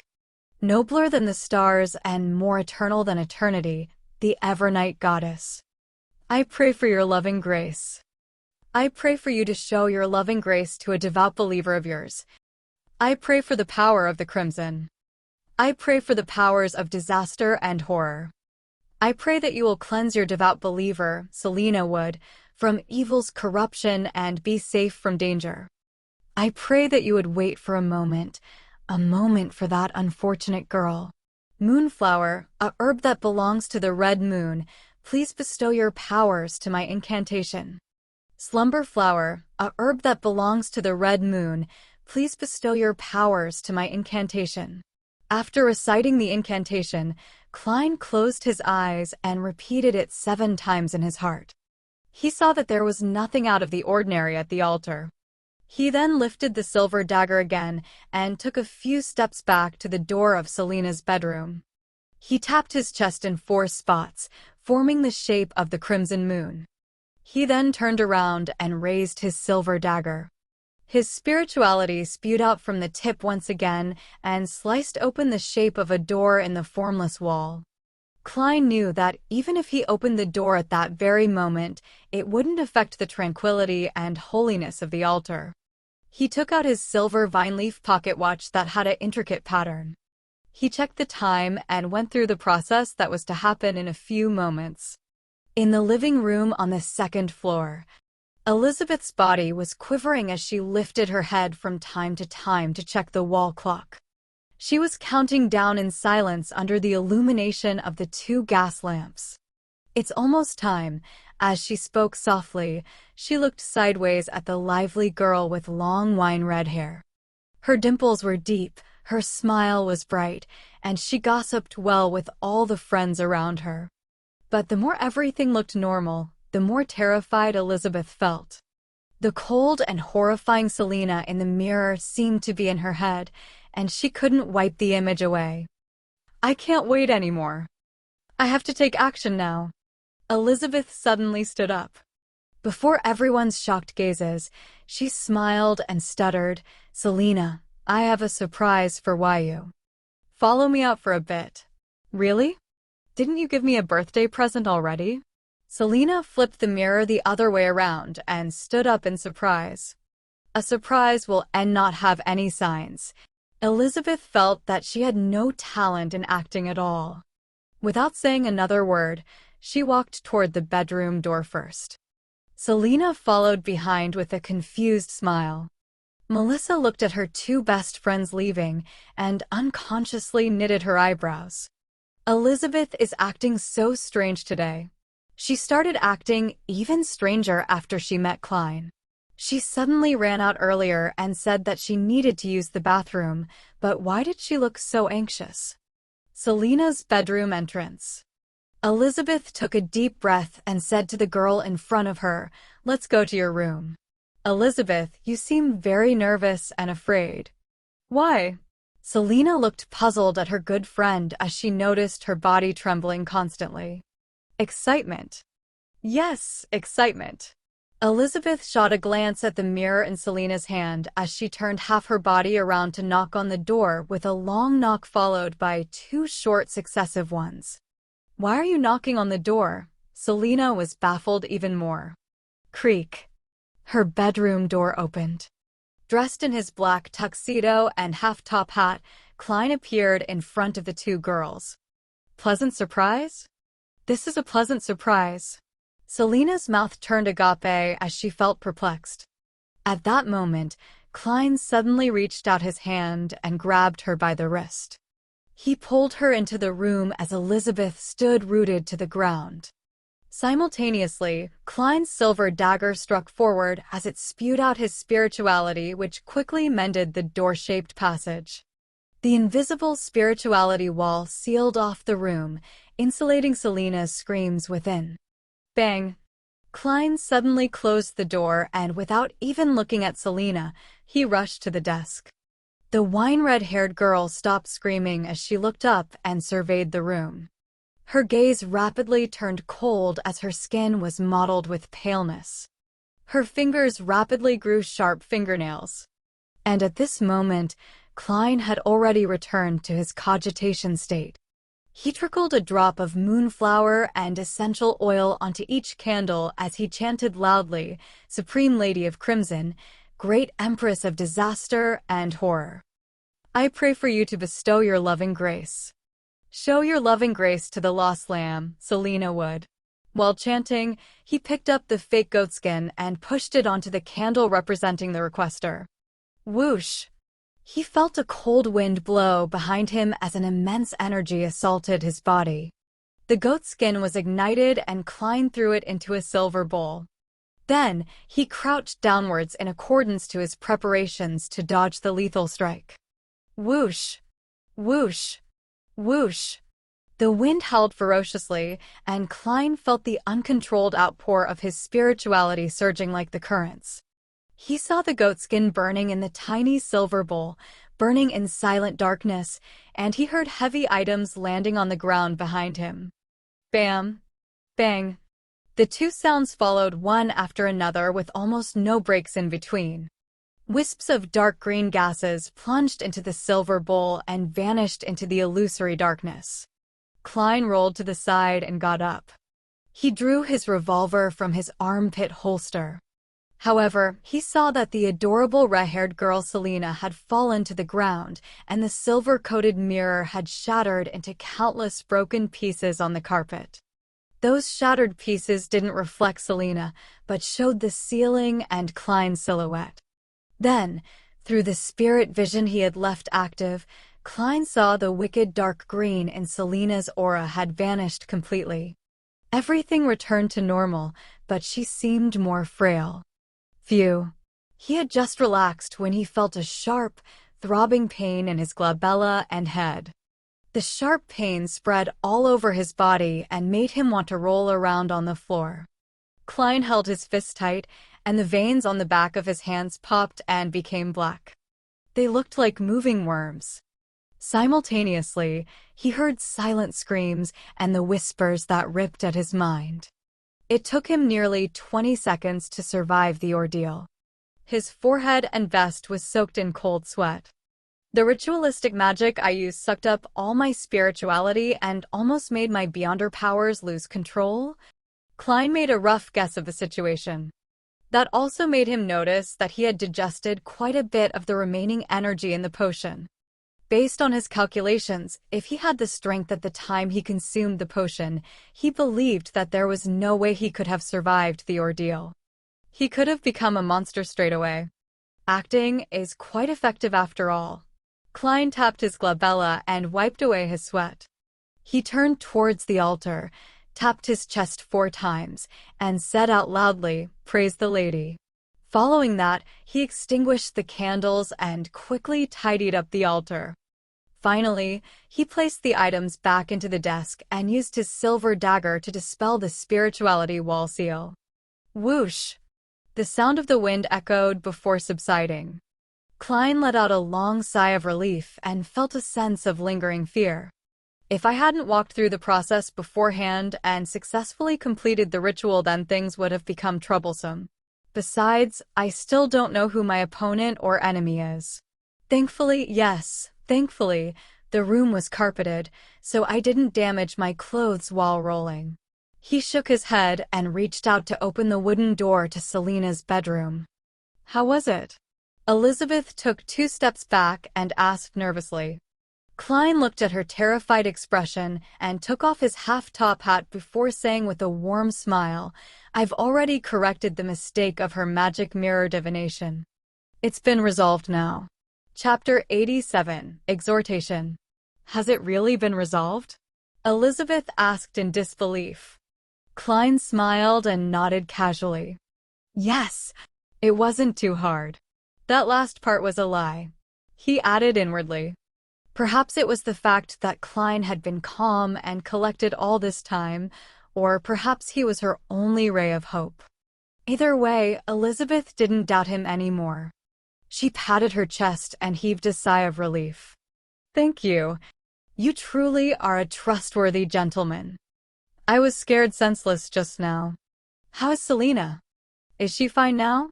She might remain unconscious for the next few minutes, but she's completely fine now. Oh, 2 to 3 days of weakness is to be expected. Klein suddenly had a stern expression on his face as he asked, who taught her mysticism? Didn't he tell her about the basic taboos? Elizabeth straightened up a little more like a student who had just been scolded by her teacher. She thought for a moment before saying, Selina once mentioned that her teacher is Hannes Vincent. She met him a year ago at the Divination Club on House Street. Hannes Vincent. On the surface, he didn't seem to teach anything questionable about magic mirror divination, but he's secretly been teaching dark divination. If I knew about this earlier, then I would have reported it to Captain and have raided him earlier. Klein felt some regret as he asked in a deep voice, was he also the one who taught Selina magic mirror divination? Klein was left with a lingering sense of fear because this matter had nearly affected his sister, Melissa. Elizabeth nodded cautiously. Yes, but Selina had tried magic mirror divination a few times without any success. Oh, today she told me that she had a peek at her teacher's hidden incantations and that there would be no problems. She was basically an expert at courting death. Klein massaged his temples to alleviate his headache. Do you still remember the incantations she recited? Well, although Hannes Vincent had not voluntarily imparted the dangerous knowledge to Selina, it's obvious that he had been experimenting with it to extend an invitation to a mysterious, unknown entity. This would become a problem sooner or later. It has to be dealt with quickly before it gets worse and becomes a problem for someone else. I remember a part of it, Elizabeth recalled. She recited it in Hermes. As you know, I was only exposed to Hermes just recently. All I remember is her using the terms revolve, spirit, creator, and grace. Creator? The true creator? Many underground mysticism enthusiasts believe in this ancient entity revered by many secret organizations. Yes, an entity that appeared 1,000 years ago during the early stages of the Fifth Epoch. Klein nodded amidst his thought and said, Remember to ask Selina about the entire incantation after she wakes up, then find an opportunity to tell me. All right, Elizabeth replied without any reservations. But she immediately asked, feeling a little confused, Mr. Moretti, why don't you ask her yourself? I don't want to let Melissa know I enjoy mysticism. Can you help me keep that a secret? Klein asked in return. Elizabeth bit her lips, her eyes sparkling. No problem. Melissa prefers machines to mystery. She likes logic over instinct. Klein placed his hat in front of his chest and bowed gentlemanly. Thank you for your understanding. As for Selina, you do know that she's not someone who can keep a secret. A more accurate description is that she likes to share secrets with others, Elizabeth agreed. Klein put on his hat and thought for a moment before saying, Remember to tell Selina after she wakes up that she suddenly fainted and shattered her mirror. I think her memory probably stopped at the point when she began the magic mirror divination. Seeing Elizabeth nod, he put on a stern expression once again and said, Remember, be it divinations or trying other mysticism rituals, do not pray to any other entities other than the 7 orthodox divinities. You should immediately burn those types of incantations and stay far away from anyone distributing those materials. If I hadn't noticed this in time, Selina would have turned into a monster or an evil spirit in 10 minutes, and everyone here would have been killed, myself included. Thinking about the ice-cold Selina in the mirror, Elizabeth had no doubts about what Klein had just said. She sighed with lingering fear and said, "I understand and I'll remember. I'll also keep an eye on Selena." "All right, go and take care of Selena." Klein raised his black cane and walked toward the stairway. As he walked, his eyes became darker. He took out a single penny with his right hand and flicked it into the air. "Selena is all right now. Selena is all right now." Klein quickly repeated the description, then caught the falling coin. He saw George III's face facing upward. This was not a simplification of spirit dowsing. Instead, it was a simplification of dream divination. At that moment, Klein had forced himself into a state of sleep with the aid of cogitation in order to take a tour through the spirit world. The heads and tails of the coin were a symbolic manifestation. Heads represented affirmation, while tails indicated descent. "Great, everything is fine now." Klein twirled the bronze coin with his fingers happily. That was a simplification only a seer could accomplish. Elizabeth was staring at Klein's back and saw the flying coin before he caught it. Only when Klein vanished down the staircase did she turn to enter the bedroom. She saw Selena asleep on the floor with shattered pieces of the mirror beside her. She held her breath and tiptoed into the room as she looked at the fragments of the mirror. She made sure that the ice-cold Selena was no longer present. Instead, the fragments were reflecting the ceiling. Phew. Put completely at ease, Melissa heaved a long sigh of relief. But despite her efforts, she couldn't move Selena to the bed. Instead, she nudged her awake. "Elizabeth, what happened to me? Did I get drunk?" Selena asked weakly, the glow in her eyes having turned considerably dull while her eyes were filled with confusion. Elizabeth thought for a moment and replied in a serious tone, "No, Selena, something happened to you. Your magic mirror divination invited a malicious entity." "Is that so?" Selena weakly made her way to the bed with Elizabeth's help. She rubbed her temple as she said, "All I remember is when I started the magic mirror divination." Elizabeth told a half-truth. "You were a completely different person during the ritual. The you in the mirror was completely different from the you in real life. I was very scared. Using the excuse of giving you a surprise, I brought you into the bedroom before I snatched your mirror and shattered it onto the carpet. After that, you fainted. Blessed be the goddess, you're okay now." "I don't remember anything," Selena muttered, her face pale. The more Selena tried to remember, the emptier her mind became, and the more afraid she felt. Subconsciously, she glanced at her desk and noticed that the placement of items was clearly different. Just what happened exactly? Selena tried hard to remember, but she could only faintly remember a man in a black suit and hat. He was not strong or tall, but he had a straight back. "Selena," Elizabeth said seriously, "I met a mysticism expert when I went to the underground market to purchase the amulet. He said that we shouldn't pray to any entity other than the 7 Orthodox divinities. Otherwise, we would be sure to invite disaster. Promise me, don't try this anymore." "I didn't even know if what I did could save you just now." Selena was scared senseless. She nodded in a daze. "No more, I'll never try this again." "And, just what did the incantations of your mysticism mean?" "If I have the chance to meet the mysticism expert again, I will ask him for you," Elizabeth asked, feigning nonchalance. Selena rubbed her temple and said, "Spirit that revolves this world, the grace of the true creator, the eyes that look at fate." Tap, tap, tap. Klein smoothed the creases and patted the dust off his clothes as he walked down the stairs. After that, he took off his hat and returned slowly to the long dining table. "Where did you go?" "It has been nearly 10 minutes, Selena's brother, Chris, asked as he folded his hand. Klein smiled and replied, "To the bathroom, then upstairs to acquaint myself with the ladies."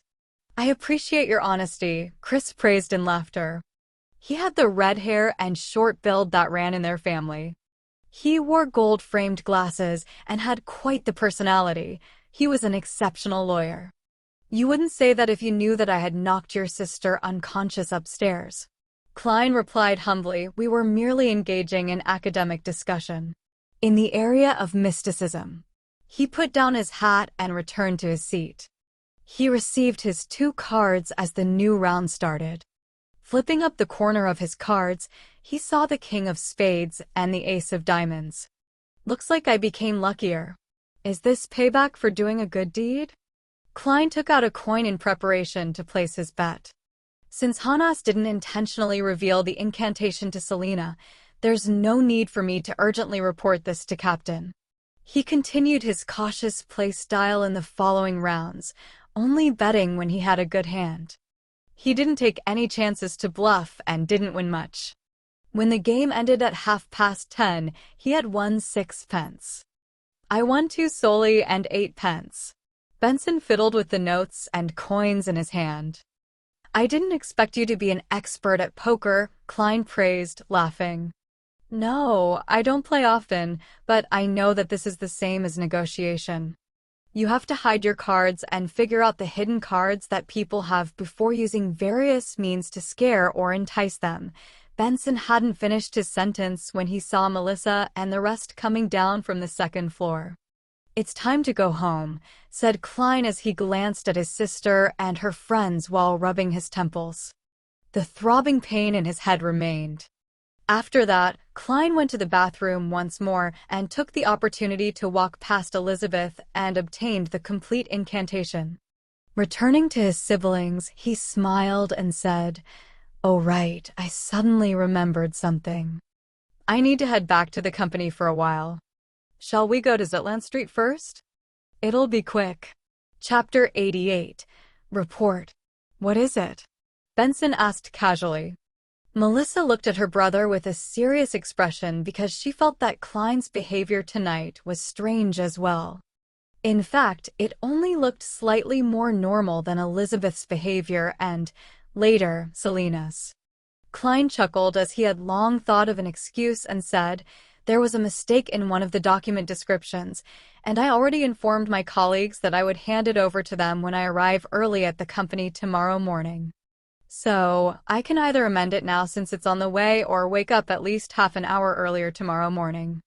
No doubt, I've chosen to do the former. No wonder.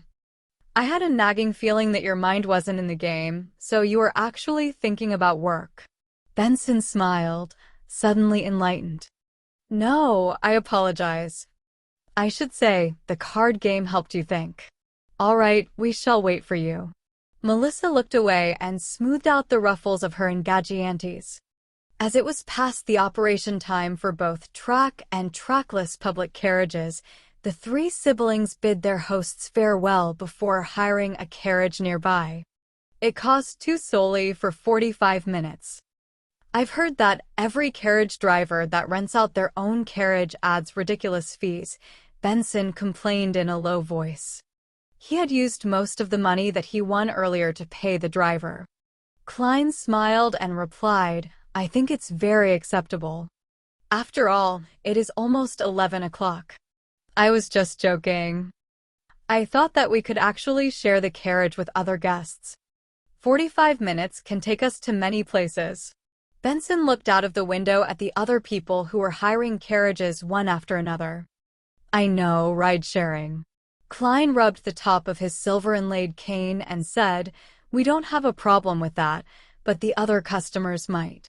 Benson, did you notice that they care a lot about their image and at looking respectable? I think that might be common among the middle class.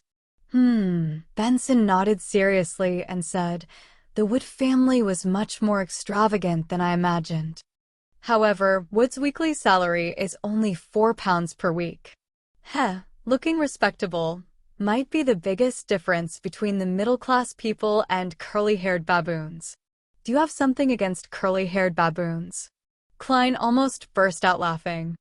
Melissa didn't join in on their discussion. She took a seat and sized up Klein from time to time. Her gaze was sending chills down his spine. The two-wheeled horse carriage was traveling quickly in the dark, quiet street. They arrived at Zutland Street in only 12 minutes. Wait for me here. 5 minutes, it won't be more than 5 minutes, Klein emphasized. He put on his top hat, grabbed his cane, and got off the carriage. As the carriage driver was charging based on time instead of distance, the driver didn't mind waiting. Going up the stairs, Klein arrived at the Blackthorn Security Company and knocked on the door. Within 10 seconds, the door was opened wide. Leonard Mitchell appeared before him in a vest and shirt. "You're not on duty tonight," Leonard pointed out, looking surprised to see him. Klein was only on guard duty once a week for the Cheney's gate. They maintained a regular work schedule for the rest of the time. As for emergencies that happened at night, they would be dealt with by the sleepless who enjoyed the night. However, only getting 2 to 3 hours of sleep a day can cause baldness and memory loss. Whenever he thought about this, Klein couldn't help but ridicule Captain Dunsmith in his mind. "I have something to report," he answered simply. "There's a mission?" Leonard asked casually, moving aside. When Klein entered the reception hall, he saw Dunn coming out in his black windbreaker. His gray eyes were dark as usual. "Captain, I came across an incident involving the supernatural." "Give me the details," Dunn asked directly. Klein recounted the whole story from earlier and reported the steps that he took to deal with it. "So, I think there's a need to investigate Hannes Vincent." Back then, he believed that since the evil entity that was invited by the magic mirror divination hadn't caused a disaster, and there was no indication that he was in extreme danger, that meant that the entity probably still needed more time. It didn't want to awaken or possess Selena ahead of time. Therefore, as long as its goals were not exposed, the evil entity chose to observe the situation. Under such circumstances, it wasn't hard for Elizabeth to trick Selena to head to the entrance of the bedroom. "You've done well. You seized the opportunity before the evil spirit fully materialized to possess her body completely." Dunn lifted his head lightly and said, "Let us take care of the follow-up investigations. You can return home to rest." Klein heaved a sigh of relief and chortled. "I thought you would make this my initiation mission and make me complete it alone." From the incantation that Elizabeth provided him, Hannes Vincent was certainly dangerous. "That's because there's already an initiation mission for you." The desultory Leonard chuckled by the side. "What?" Klein was shocked. Dunn smirked and explained with his soothing voice, "At around 7 tonight, the police station referred us to a case. From our initial assessments, there doesn't seem to be any danger or urgency, so it was decided that you would complete it on your own tomorrow." "All right, don't ask about the case. Rest well tonight and move your day off to Tuesday or Wednesday." "Captain, doing that only affects my sleep. Plus, Monday afternoon is when the tarot gathering takes place. Do I need to send a postponement notification to Justice and the Hangman?" Klein shook his head and smiled bitterly. He then bade farewell and left. Exiting the stairway, he suddenly sensed something. He lifted his head to look towards the carriage that they had hired. He only saw Melissa looking at him silently through the window. When they made eye contact, Melissa suddenly looked away and sat properly. The corner of Klein's mouth twitched, and he got into the carriage, pretending nothing had happened. Under the crimson moon and pure night sky, the carriage moved quickly down one street after the other. When they returned home, Klein yielded the bathroom to Benson for his shower while he went to Melissa's bedroom and knocked twice. Melissa, who was planning to use the other bathroom, opened the door and looked at her brother suspiciously. "Melissa, do you have any questions that you'd like to ask?" "I know you do," Klein asked straightforwardly. "Don't just observe me in silence." Melissa's lips trembled and creased her eyebrows as she spoke. "Klein, what did you do to Elizabeth? She seemed a bit off. And later on, Selena started acting very strange too." Klein had prepared his reply. "Do you know that Elizabeth and Selena are mysticism enthusiasts?" "Yeah, but I don't like it. I don't think there's anything that can't be explained in this world, Melissa answered seriously after being momentarily taken aback. Anything that seems unexplainable is due to the fact that the knowledge we have grasped is insufficient. Yeah, I think so too, Klein echoed her sentiments guiltily. I once thought so too, until I successfully courted death. He coughed lightly and continued, mysticism involves Hermes, the language used specifically for ancient worship ceremonies and prayers. Elizabeth knew that I am good at it. It is within a historian's domain after all. So, she asked me about the pronunciation of corresponding words and their actual meanings. Melissa nodded lightly, signifying her acceptance of her brother's explanation. It went according to her understanding of both parties.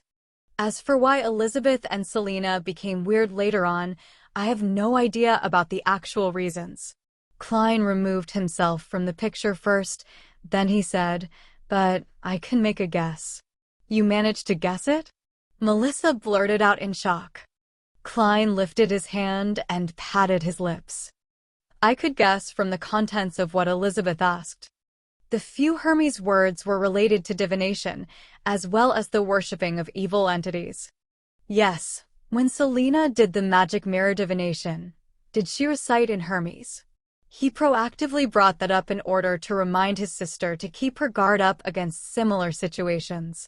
It would be even better if she could cut off contact with Selena and Elizabeth. Yes, Melissa replied after a delay. I think I understand why Elizabeth and Selena were acting strange.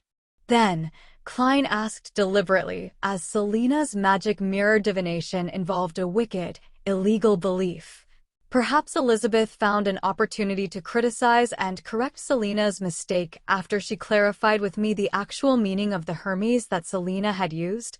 I think so. Melissa didn't doubt this conclusion because she had made the same deduction herself.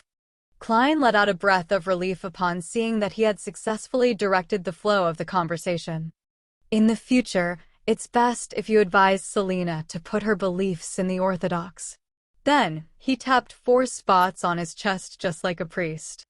Yes, I will, Melissa replied, sounding determined. And, don't tell Elizabeth and Selena about our deduction or about the things that I've said. I actually promised Elizabeth not to tell you, Klein emphasized. Okay. Melissa nodded lightly. On Monday morning at 8, in the Blackthorn Security Company, Klein took off his hat and greeted Roseanne and Brett. After exchanging a few words, he entered Captain Dunn Smith's office. He pushed the door open and looked around. He suddenly had a shock, because Dunn's face was pretty pale and his gray eyes looked clouded, without their usual darkness. What happened? Han asked Vincent. Klein asked in concern and shock. Dunn rubbed his forehead, took a sip of coffee, and replied with a bitter smile, Hanas Vincent is dead. Who killed him ahead of time? Klein sat before Dunn with his cane in hand. Dunn didn't answer immediately but sighed and said, Leonard and I went to look for Hanas Vincent last night. As his usual behavior didn't show any unusual signs, and there was nothing odd about his house, I decided to enter his dreams to look for clues. In his dream. His eyes showed fear as Dunn repeated himself twice. That was when he said, in his dream, I saw a cross, a huge cross, one that blotted out the sky. On the huge cross there was a naked man nailed to it with black nails. His arms and legs were pinned with his arms extended outwards. He was hung upside down, his head hung low like a chandelier. There was strips of blood stains on his body. Upon seeing such a scene, I lost consciousness. I left Hanas Vincent's dream, and when I woke up, Leonard told me that Hanas had died in his sleep.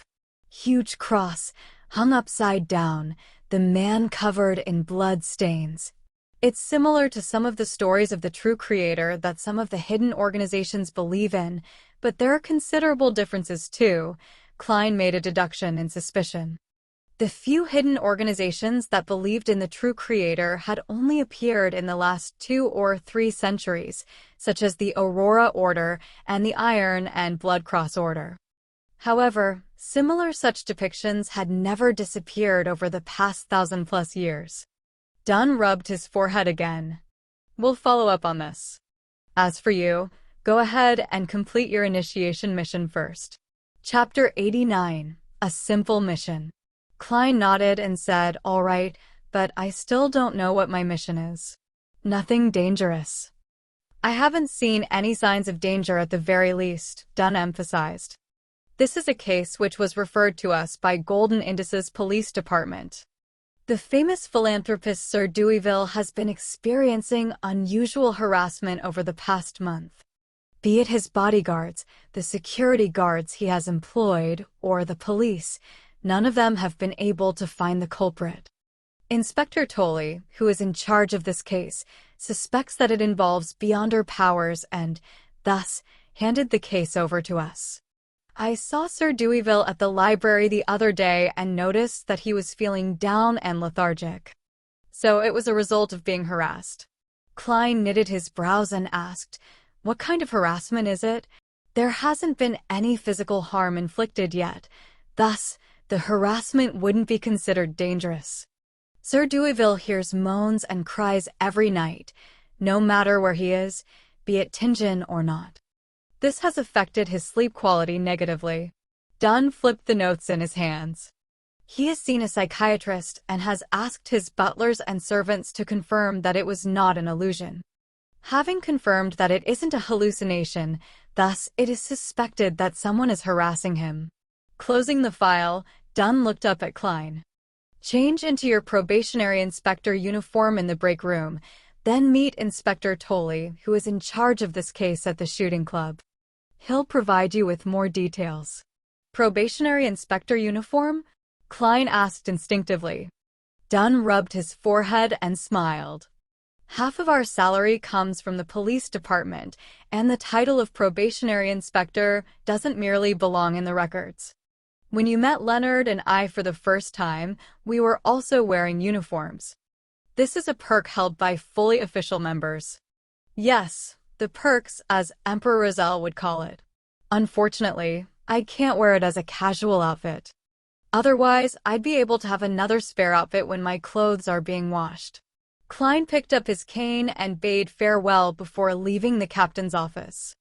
He headed toward the break room and saw a black and white checkered uniform, complete with leather boots, placed on the table.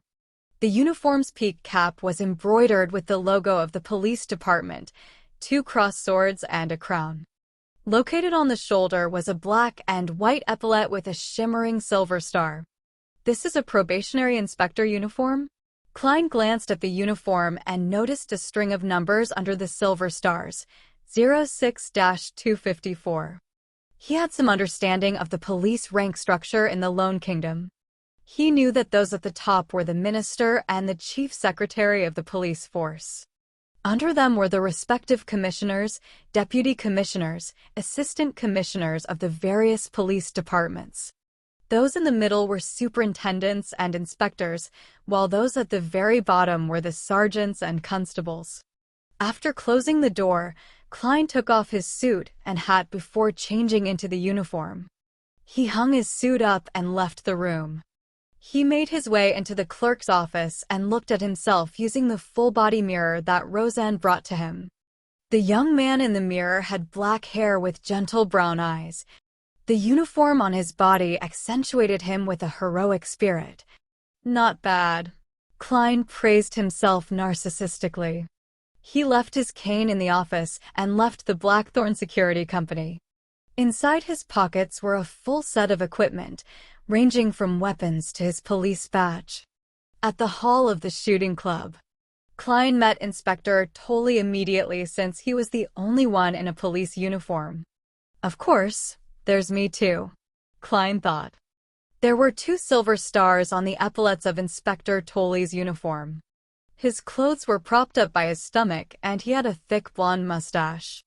His frame was tall but not imposing. Perhaps it was imposing in the past. "Moretti?" Klein Moretti? Inspector Tolley noticed Klein and welcomed him with a smile. Hello, Inspector Tolley. I believe that you have the right person, Klein replied amicably.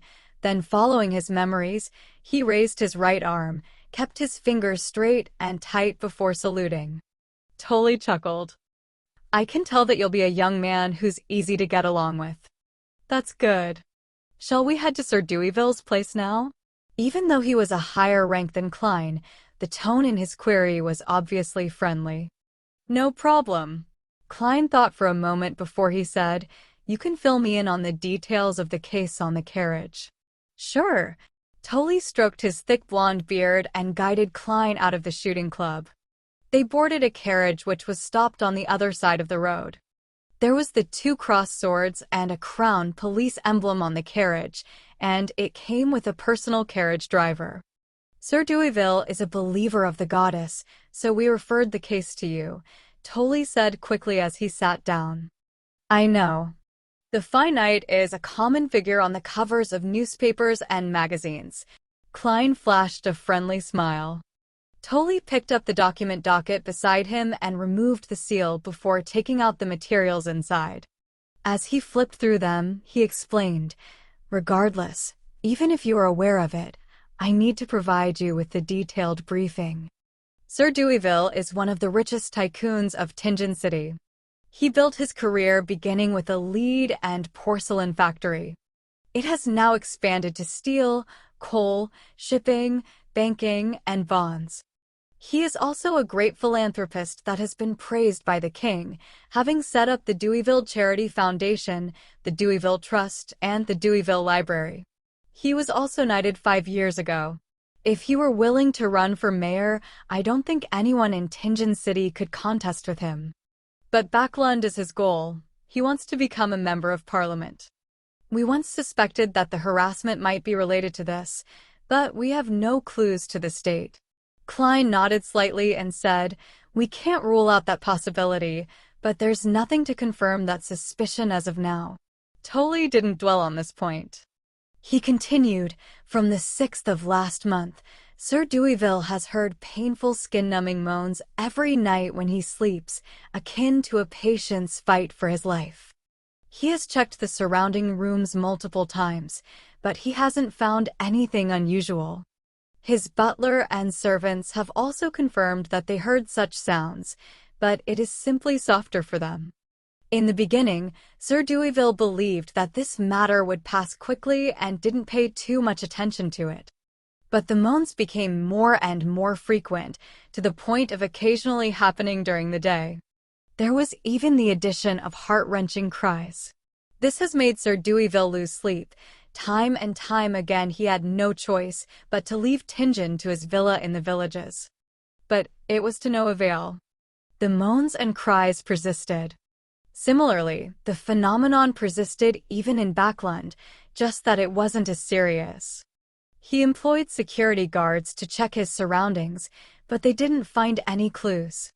Our preliminary investigations also came up with nothing. Sir Deweyville, who has been tortured for more than a month, is on the brink of collapse. He visited psychiatrists time and time again, but was unable to have his problems resolved. He told us that if this problem was not solved within a month, he would leave Tingen and head to Backlund. He believes that there would be people who can help him there. After listening to Tolley's explanation, Klein quickly analyzed and came up with a few possibilities. He offended a beyonder and is suffering from a curse? No, if he was suffering from a curse, the butlers and servants in his house wouldn't hear the same things. There's a beyonder with unknown motives hidden among his servants and bodyguards, but the problem stems from the point that there has been no requests made of Sir Deweyville over the past month. Perhaps Sir Deweyville accidentally came into contact with some vengeful evil spirit? That possibility cannot be ruled out. The carriage entered the Golden Indus Borough while Klein was still deep in thought. It stopped at the door of Sir Deweyville's house. A steel fence surrounded a lush garden. There were 2 statues by the side of the hollowed metal gates, a magnificent fountain that showered a marble sculpture with water, an expansive two-story building, as well as a path wide enough to fit 3 carriages. Even the knight's house is only 2 stories high. The newspaper reported that Backlund is experimenting with building 10-story apartments. Klein got off the carriage and saw a sergeant with 3 chevron stripes walking over briskly. He looked at Klein and saluted. "Good morning, sir." "Good morning." Klein nodded with a smile. Tully smiled. "This is Sergeant Gate. You can tell him if you need anything." "This is Probationary Inspector Moretti, a history and psychological expert from the police department," Tully introduced Klein to Gate. "I don't deserve such a title." Klein felt a little embarrassed. After the greetings, Gate pointed to the 2-story building behind the fountain and said, "Sir Deweyville is waiting for us." "All right." Klein caressed the revolver at his waist. That was his best bet against an enemy. Since he was in police uniform, he could put his revolver in a holster at his hip, making it easier to draw it. As they spoke, the trio made their way down the path, around the fountain, and arrived outside the door. By then, the door was already opened by a servant who was waiting politely at the side. As Klein pretended to adjust his hat, he tapped twice on his glabella to activate his spirit vision before entering the house.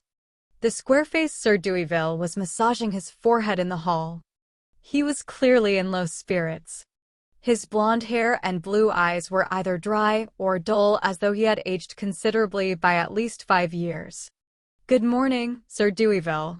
Klein, Tully, and Gate bowed at the same time. Sir Deweyville stood up and forced out a smile. "Good morning, officers. I hope that you can resolve what has been causing me distress." At that moment, Klein squinted and slightly knitted his brows. Other than his low spirits, Klein couldn't find any other problems with Sir Deweyville. "That's odd." He thought for a moment before he said, "Sir, in which room did you first hear the moans?" "My bedroom." Sir Deweyville shook his head.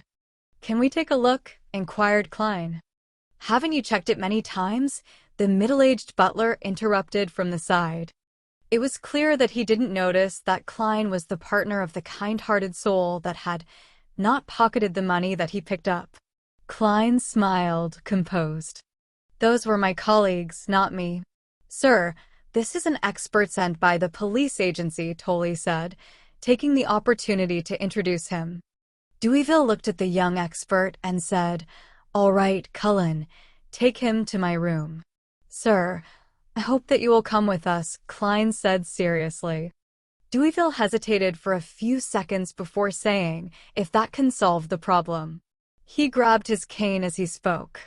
He made his way feebly toward the staircase with the butler Cullen and several guards beside him, ready to support him if needed. Klein surveyed the surroundings as he followed behind them silently. 1 step, 2 steps, 3 steps. They arrived at the 2nd story and entered the master bedroom. Klein didn't have the time to survey the surroundings when the hair on his body stood on their ends. This was feedback from his spiritual perception. Chapter 90. Findings by Sight. Sir Deweyville's bedroom was larger than the living room and dining room of Klein's house combined. It was partitioned into a place for a bed, a living space, a changing room, a bathroom, and a study desk and bookshelves. The furnishings were exquisite, and the details were extravagant. But to Klein, the light seemed dimmer, and the temperature was several degrees colder than the outside. At the same time, he seemed to hear the sound of sobbing and moaning, as though one was putting up a last-ditch struggle.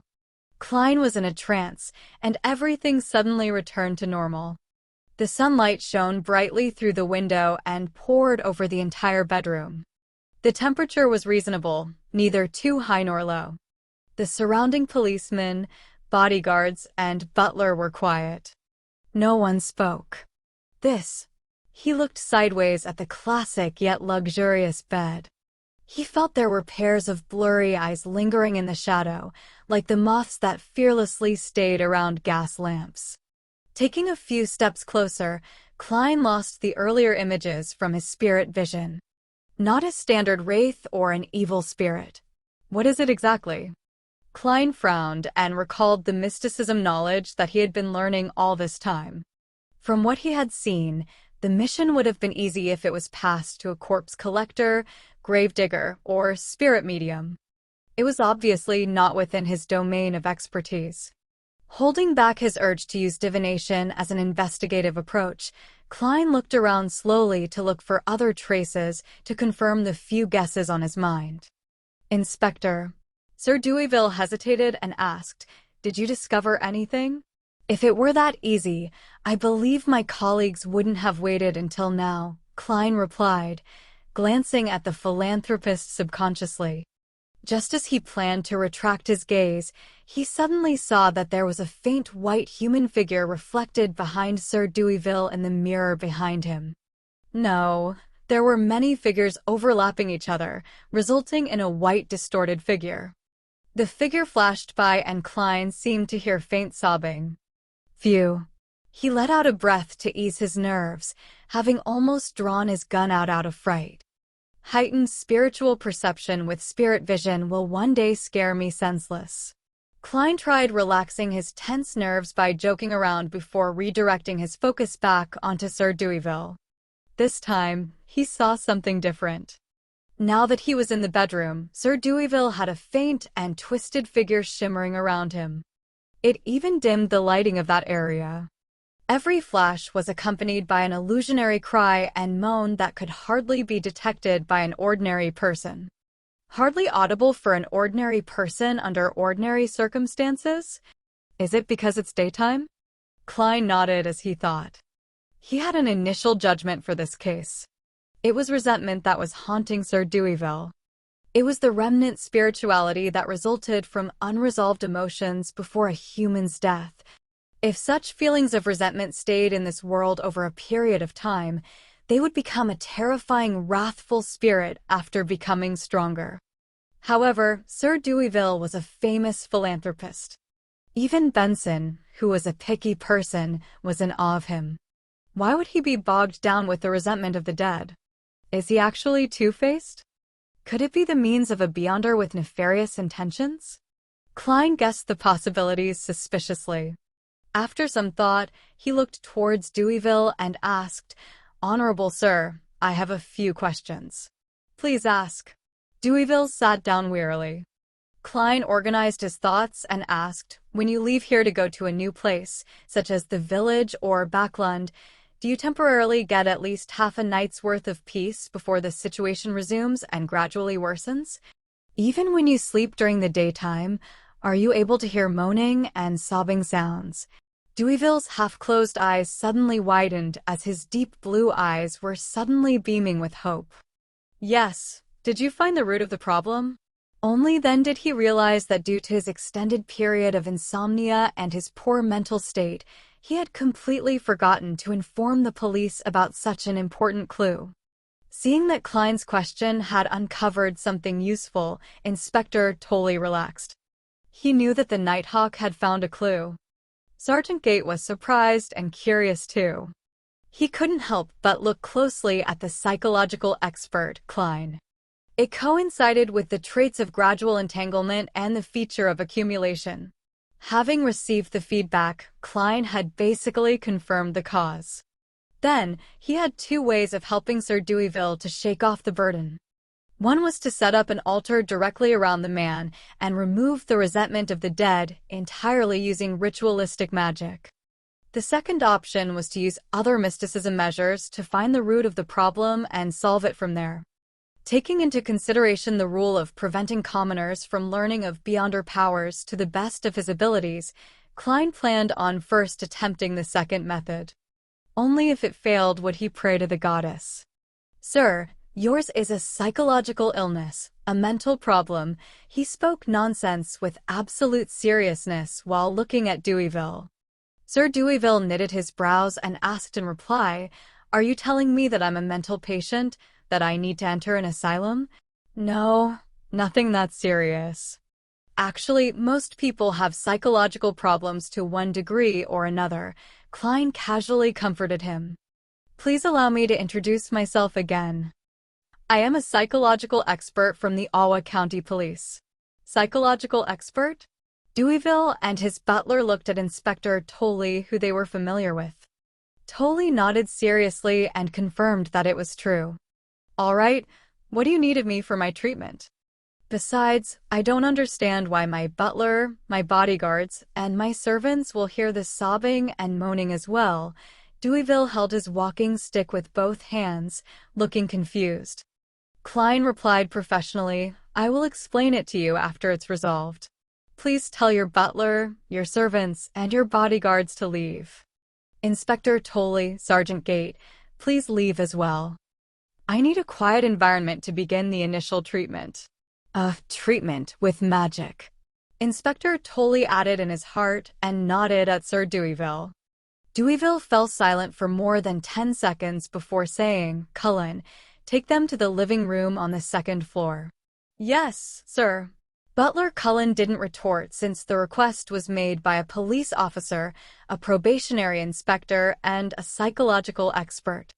After watching them leave the room one after another and closing the door behind them, Klein looked at Deweyville, who had dark blonde hair and blue eyes, and said, Sir, please lie down on your bed. Relax and try to sleep. All right. Deweyville hung his coat and hat on the clothes rack before walking slowly to the side of the bed and then laid down. Klein drew all the curtains, turning the room dark. He took off his pendant and quickly used spirit pendulum to determine any dangers. Then, he sat on the rocking chair near the end of the bed, traced a spherical light in his mind, and entered cogitation. He allowed the world of spirituality to extend before his eyes. Then, he leaned against the back of the chair and fell into a deep sleep, allowing for his astral projection to make contact with the external world. He was using the technique of dream divination to let himself be in the spiritual environment like he was dreaming, so as to communicate with each and every resentment that plagued Sir Deweyville. Only communication would be able to give him an answer and solve the problem. Whoosh! Whoosh! Whoosh! A sad sob reverberated in Klein's ear, and he saw that the white translucent figures were floating around him. A painful groan echoed as Klein, who barely regained his mental processes, extended his right hand and touched one of them. Suddenly, the figures swarmed at him like moths darting toward a fire. The image before Klein's eyes suddenly turned blurry and his brain seemed to be cleaved into two. Half of his mind was calmly observing while the other half saw a mirror.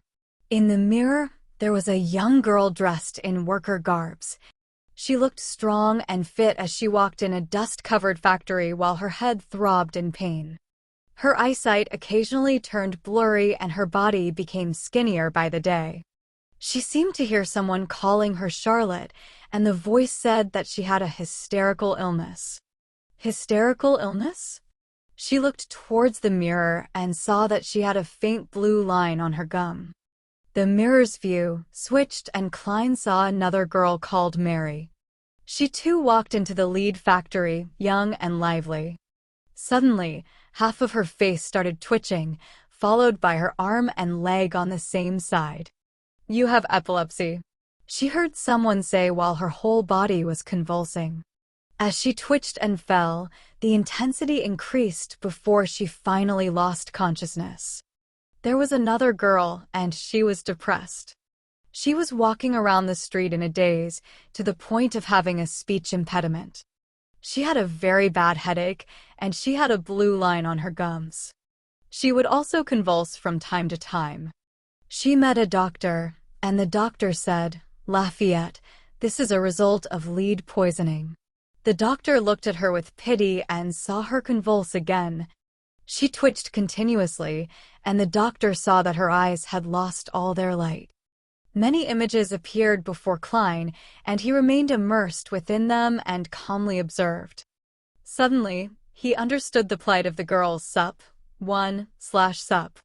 The female workers had been in extended contact with white lead. They had all died of lead poisoning as a result of long-term exposure to the dust and powder. Sir Deweyville had a lead factory under his name and also 2 porcelain factories. All of them hired comparatively cheaper female workers. Klein saw all of that in silence and felt that there was something that still had not been clarified. Such death resentment was insignificant. They could not affect reality or have any effect on Deweyville even when accumulated. Unless there was a more powerful and stubborn resentment that had united them all. Just then, he saw another girl. The girl was no more than 18 years old, but she was glazing the porcelain in the factory. "Haley, how are you doing lately? Do you still have a headache? If it gets too serious, remember to inform me." Sir Deweyville has enforced a rule that people with severe headaches cannot continue being in contact with lead and must leave the factory, an elder lady asked with concern. Haley touched her forehead and replied with a smile, "Just a little, I'm okay."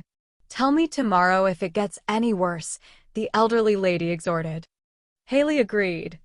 When she returned home, she massaged her forehead from time to time. She saw that her parents and brothers had returned, but their faces looked hopeless. "Your father and brothers lost their jobs," her mother said. Web audio channel announcement. Thank you for listening. If you want to listen to the full series and hundreds of audiobooks similar to this, please join our Discord or join our Patreon on patreon.com/webaudio. The link will be in the description and also pinned in the comment section.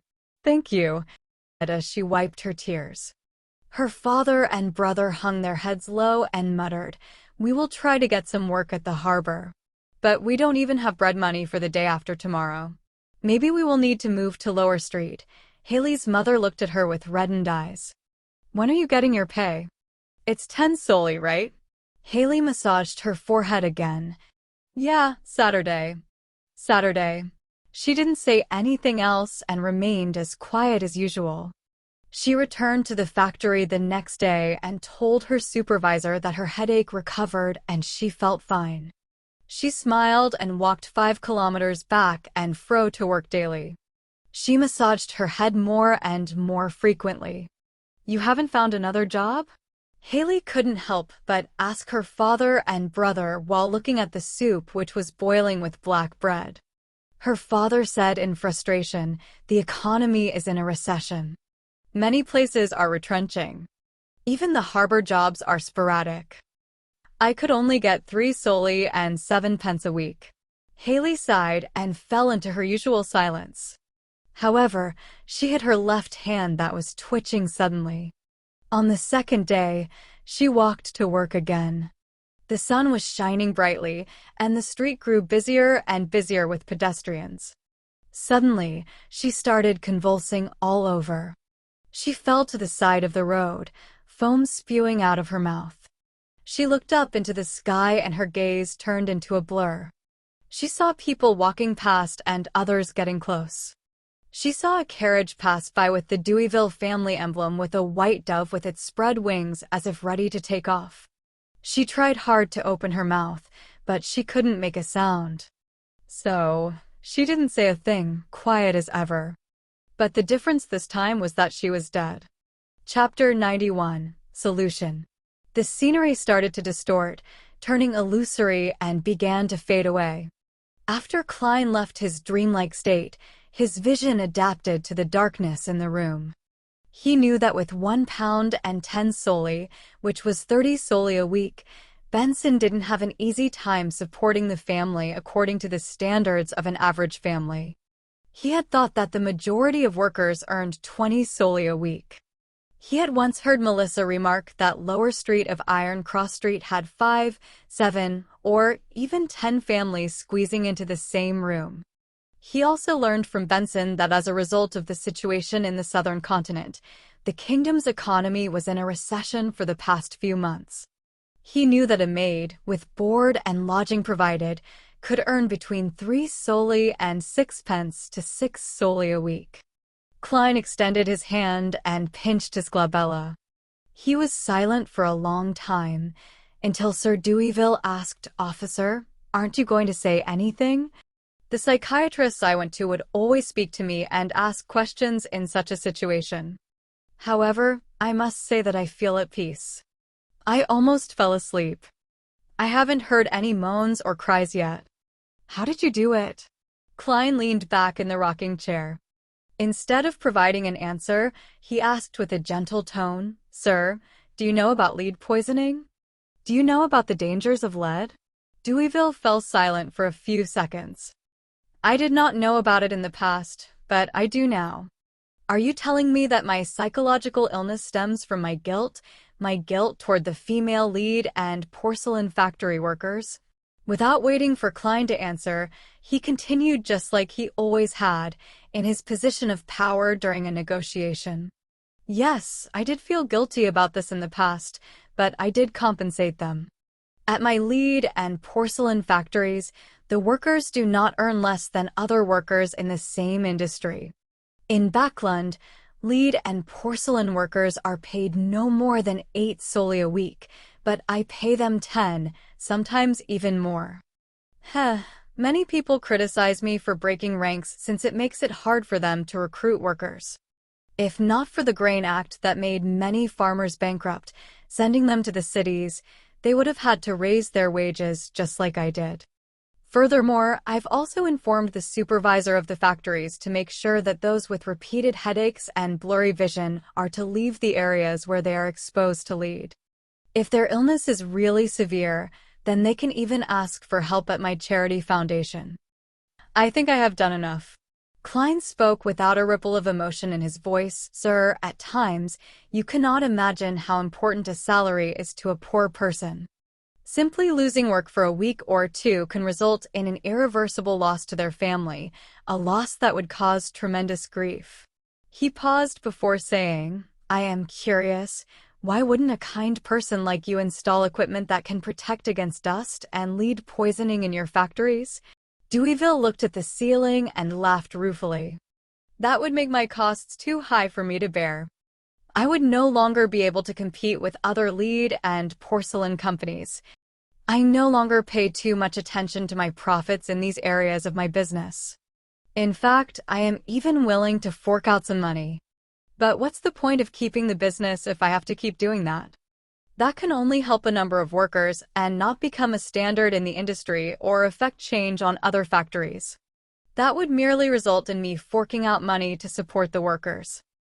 I heard that some factories even secretly hire slaves to minimize costs. Klein crossed his hands and said after a moment of silence, Sir, the root of your psychological illness comes from the buildup of guilt, despite you believing that the guilt has faded and disappeared over time. It wouldn't have any visible effects under normal circumstances, but there was something that triggered you and set off all the problems at once. Something that triggered me? I'm not aware of such a thing, Deweyville said, puzzled, but with conviction. Klein allowed the chair to rock gently as he explained with a gentle tone, You did fall asleep for a few minutes just now, and you told me something. Hypnosis? Deweyville made a guess as he usually did. Klein did not give a direct reply and instead said, You once saw a girl dying on her way to work while you were on your carriage. She had died because of lead poisoning. She was one of your workers who glazed porcelain while she was still alive.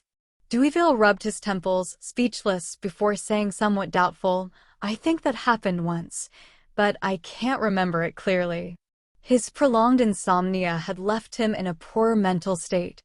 He could only faintly recall seeing such a scene.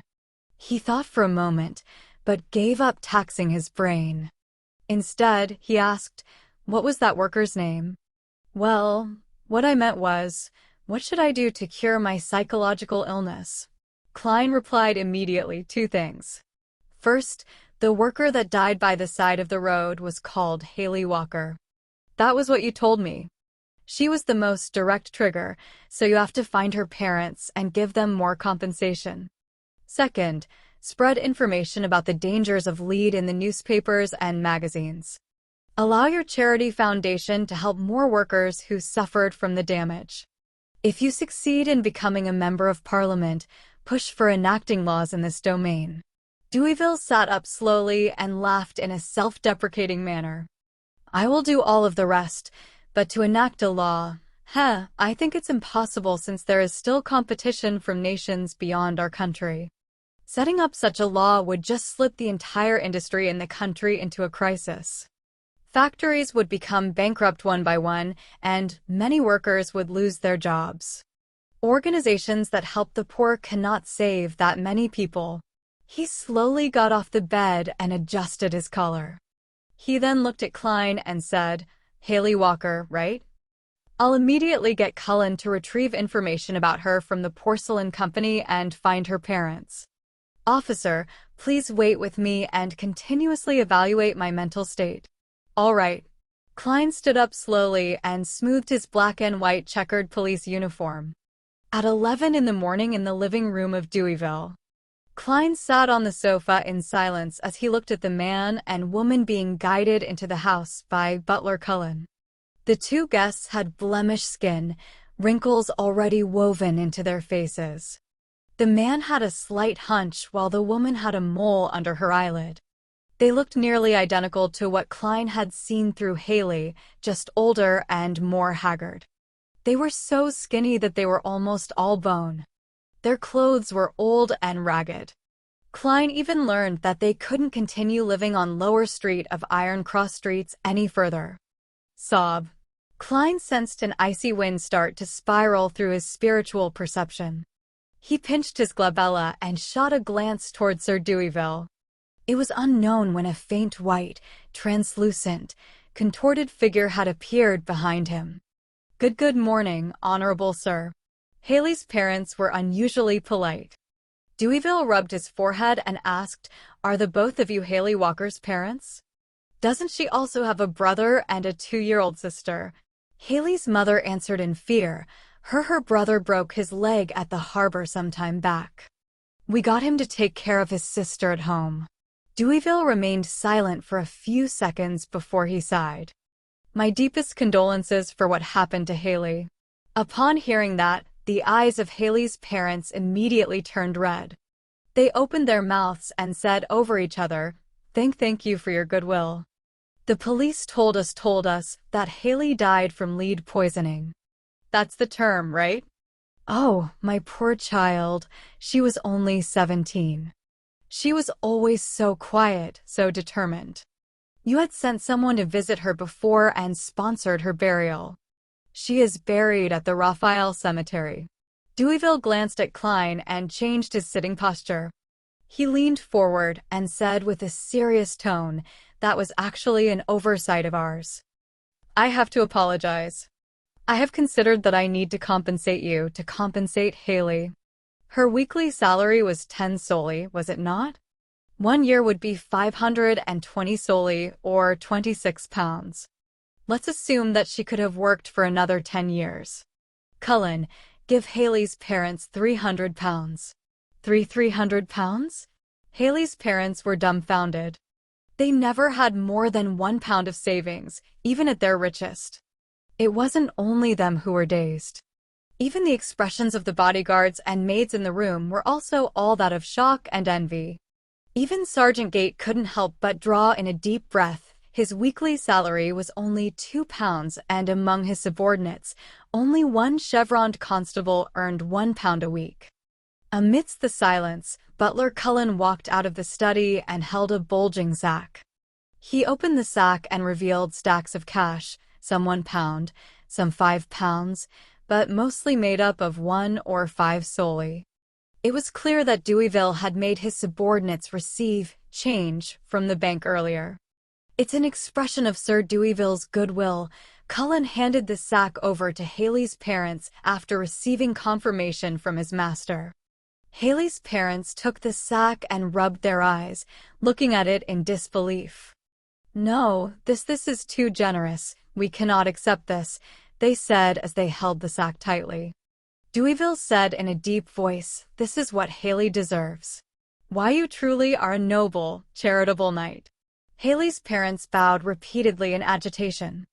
They had smiles on their faces, smiles that they couldn't repress. They praised the knight repeatedly, repeating the same few adjectives they knew. They kept insisting that Haley would be grateful towards him in heaven. Cullen, send them home. Oh, take them to the bank first. Deweyville heaved a sigh of relief and instructed his butler.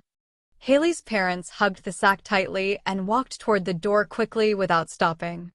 Klein saw the faint translucent figure behind Sir Deweyville attempt to extend its hands towards them, hoping to leave with them, but the parents' smiles were abnormally radiant.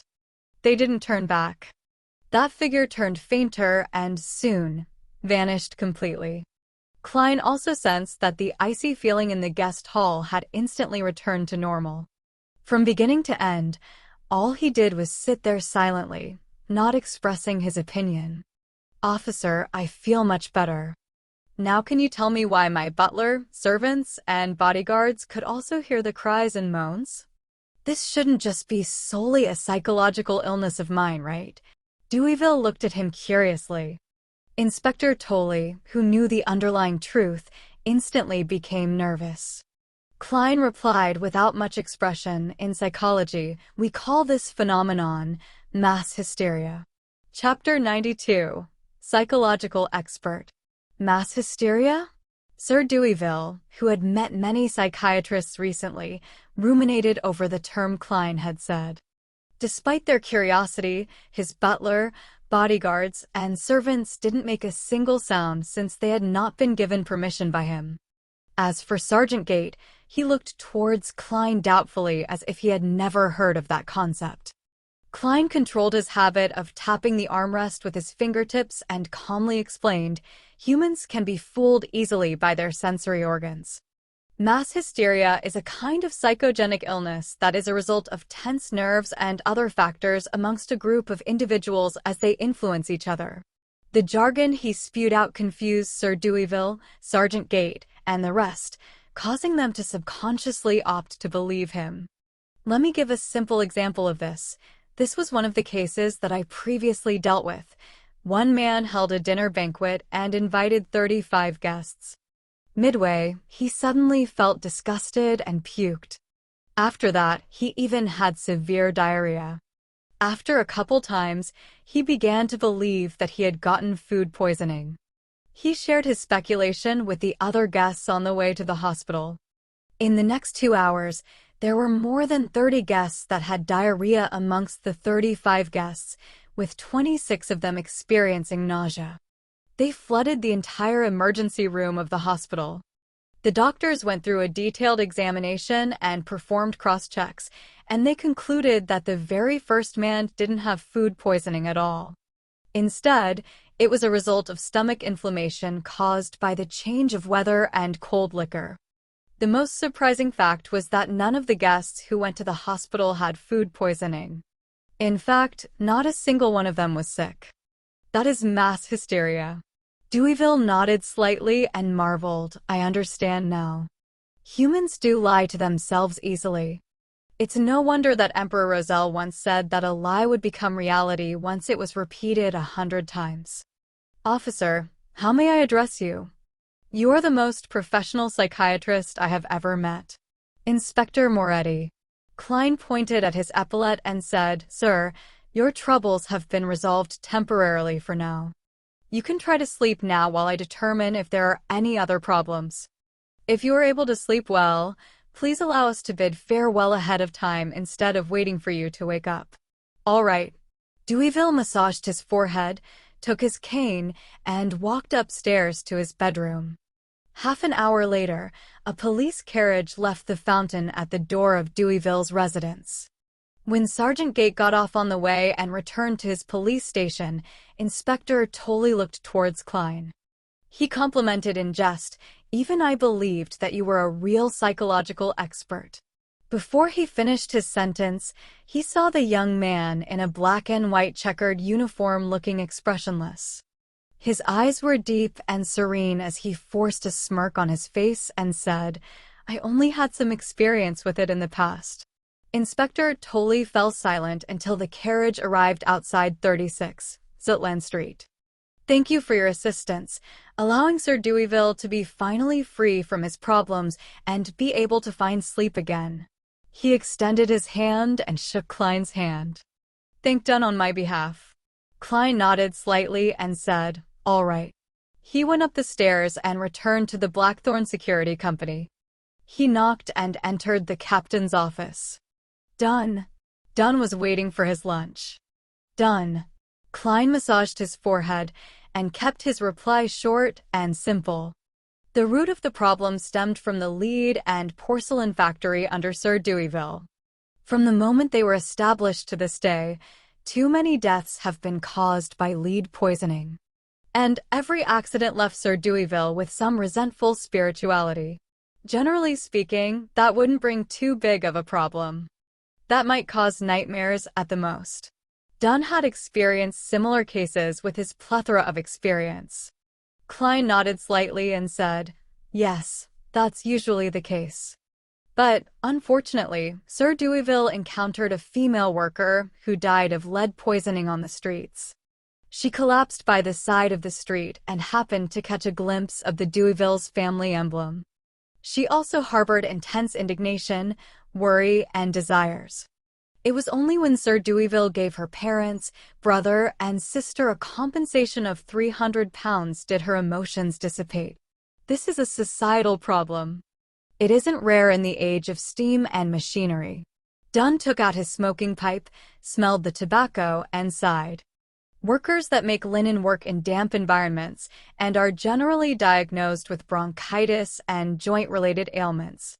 As for factories with serious powder and dust issues, even if the dust isn't poisonous, it can still accumulate into lung problems. Sigh. We don't have to talk about this. As the kingdom develops, I believe these problems will be resolved. Klein, let's find a restaurant tonight to celebrate you becoming an official member, all right? Klein thought for a moment before saying, "How about tomorrow?" "Captain, I have used spirit vision for an extended period of time today and also used dream divination to directly interact with those resentments. I'm feeling especially drained. I want to return home in the afternoon to get some rest. Would that be okay?"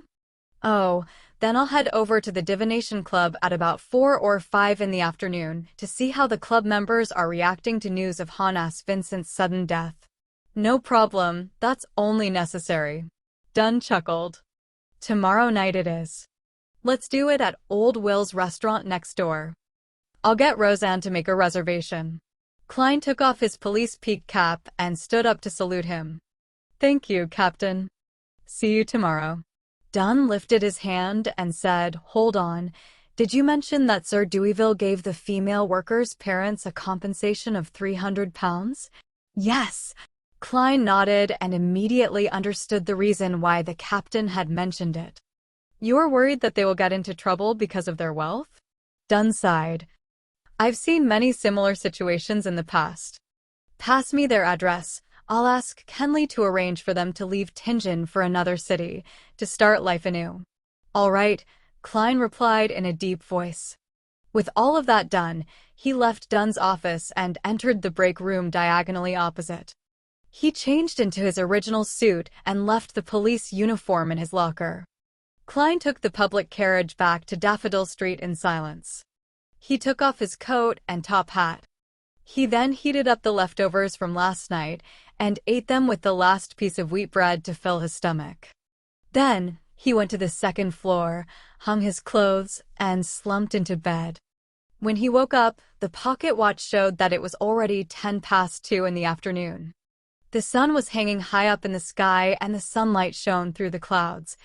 Underneath the golden splendor, Klein stood next to his desk and looked out the oriel window. He watched the pedestrians in old ragged clothing as they entered or left Iron Cross Street. Phew. He let out a breath slowly, finally overcoming his low spirits. Every journey had to be taken one step at a time. Likewise, his sequence needed to be advanced one level at a time. Everything worked like that. He shook his head and sat down. He started concluding and reorganizing his encounter over the last week, so as to reinforce the important points in his mind to prevent himself from forgetting them.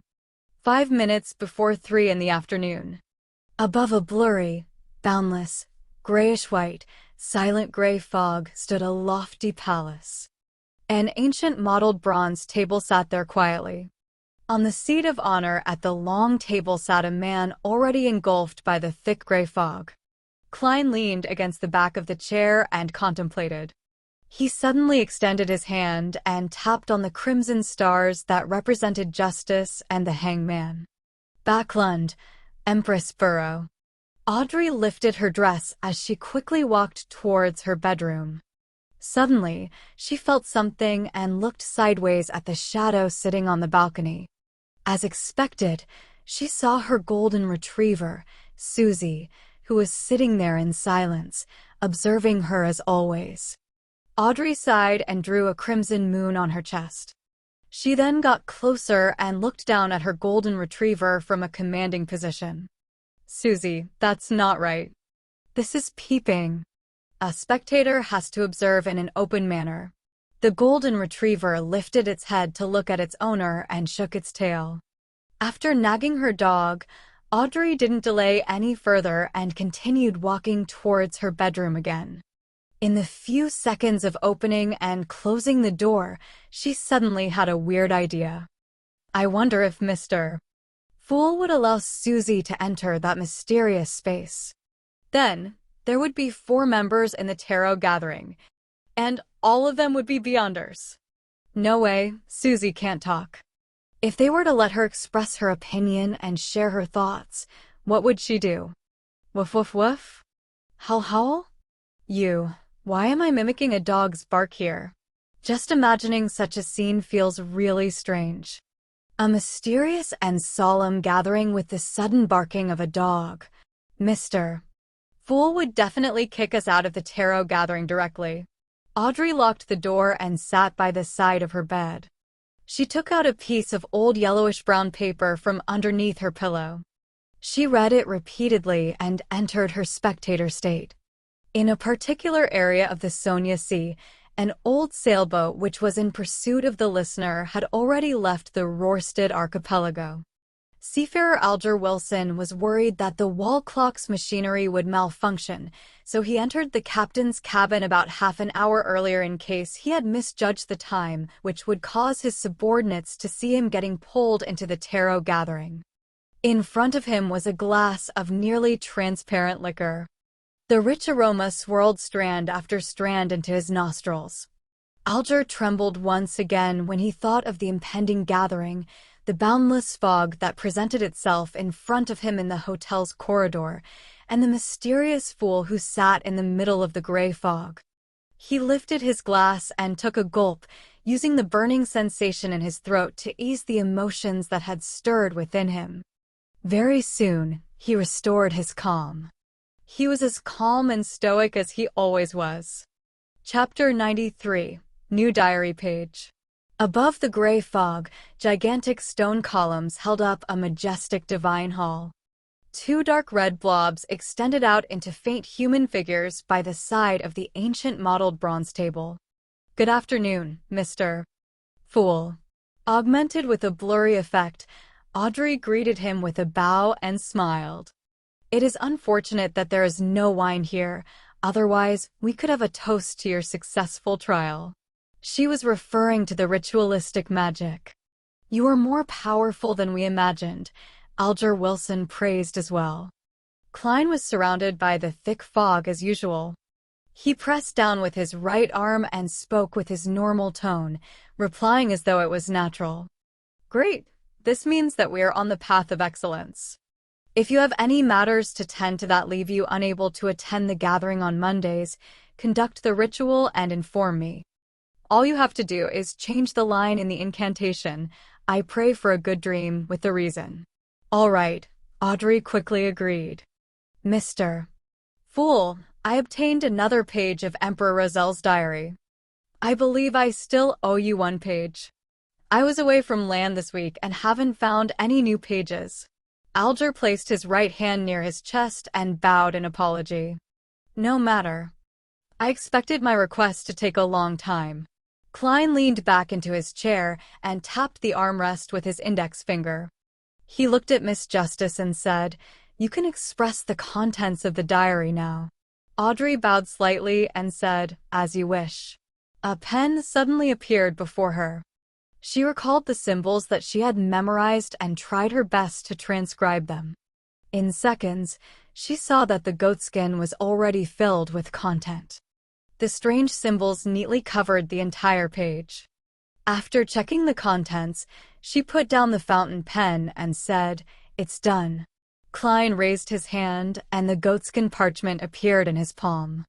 Shifting his gaze down, he started reading without emotion. July 9th. I suddenly thought of an interesting question. Since the sequence pathways are also called the blessings of the divinities or pathways of the divinities, then why would the stone slate that records the completed 22 sequence pathways be called the blasphemy slate? Blasphemy, what an interesting term. Just who is the one blasphemed? And who created the blasphemy slate? How could that person hold all of the sequence pathways? Just what other information was on the stone? I really want to see it. July 12th. I've realized another fact today. The sealed artifacts are an important component of a church's overall strength, even though some of the sealed items are very, very dangerous. Among the 7 churches, the God of Craftsmanship wields the least number of sealed artifacts, which are also relatively less dangerous. Did I join an organization without a future? No, I should think of it this way. Only a blank piece of paper can produce a good painting. A weak organization is the best place for me to display my abilities. July 14th. I saw that mysterious Mr. Zeradol again. I never expected him to be the leader of an ancient organization, the Secret Order. Klein's pupils constricted when he read this. He nearly revealed an unnatural expression. The Zeradol family only had a certain connection with the Secret Order in the notes of the Church of the Evernight Goddess. But now, he learned from Emperor Roselle that the mysterious Mr. Zeradol was further determined to be the leader of the Secret Order. From the looks of it, it is an unquestionable fact that the Secret Order holds the seer sequence pathway. While Klein was reading the diary, Audrey looked over and began observing him out of habit. However, her field of vision was completely obscured by the thick fog. Momentarily taken aback, Audrey snapped back to her senses and turned her head frantically to look at the other illusory dark red star. I was too reckless, too insolent, too foolish in trying to observe Mr. Fool. I was lucky that he isn't angry. Audrey stuck out her tongue secretly and pretended to admire the scenery.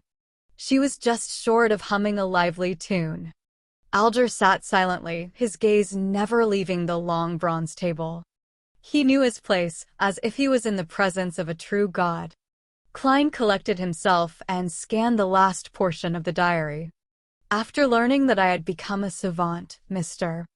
Zeradol mentioned that I had chosen a difficult, yet relatively safe path. I asked him why that was the case, but all he did was smile before telling me that the sequence pathway contains secrets beyond my imagination. I couldn't help but ask him which sequence pathway he selected.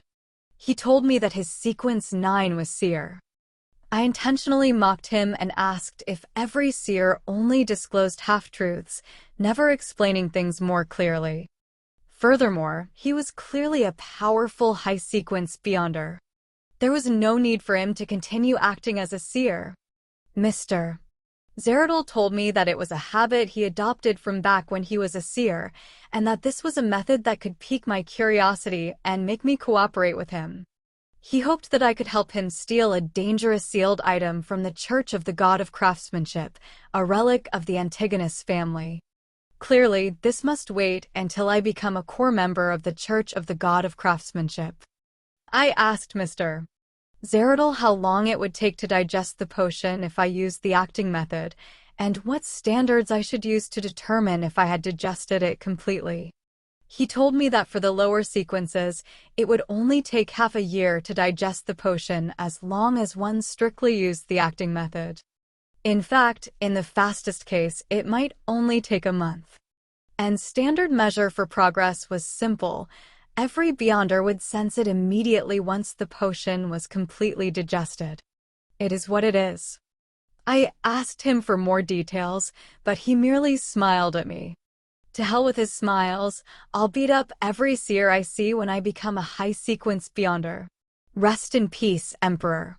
Klein read the diary several times before looking at Justice and the hangman again. Sorry for the wait. It is our honor. Audrey was still shocked, forgetting that she was a spectator. She looked at the hanged man and organized her words. Where can I find the psychology alchemists? Psychology alchemists. Klein suddenly recalled the man buying supplementary ingredients for the spectator potion at the Tingen underground market. Perhaps he was a member of the psychology alchemists? Just as Klein was considering how to get closer to that man, the hanged man, Alger Wilson, shook his head and said, Miss Justice, firstly, I don't have a clue. Secondly, I don't think there's any rush in seeking out the psychology alchemists. What you should focus on now is completely digesting the spectator potion. Audrey glanced at the fool and noticed that he didn't have any intention of adding to the conversation. She nodded in disappointment and said, All I want is to have plenty of time to prepare so that I can approach them more naturally. All right, then when can I digest the spectator potion and stop acting? Is there a standard that indicates when I can? I'm almost at the point where I no longer feel frustrated, nor do I hear the constant murmuring anymore. Alger looked at the fool in the fog, but saw that he didn't have any intention of speaking. He then deliberated before saying, If you don't use the acting method, the typical rule of thumb is to wait 3 years and confirm that you no longer feel restless or receive any auditory or visual illusions. There is one simple test to determine when you can. That method is to exhaust your body to its limit. If you still don't hear any maniacal murmurings or see any strange things at that point, that would mean that you're ready to advance. With regards to the acting method, I have also just come into contact with it. It feels good, so I don't think it'll take 3 years. That wasn't useful at all. 3 years, that's too long. Audrey criticized inwardly. She had just thought about this when she heard an armrest being tapped. Audrey froze, then turned her head in joy. She saw the fool tapping on the edge of the long table. Alger sat straighter, waiting for the fool to speak. Klein said in his normal tone, For low-sequence beyonders, as long as you strictly stick to acting, you should be able to digest the medicine in half a year. It's even possible to do it in a month. He looked at Justice and added, As for the signs of digestion, you'll know it when it comes. It doesn't need to be taught. 1 month. Great. Thank you, Mr. Fool. Audrey exclaimed while brimming with joy. Miss Justice, don't think that you are the chosen one. The key point is half a year. Klein lifted his right hand and placed it beside his lips. Half a year, Alger repeated softly. Audrey sensed joy, relief, and intense doubt in his tone. What is he suspicious about? Audrey thought as she asked, Mr. Fool, have you considered adding more members? Klein leaned back casually. He had long prepared an answer. This started as a trial, so I didn't spend much time thinking about extending our meetings. But now, as a regular gathering, we must choose our members carefully. Secrecy is our motto. Audrey nodded gently and said, That is to say that we have to follow a process of observation, recommendation, and testing process. Yes, a process. You can interpret it that way, Klein affirmed. In his mind, he was thinking about how he could inquire about the secret order and the clown potion. How can I ask questions in a way that befits my status? Klein was placed in a difficult spot. At that moment, realizing that Justice temporarily had nothing else to say, Alger took the initiative to speak. I've heard that a listener from the Aurora Order is searching for traces of the true creator, which is the holy residence they advocate. True creator? Audrey asked, puzzled. It is an ancient entity worshipped by numerous secret organizations and cults. They believe that the creator hasn't completely perished. The core he left behind is the true creator. Alger gave a rough explanation. Since the 5th epoch, the true creator has appeared in many forms, such as the hanged giant or the eye behind the shadow curtains. Haha, many people believe that Emperor Roselle referenced the imagery of the true creator when he was creating the tarot cards. Hence, there exists the card of the hangman. At this point, he looked at Klein and said, "Mr. Fool, there's nothing with what I said, right? Is he trying to probe for my views on the true creator?" Klein thought about the bloody man on the cross that the captain saw in Hannas Vincent's dream and immediately had an idea. Doesn't both the hanging and the shadows imply evil connotations? Therefore, he chuckled and said, "I am more inclined to call him the fallen creator." Chapter 94, Hidden Sage. The fallen creator. Fallen. Alger ruminated over the fool's words and fell deep in thought. However, what struck Alger the most was the fool's relaxed, natural, and nonchalant attitude. He acted as if they were equal. If he hadn't experienced their previous ritual, Alger might have thought the fool was merely bluffing and building himself up to intimidate him and justice. But now, he was of the opinion that even if the fool was inferior to the true creator, he was at least close to that level. It's dangerous. It's also an opportunity, Alger muttered softly. He then spoke with a smile, "Mr. Fool, your description is indeed more appropriate. According to our observations, Beyonders who believed in the true creator, no, the fallen creator, have a higher probability of losing control. The rest of them are mostly psychopaths. That's something that the Nighthawk's intelligence mentioned as well. And the so-called psychopaths didn't lose their sanity. Instead, their ideologies become twisted." Klein maintained his seated posture, but didn't continue with the conversation. He was still considering how to inquire about the secret order and clown potion, but he couldn't figure out a way of asking the questions in a way that fit with his persona. It's such a pity that the gathering is still so different from an internet forum. Otherwise, I could create another Smurf account to join the gathering, and that account would be in charge of asking questions that are inconvenient for me to ask. Perhaps, one day, I'll learn mirror-related magic and give it a try. For example, I can make half the members hear my Smurf accounts. There are 22 chairs here, and there are 22 cards in the tarot deck. That matches up perfectly.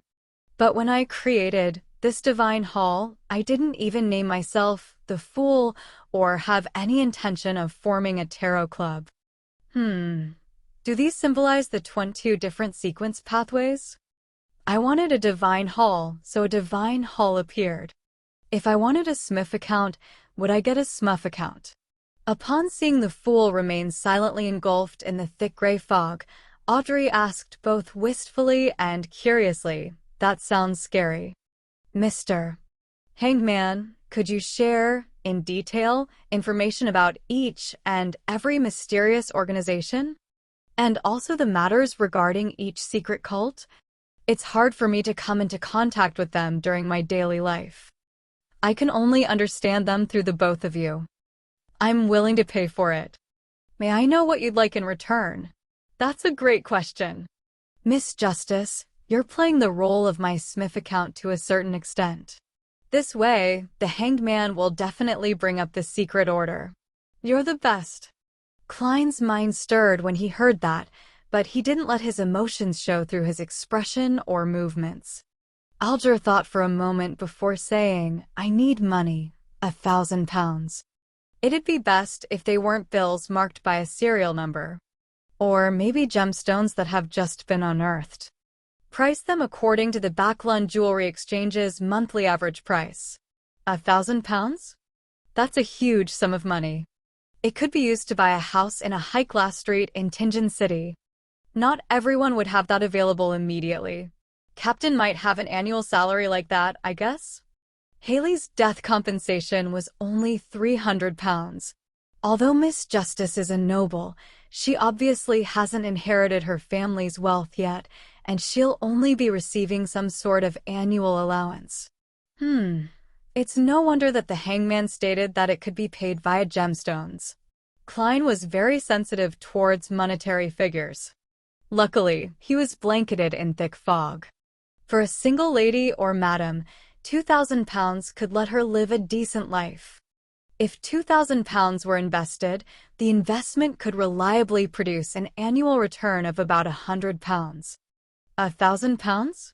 Audrey said, sounding shocked. She then replied happily, no problem. Do I send it to the previous address? Judging by Miss Justice's tone, she finds it very cheap? Klein didn't look over. Alger was quiet for a good 20 seconds before he said, yes, send it to the Warrior and Sea Bar at Pelican Street, in the White Rose borough of Pritz Harbor. Tell the boss, Williams, that it's what the captain wants. All right. Audrey leaned back and posed in a spectator-like manner. Mr. Hangman, you can start now. Alger looked at the fool, deliberated for a moment before saying slowly, let's start from the Moses Ascetic Order. It is the earliest hidden organization. Of course, many think that the earliest hidden organizations are the Church of the Evernight Goddess, the Church of Mother Earth, and the Church of the God of Combat. These people must be from the Church of Lord of Storms, the Church of Eternal Blazing Sun, or the Church of the God of Knowledge and Wisdom, Audrey refuted sulkily. The Church of the Goddess is the earliest hidden organization? That was the first time Klein had heard of such a claim. What exactly happened in the fourth epoch or the third epoch? Alger smiled and said, the truth is buried in ancient history. Only one thing is certain. No one has ever said that the Church of Lord of Storms, the Church of Eternal Blazing Sun, or the Church of the God of Knowledge and Wisdom were once hidden organizations. All right, let's save some time and return to main topic. The Moses Ascetic Order was first established by a few humans that had read the blasphemy slate. They believed in a non-anthropomorphic god called the Hidden Sage. The description is that of a god, but it is more of an ideology and natural law. For example, all objects are numeric. The Hidden Sage is an embodiment of spirit numerology, or that knowledge is supreme, and the Hidden Sage is knowledge itself. Hence, the original Moses Ascetic Order was a very respectable organization, and it maintained a good relationship with the other major churches. The members of the organization led ascetic lives to resist losing control and to resolve the effects of the remnant potion. They strictly kept their order's secrets, and they upheld moral and religious precepts. They believed that humans continuously reincarnate after death. The sequence 9 that they grasp is called MYSTRY prior. The word warlock was also spread from that organization. Audrey listened to the hangman's description carefully and asked sharply, you said that the Moses Ascetic Order used to be a respectable organization. Are they not one anymore? Alger nodded his head indiscernibly. Yes, they have fallen into corruption and are now an evil organization. Why? I find their beliefs very good and very normal. Audrey expressed her confusion. That was Klein's confusion too. The information that he could get at his security clearance didn't provide the reason for the Moses Ascetic Order's fall from grace. Alger looked at the unfathomable fool and tersely agreed. I am not sure of the real reason. It might be because it has been buried by history. However, I have heard one terrifying explanation. In that story, the main reason why the Moses Ascetic Order fell into corruption was because the god that they believed in, the Hidden Sage, had come to life. He became the personification of an evil god. Came to life? This, how? Audrey found it unimaginable as she replied with an incredulous tone. Without realizing it, she had exited from her spectator state. It's like a horror story, but the ghost is even a god. Klein's heart stirred with a surge of emotions as well. I'm sorry, no one knows the answer. Alger had originally wanted to casually say, maybe Mr. Fool would know, but he held back the urge. He had already teetered on the borders of danger once. In the Book of Storms 5:7, there was a saying that Alger remembered clearly, which was, do not test God. Audrey calmed herself down and didn't press for more answers. She gestured for him to continue. Klein maintained his seated posture and his silence, validating the hangman's descriptions with his own understanding. Finally, he realized that there were 4 points that he needed to take note of. First, the Demonis sect was also known as the Demonis family in the 4th epoch. Back then, they had very few members, and their beliefs were passed down through their bloodlines. Plus, they would kill the fathers of their children and abandon the baby boys. Hence, all the members were female. Of course, that was all from Alger's description, and there was no way to verify it at the moment. Second, the numinous episcopate that believed in death and the Rose school of thought that liked bloody sacrificial worship ceremonies both originated in the southern continent. After the colonial era came, they almost vanished under attacks by the 7 churches. But as such, they began spreading to the northern continent. Third, the current psychology alchemists was similar to the earlier Moses ascetic order. They believed in a non-anthropomorphic existence and believed that the human spirit could change everything. Fourth, the secret order had the lowest activity level among all the other hidden organizations. Thus, they were the most unknown. Every time they appeared, they seemed to be after something or looking for something. What are they after or looking for? Klein suddenly recalled the diary which he had read earlier. The leader of the secret order, Zeradal, cooperated with the Roselle. His goal was to get something left behind by the Antigonus family. Their appearance that time was to look for the lost notebook, the Antigonus family notebook. Klein narrowed his eyes slightly and felt that he had apparently found the key reason for the secret order's actions. They're after the things that the Antigonus family left behind. Klein suppressed his urge to tap the edge of the table as his thoughts appeared one after another. Oh, they were looking for remnant traces the Antigonus family left behind? Then must I direct my focus onto these areas to obtain the clown potion formula from the secret order? After a further exchange of information, Klein announced the end of the gathering. By your will. Audrey and Alger stood up together. Cutting off the connections, he saw both their figures shatter and disappear. Klein rubbed his glabella and attempted conjuring a Smith account with his mind. As he thought, a figure appeared at the furthest end of the long bronze table. That figure was wearing a black tuxedo, a silk top hat, and a dull expression. His actions were clumsy and inarticulate. Even though he was engulfed in gray fog, it was obvious that something was wrong with him. That won't do. Klein experimented a few more times before sighing and dismissing the idea of creating a Smurf account. He attempted other things too. He continued to sit above the gray fog in the seat of honor at the long bronze table. He considered what Audrey had said, and he cast his gaze curiously at the illusory crimson stars. After a moment of silence, Klein started to pray as a form of feedback instead of establishing contact with those stars. Amidst the tranquility and silence, he didn't receive any feedback from the 10+ crimson stars nearby. In order to receive feedback, I need to pull someone above the gray fog before I can reply? Klein nodded as he thought, feeling somewhat disappointed. He didn't want to violate someone else's will and forcefully pull them into this mysterious space.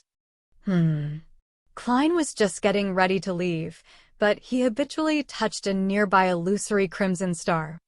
Just then, he suddenly felt that there was a faint and insignificant prayer deep inside the crimson star.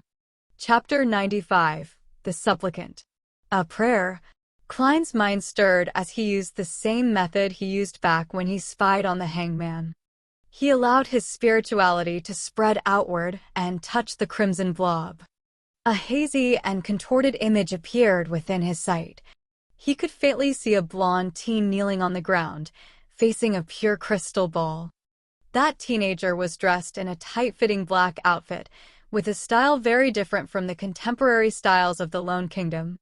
It was more congruent with the traditional clothing of the Fasak Empire and the Intis Republic that Klein had seen from reading magazines.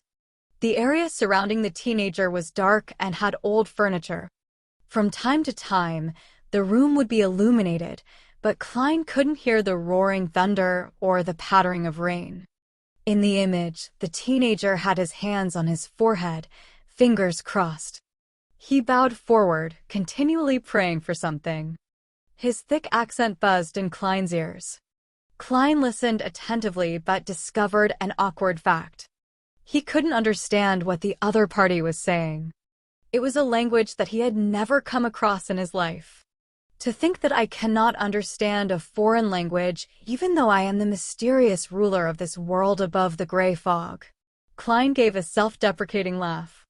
He indignantly tried listening and once again in a manner more attentive than when he had to do English listening comprehension tests back on Earth. As he was listening to the prayers, he gradually discovered something. Even though he had never learned the language the young man was speaking, he found that it had similarities to ancient Fesak. Father, mother, those are likely the meanings of those two terms, right? It is quite similar to ancient Fesak, but not without its differences. Klein creased his brows and slipped into deep thought. Ancient Fesak was a common language in the Fourth Epoch. It is also the root language of all the contemporary languages of this era. Furthermore, it is still evolving. I cannot confirm it right now. He listened to it over and over again, eliminating the possibility of the language being a modern language like Lone, Fesak, or Intis. Could it be a dialect of ancient Fesak? Like the language used in the Antigonus family's diary? Klein tapped his finger on the edge of the bronze table and nodded indiscernibly. There was another possibility. Ancient Fesak didn't spring into existence out of nothing. It was an evolution of Jotun, the language of the giants. The Fesak Empire in the north has always claimed that its people possesses the bloodline of the giants. Perhaps this is ancient Jotun. At this point, Klein, who lacked knowledge, could only stop. He retracted his spirituality without looking or listening into that scene. He had no intention of pulling the praying teen up above the fog immediately. He wanted to know what the young man was talking about first. Of course, before that, he had to observe him frequently and conduct basic tests. Phew. Klein exhaled as he leaned back in his chair. He enveloped himself with his spirituality and simulated the feeling of falling. After revising Roselle's diary, Klein changed into his formal wear and left for the divination club. He took the public transport despite his pay rise, but he did splurge to support Mrs. Wendy's business. He spent 1.5 pence on sweet iced tea to combat the afternoon heat. When he arrived at House Street, Klein tossed the empty cup into the trash can and walked up to the second floor. Before entering the building, he pinched his glabella and activated his spirit vision. Klein had just entered the hall when he felt a faint, lingering grief. The pretty receptionist Angelica was sitting there. Her slightly red eyes looked unfocused. "The grief will pass in time," Klein said with a gentle and firm tone as he walked toward Angelica. Angelica looked up abruptly and muttered, clearly confused, "Mr. Moretti." She quickly came to her senses and asked, perturbed, "Why, you already know about Mr. Vincent?" "Oh, right. I forgot that you're an exceptional fortune teller." Klein sighed appropriately. "I only managed to divine a very rough outline of what transpired." "Just what exactly happened to Mr. Vincent?" "The boss told us that Mr. Vincent had a heart attack in his sleep and left this world peacefully." Angelica cried as she said, "He was so friendly, so polite, a true gentleman. He was the spiritual mentor of so many of our members. He was still so young." "I am sorry for bringing up this sad topic." Klein didn't console her any further. He walked toward the meeting room slowly. Angelica took out a handkerchief and wiped her eyes and nose. She then looked at Klein's back and asked loudly, "Mr. Moretti, what would you like to drink?" "Black tea." Klein preferred black tea to coffee, even though he found the black tea average. In comparison, he preferred ginger beer and sweet iced tea. But as a gentleman, it was not right for him to act like a child in a formal setting. As it was a Monday, There were only 5 or 6 members in the meeting room. Using his spirit vision, Klein saw that they each had different colors of emotion. Some were grieving, some more dull, some relatively unaffected. They're all rather normal reactions. Klein nodded slightly. He picked up his cane and found a spot in the room. He was about to deactivate his spirit vision when he saw Angelica walk in and walk towards him. "Mr. Moretti, a customer is looking for you." "Well, it's the person from last time," the beautiful lady said with a hushed tone. "You still remember him?" Klein asked with a smile. I wonder if he bought the magical medicine as I instructed. I wonder if he still needs surgery." Angelica covered her mouth and said he was the only person who was willing to wait an entire afternoon in the club for a divination. Klein grabbed his cane and stood up. He walked outside without saying anything. In the reception area, he found the person who had sought his services the other day. He also noticed that the aura near his liver had regained its normal color. His overall health had also improved. "Congratulations, the feeling of being healthy is wonderful indeed." Klein smiled as he extended a hand. Bogda was first taken aback before he immediately extended both hands. He grabbed Klein's right palm tightly. "Mr. Moretti, you truly can see my condition." "Yes, I have fully recovered." The doctors asked me questions over and over again, ran repeated tests on me, but they cannot believe that I recovered just like that. Upon hearing Bogda's ecstatic description, Klein calmly confirmed one thing: the apothecary at Lawson's folk herb store was definitely a beyonder. He had seen how severe the man's liver disease had been. Fully healing him in the span of a few days was beyond the capability of herbs and medical ability. The only possible explanation was that of a beyonder. Coupled with the incident with Glassy, there could only be one answer. "I have to repent to God. To think that I would suspect that miraculous doctor." Bogda refused to let go of Klein's hand. He continued on about his shame and gratitude. Those 10 pounds were truly money well spent. "It bought my life back." "What? 10 pounds? You spent 10 pounds on the miraculous medicine? And you only gave me 8 pence for my divination." "Just 8 pence. 8 pence. Pence." Klein was dazed just hearing about it. At this moment, Bogda released his hands as he took a step back while beaming. He bowed reverently and said, "I am here today to express my gratitude. Thank you, Master Moretti. You showed me the way and saved my life. This was the outcome of you paying to have something divined. You need not thank anybody." Klein lifted his head slightly and looked at the divide between the wall and the ceiling.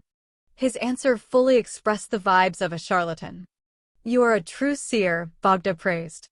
"Next, I'll be heading to Vlad Street to thank that apothecary and buy the medicine he recommended." "Haven't you already recovered?" Klein expertly hid the shock in his voice. Bogda looked around and laughed when he confirmed that the receptionist was not paying attention to them. He chuckled softly and said, "The doctor mentioned a concoction of herbs that includes mummy powder. It is a prescription that would satisfy both men and women." I didn't believe the doctor back then, but I have no more doubts now. "There's a prescription like that?"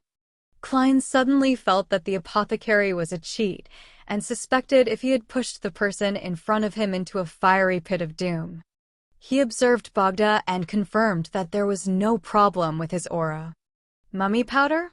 Klein cautiously asked. "Yes, mummy powder. I have asked a friend.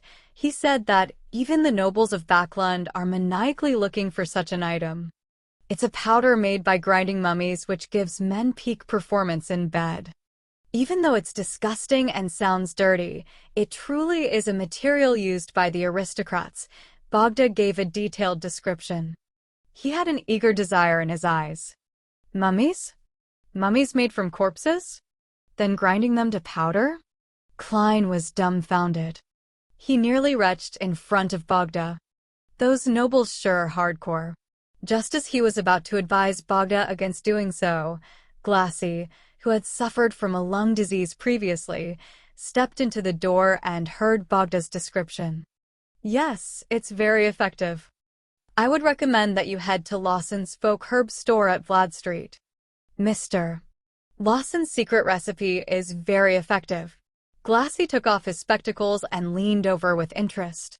He recommended with a hushed tone, "My experience was very, very, very perfect." You know of it too? I was just about to head to Mr. Lawson's folk herb store. Bogda's worries vanished completely. After a short conversation, he left the divination club in a hurry. Up until then, Klein was still a little dumbfounded. He waited till 5:20 in the afternoon before putting on his hat and picking up his black cane. He took a carriage down to Vlad Street, intending to observe the apothecary named Lawson Darkweed before deciding if he should notify the captain or not. 18. Vlad Street. Klein stood outside the herb store and saw the closed door, as well as a subletting notice. Quite a wary man, he muttered silently. Since this had happened, he no longer had to be troubled or perform any observations. Chapter 96. Daly's Guess. By the afternoon of the next day, Klein had fully recovered from any signs of exhaustion. He walked into the Blackthorn Security Company with steady footsteps. "Good morning, Klein. The weather is so cool and beautiful today. I'm looking forward to tonight's feast." Roseanne, who was wearing a light green dress, greeted him with a smile from behind the reception desk. Klein deliberately touched his stomach and said, "Miss Roseanne, you shouldn't be talking about that so early in the morning. I'm already sick of today's mission that has yet to arrive. I only hope for the evening to arrive sooner." "Me too," Roseanne chuckled. She looked to the left and right, then she beckoned for Klein to come closer. She lowered her voice and said, "I met Madame Daly earlier." "Spirit medium Madame Daly?" Klein asked in surprise. The most famous spirit medium from Alwa County had been living at Enmat Harbor all this time, and it wasn't a short distance from Tingen. "Yes," Roseanne gave a firm nod and said, "but she has already left." She is my ideal beyonder. If I were to become a spirit medium, I would leave Tingen and travel all around the world by myself. To Intis, to Faisak, to Faina Potter, to the southern continent, to the vast prairies, primitive forests, and snow-covered plains. Lady, be aware of the Nighthawk's rules. Klein shook his head in amusement. Even Madame Daly has to apply and obtain permission to leave Enmat Harbor. I know that, but you can't just remind me about it now and shatter my dreams, Roseanne said, peeved. The truth is, I would never become a beyonder.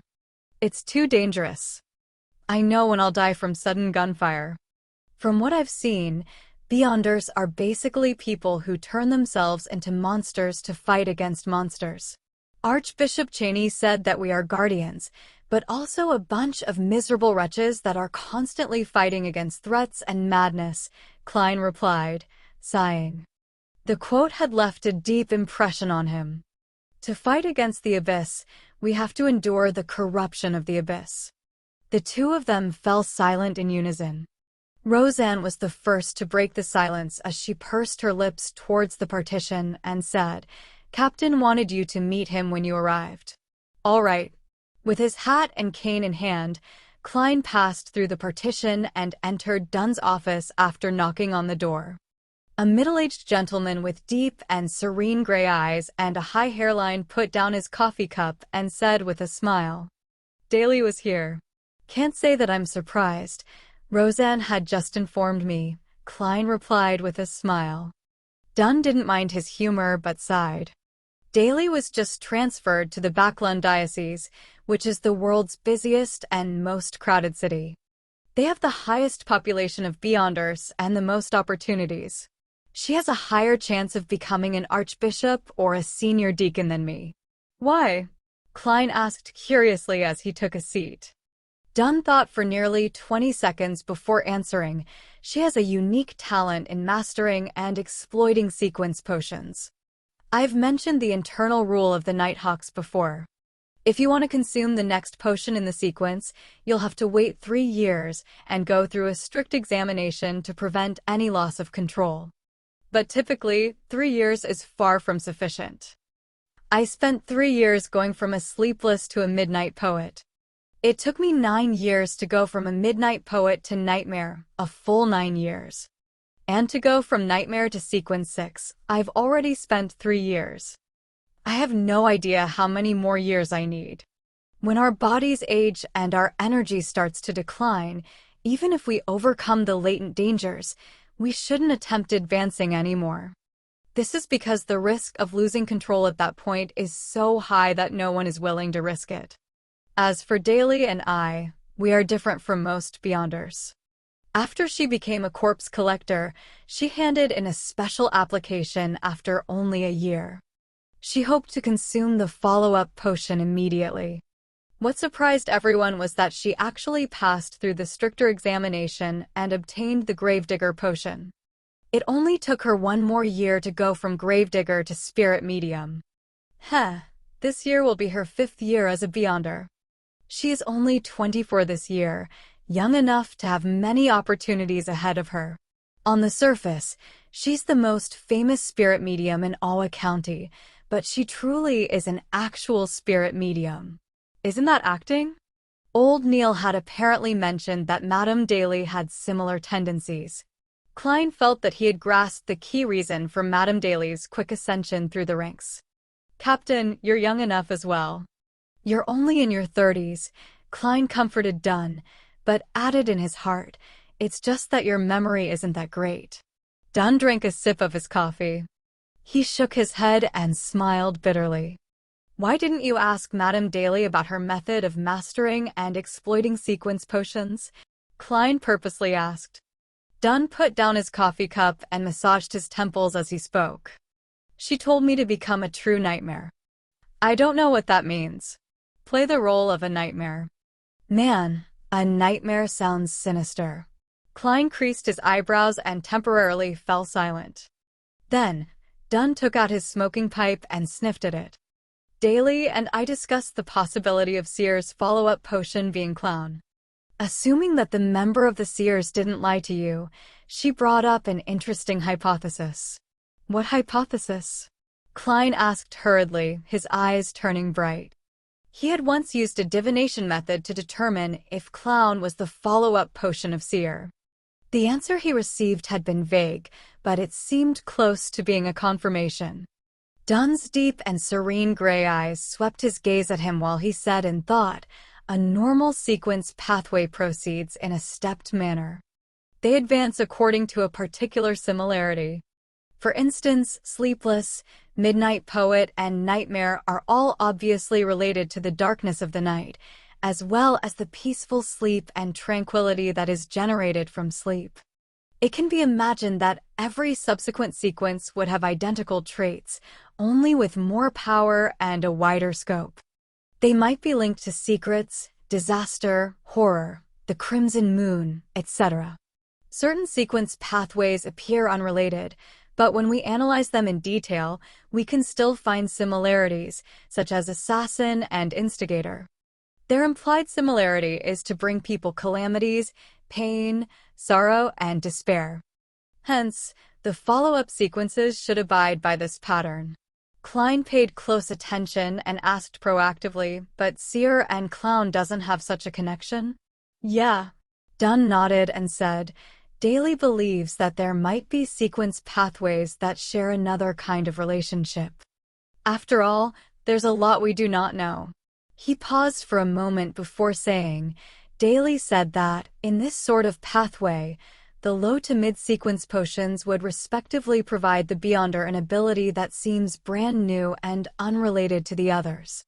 When the Beyonder reaches a point of qualitative change, these abilities will mix into an abnormally powerful job that includes them all. In other words, the pathway doesn't advance step by step, but instead it's a relationship of dissection and combination.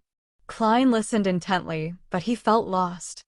Dunn lifted his right hand and said, A normal sequence pathway advances a bit at a time, just like a child growing up.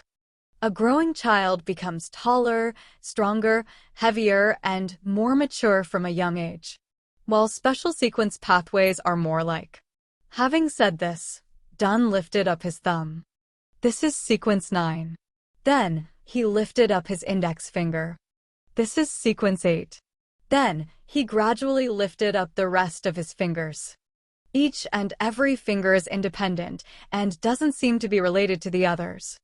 But in the end, when he said the word end, Dunn clenched his fingers into a tight fist. I understand now. Klein was suddenly enlightened. He agreed with Lady Daly's guess and the captain's metaphor. Maybe that's how it is? He nodded in deep thought. Sequence 8 Clown and Sequence 9 Seer are completely different and have brand new abilities. And according to the description from the Nighthawk's intelligence, the corresponding Sequence 7 and Sequence 8 Clown don't share any similarities either. Klein fell silent for a while before curiously pressing on, at which stage would the different abilities combine to form a qualitative change? Dunn took another sip of coffee and chuckled. Daily and I guess Sequence 4. Why? Klein blurted out. Because according to the way the churches categorize sequences, Sequence 4 is the beginning point of the higher sequences. It is said that merely achieving such a level brings about qualitative changes in vitality and energy. In ancient times, Sequence 4 Beyonders were qualified to be called demigods in the fourth epoch. It's a pity that such Beyonders are very rare in this era, Dunn said wistfully. If Sequence 4 to Sequence 1 are high sequence Beyonders, then who are the low sequence Beyonders? Klein asked with interest. Sequences 9 through 7 were considered as low sequences 1,000 years ago. But in recent centuries, Beyonders are few in number, and each church has listed Sequence 7 as a mid-sequence. Dunn laughed in a self-deprecating manner. Sequence 9 and Sequence 8 are low sequences. Then, Sequences 7 through 5 are mid-sequences. Finally, those Sequence 4 and above are high sequences. Klein repeated in his head and inevitably felt a yearning for that. Emperor Roselle was a high sequence Beyonder. However, the higher the sequence, the greater the risk of losing control. Klein thought to himself in fear. He asked as though in a seemingly casual manner, what is the Sequence 4 potion for the Church of the Goddess called? In actual fact, I'm not sure. My security clearance isn't high enough for me to be privy to that information. I'll be able to read them when I become a diocese bishop or Nighthawk's deacon. Dunn shook his head and smiled. In fact, at least half of the church's 13 archbishops and 9 senior deacons at the top of the church's hierarchy are below Sequence 4. That's just me being optimistic. The archbishop in Sanguil, who became wanted, lost control when he tried to advance to Sequence 4. The one who stole sealed artifact 0-08? His potion was apparently called Gatekeeper. Klein thought and probed, is Sleepless Sequence 5 Gatekeeper? No, that's in Spirit Medium's pathway. You'll be allowed to access that information when you reach Sequence 7 and become a bishop or a captain of a Nighthawks team. Gatekeeper is Sequence 5 of the Spirit Medium pathway? Does it mean that it's keeping watch over the gates to hell? Or keeping watch over the gates to the spirit world? Klein guessed. All right, go to Old Neil and continue with your studies.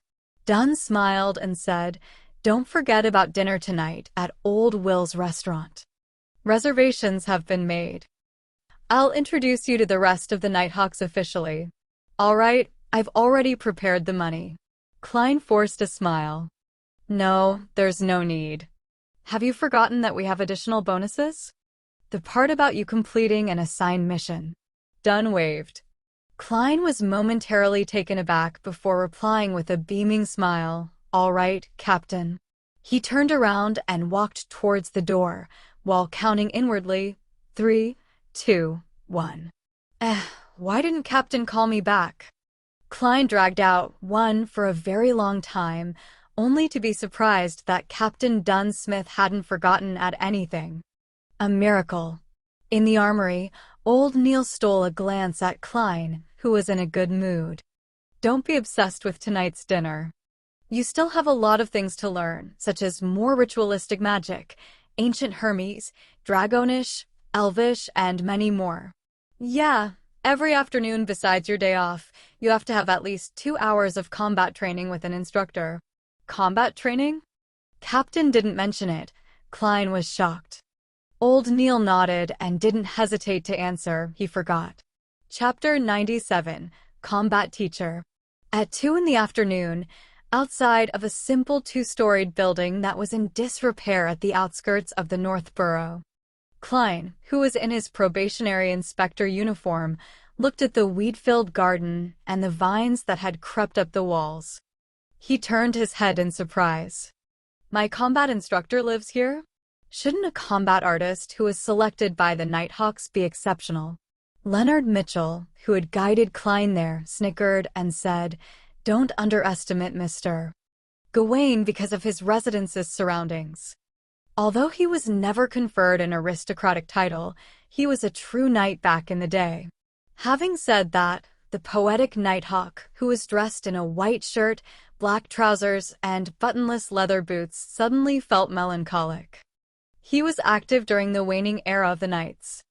The warriors donning their armors would storm through enemy ranks despite the gunfire and cannon fire, destroying their enemies and redefining the battle lines. But alas, they were quickly met with the invention of the high-pressure steam guns and 6-barrel machine guns. From then on, the Knights had to gradually step down. Mr. Gawain met the same fate. More than 20 years ago, the Awa Knights Order of Chivalry faced the most advanced weaponry of the Intis Republic Army.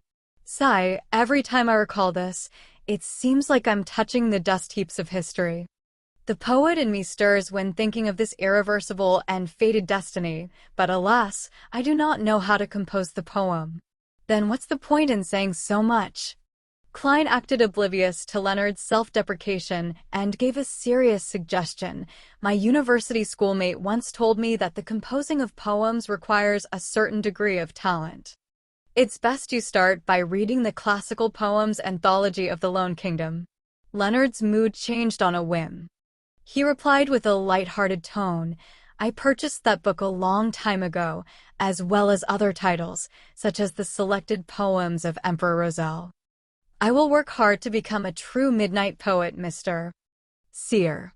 Is he hinting at the acting method? Klein replied, as though he couldn't understand him, "You would still need books on grammar." "All right, let's enter." Leonard extended his hand and pushed open the half-closed metallic gates. The two of them then followed the path towards the house. They were still a distance away from the house when Klein saw a tall man walking out from behind the main door. He had short blonde hair, his brows already laced with white hairs. His facial features looked like they'd been ravaged through age. His wrinkles were etched deep across his face. "What are you doing here?" the aged man asked in a deep voice. "Mr. Gawain, as per your contract with the police department, this probationary inspector will be learning the art of combat under your guidance," Leonard explained with a smile. "Combat? There's no need to study combat in this era."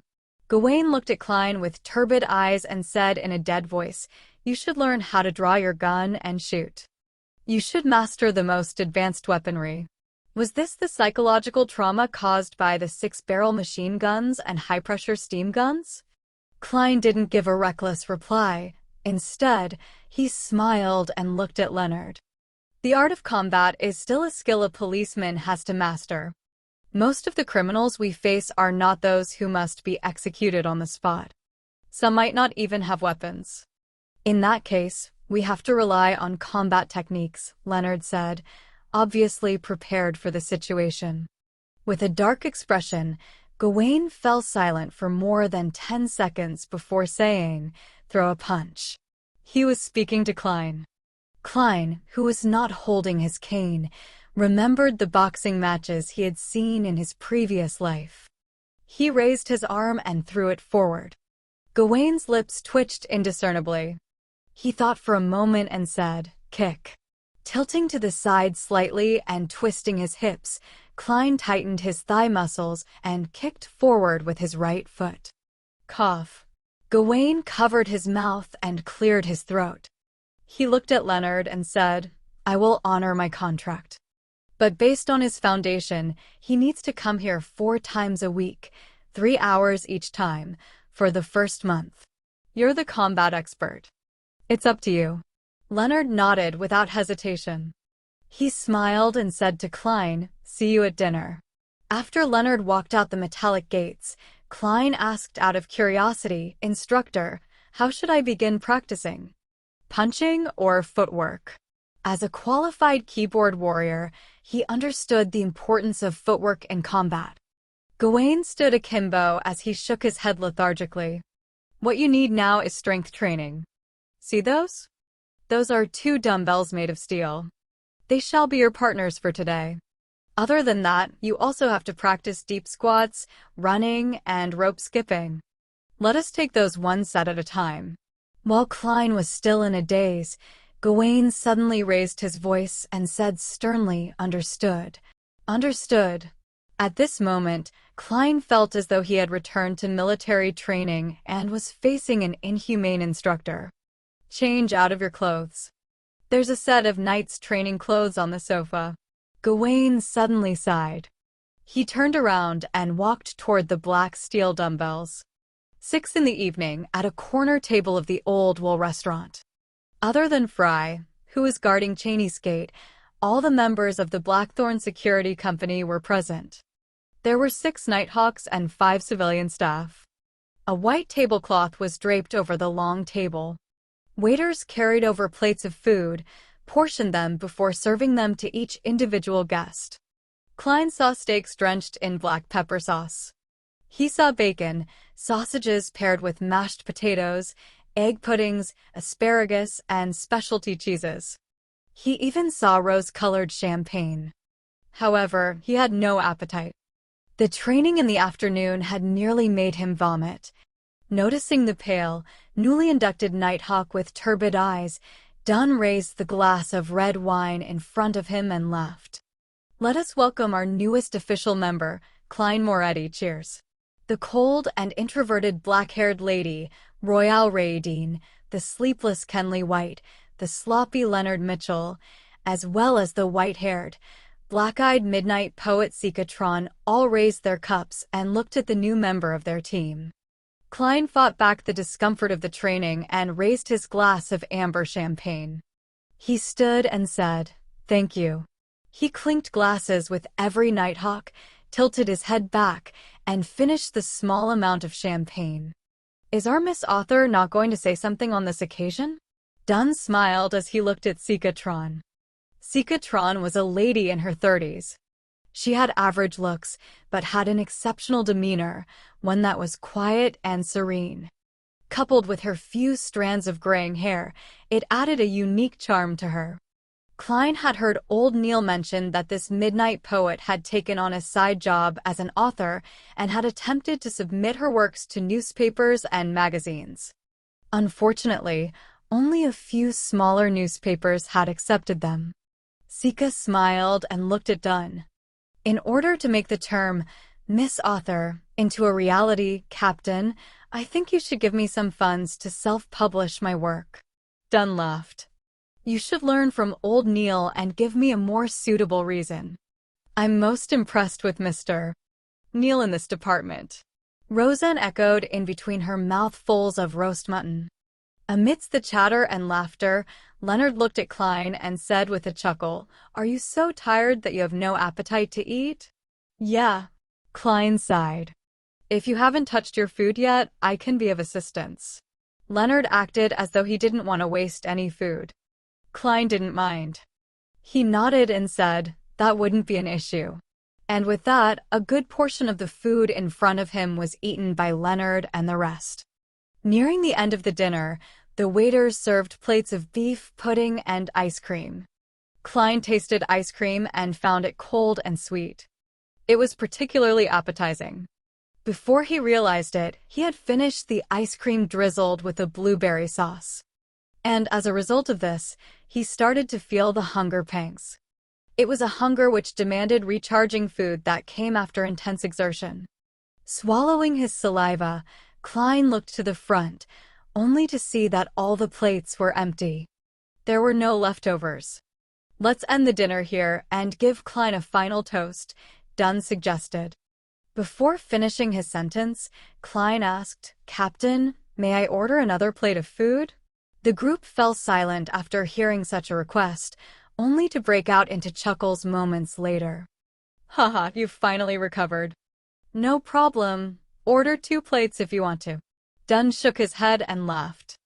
While patiently waiting an unbearable amount of time, Klein heard his stomach growling. Finally, a freshly prepared black pepper steak was served before him. His fork and knife danced as Klein finished the medium-done steak in 90 seconds, tears nearly falling from his eyes. The meat juices and the fragrance of the sauce lingered in his mouth. Some time later, Klein let out a satisfied sigh as he looked at his empty plate. He put down his knife and fork and took a sip of his champagne. "Waiter, the bill please." Dunn turned around and called for the waiter. The waiter went to the counter, then returned with the check. He gave a thorough breakdown. "You opened 5 bottles of Desi champagne, each bottle being 12 soldi and 3 pence, a small glass of Southville red wine for 10 pence. Each black pepper beef steak was 1 soldi 2 pence. Each serving of beef pudding was 6 pence, the servings of ice cream was 1 soldi each. The total would be £5, 9 soldi and 6 pence. £5, 9 soldi and 6 pence? That's nearly my weekly salary. A restaurant is indeed much more expensive than eating at home." Klein clicked his tongue upon hearing that. He felt lucky that the captain had said that he didn't need to pay out of his own pocket. They had some petty cash from bonus earnings. He calculated the cost carefully and noticed that the most expensive portion of the meal was the alcohol. 5 bottles of champagne had cost more than £3. This is no different from Earth. Klein secretly rubbed his stomach and forced down the last of his champagne. The next morning, Klein felt bloated. He tried to get off the bed in his sleepy stupor. Just as he exerted strength, he was instantly awakened by his aching muscles. He felt as though his body wasn't under his control. What a familiar feeling. It's the same as that day after we got punished with frog jumps. Today is a rest day, but I still have to pay a visit to my mentor and see if I can borrow the monograph on the Hornaces main peak from the library at the university. Klein's lips twitched as he made his way outside with some effort. He wanted to draw a gasp with every step. "Klein, what happened to you?" Melissa, who had just come out of the bathroom, sized up her brother suspiciously for his odd posture and slow movement. Chapter 98. Mr. Isaac. Faced with his sister's question, all Klein could do was reply with a regretful smile, sore muscles. He originally believed that by consuming the sequence potion, his constitution would be enhanced as a Beyonder, but the harsh reality told him that a seer's stats points were all allocated to his spirituality, mind, intuition, and interpretation. It didn't aid him in adjusting to combat training quickly. As for the original Klein, he had focused on his studies early on and had suffered from malnutrition. That led him to possess a below-average physical condition. The fact that he was having after effects from working out was to be expected. Sore muscles? I remember you returning after dinner last night, and you didn't do anything else. Does alcohol cause sore muscles? Melissa inquired with an inquisitive look. Does alcohol cause sore muscles? Sis, that question can't help but make me have inappropriate thoughts. Klein laughed dryly and said, No, this has nothing to do with alcohol. It was from yesterday afternoon. I joined the company's combat training. Combat? Melissa was even more astonished. Klein organized his thoughts and said, Well, this is what happened. I considered it and believe that as a historical and relic consultant of a security company, it's impossible for me to stay in the office or port warehouse forever. Perhaps there will come a day when I have to accompany them to the villages or an ancient castle to the site of some relic. That might require me to hike, to cross rivers, and to walk a lot. I'll have to endure all sorts of tests posed by nature, so I have to possess a sufficiently healthy body. So you joined combat training to enhance your stamina? Melissa seemed to understand her brother's intention. That's right, Klein answered with great affirmation. Melissa said with a frown, but that isn't gentlemanly. Don't you always keep yourself to the standards of a professor? A professor only requires the ability to read historical documents, ponder over difficult questions, and maintain a polite and gentlemanly demeanor. Of course, I'm not saying that those aren't all good things. I prefer men who can solve problems on their own, regardless of whether that solution requires brawn or brain. Melissa smiled. Klein smiled and said, No, Melissa. Your definition of a professor contains a misconception. A true professor can communicate with people gently and politely, but he can also educate the other person using the principles of physics by raising a cane to convince someone when there is an obstacle in communication. Principles of physics. Melissa was momentarily at a loss, but she quickly understood what her brother was saying.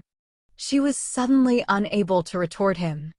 Klein didn't say anything more but widened his pace with great difficulty as he headed for the bathroom. Melissa stood there and looked for a few seconds. She suddenly shook her head and caught up to Klein. Do you need my help? She posed as if she was supporting someone. No, there's no need to. I was hamming it up a bit earlier. Klein felt humiliated. He suddenly stood straight and walked normally. Watching her brother walk steadily to the washroom and close the door, Melissa pursed her lips and muttered, Klein is getting more and more pretentious. I even believed that his muscle soreness was really that serious. In the bathroom, Klein stood behind the tightly shut door, his face suddenly contorting in pain. Ouch! Ouch! Ouch! He held his breath, tensed his body, and stood there for a good 7 or 8 seconds. When he finally went downstairs with great effort, had breakfast, and saw Benson and Melissa off, his soreness finally began to ease. After resting for a little while, Klein took his cane, donned his top hat, and left the house, strolling towards the public carriage stop.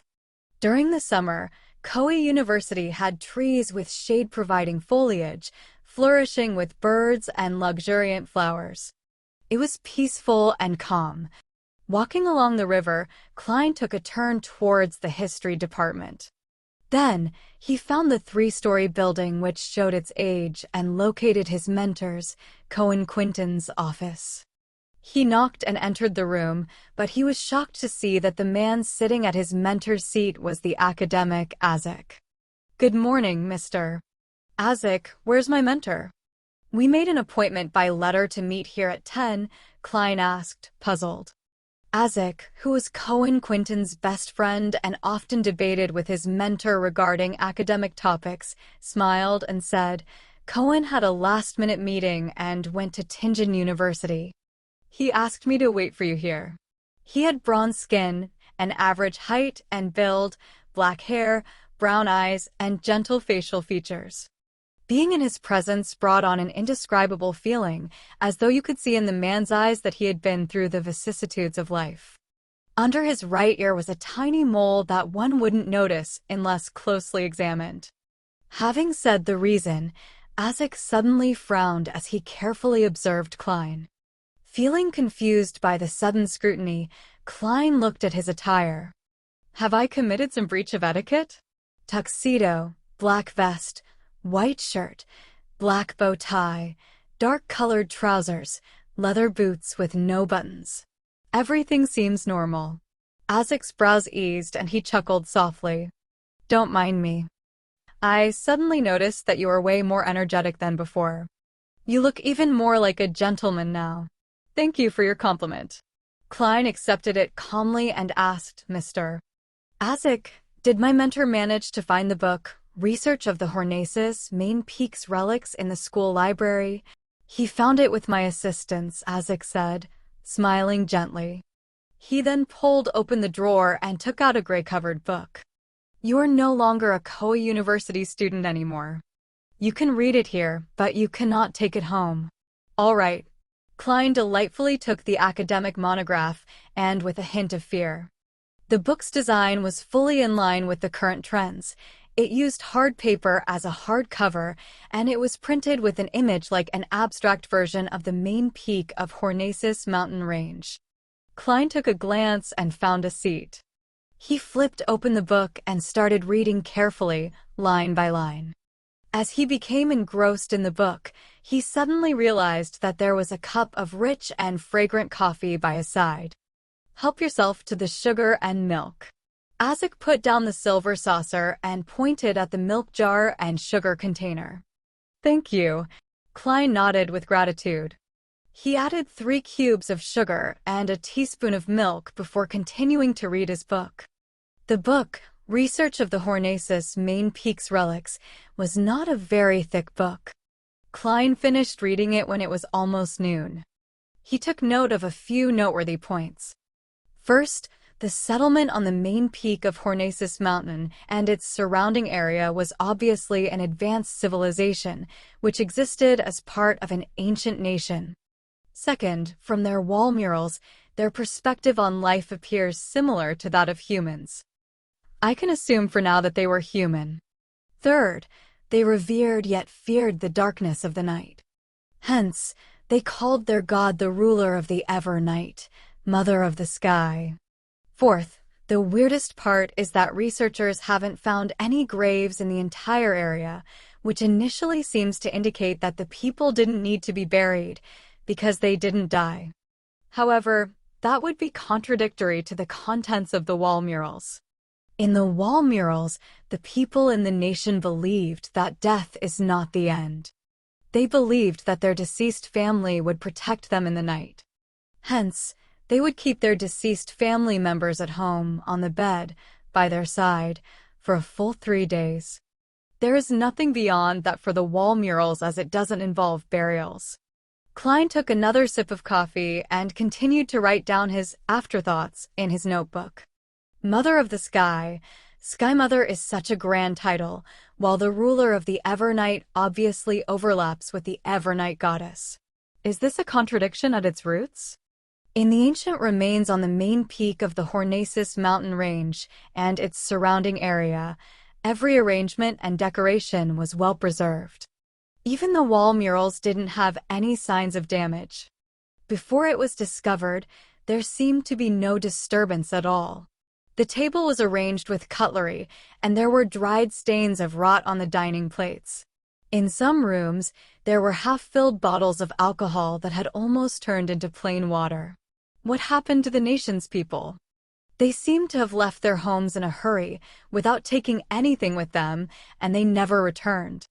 Considering how there are no burial grounds, this only makes it weirder. The author, Mr.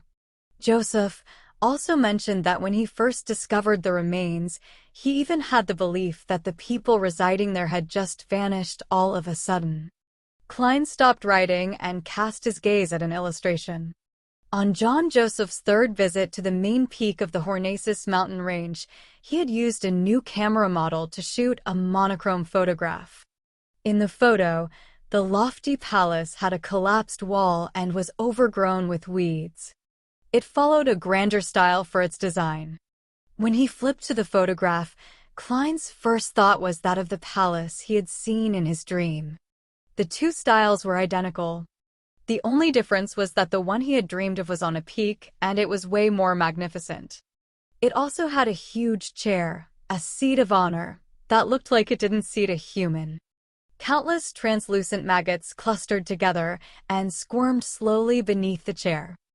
I can confirm that my dream is related to the ancient remains on the main peak of the Hornacis mountain range.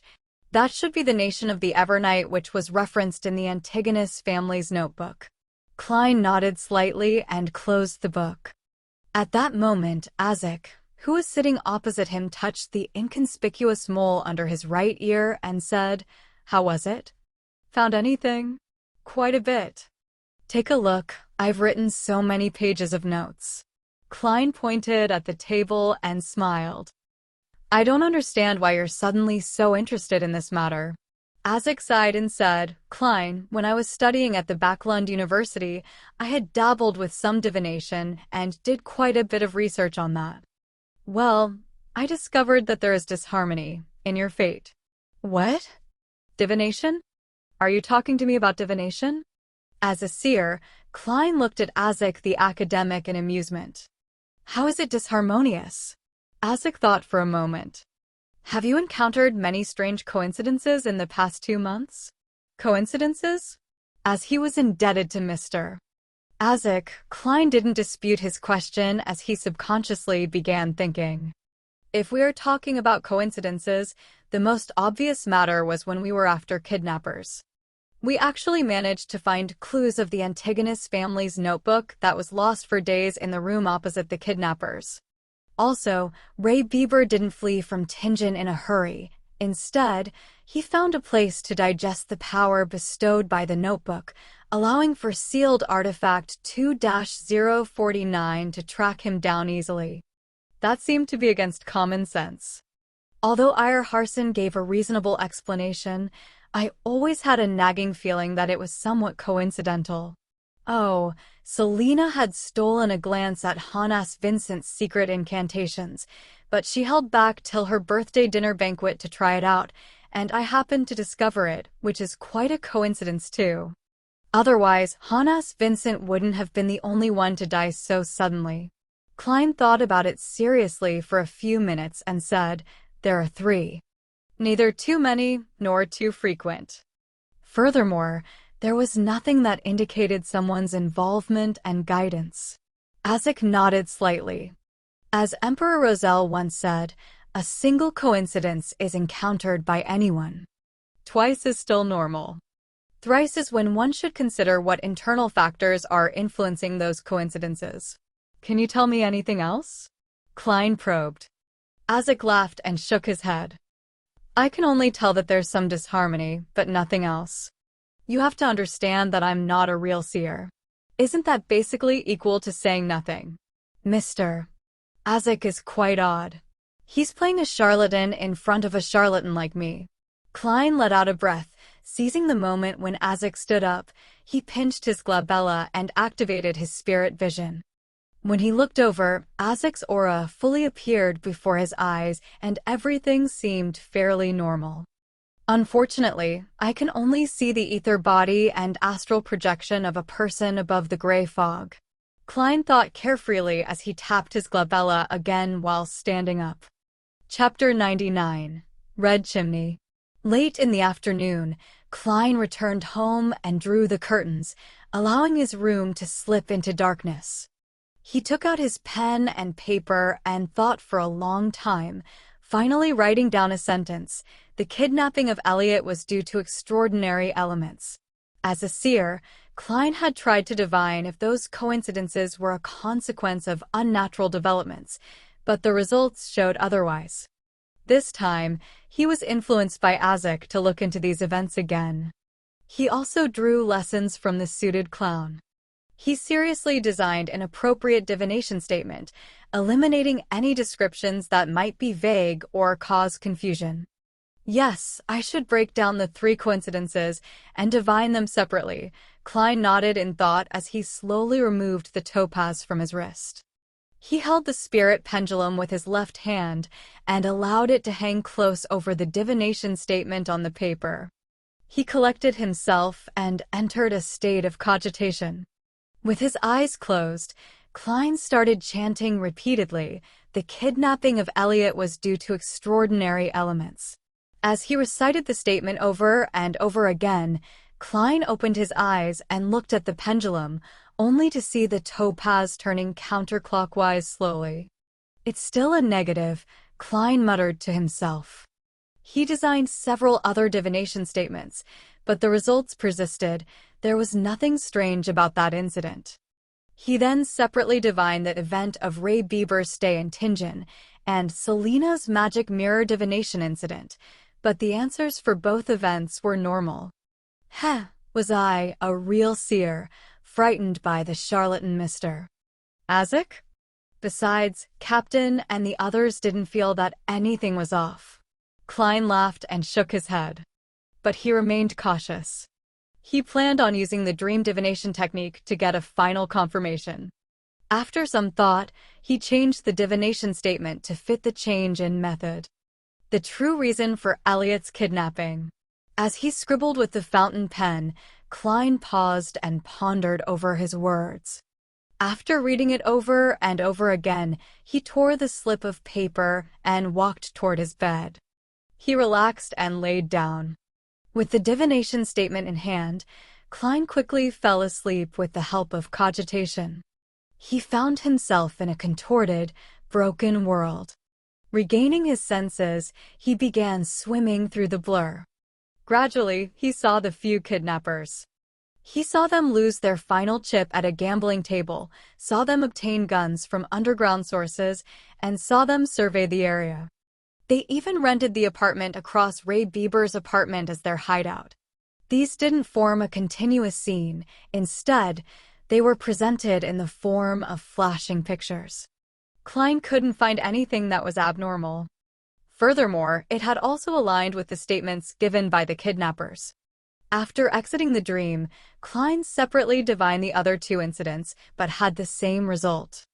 Their developments followed logic. The coincidences were really coincidences. I was indeed overthinking things. Mr. Isaac is merely a divination enthusiast. Klein stabilized his pendulum and shook his head with a bitter smile. He was about to draw the curtains and allow sunlight into the room when he froze. From the original Klein's impression of Mr. Isaac, he is a dependable and trustworthy person. He had never once said anything baseless. Even if he was always quarreling with Mentor, it was limited to academic topics and each of them had their reasons. If he was truly a mere divination enthusiast, he wouldn't have interacted with me like that. And the memories of original Klein has nothing about him liking divination. Of course, this could be due to the loss of a corresponding memories. Klein frowned and couldn't ease his worries. He needed a way to confirm this. He suspected that Mr. Isaac had unwittingly come across some insider information and was trying to remind him by using divination as an excuse. How should I confirm this? Klein paced back and forth across the dark room, trying to recall the other divination techniques he knew. 1 step, 2 steps, 3 steps. He suddenly halted as an idea came to him. Let's assume that these coincidences are dubious. I'm unable to divine a result either because my sequence isn't high enough or I'm being affected by outside interference, but I can change my environment. I can change my environment to someplace that is even more mysterious and even harder to understand. Klein felt pumped. He pulled open his drawer and took out a silver dagger. He concentrated and allowed his spirituality to flow out from the tip of the dagger, becoming one with his surroundings. With each step he took, the wall of spirituality sealed off the entire room. Klein planned on doing the divination above the gray fog, to do the divination in that mysterious world. In the magnificent ancient divine hall above the endless gray fog. Klein sat at the seat of honor on one end of the bronze table. Before him was a piece of goatskin he willed into existence. He lifted a pen and tried writing the divination statement as he had previously. The kidnapping of Elliot was due to extraordinary elements. He held the spirit pendulum and hung it low. Klein quickly composed himself as he turned silent and ethereal. Half closing his eyes, he recited the statement 7 times, using his spirituality to interact with the spiritual world that stood above all.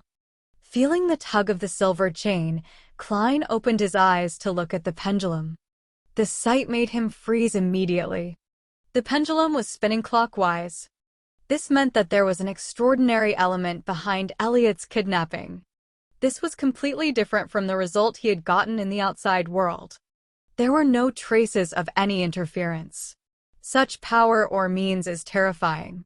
What's the motive of the person behind this? Is my fate intertwined with the Antigonus family's diary? Klein was immensely shocked. He lost his calm, and the rotation of the pendulum slipped into chaos. He put down the topaz and rubbed his glabella. His expression was abnormally grave. After contemplating for a few seconds, he didn't attempt to divine the other two events. Instead, he wrote a new divination statement, the true reason for Elliot's kidnapping. He held the paper in his hand and recited the statement 7 times. Klein leaned back and fell into sleep above the fog. Soon, he saw a boundless, illusory grayish-white fog. The fog dissipated slowly, revealing a colorful grass plain filled with flowers. The space behind the flowers and the plains was folding into itself, like a monster that had come alive. Klein tried his best to look forward, barely making out an image of a dark red chimney. At this point, the scene before him shattered, putting an end to his dream. Klein abruptly straightened his back in the majestic divine hall. His heart was beating wildly without reason. Phew. It felt like I had just spied on a terrifying thing. He took in 2 deep breaths to stabilize his chaotic emotions. Tap. Tap. Tap. Klein tapped on the side of the table some time later and slipped into deep thought. Red chimney, garden, grass plains. How is this related to the person behind all of this? I cannot determine his motive from the coincidences, nor can I conclude that there is any evil intent. In the midst of this thinking, Klein felt alarmed for himself, Captain, Fry, and the others. We are like puppets dancing on a string. What's even scarier is that we thought so highly of ourselves. Sigh. I don't know how to raise this matter to Captain. Old Meal's divination produced the same results as mine in the outside world. If they asked me to confirm it in front of them, I have no way of doing that. Web audio channel announcement. Thank you for listening. If you want to listen to the full series and hundreds of audiobooks similar to this, please join our Discord or join our Patreon on patreon.com/webaudio. The link will be in the description and also pinned in the comment section. Thank you. Klein rubbed his temples as if he had a headache. After nearly 20 seconds of calm, he began divining the event of Ray Bieber's stay in Tingen. Similarly, he first used spirit dowsing. This time, Klein was shocked to see his topaz hang motionless. It was neither a confirmation or rejection of the statement. Strange, he muttered. He started to guess the reasons for this phenomenon. The person behind this has sensed my divinations and engaged in countermeasures. Following this, he tried the dream divination technique, but all he saw were fragmented pieces of fog. He no longer made any new discoveries. The results of Selena's magic mirror divination incident were the same. Klein could almost confirm his conjecture at this point. Since he had no way of notifying Captain Dunsmith for the time being, he had an unprecedented motivation to improve his abilities. I must head to the divination club later and quickly succeed in my acting to digest the seer potion. Also, I have to confirm whether the clown potion is indeed the subsequent sequence of seer, as well as gather clues about it. In addition, I have to interact more with Mr. Isaac and see if I can dig up whatever inside information he holds. Klein held his forehead with his right palm and quickly drew up a plan and determined his focal point. After some thought, a goatskin appeared in front of him again. He picked up his pen and wrote. The corresponding sequence 8 of sequence 9 seer is clown. From his prior experience, the present Klein was completely convinced that his divination abilities were augmented and enhanced above the gray fog. Just like how raids are usually successful, is this the result of having good luck? He muttered and picked up his spirit pendulum. Some time later, Klein received a definitive answer. The corresponding sequence 8 of sequence 9 seer was clown.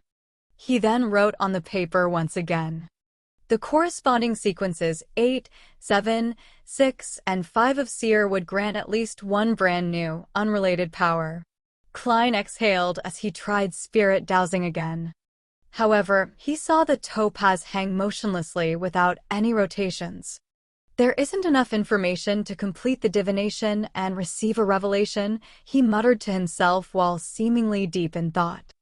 Then, he set down the silver chain and began considering the required statement for a dream divination. Nearly 20 seconds later, he picked up his fountain pen and wrote seriously, "Clues to the Clown Potion." Chapter 100, Interpreting Symbols. Clues to the Clown Potion. On the seat of honor at the ancient bronze table, Klein repeated the divination statement a few times before leaning back and entering a deep sleep. His surroundings quickly became peaceful and quiet. He saw a hazy view, with countless distorted and blurry scenes flashing past, just like drops of morning dew on tender flower petals. Gradually, Klein grasped his spirituality and came to his senses. He saw a fireplace before him with a rocking chair in front of it. Sitting on it was an old woman dressed in black and white. Although he couldn't see her face since she was hanging her head low, Klein's gut feeling told him that she was an old lady. And he was pretty certain about it. The old lady was facing a desk directly. There were newspapers and tin cans inlaid with silver on the desk.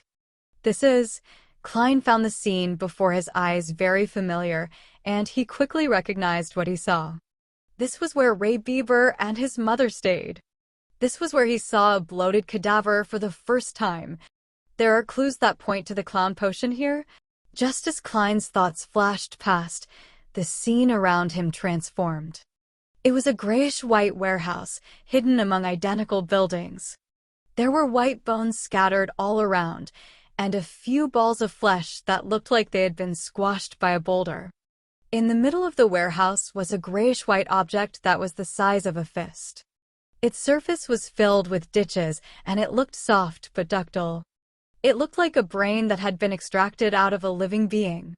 Just as Klein recognized the scene and recalled something, the scene before him distorted like rippling water before transforming into another new blurry scene. A naked body was laid on a long table covered with a white cloth. There were some bluish, discolored patches on the corpse's skin. Klein suddenly knitted his eyebrows and muttered, "It was first the images of Ray Bieber's hiding place and his remains, and now it's related to the brand on the suited clown's wrist?" Just as he attempted to speculate what the scenes meant, the scene suddenly changed again. A marble coffee table, a set of 2 leather couches, and a chandelier that hung high on the ceiling. There were 3 people, Klein Moretti, who had black hair, brown eyes, and a scholarly temperament, a wealthy man with a chubby body and pale skin, and a beautiful young lady with fishnet gloves. Following that, it was another 3 people and an object, a middle-aged man in a black robe who had thick spiky brown hair, a wealthy man with a chubby body and pale skin, a half-century-old elder with messy eyebrows, thin brown hair, and gray-blue eyes, and a black notebook on the round table in between all of them, a notebook that exuded an ancient and distant air. The Antigonus family's notebook. Klein suddenly sat up straight and the dream vanished. Looking outside the divine hall where there was boundless gray fog and crimson stars, he thought in both shock and confusion. I was divining for clues to the clown potion. Why would the Antigonus family's notebook show up? Let me think. That chubby guy was Welch. Yes, Welch, an unfortunate fella who bought the Antigonus family's notebook and triggered a sequence of incidents. The beautiful young lady wearing fishnet gloves was Naya. I remember, the marble coffee table and leather couch combination is a hallmark of Welch's place. I saw spirit medium daily there.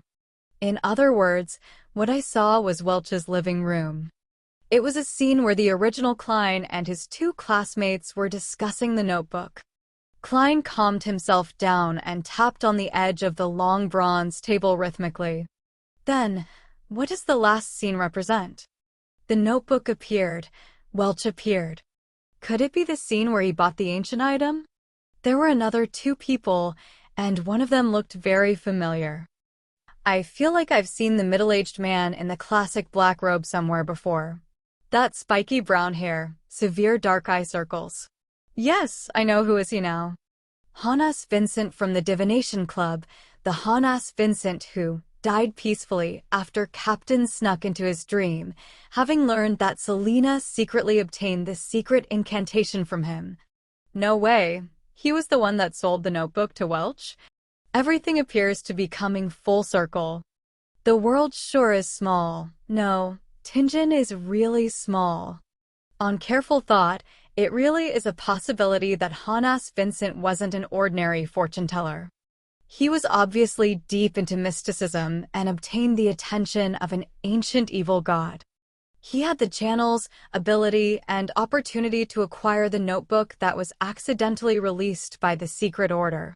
It's no wonder Captain and company never figured out where Welch bought the notebook.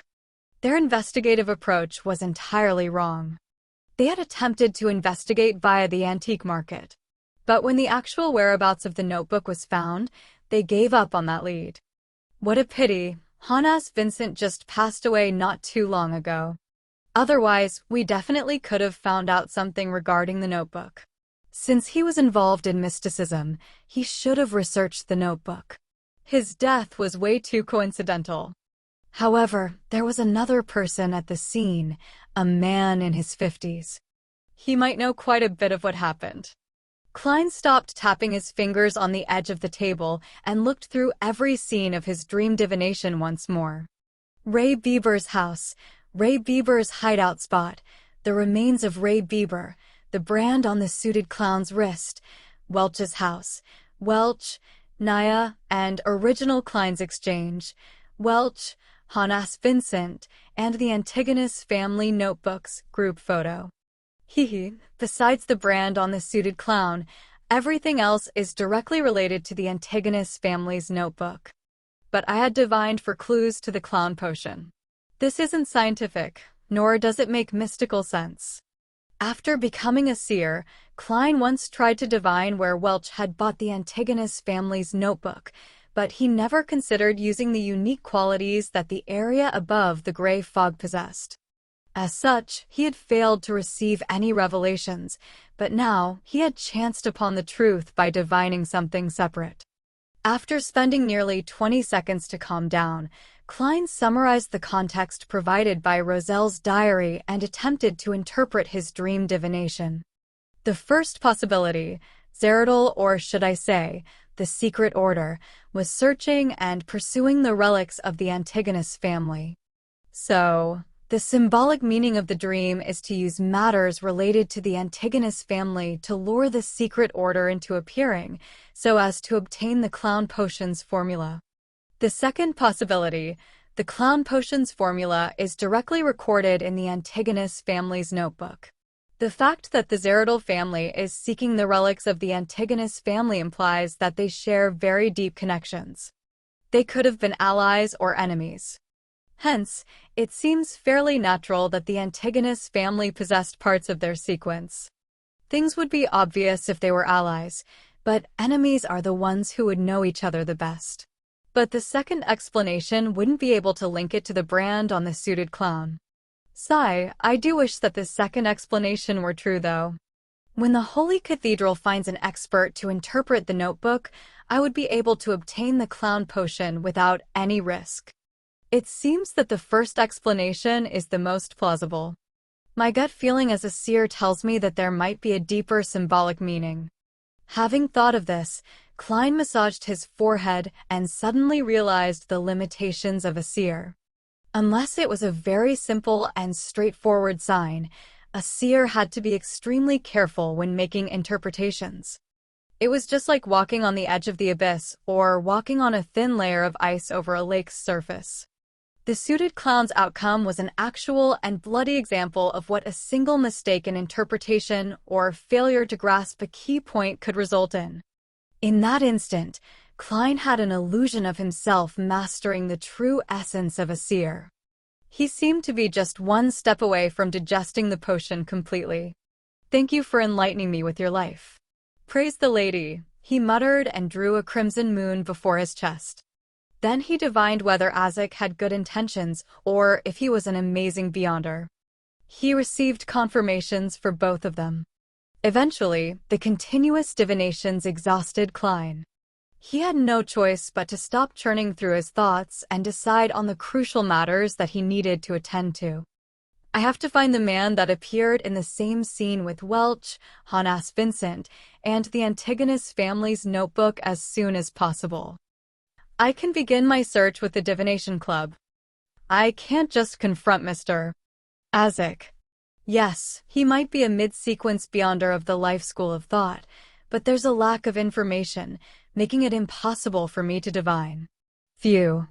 Klein let out a breath and conjured the portrait of the half-century-old elder with messy eyebrows, thin brown hair, and gray-blue eyes on the goatskin that appeared before him.